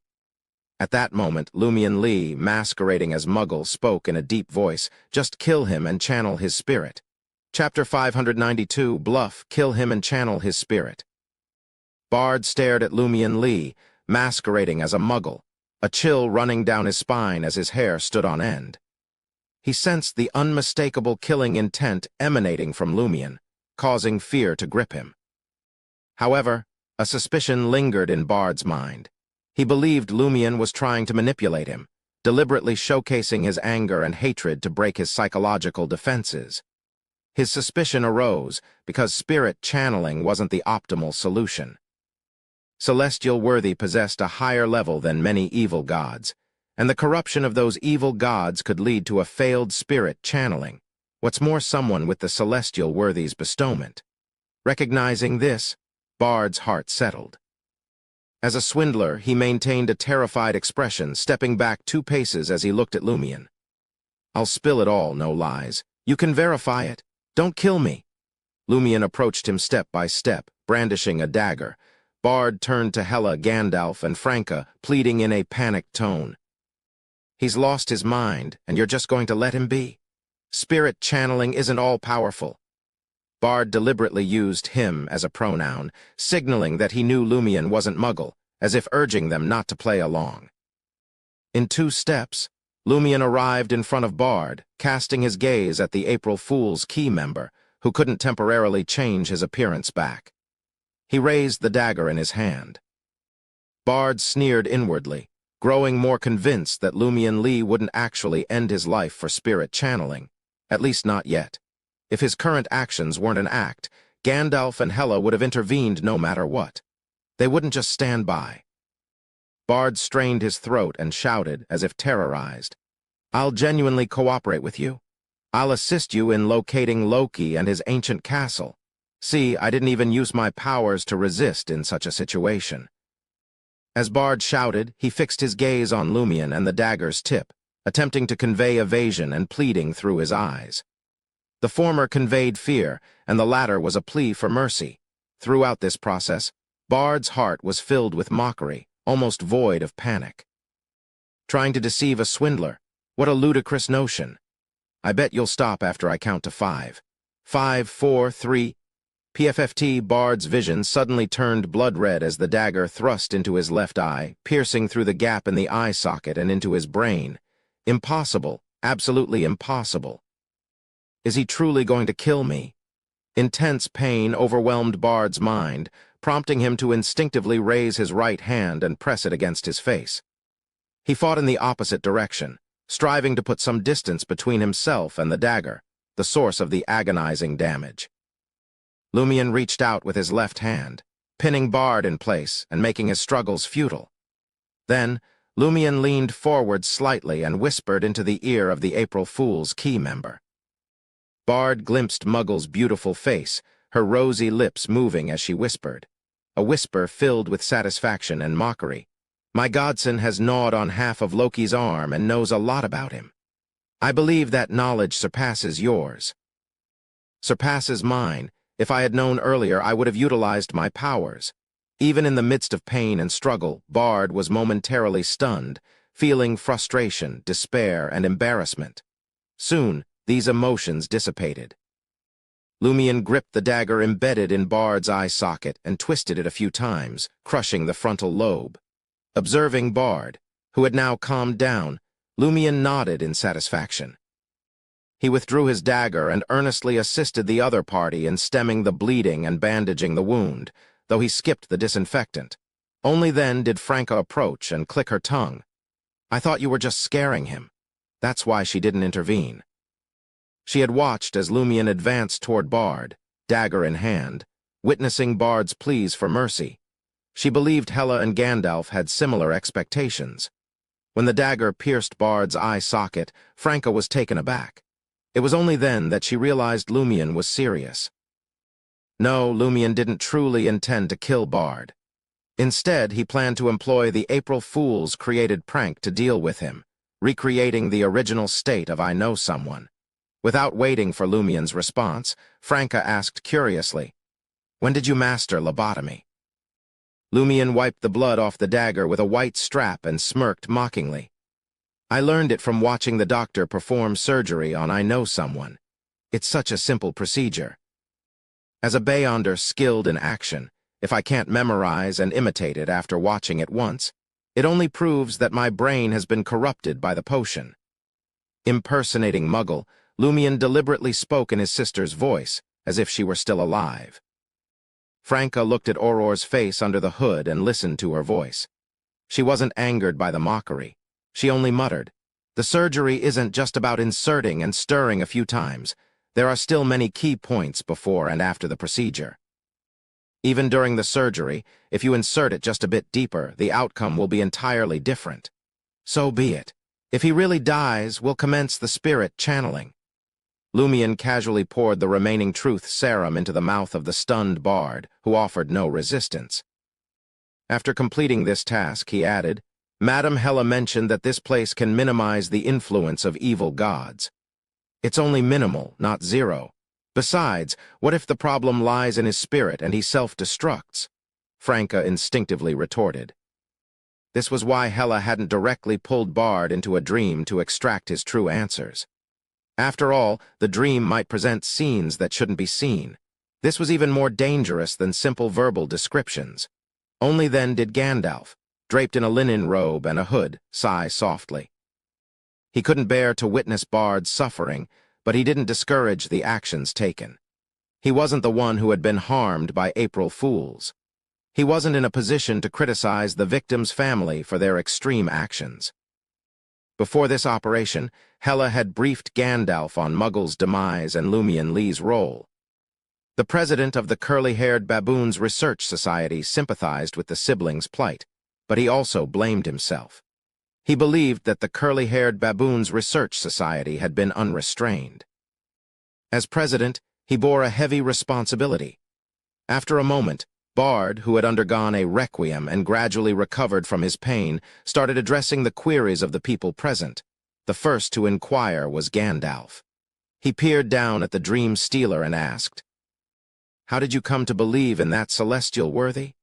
Gandalf and Hela had already gathered intel on celestial worthy from Franca and Lumion, and they deemed it crucial. Bard responded calmly, "From the beginning. I used to be a cultural relic thief and acquired a batch of ancient items. While studying their history to ascertain their value, I deciphered the meaning of some inscriptions." Abruptly, Hela cut Bard's narration short and said coldly, "You don't have to explain the full meaning. Just mention a few keywords." Bard had no intention of arguing. He remained as docile as a sheep. Keywords include deception, fooling, door of all doors, Lord of Mysteries. As Bard finished speaking, the ancient palace they were in suddenly became misty and unclear. Simultaneously, Lumion's left chest burned again. In the next moment, the night sky outside the palace darkened even more, and all the mist vanished. Why did I feel like worms were growing in me just now? Franca felt a lingering fear. Merely a few names, incomplete honorific names, made her inexplicably uneasy. Every inch of her flesh seemed to come alive, about to transform into worms crawling out of her skin. One of Bard's initial plans was to answer Lumion and company's questions dishonestly and without reservation. Then, he would take the initiative to reveal all the details regarding Celestial Worthy. He wanted to see if he could secretly corrupt his enemies and shake the nation of the Evernight's concealments to create a door to escape. If I could really use this to corrupt Gandalf and Hela, why would they kill me when we're all celestial-worthy believers? We would definitely work together to deal with Lumion Lee. Of course, Bard no longer harbored such thoughts. He had obtained an inevitable peace. Descriptions of high-level existences often indicate danger. In this world, ignorance might not be a bad thing. Gandalf sighed and assessed what had just happened. He then inquired about the follow-up. Bard's expression remained unchanged as he said, "After deciphering the words, I lost consciousness. When I woke up, I had already transmigrated to this world. After adapting to my new body, I instinctively recalled my previous encounters and the words I had deciphered. Then, I saw a thin gray fog emanating from my surroundings and received a revelation from the celestial worthy. In other words, you believed in that celestial worthy as soon as you transmigrated before the establishment of the Research Society?" Gandalf probed further. "Yes." Bard's emotions lacked any fluctuations. "Back then, I thought that if I didn't choose to submit, believe in him, or follow him, I might die on the spot. When that happened, I might not have a chance to transmigrate and revive. Later, I gradually realized his greatness. He could even fool the nation of the Evernight and prevent our problems from being discovered." Gandalf pondered for a moment and asked, "How did Loki come to believe in that celestial worthy?" Chapter 593, Fooled. In response to Gandalf's question, Bard recounted the past with a directness that left little room for ambiguity. "I don't know. He didn't tell me. After the founding of the Curly-Haired Baboons Research Society, I began to notice the guy's actions and demeanor mirroring the influence of the celestial worthy. Likewise, he saw the same in me, prompting a mutual inquiry. Eventually, we confirmed each other's intentions and assembled an April Fool's team. Gandalf and Hela probed about the celestial worthy, but with no breakthroughs. Lumion, disguised as a muggle, shifted his gaze to Bard and asked, "What was your crew's aim in disrupting the sea prayer ritual?" "To control the underwater spaceship. It's our ticket to traversing the cosmos and holding our ground against angels to some extent." Bard revealed April Fool's plan. Lumion's lips curved upward. "You know what's sealed in the depths of that spaceship?" At this revelation, Franca suddenly grasped the core issue. "Spaceship. The thing at the bottom of Port Santa is a spaceship. Isn't this too sci-fi and not mystical enough? Does this world have everything?" To expedite the interrogation of Bard, a key member of April Fool's, Lumion and Franca had entered the nation of the Evernight without much communication. "Spaceship." Gandalf echoed the term, his tone brimming with unmistakable yearning. Hela maintained a silence akin to the depths of night. Bard responded to Lumion's inquiry. "According to our interpretation of the language and the insights from the celestial worthy, that spacecraft functions as both a petri dish and an incubation chamber. It's nurturing a high-level creature. Control the spaceship, and you control it. Without that control, the spacecraft alone won't stand a chance against an angel." The smile of Auror became even more alluring. "Ever wondered why the ancient angel who sealed the spaceship didn't take control of it? Why didn't they command the high-level creature or destroy it outright?" Bard fell silent momentarily before articulating. "It might take a considerable time for the high-level creature to mature. Taking control of the spaceship would halt everything. Patience is required until the recent few years, just before the creature is due, before it can be managed." Lumion's smile beneath the hood grew brighter. "If that's the case, the ancient angel who sealed the high-level creature will definitely reappear. Did you have the confidence to resist an angel and win the spaceship? Or do you believe the angel either didn't try to decipher or couldn't decipher the true meaning of those commands? It's been so many years. They might have already perished." Bard paused. In his dream, a creature on the altar, potentially the avatar of an ancient angel, hinted that the angel might still be observing Milo Village and those waters. "Why didn't we think to confirm it before embarking on the entire plan?" Bard voiced his doubts, his emotions showing no apparent shifts. Lumion replied with a smile. I can tell you that the spaceship isn't sealed with a high-level creature. It's an incomplete, nascent black hole. Once unsealed and piloted away, it will absorb the mystical body housing it, suck you guys in, and completely take shape, tearing apart and devouring the current world. Back then, the ancient angels didn't attempt to control it because it was dangerous, idiot. Bard was once again taken aback, as if he had never considered such a possibility. After a moment, he hesitated and said, "We might have been fooled." Though Bard's emotions remained unchanging, the blood-colored liquid that trickled from the simple bandage down the bridge of his nose painted a tragic and mournful picture. Lumion burst into laughter, his back bending slightly. "You only now realize that you've all been fooled by that celestial worthy? He provided revelations to mislead you. Through your deaths, he could open the seal and destroy this world to achieve his goals. Ha ha, April Fools, indeed an organization of fools." Bard fell into silence once more, then candidly expressed his thoughts. "We're fools, truly fools?" Meanwhile, Gandalf and the others had varied reactions. "Damn it, a black hole! Destroy this world!" Franca had thought the news of a spaceship was explosive enough, but she hadn't expected something even more terrifying to follow. And an entity creating a black hole? Franca, lacking direct understanding of top-level powers, realized the magnitude of such a great existence. Previously, she felt she had a sufficient understanding of the world.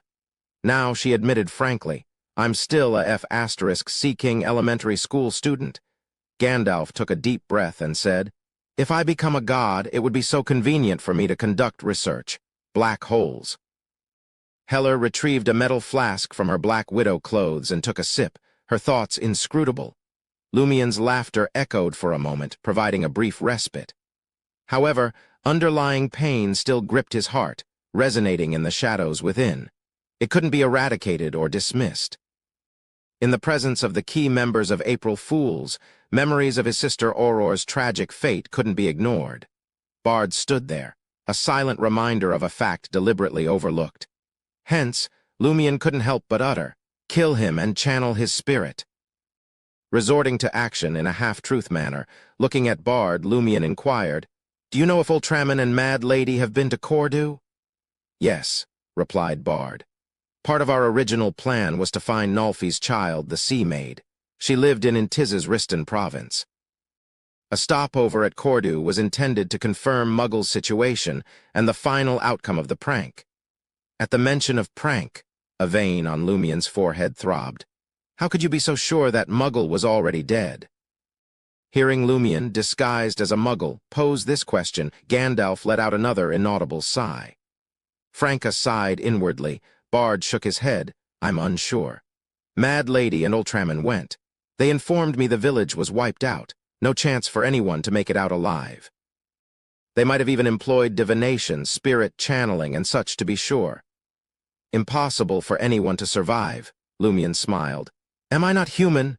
Bard glanced at him and spoke his mind. "You might not even pass as human anymore. That's not wrong. I'm now a humanoid sealed artifact with self-awareness and fate." Lumion made a self-deprecating remark before adding, "The number of survivors is greater than you can imagine. A certain madam, her husband, butler, and maidservant had fled." Without giving Bard a chance to respond, Lumion inquired further, what was Loki trying to achieve with the Muggle incident? "I wasn't deeply involved. Just tossed in a few ideas, not much in the loop," Bard admitted honestly. "Ultraman might have a clue. He and Loki teamed up in other ventures." "In what ventures?" Lumion persisted. Bard shook his head slowly. "Not entirely sure about the specifics. It's tied to the Eternal Blazing Sun Church. Connected to the Eternal Blazing Sun Church. Ultraman, a Sequence 5 Priest of Light on the Sun pathway, the humanoid sealed artifact lost by the Church on the betrothal ship." Lumion's instincts kicked in. Any key April Fools members that are not transmigrators? They had previously misconstrued April Fools as a gang of degenerated transmigrators. Yet, as an organization, it naturally expanded. After all these years, April Fools likely harbored more key members. Bard nodded. "Yes." As expected, Lumion shot a glance at Franca, garbed in assassin attire, seeking confirmation from Bard. One of them is a purifier from the Eternal Blazing Sun Church, and he holds a decent status? Yes, Bard confirmed again. Thanks to him, we got wind of a Grade 1 sealed artifact we could utilize when we altered our plan. He even assisted in its escape from the seal. And who might this person be? Franca inquired, stepping in for the absent 007. It's a one-way line to Loki. Bard indicated, revealing his lack of knowledge about the member's true identity. Franca chuckled, saying, if the Eternal Blazing Sun Church launches an inquiry, they might stumble upon some leads. Grade 1 sealed artifacts weren't just lying around. They couldn't be pilfered casually. Lumion, noting Gandalf and Hela had no more queries, turned to Bard. What intel do you have on Loki's ancient castle? It goes by the name Dylan. A charming name, Bard began. Loki once told me it's a concealed ancient castle, impossible to discover or see under normal circumstances. In simpler terms, you can't pinpoint its location through appearance or history. I've always envied Loki inheriting such a treasure after transmigration, an ancient castle. Later, he relied on the celestial worthy's revelation and the corresponding boon to succeed. I once tried to swindle Castle Dylan for myself, but I failed. Chapter 594. Execution. Franca almost chuckled in exasperation at Bard's remark. April Fools not only deceived outsiders but also themselves. If they didn't believe in celestial worthy, cooperation wouldn't be on the table. Bard delved into his knowledge about Castle Dylan. That ancient castle used to be the domain of a secret organization known as the Secret Order. Loki became a member of the organization when he transmigrated. The story goes that the initial leader of the Secret Order personally constructed the ancient castle and concealed it over a century ago. Curious, Franca inquired, "Who's leading the Secret Order now?" Bard shook his head slowly. Loki is in the dark about that too. Only those who have become bizarro sorcerers or sequence 4 demigods within the Secret Order can meet the leader and establish a connection with him. Others merely follow the orders of their direct superiors. Loki once contemplated murdering his mentor, his immediate superior in the Secret Order, to gain the bizarro sorcerer Beyonder characteristic and stage a grand performance. Yet, due to his comprehension and fear of bizarro sorcerers, he never solidified this idea into a concrete plan. Eventually, he gathered all the bizarro sorcerer potion ingredients in Castle Dylan and entirely abandoned his initial scheme. Do you think a hidden place like Castle Dylan, with its long history, would be quiet, cold, and sinister? Contrary to expectations, Loki informed me that it's quite lively, featuring a grand performance every day. A grand performance, Heller recalled the pitch-black ancient castle she had glimpsed in Loki's dream, along with the wax statue-like guests inside. Deep in thought, Lumion asked Bard, "How do you suggest we locate Castle Dylan?" "I'm still missing crucial clues," Bard admitted sincerely. "If finding Castle Dylan were that straightforward, the current leader of the Secret Order would have seized it and ousted Loki. No, he would have turned Loki into his puppet." Lumion intended to inquire more thoroughly with Ludwig later, seeking any information he might have gained after consuming half of Loki's arm. "What about Hisoka? What insights do you have on Hisoka?" Lumion inquired. Bard seemed to recollect something. "That guy doesn't quite fit in. He prefers going solo. The rare instances of collaboration are mostly with Mad Lady. We all sense his emotions are pretty unpredictable, swinging between joy and anger. Mad Lady, however, remarked that he's not pure enough. He's highly dangerous, on par with Loki. His specific path remains a mystery. I've witnessed him using his abilities twice, both times involving mystical items. It's a poker card that can change its face, showcasing the attributes of Frost and Cut respectively.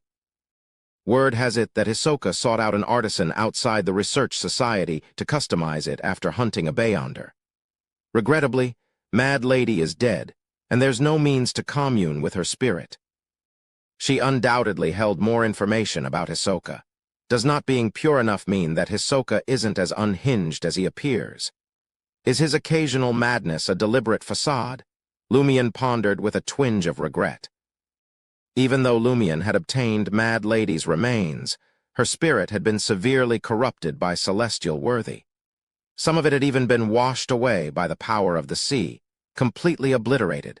Lumion sighed quietly and shifted the conversation to a different topic.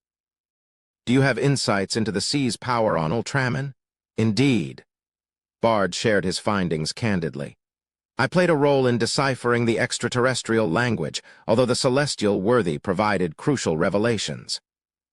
Additionally, the power of the sea is not exclusive to the offspring of Port Santa. I once encountered 2 heretics in Lenberg with similar abilities, and I managed to extract corresponding knowledge from them. This information greatly aided my decryption efforts, revealing that this pathway is not solely tied to the sea.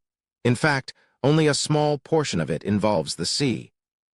The power primarily emanates from the stars and the land beneath our feet. As you all are aware, our world is, after all, a planet. The corresponding sequence 9 is known as astronomy aficionado. It focuses on acquiring knowledge of the cosmos, related information, an initial perception of reality, and enhancing one's physique.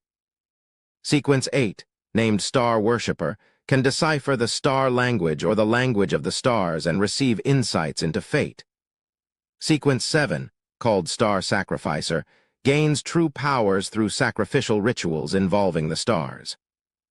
This encompasses gravity abnormality, weakening ray, electromagnetic attraction, and cosmic void. Sequence 6 is Navigator. They possess a deeper understanding of space and dimensions, allowing them to locate hidden passageways in the void and navigate and adjust routes between the stars. Navigating ships at sea becomes a straightforward task for them. Sequence 5, Tidal Scholar, further masters gravity and can whip up massive waves capable of shattering ships and demolishing docks.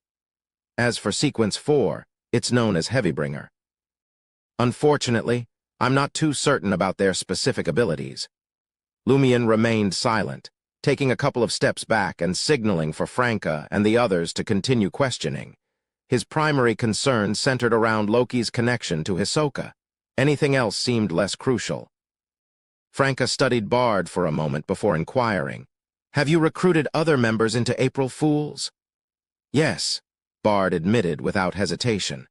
After detailing what he knew about the April Fools members outside the curly-haired Baboons Research Society, Franca asked with curiosity, "Why did you choose the nickname Bard? Considering your past identity and current class, wouldn't Kaito or Kid be more fitting?" Bard responded calmly, "My current body was a bard, a wandering artist who often dabbled in thievery and swindling. He met his end when discovered trying to cheat others out of their money, suffering a severe beating. Cheat, swindle, and steal, Franca thought. You know everything. It suits you quite well." Franca turned to Hela and Gandalf, stating, "I have no further questions." "Neither do I." Gandalf acknowledged, recognizing that Bard's life was approaching its end. Muggle's brother wouldn't let him off the hook. "Neither do I," Hela added. Lumion raised his right hand, generating a dark green glow at his fingertips. The light transformed into a strange ray, penetrating Bard's chest. Weakening ray? Lumion still had access to a week's worth of sea power, approaching the level of Sequence 5. Bard's face contorted, muscles and nerves reacting instinctively. His chest, close to his neck, rapidly melted and peeled, exposing the flesh beneath. Seeing this, Gandalf sighed again. Gandalf sighed, condensing a straight sword with sunrise gleam and driving it towards Bard. The light blade impaled Bard's head, and he crumpled to the ground with a thud, held down by the sword. Bard writhed like a skinned insect, convulsing as life left his body. Lumion observed in silence, refraining from intervening as Gandalf freed Bard. When Bard's breath ceased and he lay motionless, Lumion turned to Gandalf and Hela. "Thank you for your assistance. It's our duty. We're all accountable for the harm April Fools caused to the other members of the Research Society," Gandalf responded gravely. Lumion didn't contest. Instead, he disclosed, "Before the operation, I mentioned joining a secret organization before assuming my sister's identity. To seek revenge, I invited members of that secret organization to assist. I believe you all have seen or sensed their presence." He strategically linked the appearance of the Tarot Club to himself, safeguarding Franca's identity as a minor arcana card holder. "And which organization is that?"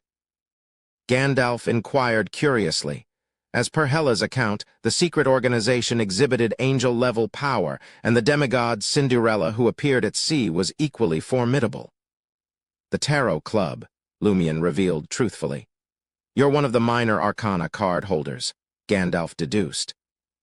He had heard about the Tarot Club. Lumion nodded without denying it. Curiosity piqued, Franca asked. "Which card represents that Cinderella demigod, and why does her magic have such a dreamy quality? Moreover, it resembles fairy tales from before our transmigration." She maintained her role while genuinely expressing curiosity. Lumion recalled Madame Magician's guidance and grinned. "Major Arcana card," the hermit. Pausing momentarily, he added, "I'm uncertain about why she can transform your fairy tales into magic. What I do know is that she's closely tied to Emperor Rozel's descendant of Emperor Rozel's eldest daughter, Bernadette." Franca and the others, having read numerous entries from Rozel's diary, immediately speculated. "Perhaps, but it's not Bernadette herself." Lumion honestly disclosed. That was the extent of his knowledge. "Is that so?" Franca, Gandalf, and Hela felt enlightened. So it was connected to Emperor Rozel's faction. It made sense for the Emperor to create fairytale magic. After a brief pause, Lumion suggested, "You should probably prevent the Research Society from disseminating those fairy tales." "Understood," Gandalf agreed. Lumion pondered for a moment before stating, "I've concluded my involvement with the Research Society and have joined another secret organization. It's no longer suitable for me to participate in the Research Society's gatherings. You may find an opportunity to reveal the truth to the other members." Gandalf and Hela exchanged glances and proposed, "You can continue playing the role of Muggle and acquire resources and assistance from the Research Society. We owe it to your sister." Chapter 595, Spoils of War. Lumion wasted no time with pleasantries and accepted Gandalf's invitation without hesitation. Firstly, within the vast expanse of the curly-haired baboons' Research Society were numerous pathways. Besides the relatively scarce devils, he gained access to a wealth of knowledge and various items. While these might not surpass what he already possessed in strength, they held the potential to unexpectedly shine in specific situations. Secondly, this decision provided him with a pretext to continue assuming the role of Auror as a Muggle. It created the illusion that his sister still existed somewhere in the world. After the quartet concluded their discussion about the events in the Peculiar Waters, Bard's lifeless body underwent a startling transformation. Ephemeral lights coalesced in the corpse's right hand, causing both flesh and bones to crumble simultaneously. Eventually, the palm resembled that of a baby, small and pallid. The pale hue swiftly shifted, adopting a darker shade reminiscent of the ancient palace's surroundings. It was a Dream Stealer Beyonder characteristic. Lumion focused his attention and detected a faint grayish-white fog within the shrunken palm. He approached Bard's corpse, crouching down to search for additional items. With this task accomplished, Lumion retrieved the spoils obtained from Mad Lady and Loki from his traveler's bag, placing them on the decrepit stone slabs of the ancient palace. These included a transparent, almost ethereal crystal, a bracelet with 3 diamonds flanked by 4 different colored gems, a rose gold ring adorned with crimson, blood-like gems, a simple silver ring, a dark gold mask capable of concealing the entire face, a featureless small doll bound with white cloth, an intricate but exquisite mechanical music box, and a grayish-white brooch with a metallic gleam resembling lightning. Accompanied by a relatively thin blank painting album and the Dream Stealer Beyonder characteristic, the total count reached 10 items. Lumion then looked up and addressed Hela and Gandalf. "You can choose 1 each. It's our duty," Gandalf asserted, signifying the curly-haired baboons' Research Society's commitment to rectify past errors. Speaking in Auror's tone, Lumion, shrouded in his hood, remarked, "Duty doesn't preclude the choice of spoils. Just because official Beyonders must protect citizens doesn't mean they can't receive rewards." Gandalf pondered for a moment before turning to Hela. Seeing her lack of objection, he sighed and conceded, "Fine." Lumion's lips formed a smile as he pointed to each item, providing a concise introduction. The illusory transparent stone is a traveler Beyonder characteristic left behind by Mad Lady, but it's severely corrupted. The thin gray fog emanating from it serves as evidence of this. The Dream Stealer Beyonder characteristic is similarly corrupted by that celestial worthy, but the severity is not extreme. It's slightly less severe than the remains of most heretics after their deaths. That bracelet comes from Loki, known as the Seven-Stone Bracelet. Each diamond corresponds to a teleportation, and each colored gem corresponds to a 10-second blink. Once used, it's gone.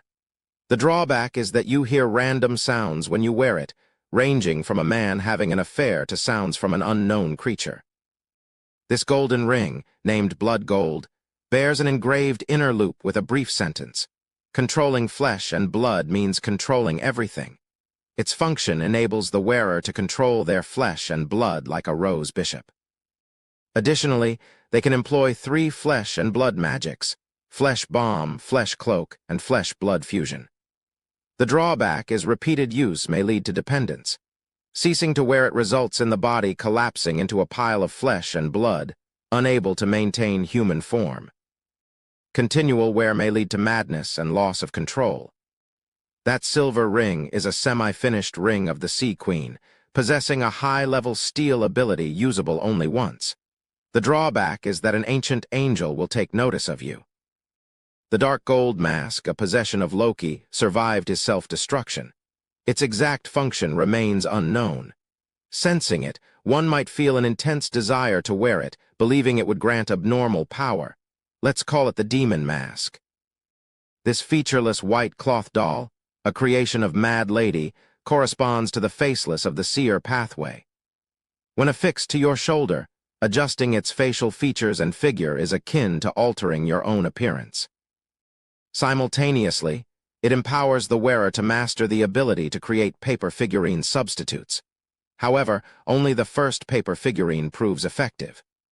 Beyond these functions, it allows the wearer to employ flames for a dynamic leap and develop a certain premonition of danger. Be warned, though, carrying it around brings weak bad luck. Moreover, one day you may realize that its face mirrors yours and you will cease to be yourself. This mechanical music box discovered on Loki's corpse is from an unknown pathway or sequence. It's rumored that the music it plays has the potential to either kill or drive anyone who hears it into madness. However, a prerequisite exists. You must hear the music for at least 10 seconds. I just found this blank painting album from Bard. Its precise effects and drawbacks remain unknown, but based on my experience, the depictions on its pages may come to life or exhibit special effects. Notably, only 9 pages remain, showing signs of tearing. This brooch, belonging to Mad Lady, appears crafted in anticipation of the loss of the governor of the sea's authority and the sea's berserk state. It grants the wearer fish scales, mitigating damage and enabling underwater breathing and movement akin to a fish. Each strike carries the effect of electric shock, with a near 100% probability of triggering natural lightning strikes in thunderstorms. Aligned with sequence 6 or 5 of the Sailor Pathway, the negative consequence is a heightened likelihood of being struck by lightning on rainy days, coupled with increased irritability and anxiety after wearing it. Lumion concluded the introduction of the spoils of war, his knowledge derived from Madam Magician. It was evident that for the success of the sea prayer ritual, April Fools had entrusted most of their mystical items to Mad Lady. Bard had only left behind an ordinary-looking blank painting album. On the other hand, Loki, the leader of April Fools, had seemingly retained his items privately.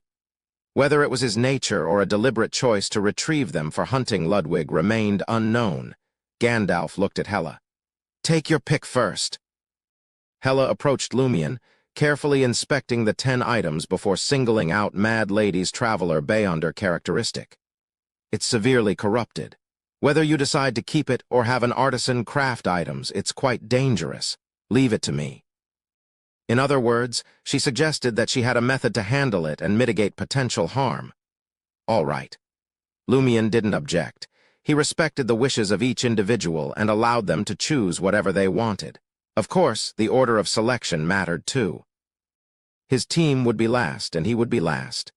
Hela extended her right hand, and the night outside the ancient palace seemed to stir. The illusory crystal shrouded in grayish-white fog vanished. After Hela returned to her spot, Gandalf made his selection. Franca's heart skipped a beat as she observed the president scrutinizing the remaining 9 items. She whispered, "Don't choose the 7-stone bracelet. Don't choose the 7-stone bracelet." That was the teleportation she had been longing for. The Traveler Beyonder characteristic was too dangerous. She didn't dare to set her sights on it. Although the 7-stone bracelet was an expendable item, its advantage lay in its many uses and its relatively manageable negative effects. Gandalf's intense gaze fixed on the dark gold mask, his mutterings barely audible. "I've got a burning desire to delve into its powers and potential, but it's too risky. I'm itching to put it on now. Yes, the blood gold ring aids my experiments into dangerous matters. The blank painting album requires further exploration. The high-level steel ability is also worth studying, but being noticed by an ancient angel is no small matter." After thorough contemplation, Gandalf turned to Hela and spoke. "Can I leave the silver ring here? I want to arrive half an hour early to study it before every gathering." "All right." Hela agreed to Gandalf's request. Thus, the president of the Curly-Haired Baboons Research Society opted for the half-finished ring of the Sea Queen. Franca let out a sigh of relief and grinned at Gandalf. "President, you really should have gone down the reader pathway. You suit their style perfectly." Why did he have to pick warrior just to live up to the title of Gandalf? Gandalf, the half-giant in a linen robe, glanced at Franca, smiling without uttering a word. Lumion stowed the remaining items back into his traveler's bag, not affording Franca an opportunity to choose first. At Port Santa, near Solo Motel, inside Loki's rented room, Lumion received a response from Madam Magician. "Even I can't decipher the intricate abilities of that dark gold mask, indicating its exceptional nature. Inquire with Mr. K if he desires it. If not, leave it in my care for now.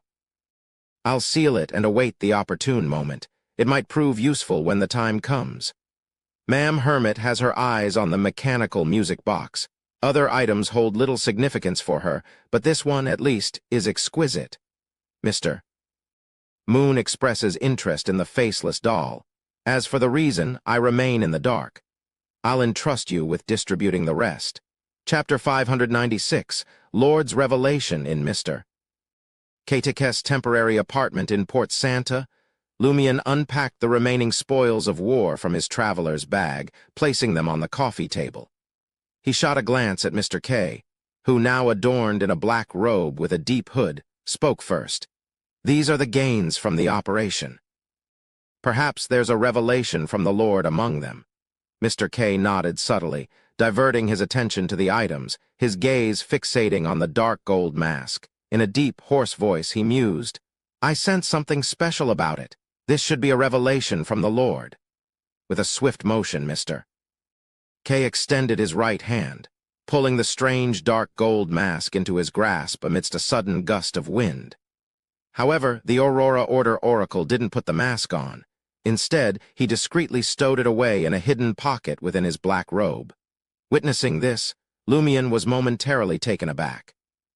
He had been contemplating how to subtly carry out Madam Magician's instructions, aiming to inquire if Mr. K desired the dark gold mask. Surprisingly, he had spontaneously fabricated a Lord-given revelation as an excuse. Before Lumion could specify which item it was, Mr. K had chosen the dark gold mask himself. Could it genuinely be a revelation from the Lord? Hiss.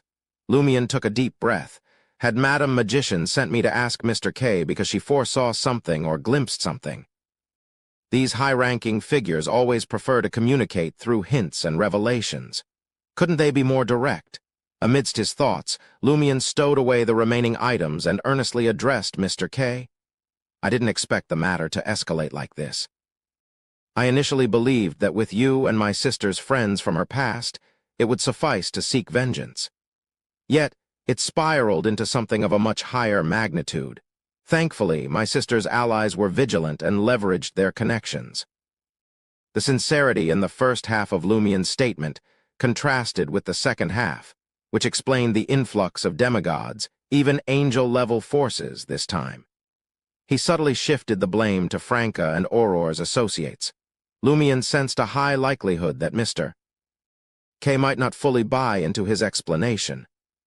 Disregarding the possibility of the Aurora Order's oracle grazing a relatively high-sequence spectator, Lumian believed that the intentional arrangements and subtle traces left behind by the entity he believed in were sufficient evidence of constant watching, listening, and awareness.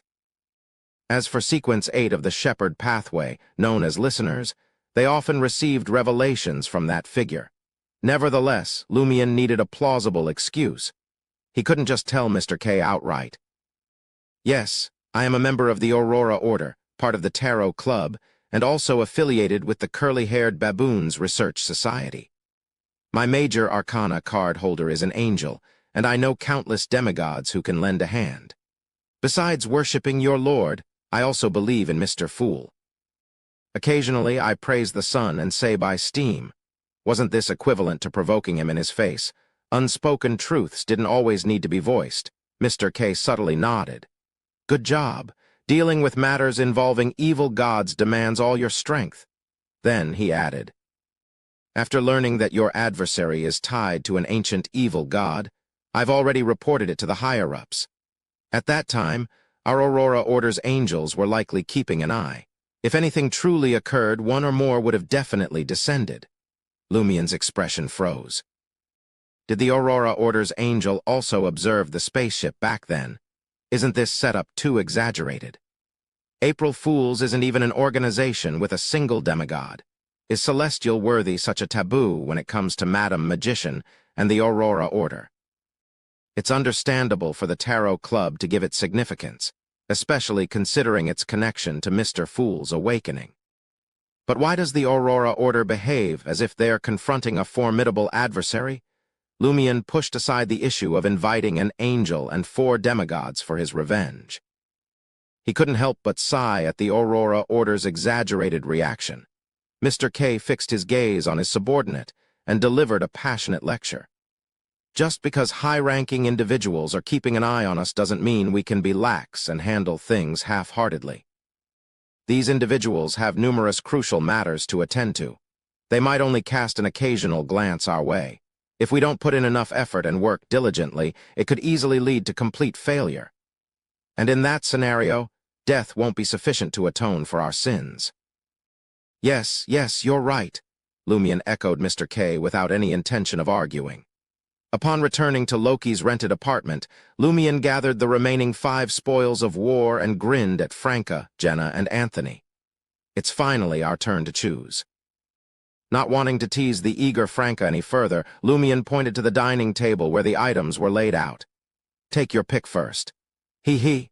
Franca smiled sheepishly, shamelessly picking up the 7-stone bracelet. She exclaimed excitedly, I can teleport too. Aren't you afraid of overhearing something you shouldn't? Lumian teased. Franca had already considered this issue. It's not like I'll wear it forever. I'll only use it when I need it, and teleportation takes only a short time. If I really hear an unknown voice, the impact will be minimal. I should be fine if I remove it in time. Don't worry. The negative effects of Bay-under items similar to charms aren't strong. They can even be considered weak. Lumian scoffed dismissively. Have you forgotten what you have on you? Primordial Demoness figurine, mirror world fragment. What if she heard the Primordial Demoness's ravings? Franca cleared her throat and said, I'm now a member of the Demoness sect and a believer in the Primordial Demoness.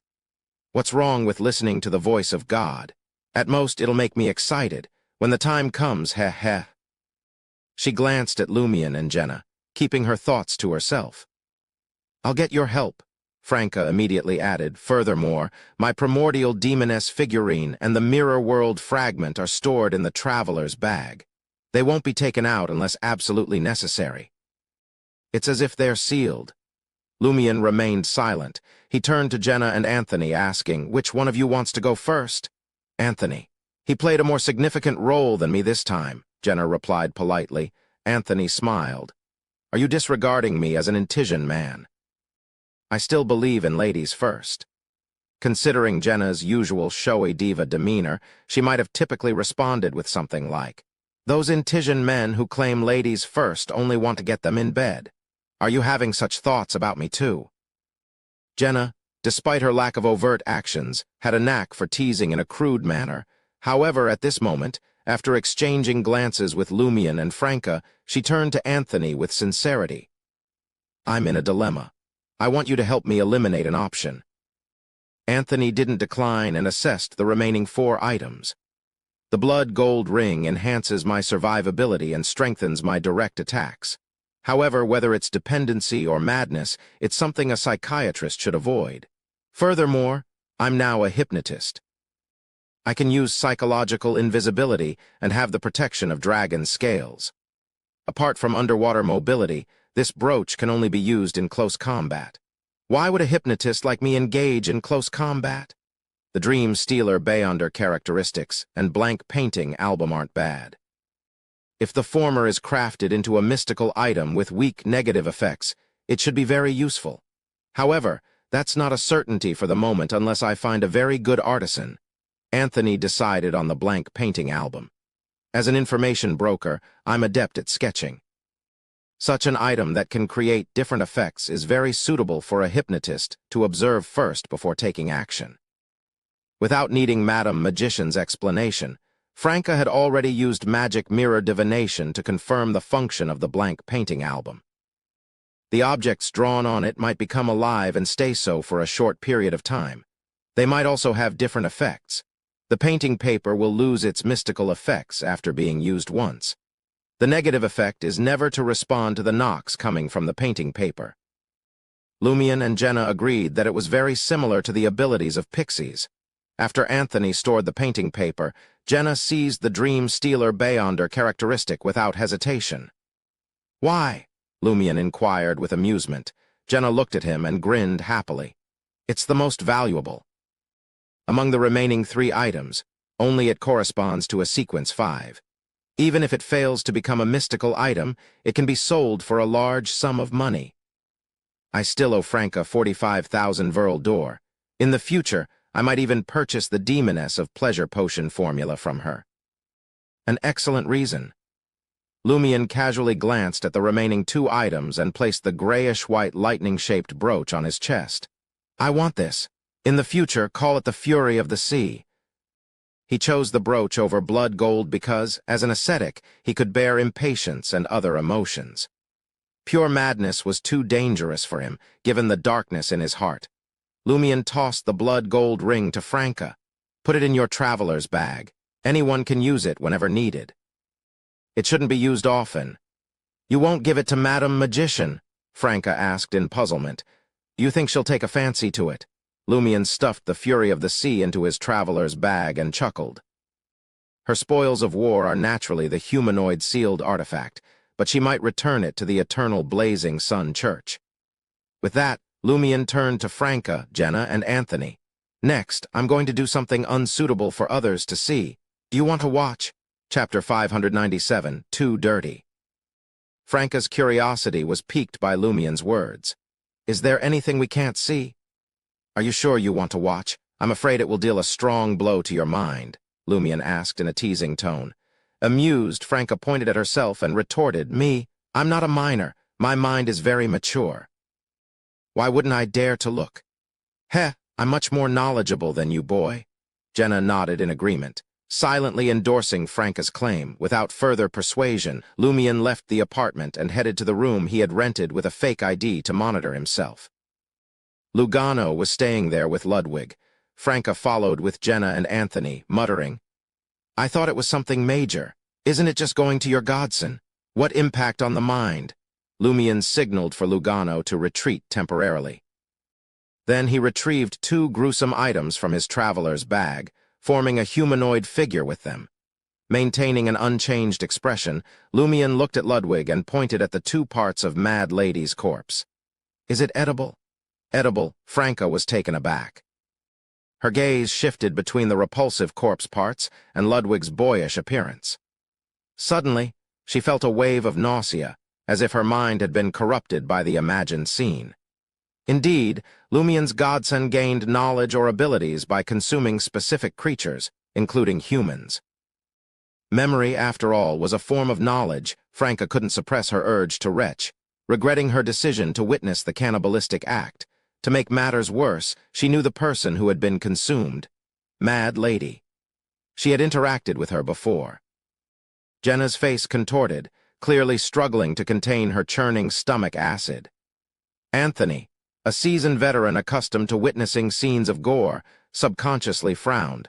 Ludwig scrutinized the 2 bloody corpse parts in Lumian's hands for a moment before slowly shaking his head. "It's too dirty." Dirty? Could it be a reference to the severe corruption of the celestial worthy? Even you won't dare to swallow it for fear of something happening. Lumian threw Mad Lady's 2 corpse parts to the ground with regret, summoning a crimson fireball that was nearly white. Rather than exploding, the fireball adhered to Mad Lady's corpse, burning and compressing it into charred dust. Amidst the dancing flames and the burning fragrance, Franca and Jenna breathed a sigh of relief. Lumian pulled up a chair and sat down, addressing Ludwig, who was nonchalantly nibbling on a cupcake. "Wasn't that person's arm dirty?" He was referring to Loki. "Just a little. The dirtiest part isn't on the arm." Ludwig commented casually, as if discussing which fish were poisonous and how they should be consumed. Only then did Lumian get to the point. "What did you gain from that person's arm?" "Some knowledge."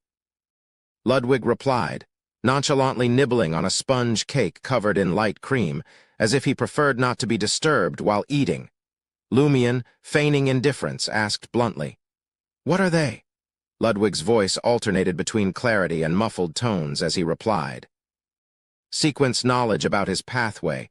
There are 2 other terms. One is Dylan, and the other is Orville. Dylan. Is that the name of Loki's ancient castle, and what's Orville? Lumian's curiosity piqued, prompting him to interrupt Ludwig. Apart from the name itself, is there any relevant knowledge? Ludwig seized the opportunity to take another bite of cake. After chewing and swallowing, he said, "No, but these 2 terms seem to be connected.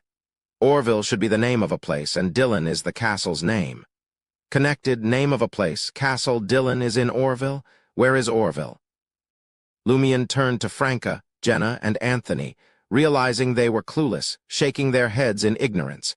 After a moment of contemplation, Lumian spoke in a deep voice. "Our next priority is to find information about Orville and Dylan through our respective channels." Getting nods of agreement from Franca and the others, Lumian asked Ludwig again, "Anything else?" "His spirituality is quite abundant, and his quality isn't bad. He doesn't like hard liquor or drinking freely. He only drinks champagne and occasionally has coffee. He's a loyal advocate of tea leaves. He's healthy, has good bowel movement, and urinates normally. He hates the smell of the washroom." Ludwig shared the information obtained from the half-arm. Franca listened with keen interest, and just as Lumian was about to interject, Ludwig divulged another piece of valuable information. "He owns Castle Dylan, but he doesn't reside there. He only returns occasionally. He's not the sole proprietor yet. Many areas there aren't accessible to him. Recently, he unlocked a room and acquired a dark gold mask. That mask will grant him immense power, but once he wears it, he'll face terrifying matters. Could that dark gold mask be a relic from the original owner of Castle Dylan? Perhaps a memento from the previous leader of the secret order?" Lumian nodded thoughtfully. To him, this information wasn't particularly crucial, as the dark gold mask had already been handed over to Mr. K. Thus, he had no reason to be concerned about it. Franca, Jenna, and Anthony prepared to return to Trier after the queue and a session with Ludwig, having confirmed that they had gleaned all they could. Of course, Lumian took responsibility for their return journey. Franca couldn't bring herself to use one of the 7 stone bracelets at the moment. By the way, Lumion looked at Franca, pondering for a moment. Contact the Eternal Blazing Sun Church and see if they're willing to exchange information about the humanoid sealed artifact and its corresponding story. We'll make efforts to facilitate this transaction. Upon Bard's mention that he was uncertain about his human status, Lumion realized his resemblance to the humanoid sealed artifact. However, Bard retained his rationality and clarity, possessing a relatively independent fate. Otherwise, he could be deemed a walking Grade 0 humanoid sealed artifact. This sparked Lumion's curiosity about the humanoid sealed artifact, wanting to uncover what had happened to her and why she had transformed in such a manner. Franca nodded and instinctively said, "But, that lady only mentioned the possibility of returning it, nothing definite. We're merely striving to facilitate the transaction. It's not guaranteed either." Lumion chuckled. He quickly sent Franca, Jenna, and Anthony back to Trier Quartier de la Cathédrale commemorative before entering Aquina Street. Strolling among the citizens still immersed in the afterglow of the celebration, he made his way towards Salo Motel. Half of the motel's 5th floor had collapsed, and the 4th floor was severely damaged. Ada, the owner, observed the scene with sorrow and helplessness. He wanted to cry, but the tears wouldn't come. At a certain point, Nolia of the Fertility Order approached Louis Barry, the adventurer overseeing Salo Motel. She spoke in a formal tone. "Your partner said you'd be responsible for the compensation."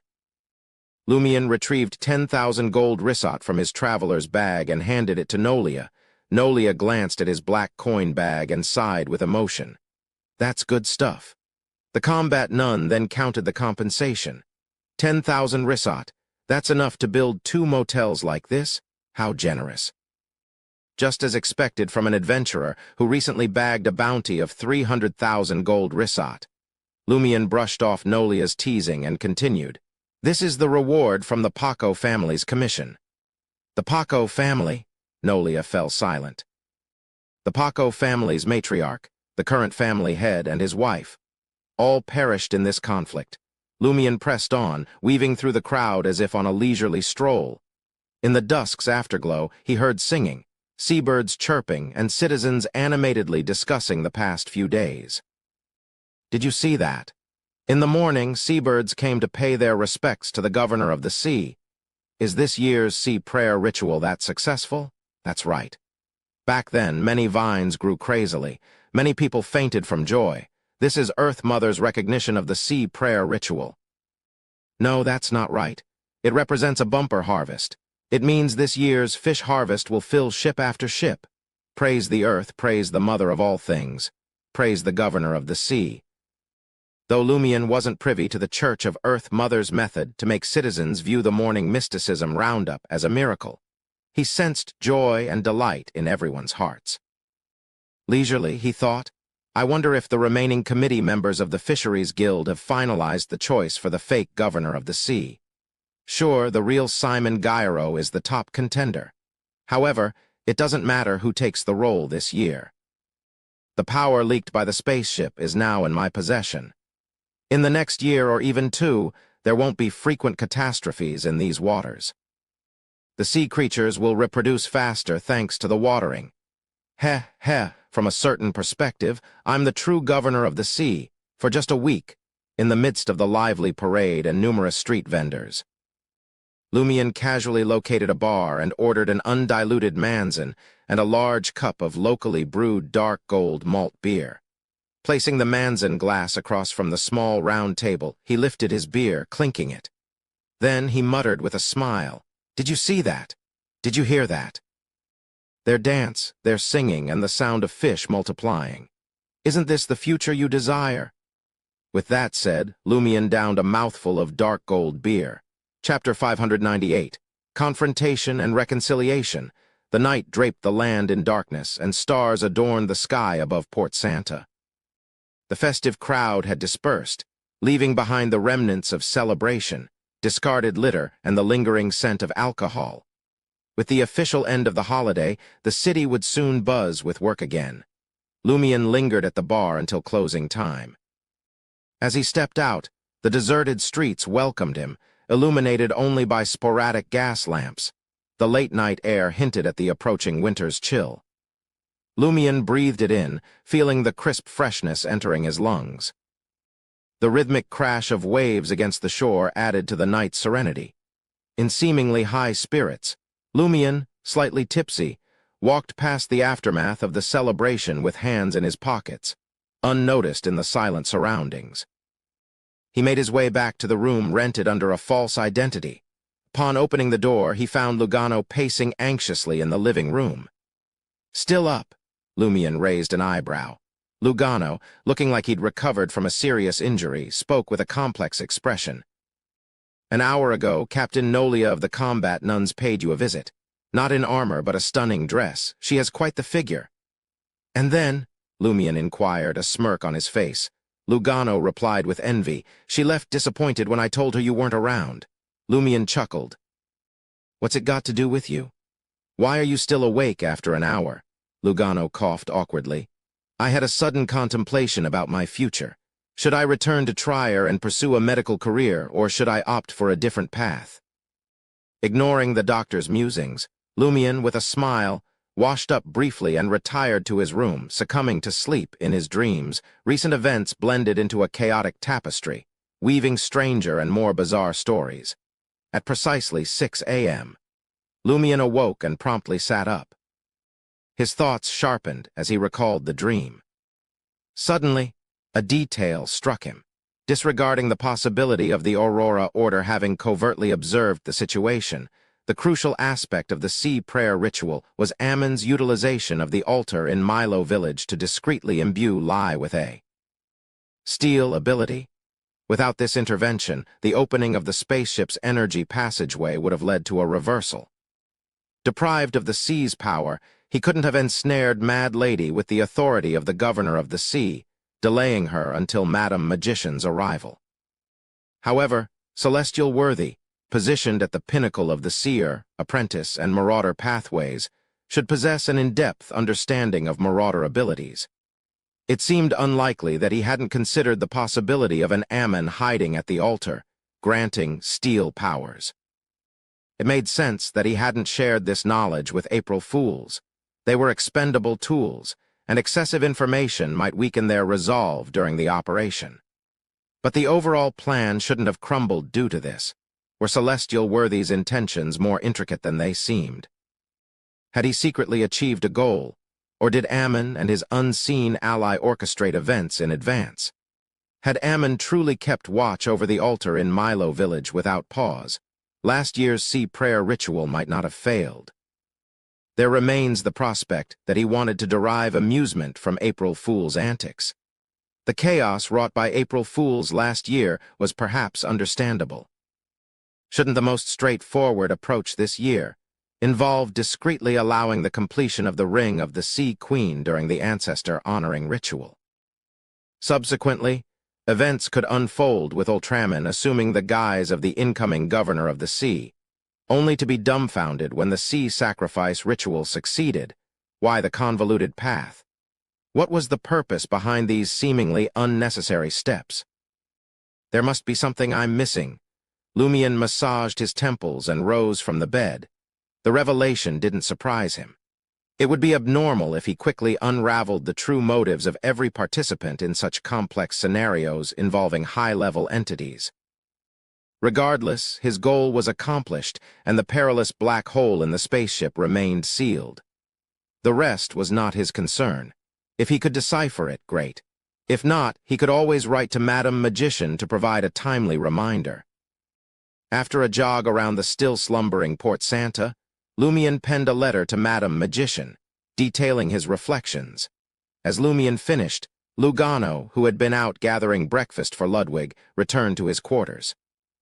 Taking a moment to contemplate, Lumion handed over 1,000 gold risat to Lugano. With a composed tone, he stated, "I'll be away for a few days. Take care of Ludwig. When I return, this commission will be completely over." When the time came, Lumion planned on taking a boat to the southern continent. Lumion intended to conspire and make preparations along the way. His aim was to be ready for the final conspiracy and advance to Sequence 5 upon reaching his destination in the southern continent. Without prying into his employer's destination, Lugano nervously asked, Will there be any danger in the next few days?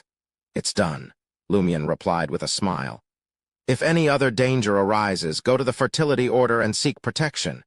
Isn't that what you've been anticipating? Lugano grinned sheepishly, reassured by Lumian's demeanor. Under the shining sun of Port Santa, with delicious food and passionate women, staying a few more days seemed like a pleasant prospect.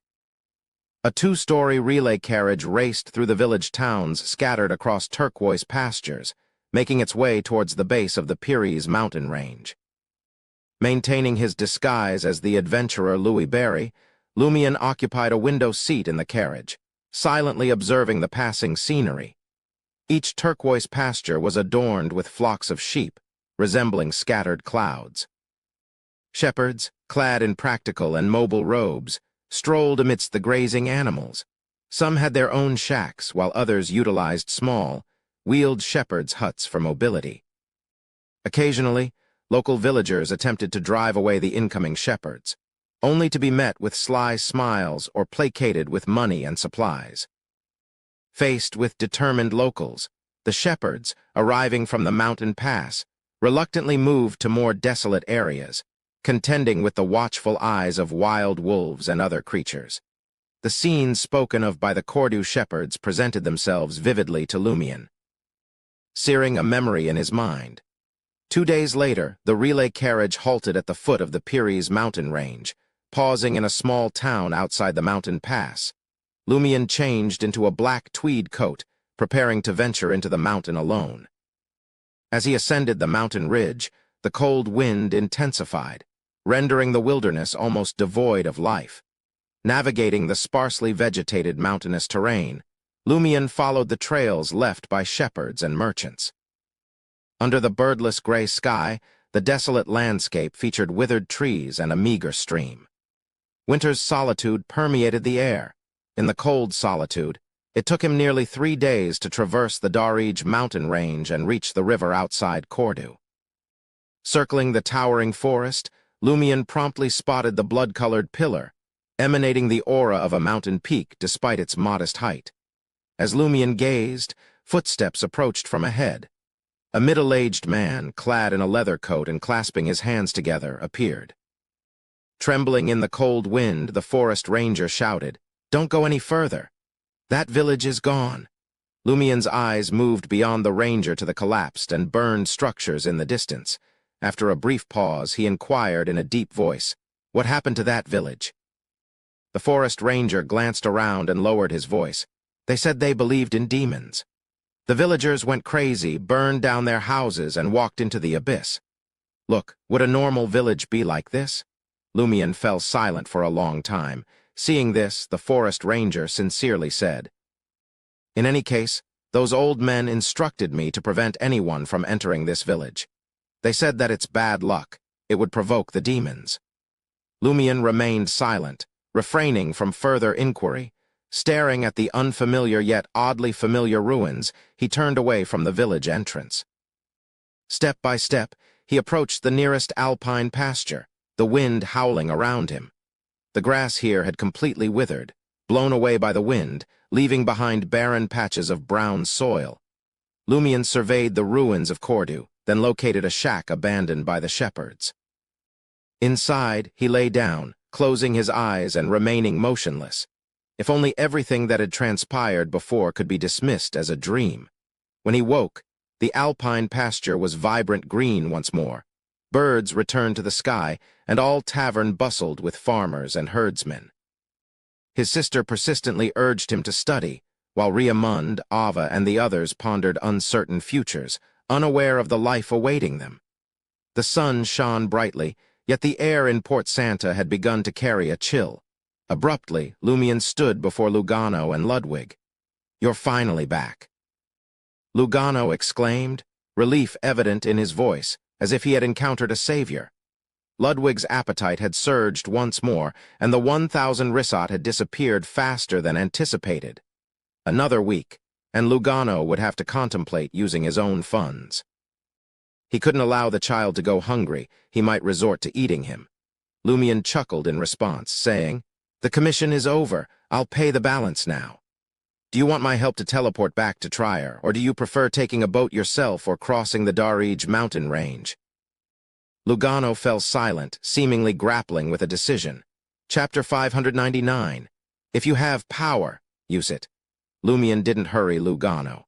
He preferred to observe the doctor's decision-making. After a pause, Lugano gathered his courage and inquired, "Will you be bringing Ludwig along in the future?" "Of course," Lumion replied, glancing sideways at Ludwig, who was devouring a roasted octopus. Had he not received the 0-01 information from the Church of Knowledge, he wouldn't have considered keeping such a child around. However, Ludwig had proven his usefulness. In the future, he might serve as another Loki trap. Lugano swallowed and offered, "I can assist you in caring for Ludwig, so you won't need to factor him in when dealing with matters, unlike how you could simply leave whenever you pleased in the past." As anticipated, Lumion wasn't taken aback by Lugano's proposal. He raised his chin slightly and inquired, "Reason?" Lugano smiled sheepishly and explained, "During this journey, I've witnessed much and faced attacks. It made me realize that Sequence 8s are still insignificant in the mysticism world. They're ill-equipped to handle risks. Yes, if I return to Trier and discreetly wield my doctor powers, I'll undoubtedly attain middle-class status. It's not inconceivable to ascend to high society, but I fear that garnering too much fame will draw the attention of official Beyonders. Trier isn't as lenient as Port Santa, which is more accommodating to wild Beyonders. Furthermore, those dangerous Beyonders are always lurking around us. I refuse to be defenseless the next time I'm targeted. If you refrain from participating in mysticism gatherings and solely run a clinic as a doctor, you wouldn't be entangled in dangerous affairs. You could easily handle ordinary thieves and bandits," Lumion countered nonchalantly. Lugano shook his head. "The Beyonder who left me his relics, enabling me to become a planter, once warned me that once I enter the mysticism world, escape is impossible. Beyonder incidents will always surround us. If I'm fortunate, I might survive until natural death, but if I'm unlucky, I'll end up like him." At first, I didn't fully believe it, but the events of the past 6 months have increasingly convinced me of its truth. I did nothing, yet Rue Anarchy collapsed and a peculiar tree sprouted. Before you hired me, I dreamed of becoming a figure in a painting, unable to return to reality. Upon waking up, I found myself wanted. This time, all I did was care for Ludwig, staying clear of any involvement, yet I was still senselessly attacked. Lumion's expression grew more peculiar as he listened. "I seem to be the common denominator in all your tales. Yet, you persist in following me. Is this another instance of Beyonders encountering mysticism incidents?" "You didn't encounter those incidents, but me," Lugano continued. "I've also witnessed Beyonder powers like teleportation and tsunamis. Being just a Sequence 8 no longer satisfies me. I believe I'll find more opportunities by following you." Lumion gazed at Lugano, unsure if someone had influenced him to insist on following or if Ludwig had somehow tamed him to be his nanny. Initially, Lumion thought Lugano, as a Beyonder of the planter pathway, had ties to the Church of Earth Mother. However, despite paying close attention, he hadn't observed any additional communication between his guide and the Fertility Order or the Church of Earth Mother's clergyman. Furthermore, Lugano seemed like a stranger. Seeing Lumion stay silent, Lugano smiled ingratiatingly and proposed, "I have a gift for languages. I can self-learn Dutanese from the southern continent. As long as you pay me 300 Verldor a month and promise me a share of the spoils, I can continue to be your guide, private doctor, child caregiver, and be half a fighter." "Sure." Lumion handed over a total of 10,000 Verldor. "This is the final 5,000 Verldor from before. Additionally, you were attacked. As per our agreement, I'll pay you an extra 5,000 Verldor, making it a total of 10,000. Lugano gladly accepted the payment and began packing. Lumion seized the moment to count his cash, confirming he still possessed 1,000 Verldor in gold. 76,000 Verldor in gold coins, along with other coins, banknotes, and the remaining 2,000 gold risat yet to be spent. As long as he refrained from acquiring Beyonder characteristics, potion formulas, mystical items, or high-end mysticism knowledge, the money he carried could sustain him for a considerable time. The following morning, Lumion boarded the ship bound for Fainapotter, adopting the guise of the adventurer Louis Barry. Approaching the first-class suite, he turned to Ludwig, posing a thoughtful question. In your memories, or rather, Loki's memories, are there any peculiar creatures? They resemble lizards but are quite small. They can crawl into a human's mouth, appearing transparent and blurry, suspected to be spirit body. They have brownish-green scales and dark green eyes. This description deviated significantly from the starlight lizards transformed by the children of the sea. Ludwig shook his head.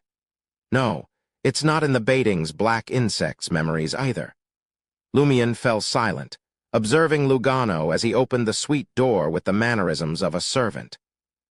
Another hour passed, and amidst a whistle, the ship departed Port Santa. After nearly 2 hours of sailing, the weather gradually worsened. The waves surged, and the strong winds compelled passengers on the deck to retreat to their cabins. Observing the dusky sky, the dark clouds stirred by the wind, and the rising waves, many passengers, sailing for the first time, felt a sense of anxiety. Noticing the confidence of the sailors beside them, they sought reassurance. This is a common occurrence at sea. It's not dangerous, right? A Port Santa native, working as a sailor, replied with a smile, "It's relatively common, but it can be a bit dangerous. If the storm intensifies, we might need to seek shelter in a nearby port. But don't worry. This year's sea prayer ritual was a success. The current governor of the sea will protect us and prevent any shipwrecks. Governor of the sea." The passengers became even more uneasy upon hearing the sailors' response. They had taken part in various sea prayer rituals and celebrations in Port Santa. While enjoyable, they didn't truly believe that the governor of the sea could exert any significant influence on the waves. Amidst their unease, they were astonished to find that the rising waves suddenly subsided. Despite the dark clouds and strong winds, the seawater seemed to be pressed down by an invisible force, showing no noticeable fluctuations. The Port Santa natives erupted in cheers. "Long live the governor! Praise the governor of the sea!" Witnessing this, the passengers exchanged glances, momentarily speechless. In the first-class suite, Lumion relaxed in a recliner, sipping undiluted Manzan. On his lap lay a Southern Continent Dutanese introductory textbook. Clenching his right hand into a fist, he pulled it downward. A section of the dark clouds in the sky descended, forming a formidable funnel. Sunlight penetrated the massive hole, brightening the cabin and highlighting Lumion's book. Retracting his right hand, Lumion flipped through a page of the book. He found the governor of the sea's abilities truly advantageous at sea. Unfortunately, he could only use it for one more day. Late at night in Trier, Angoulême returned to his residence and habitually switched on the radio transceiver. Before long, a telegram arrived. Upon seeing Hidden Blade, Angoulême frowned. 2 bits of good news and a spot of bad news. Which one do you want first? I know, you must want to hear the good news first. I'll get straight to it. The first piece of good news is that the humanoid sealed artifact has been located and secured. You don't have to worry about the business trip to Fainapotter. You can focus on investigating the Mirror People matter in peace. The second piece of good news is that after communication, we've confirmed that the faction controlling the humanoid sealed artifact might return it to you. We're willing to facilitate the matter, but you'll need to provide all the information about the humanoid sealed artifact in exchange. Of course, it's just a possibility, nothing set in stone. You won't need to make a substantial payment until we reach an agreement. Bad news. Heh, there's a traitor in your church. The humanoid sealed artifact was lost because of a mole. We're certain of this. Go 007. Your chance to render meritorious service has arrived. After reading it in one go, Angoulême felt a sense of relief. This was because after the humanoid sealed artifact was lost, the church's upper echelons suspected a traitor and conducted an investigation. but to no avail. There was indeed an issue with the case leading to the loss of the humanoid sealed artifact, but the 5 purifiers in charge of that case had been cleared of any wrongdoing during the investigation. They hadn't performed well back then and had merely encountered an accident. It seems that the mole has concealed himself well, Angulaire muttered to himself. Quartier de la Cathédrale Commémorative, apartment 702, 9 Rue Orosai. Franca sat by the bed and chatted in the Telegram group, waiting for Jenna to return. Her female companion would visit the Quartier de la Maison d'Opéra once a week to watch a theater performance and only return at midnight. However, the exact day she went was uncertain. Furthermore, she would disguise herself to prevent others from noticing her travel patterns. Anthony, who lived nearby, had been busy infiltrating a circle of psychology enthusiasts, hoping to come into contact with a true psychiatrist. I seem to be the only one with time on my hands. I haven't received any feedback about mirror people. Franca wasn't the kind of person who insisted on having something on her hands. She excelled in finding joy in life. While Franca thought about Jenna, who had just finished watching the last play, put on a hat with a black veil and stood up to leave the theater where many spectators were still lingering. At the exit, she patiently queued up and moved out. Suddenly, Jenna sensed a slight tremor from one of the items on her. Instinctively, she reached in and realized that it was the mirror world fragment from the Tamara family's tomb. Chapter 600, Correct Reaction. Has something happened to the mirror world fragment? Jenna was taken aback for a moment before she tensed up. This was unprecedented. The mirror world fragment had never exhibited such behavior before, leaving Jenna puzzled as to its sudden activity. Her mind raced, attempting to decipher its significance. Could there be a disturbance in the special mirror world itself? Or perhaps someone in close proximity to me is closely involved with the special mirror world? Could this be a lead in Franca's mirror people investigations? Jenna's instincts urged her to scan her surroundings, searching for the source of the mirror world fragment's disturbance. Jenna controlled herself just in time as a realization hit her. If this phenomenon was caused by someone closely tied to the special mirror world, there was a high chance that the sensation was mutual. In simpler terms, while the fragment trembled slightly, there should be some anomaly on the person's body, detectable only by themselves. They, too, were searching for the source of the problem. Under such circumstances, hastily surveying her surroundings might lead to discovery by the other party. A thunderous strike might follow. Maintaining her composure, Jenna slowly moved out the door, her eyes fixed on the road ahead. During this process, like many spectators, she turned her head slightly and glanced at the wall clock in the theater's foyer to confirm the time. 11:05 p.m. After noting the time, Jenna returned to the foyer through the exit. The spectators around her dispersed, and the place gradually became less crowded. Jenna's mirror world fragment fell silent, no longer trembling abnormally. Just now, there was no one in the foyer, and the mirror world fragment didn't tremble when I watched the theater performance. This means that for the abnormality to happen, both parties need to be close to each other, no more than 5 meters apart. Like when we were squeezing for the exit in the foyer. Now, is everything back to normal because the distance between them has widened again?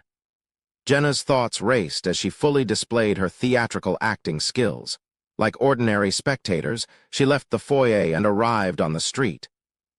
She boarded a rental carriage belonging to the Imperial Carriage Company and paid 2.5 Vrl d'or in advance, her heart aching. If the subway and public carriages were still running at this hour, she wouldn't have taken a rental carriage back to Quartier de la Cathédrale Commémorative from Quartier de la Maison d'Opéra. Quartier de la Cathédrale Commémorative, apartment 702, 9 Rue Orosai. Jenna recounted her encounter to Franca and asked, "Did the mirror world fragment on you tremble slightly around 11:05? "No," Franca replied with unusual certainty. Without waiting for Jenna to make a judgment, she smiled awkwardly and quickly added, "I don't think so. As you know, my mirror world fragment is stored in my traveler's bag. Even if there's a tremor, I can't sense it." As Jenna couldn't help but roll her eyes, Franca tersely acknowledged and said, "You suspect that the abnormality in the special mirror world caused a general change. If that's the case, even if the item is in the traveler's bag, I should be able to sense it spiritually. It's impossible to completely ignore it. Besides, when we put these two fragments together, there's never been a tremor. The probability of me encountering a mirror people is very high. Or is it a member of a specific branch of the Tamara family?" Jenna said as she walked to the full-body mirror in the living room. She stroked the surface and whispered the secret subject she wanted to inquire about. The full-body mirror's surface quickly darkened, surging with illusory water waves. Jenna began magic mirror divination. At approximately 23:05 last night, the area within a 10-meter radius of me. At approximately 23:05 last night, the area within a 10-meter radius of me. After repeating it 3 times, the deep, dark mirror lit up. In the light, Jenna saw herself in a bonnet, the theater exit connected to the theater foyer, and the audience and attendants standing within 10 meters of her. The spirit world faithfully recorded all this information. The reflection in the mirror held a dynamic quality, not static or rigid. Jenna swiftly observed a woman standing a few meters ahead, abruptly turning to survey the people around her. Donned in a black veiled hat, the lady, seemingly in her 30s, sported light eyebrows, bright yellowish eyes, and a white complexion from makeup. While not conventionally beautiful, she exuded elegance through her well-chosen attire. Despite her refined appearance, the lady appeared to lose her composure, scanning the surroundings as if searching for a lost lover. There's something off about her. She reacted to the mirror world fragment. Franca remarked as she joined Jenna, analyzing the image in the full-body mirror. But it's been over an hour and she hasn't initiated any counter-divination. Is she careless or utterly unfamiliar with the process? Jenna nodded. Can you discern anything else? Nothing more. Franca suddenly slapped her forehead. Gosh, we should have asked Anthony to take a look. A spectator would surely glean more information. You're right. Jenna was caught off guard. They still weren't used to seeking Anthony's assistance. Jenna suggested, let's get Anthony tomorrow morning. Calling him over this late might lead to misunderstandings. Besides, it's not an urgent matter. Yes, he might get the wrong idea, Franca quickly realized. The next morning, after observing the scene through the magic mirror divination, Anthony pondered and commented. Her clothes were custom-made, suggesting a well-off family background. Despite looking a bit lost after surveying the surroundings, she may lack knowledge about the mirror world and its corresponding fragments. This contradicts her ability to make the mirror world fragment tremble. The answer often lies in the point of contradiction. Her walking style indicates good etiquette training, but her status at home isn't particularly high. Franca couldn't help but twitch her lips as she listened to the newly advanced hypnotist dissect the target layer by layer. It felt like she had no secrets left from him. Spectators are truly terrifying. On the other hand, Jenna listened attentively, finding similarities with character analysis in drama acting class, but more concrete and detailed. In a daze, she felt transported back to Theatre de l'Ancien Cage Pigeons, listening to her teacher's lecture.